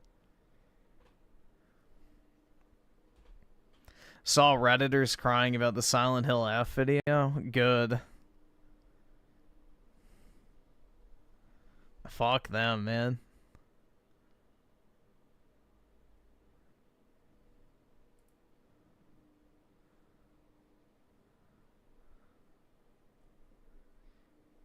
Yeah, I would, like, that's the thing I wonder is, like, what does their actual pipeline really look like? You know, they have to know that Fable game is going to bomb with that black main character girl who's, like, hideous. Like, they have to know that. You know, South of Midnight had, like, 50 concurrent players or whatever. And I don't think, what was the other one, too, they did? Dude, I don't even remember. But yeah, all of these games are just bombing. Like hundreds of millions of dollars wasted. And, you know, billions potentially in opportunity costs thrown away.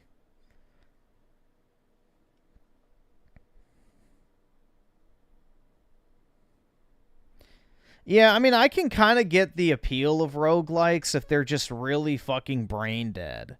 Like those old Flash games, I guess I could understand, you know. Like the one where you're the penguin and you have to, like, build the rocket sled. Like, really short burst, kind of just brain dead, you know, gradual progression type games. I get that. I get that. But the ones that are, like, super fucking sweaty, it's like, ew, no, I'm good. I don't want to lose all my progress if I'm not, like, playing hyper autistically.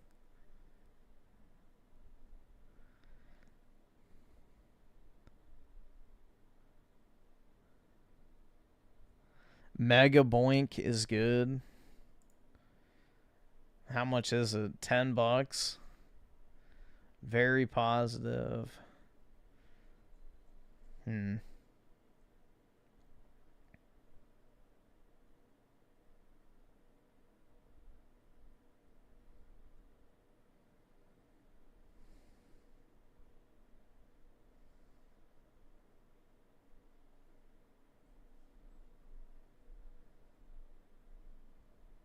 How many people are playing it now?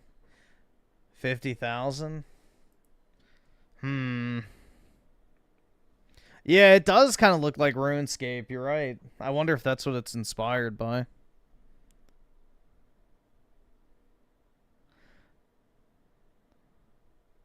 I liked Dead Cells for a while, but then I got very sick of having to do the same thing over and over and over again.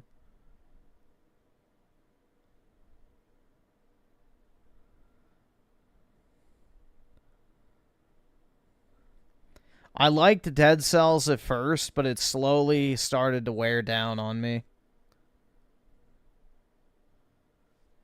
I don't know. I guess I'll buy this real quick. Why not? It's $10. Yeah, for my account. PayPal. There we go.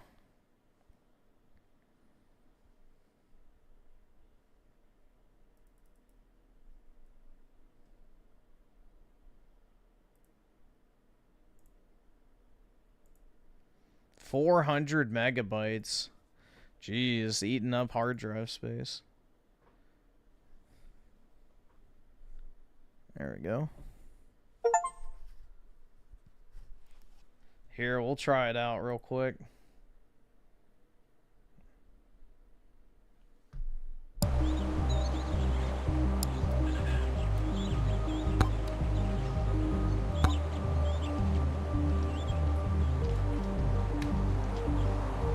All right, awesome. Thanks, nigga. All right.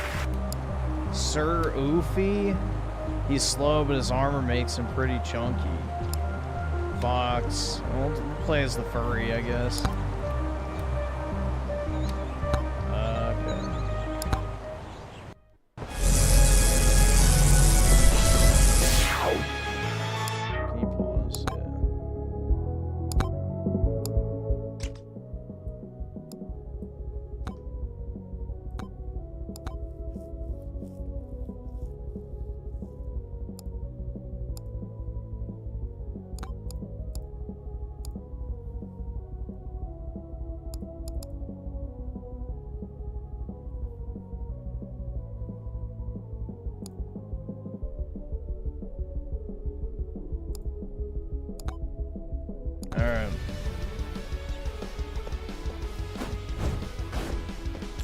Oh, does it auto shoot?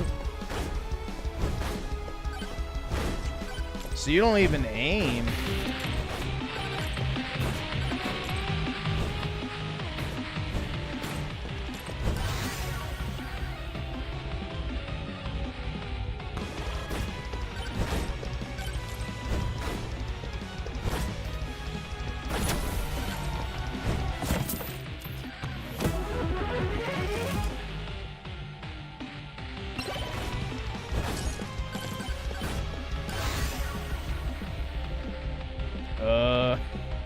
Fucking idea.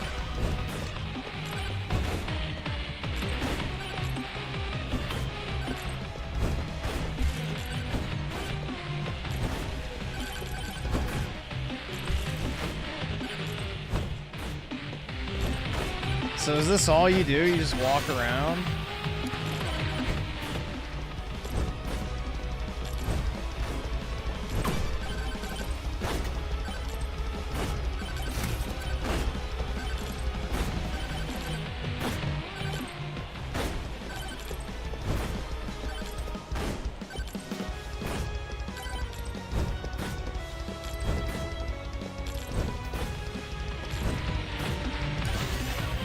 Alright.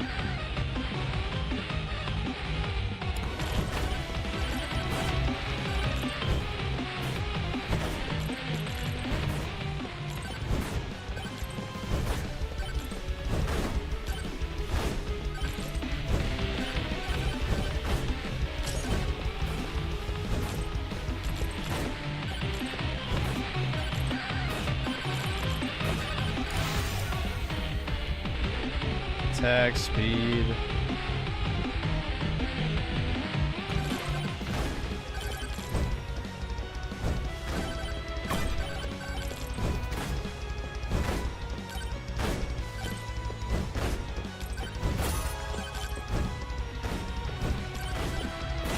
Do you earn like permanent unlocks, or do you have to start every single time again? Are about the same as Pokey Clicker? Yeah, it's just a time waster. So, for sure.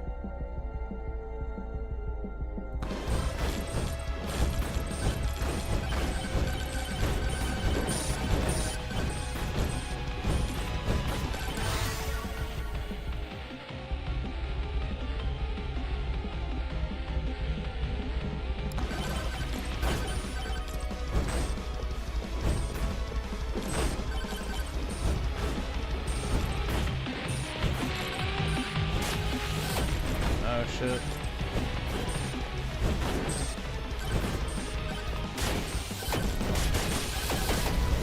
Oh, fuck.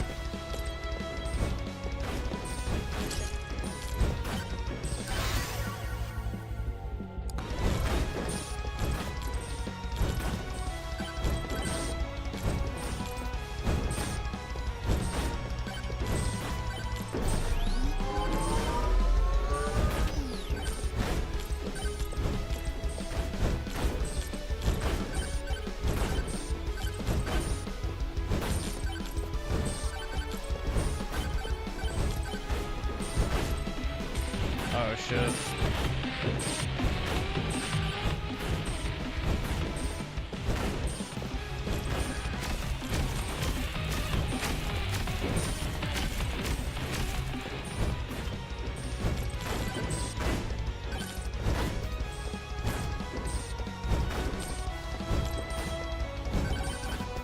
I mean, I guess I kind of get the appeal.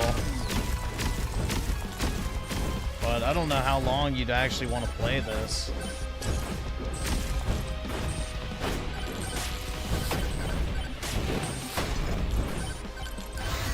Oh shit.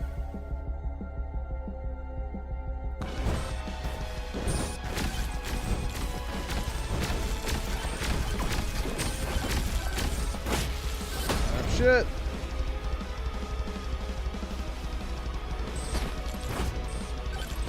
That's not good.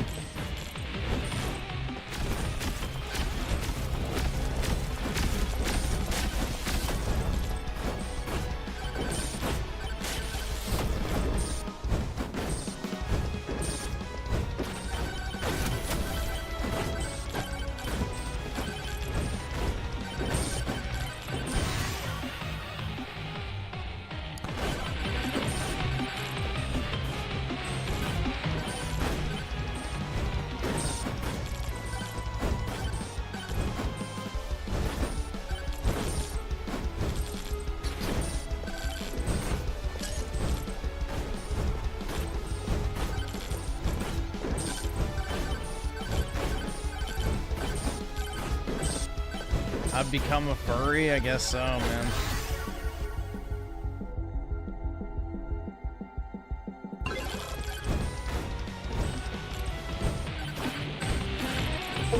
Why is he not attacking the group?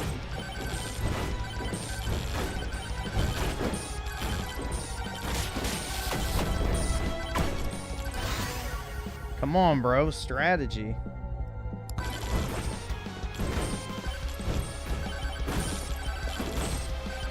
That's the part I don't like, is you don't actually get to attack yourself. That kind of sucks.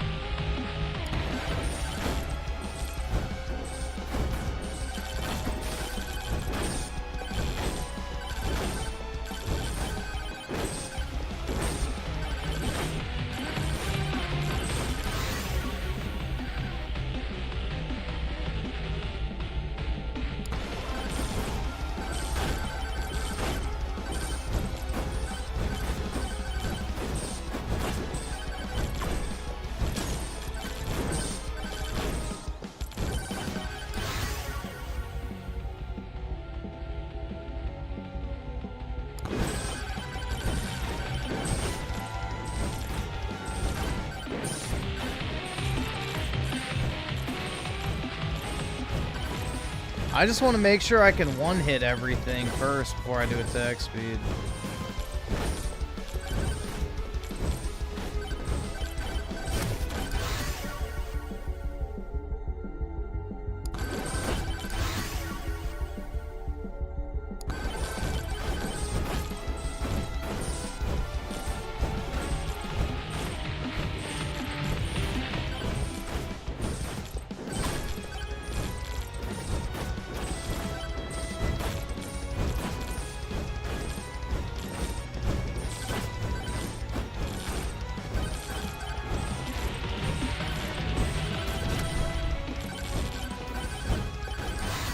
Well, I guess that works.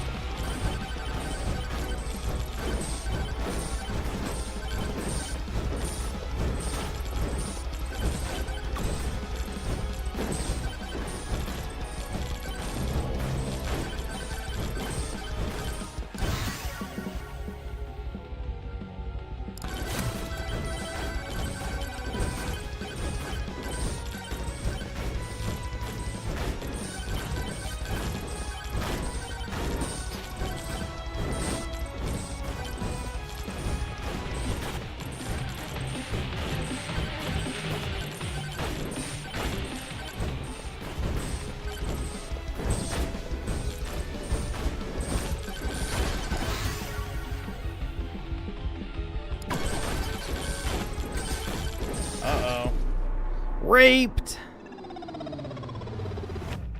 Oh well.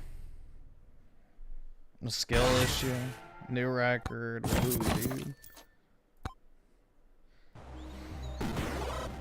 Unlocks. So I'm guessing you don't make any like permanent progress, right?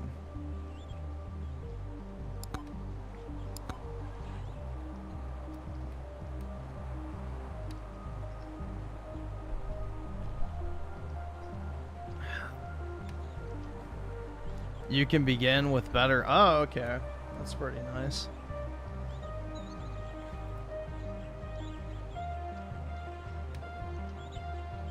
Let's see. So Jesus with the 5. Did you see iDubbbz is making content cop and rumor it's going to be on Charlie Kirk or Kino Casino? How could this possibly go wrong? I know, man. Hopefully it's Kino Casino so they can get some extra clout off of it. Minute World with the 2, have you played One Finger Death Punch 2? I played the first one, but not the second one, no.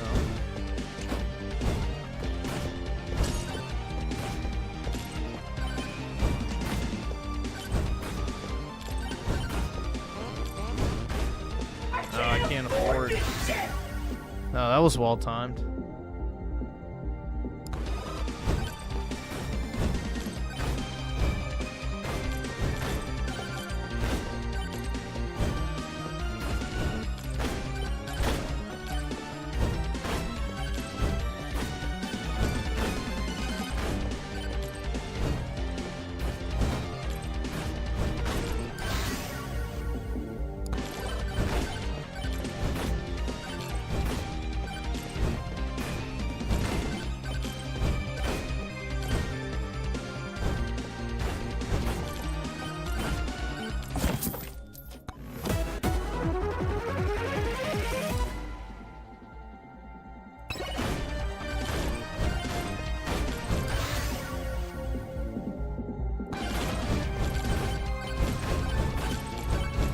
There we go.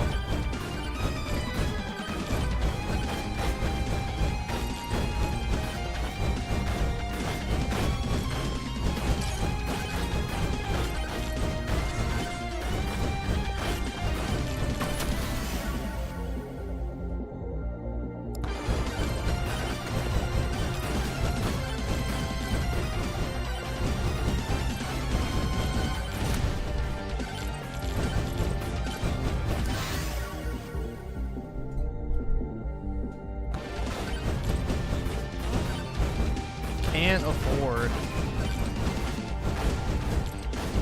Just a broke boy.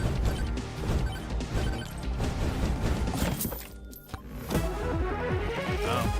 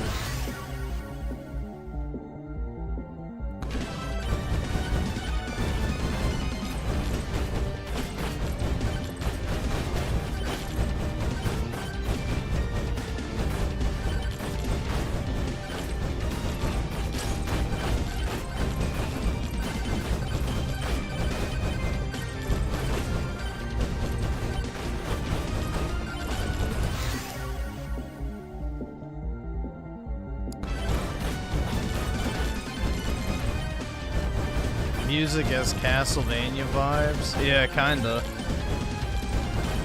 Although I'm not really an expert on Castlevania music, so. But yeah, it does.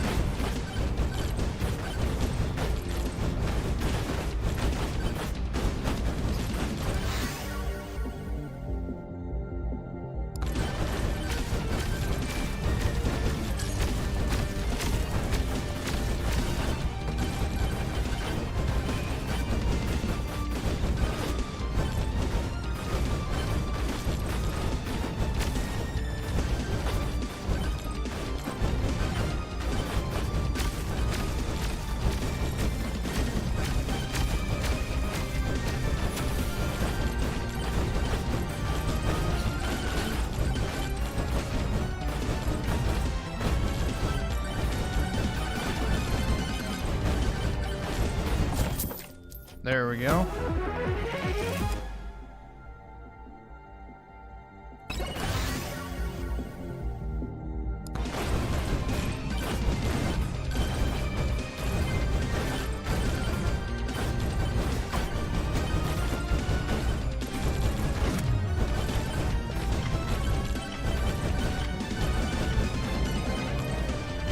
Uh-oh.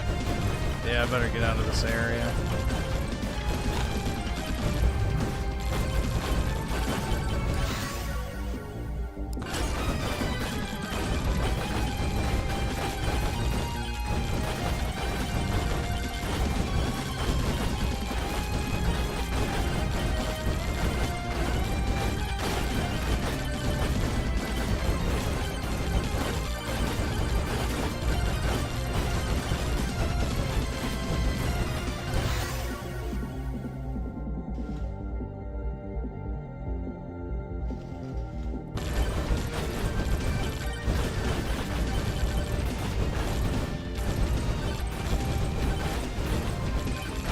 definitely better than Goy. I guess so. Alright, let's see.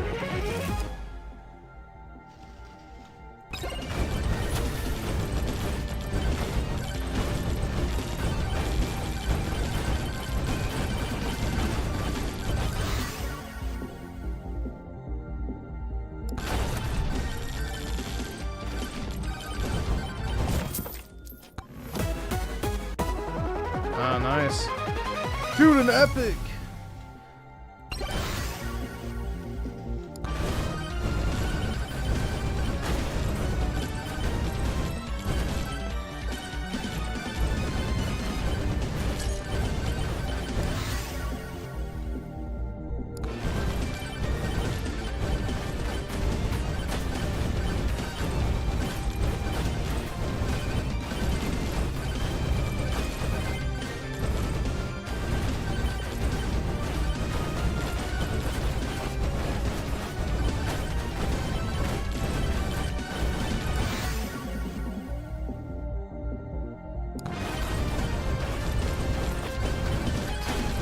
Oops.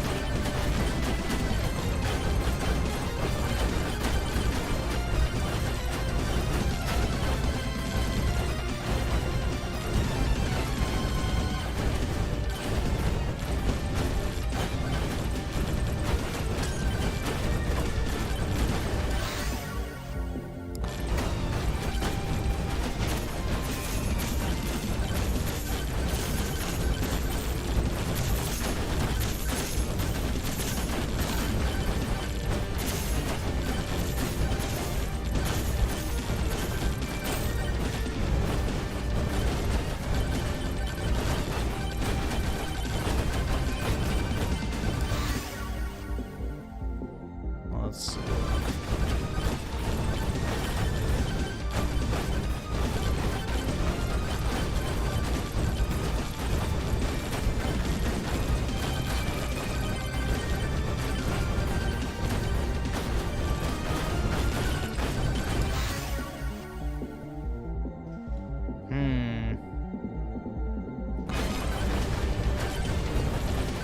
Definitely that.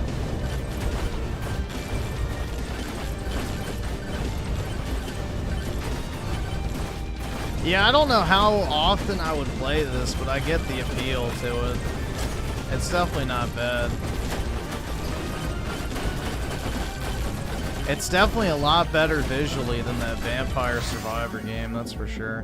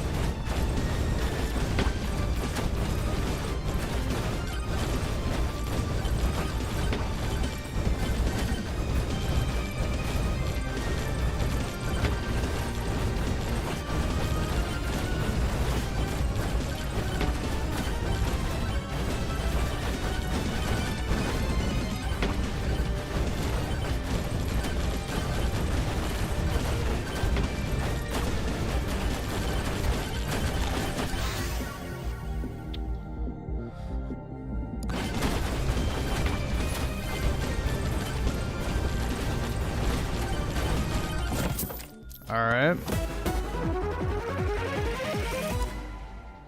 Get extra. That's not very good. Ideally, I'm not going to be taking damage.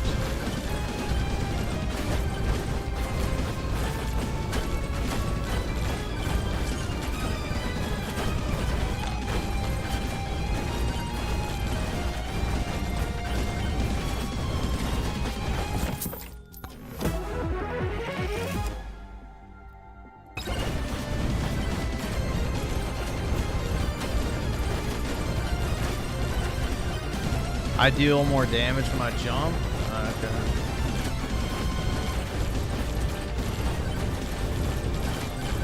So just jump like a tard.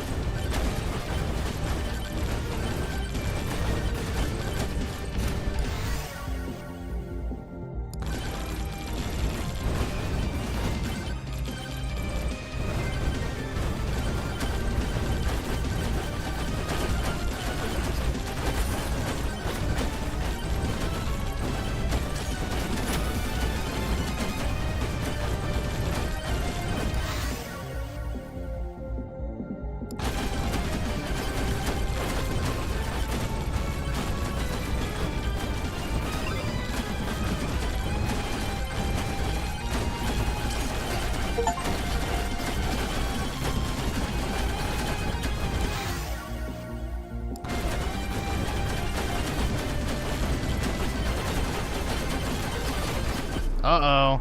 Dude, what the fuck? Jeez.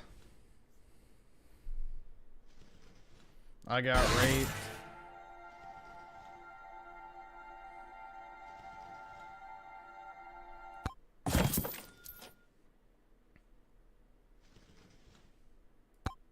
Oh, well.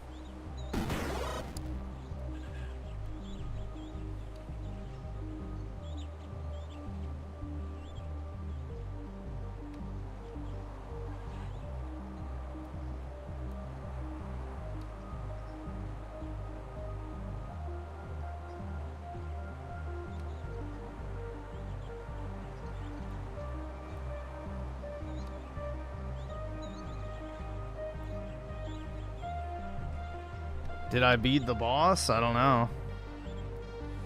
Alright. Well, I guess that's pretty cool.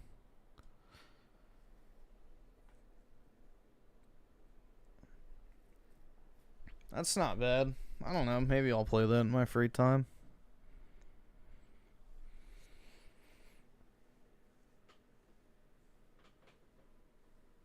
Yeah, I don't know like how addicted I would get to that. I feel like it'd be like I'd play it once and then kind of just move on. But yeah, it's fine.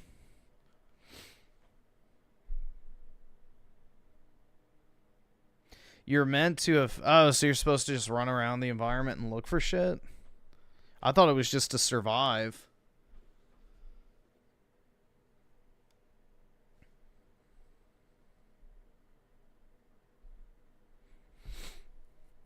Yeah, well, we didn't get to it tonight because we got sidetracked with videos and shit, but I was gonna play Mario Galaxy tonight. But maybe we'll do that later tonight, I guess.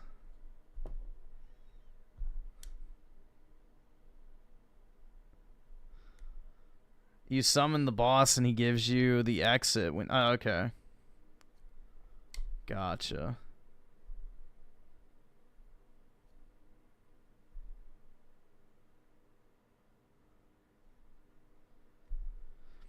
The new Sonic game is better than the new Mario Kart. You're just a... Wait, just on Nintendo fanboy, once a Sony fanboy, and then switch to Nintendo. Okay. So I'm just on Nintendo fanboy, once a Sony fanboy, and then switch to Nintendo. Or I could just like Mario Kart more than Sonic, but hey, take your pick.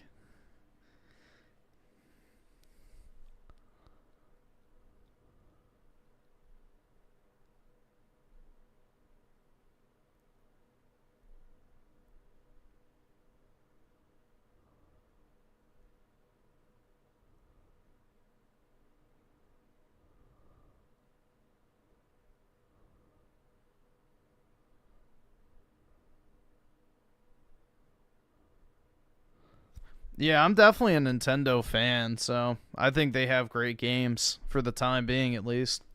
Time will tell, but yeah, so far, you know, this generation's been pretty damn good.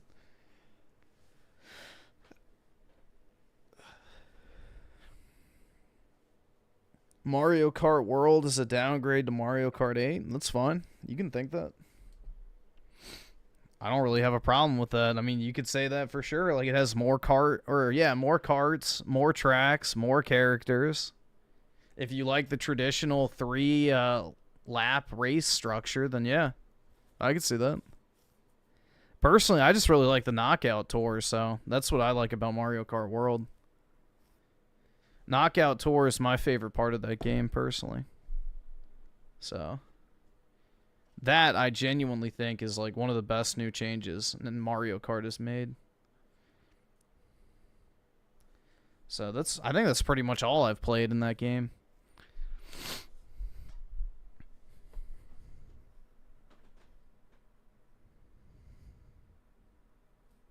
Yeah, I don't do the open world. The only time I like the open world is if you're in an online lobby and you're waiting for the next race. Like, that's nice. You just have something to do to waste the time instead of just spectating. So, I do like it for that aspect, but yeah, I don't like free roam around and do like the challenges and stuff. But I do like it for the time wasting mechanic while you're waiting for a race to finish. Or, you know, for people to join. So that aspect is nice. But I really do like Knockout Tour. I think that's like the most fun way to play Mario Kart I've ever seen. It's just so fast-paced.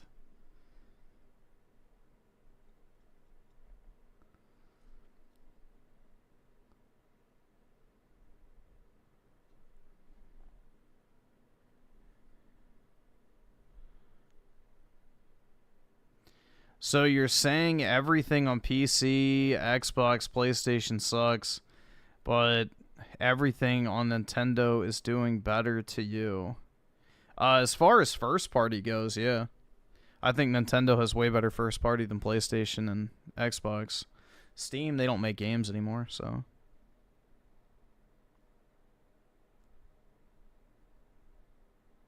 Yeah, I think Nintendo's putting out way better games than PlayStation and Xbox.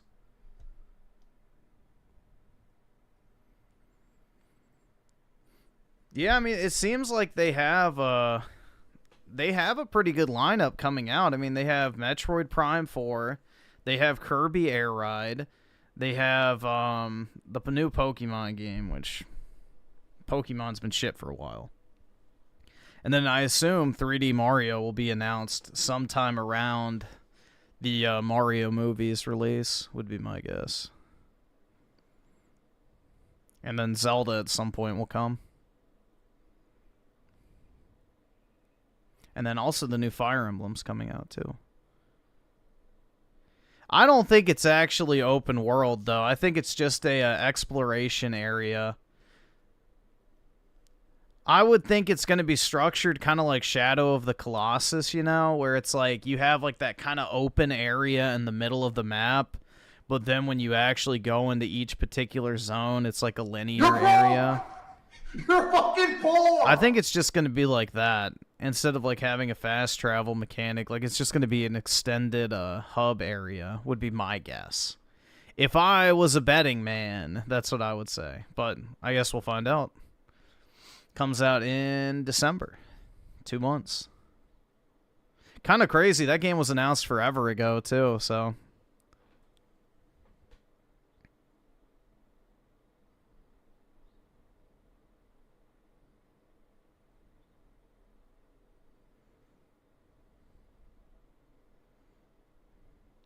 Eclipse of the 2, Nintendo's output is on fire versus Sony. That's because they prioritize gameplay instead of having photorealistic graphics.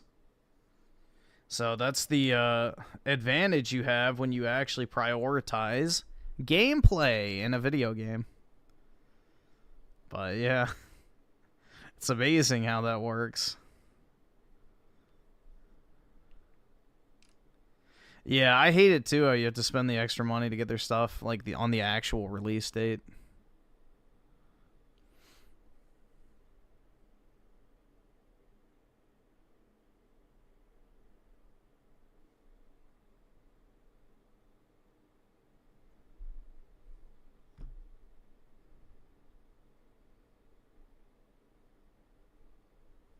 Needs to make a DualShock-like controller. In which way? Like the Switch Pro controller? Or what do you mean by like DualShock? Or do you mean like the DualSense?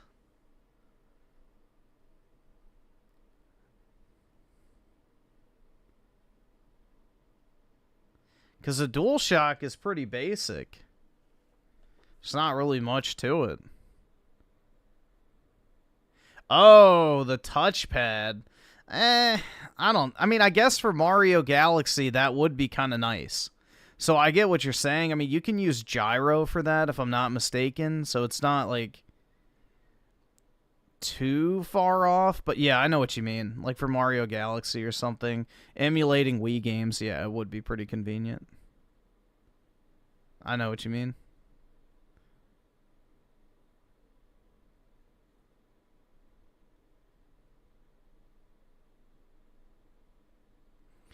Are you using the Pro controller and it doesn't let you use the pointer?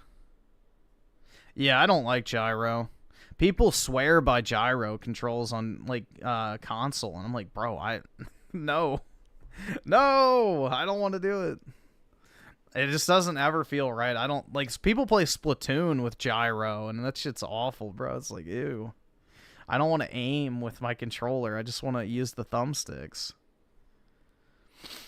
But apparently you can play at a very competitive level with gyro, even over normal thumbstick. No, the wired controller. I didn't even know they had a wired controller. Does the Pro controller work? I would assume so. Here, let's see. Mario Galaxy Switch 2.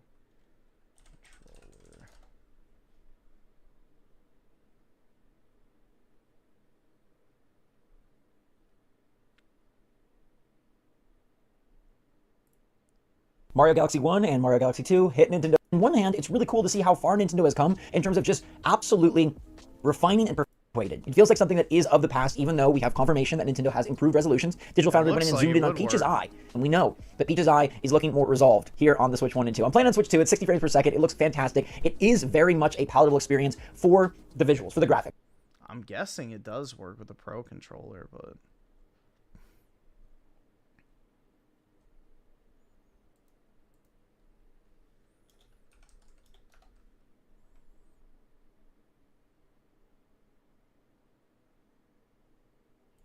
So yeah, it looks like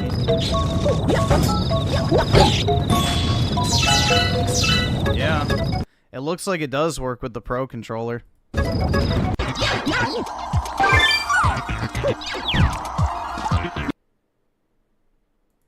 don't know what the bug was. Play it now?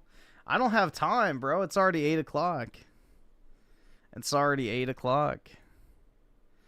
Unfortunately, I have work, so I can't be getting into a game right now.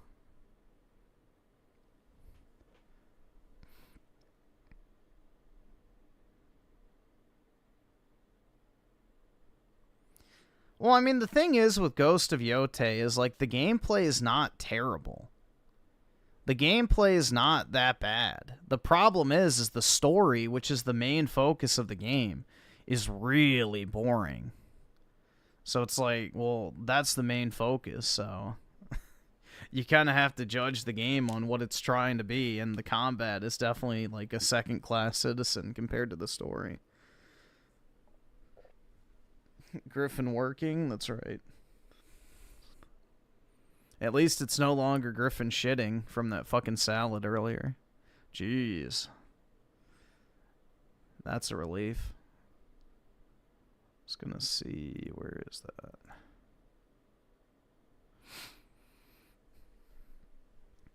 Zelda has elements of dark fantasy in its lore that are completely removed from Breath of the Wild, Tears of the Kingdom. Yeah, never forget that Link is a Catholic. That shit's funny, bro. I don't know why they didn't just keep that. That was pretty based. But, oh well. Nintendo really jumped the shark at making a true fantasy game. Yuck, Griffin is like the quartering. PK, you don't have a right to complain, bro. I did like 8 hours of straight videos tonight, so...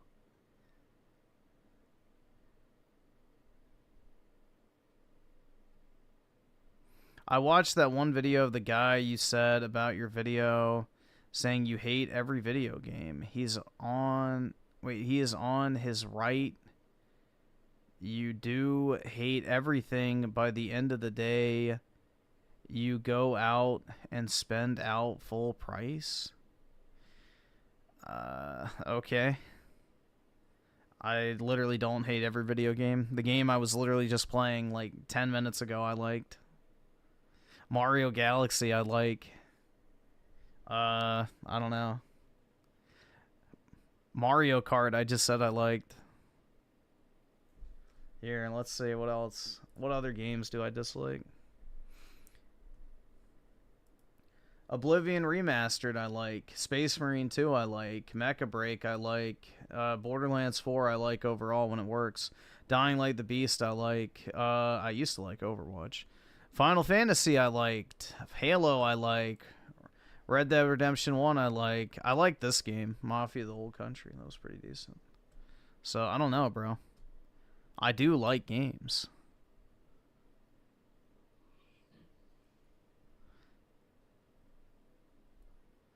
No, I mean, you telling us about your shit experience makes you like the quartering. Well, it wasn't so much I was like, yeah, guys, before I got on stream, I took the fattest shit of my life. No, it was I had to interrupt the stream like 3 times because I had to relieve myself. Because I ate a salad right before the stream, and that shit fucked me up. It probably had some like bad shrimp or something on it.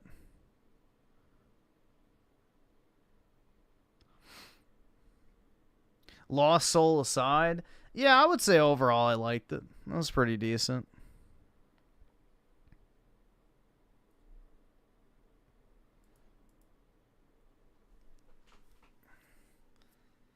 Yeah, he does it to gross out the women, so they'll be like, ew, Jeremy, don't talk about your ass on stream. Let's talk about it later.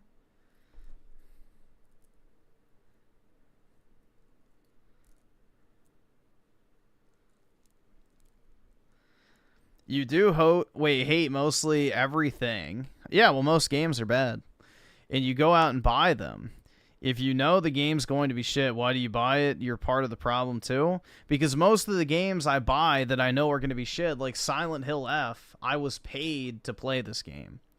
Someone donated the game for me to play. So that's probably the majority of the bad games that I play and review are literally games that people send money for me to play. So, yeah, I mean, I guess. But also, through my videos, I probably cost the developers more money than I give them. So, there's also that. If I get just 2 people to not buy the game based off of my review, then they lost money. So, there's also that way of looking at it as well.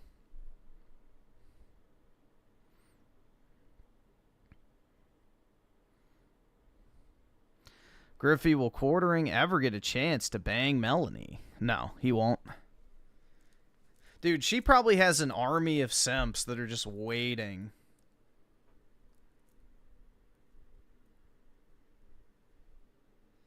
She probably had an army of simps just waiting in her fucking chat.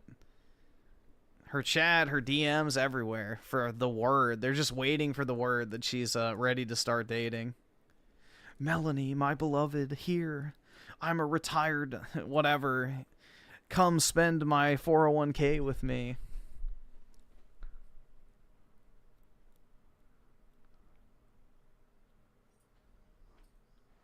Yeah, you had to use God mode to complete it because you couldn't put any effort into it. Oh, yeah, dude. No, I just wasn't going to finish it, so... Better to finish it with mods than not finish it at all. But also, it's a video game, bro. What does it matter? It's a single-player video game. What difference does it make? It's not like I'm hacking in a multiplayer game and be like, yo, bro, check out my carried diamond.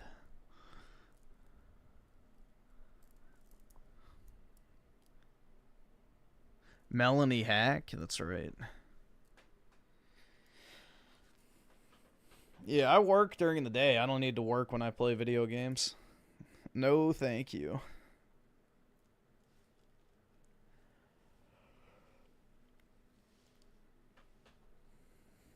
If the developers can't make it fun, then I'll take it upon myself to do so.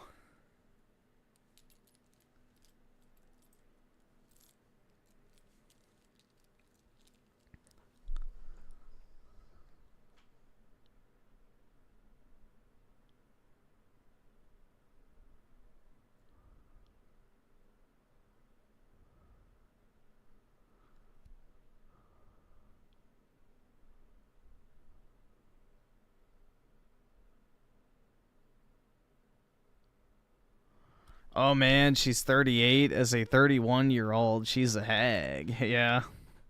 Hag maxing. Yeah, I played Hatred. It's fine. I don't know. It's a little too slop for me, personally. It just feels like one of those twin-stick mobile games. But yeah, I've played it. Somewhere around here. Hatred. There it is. I played it for 81 minutes.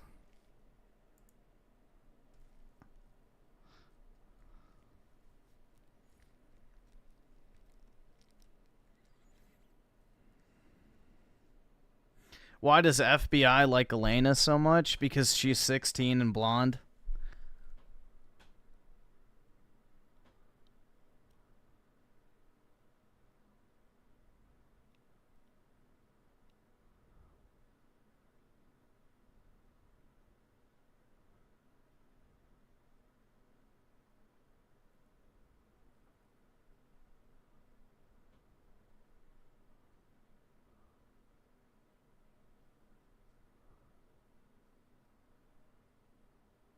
It goes hard with the first person and color mod. Yeah, I feel like it probably would be better in first person.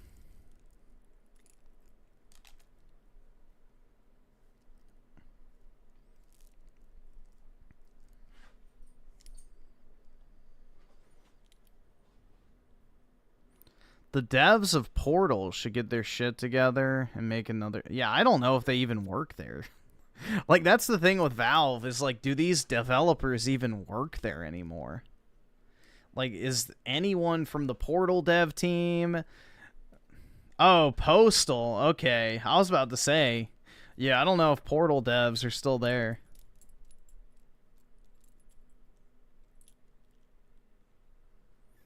Luna Freya is the best blonde Final Fantasy. Yeah, I agree. I agree, man. Luna Freya is pretty good. Nowhere near the level of Aerith, but that's alright.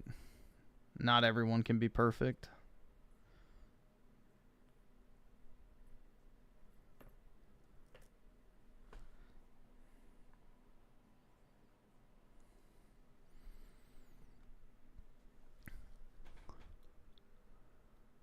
Do you think the idea of work-life balance is a thing people should strive for, or is it an excuse for late? Well, it depends. I mean, if you want your work-life balance to be, oh, I just want to send an email a day and then sit on my ass and eat Cheetos, and that's my work-life balance, then, you know, obviously that's not realistic, but, yeah, I don't think there's anything wrong with wanting to actually have free time and the ability to do stuff you want rather than just being locked in an office or at a job site all day. So, I definitely think there's a balance. I think primarily you should prioritize making as much money as early as you can in life. And then later you can focus on things like work-life balance when you know, want to start a family or get older. But it really just depends on what your goals are. If you want to make a shit ton of money, you're going to have a worse work-life balance, ideally.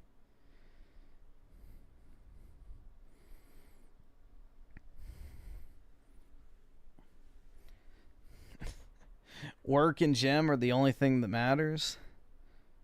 I guess so.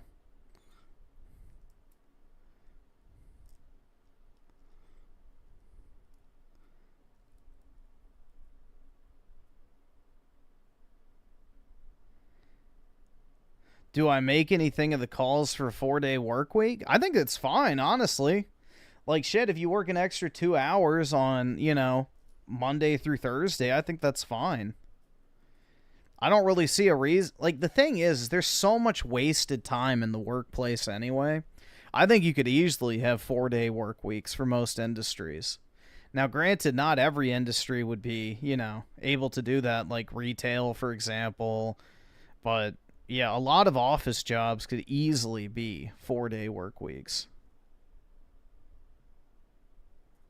Because once you've already worked for 8 hours, working an extra 2 is not really a big deal. I think most people would rather have the extra day off.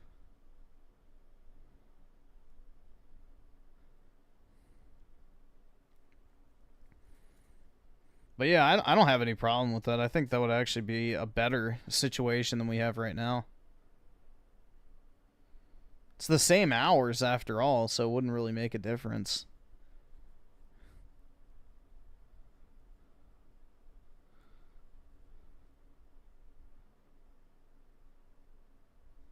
No days off. That's right, man.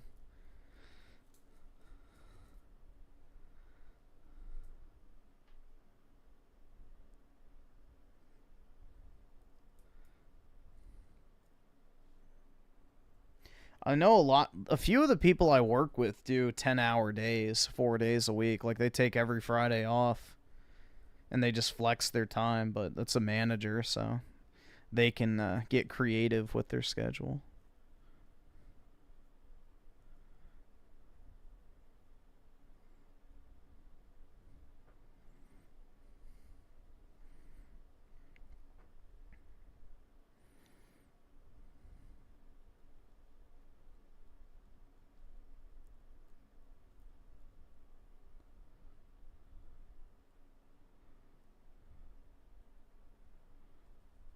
Your boss gets angry when you do overtime?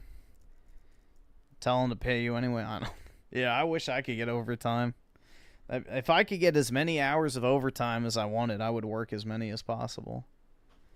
Easy money.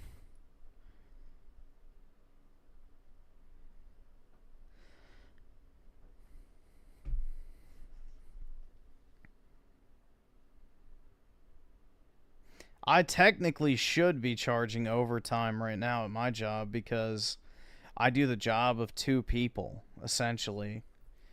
And I could very easily say that my job takes more hours than I report, but I don't do that. But I could if I wanted to. And they'd probably get pissed off for me saying that I worked over.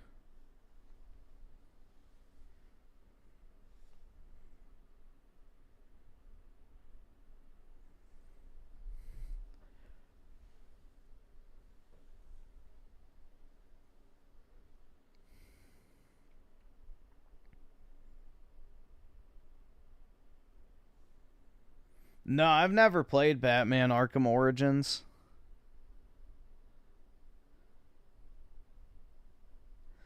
I've never actually played Arkham Origins. I've owned it. I've just never actually tried it. I've played through Asylum, City, and Night, but never Origins. Griffin is submissive and breedable. Wait, pause. Don't let that woman take advantage of you at work. Don't worry, I'm not like Raymond where I'm like, now turn around and leave so I can watch you walk away. Yeah, no, that's not me. I only work with men, so there's only men on my project, so I don't have that problem. Dude, that story he told about how he would get like so turned on talking to the women at his workplace that while he was like commuting home from work on the subway, he would have to like hold in his fucking ejaculation. And he could barely hold it in on the way home. It's like, bro, what the fuck? That guy's got some issues, man. Like, that is way too much info to be sharing.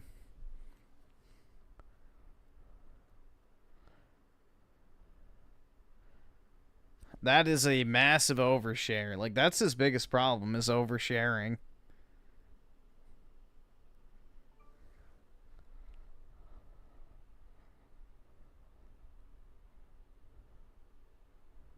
Like, I could maybe understand that if you're, like, you know, a horny teenager going through puberty or something. But, like, a grown man, like, just interacting with women, I don't know.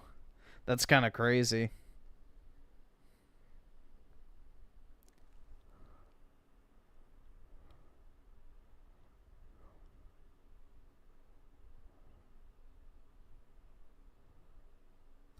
It's time for the wage cage, Griffin. Oh, wait, you haven't left it besides the shit. Yeah, exactly.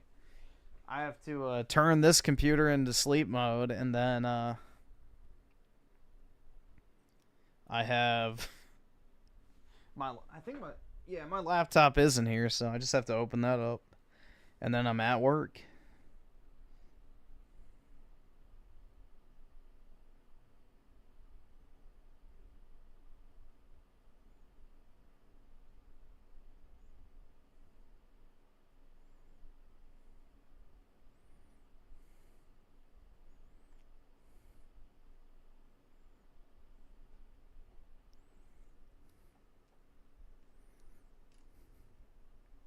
The jizz in my pants lifestyle. That's right.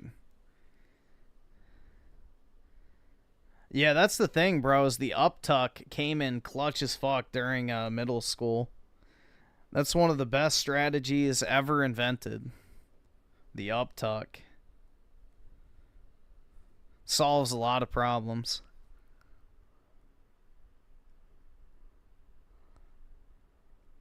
I can't imagine working from home. It's not that bad. I mean, the only thing is if you get lonely easily, then maybe it would affect you, but I like it. I don't have to commute, so it's nice. I got my dog here, so I just hang out with him all day.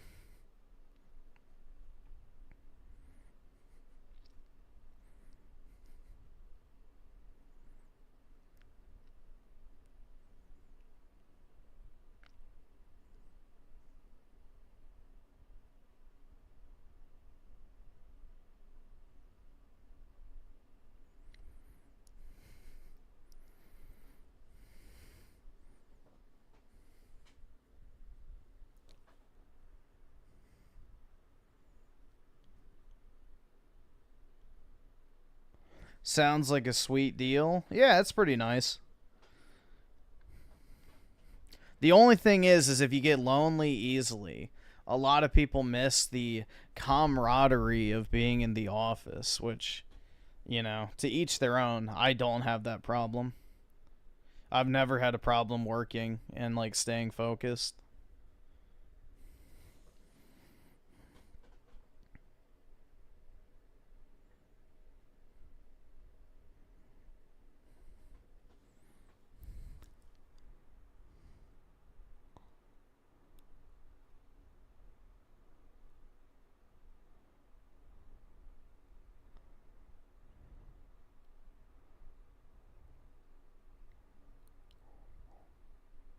Griffin has a problem getting it up. That's right. Shit. But I probably should go ahead and hop off, guys. It's 8:30, so I gotta sign in to work.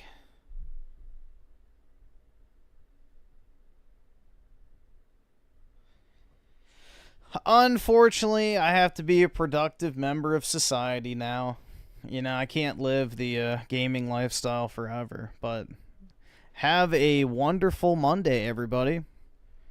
And yeah, if you haven't already, go watch the video I uploaded yesterday and hit the like button, dude. But anyway, guys, have a great day, and I'll talk to everybody later. Peace out, guys.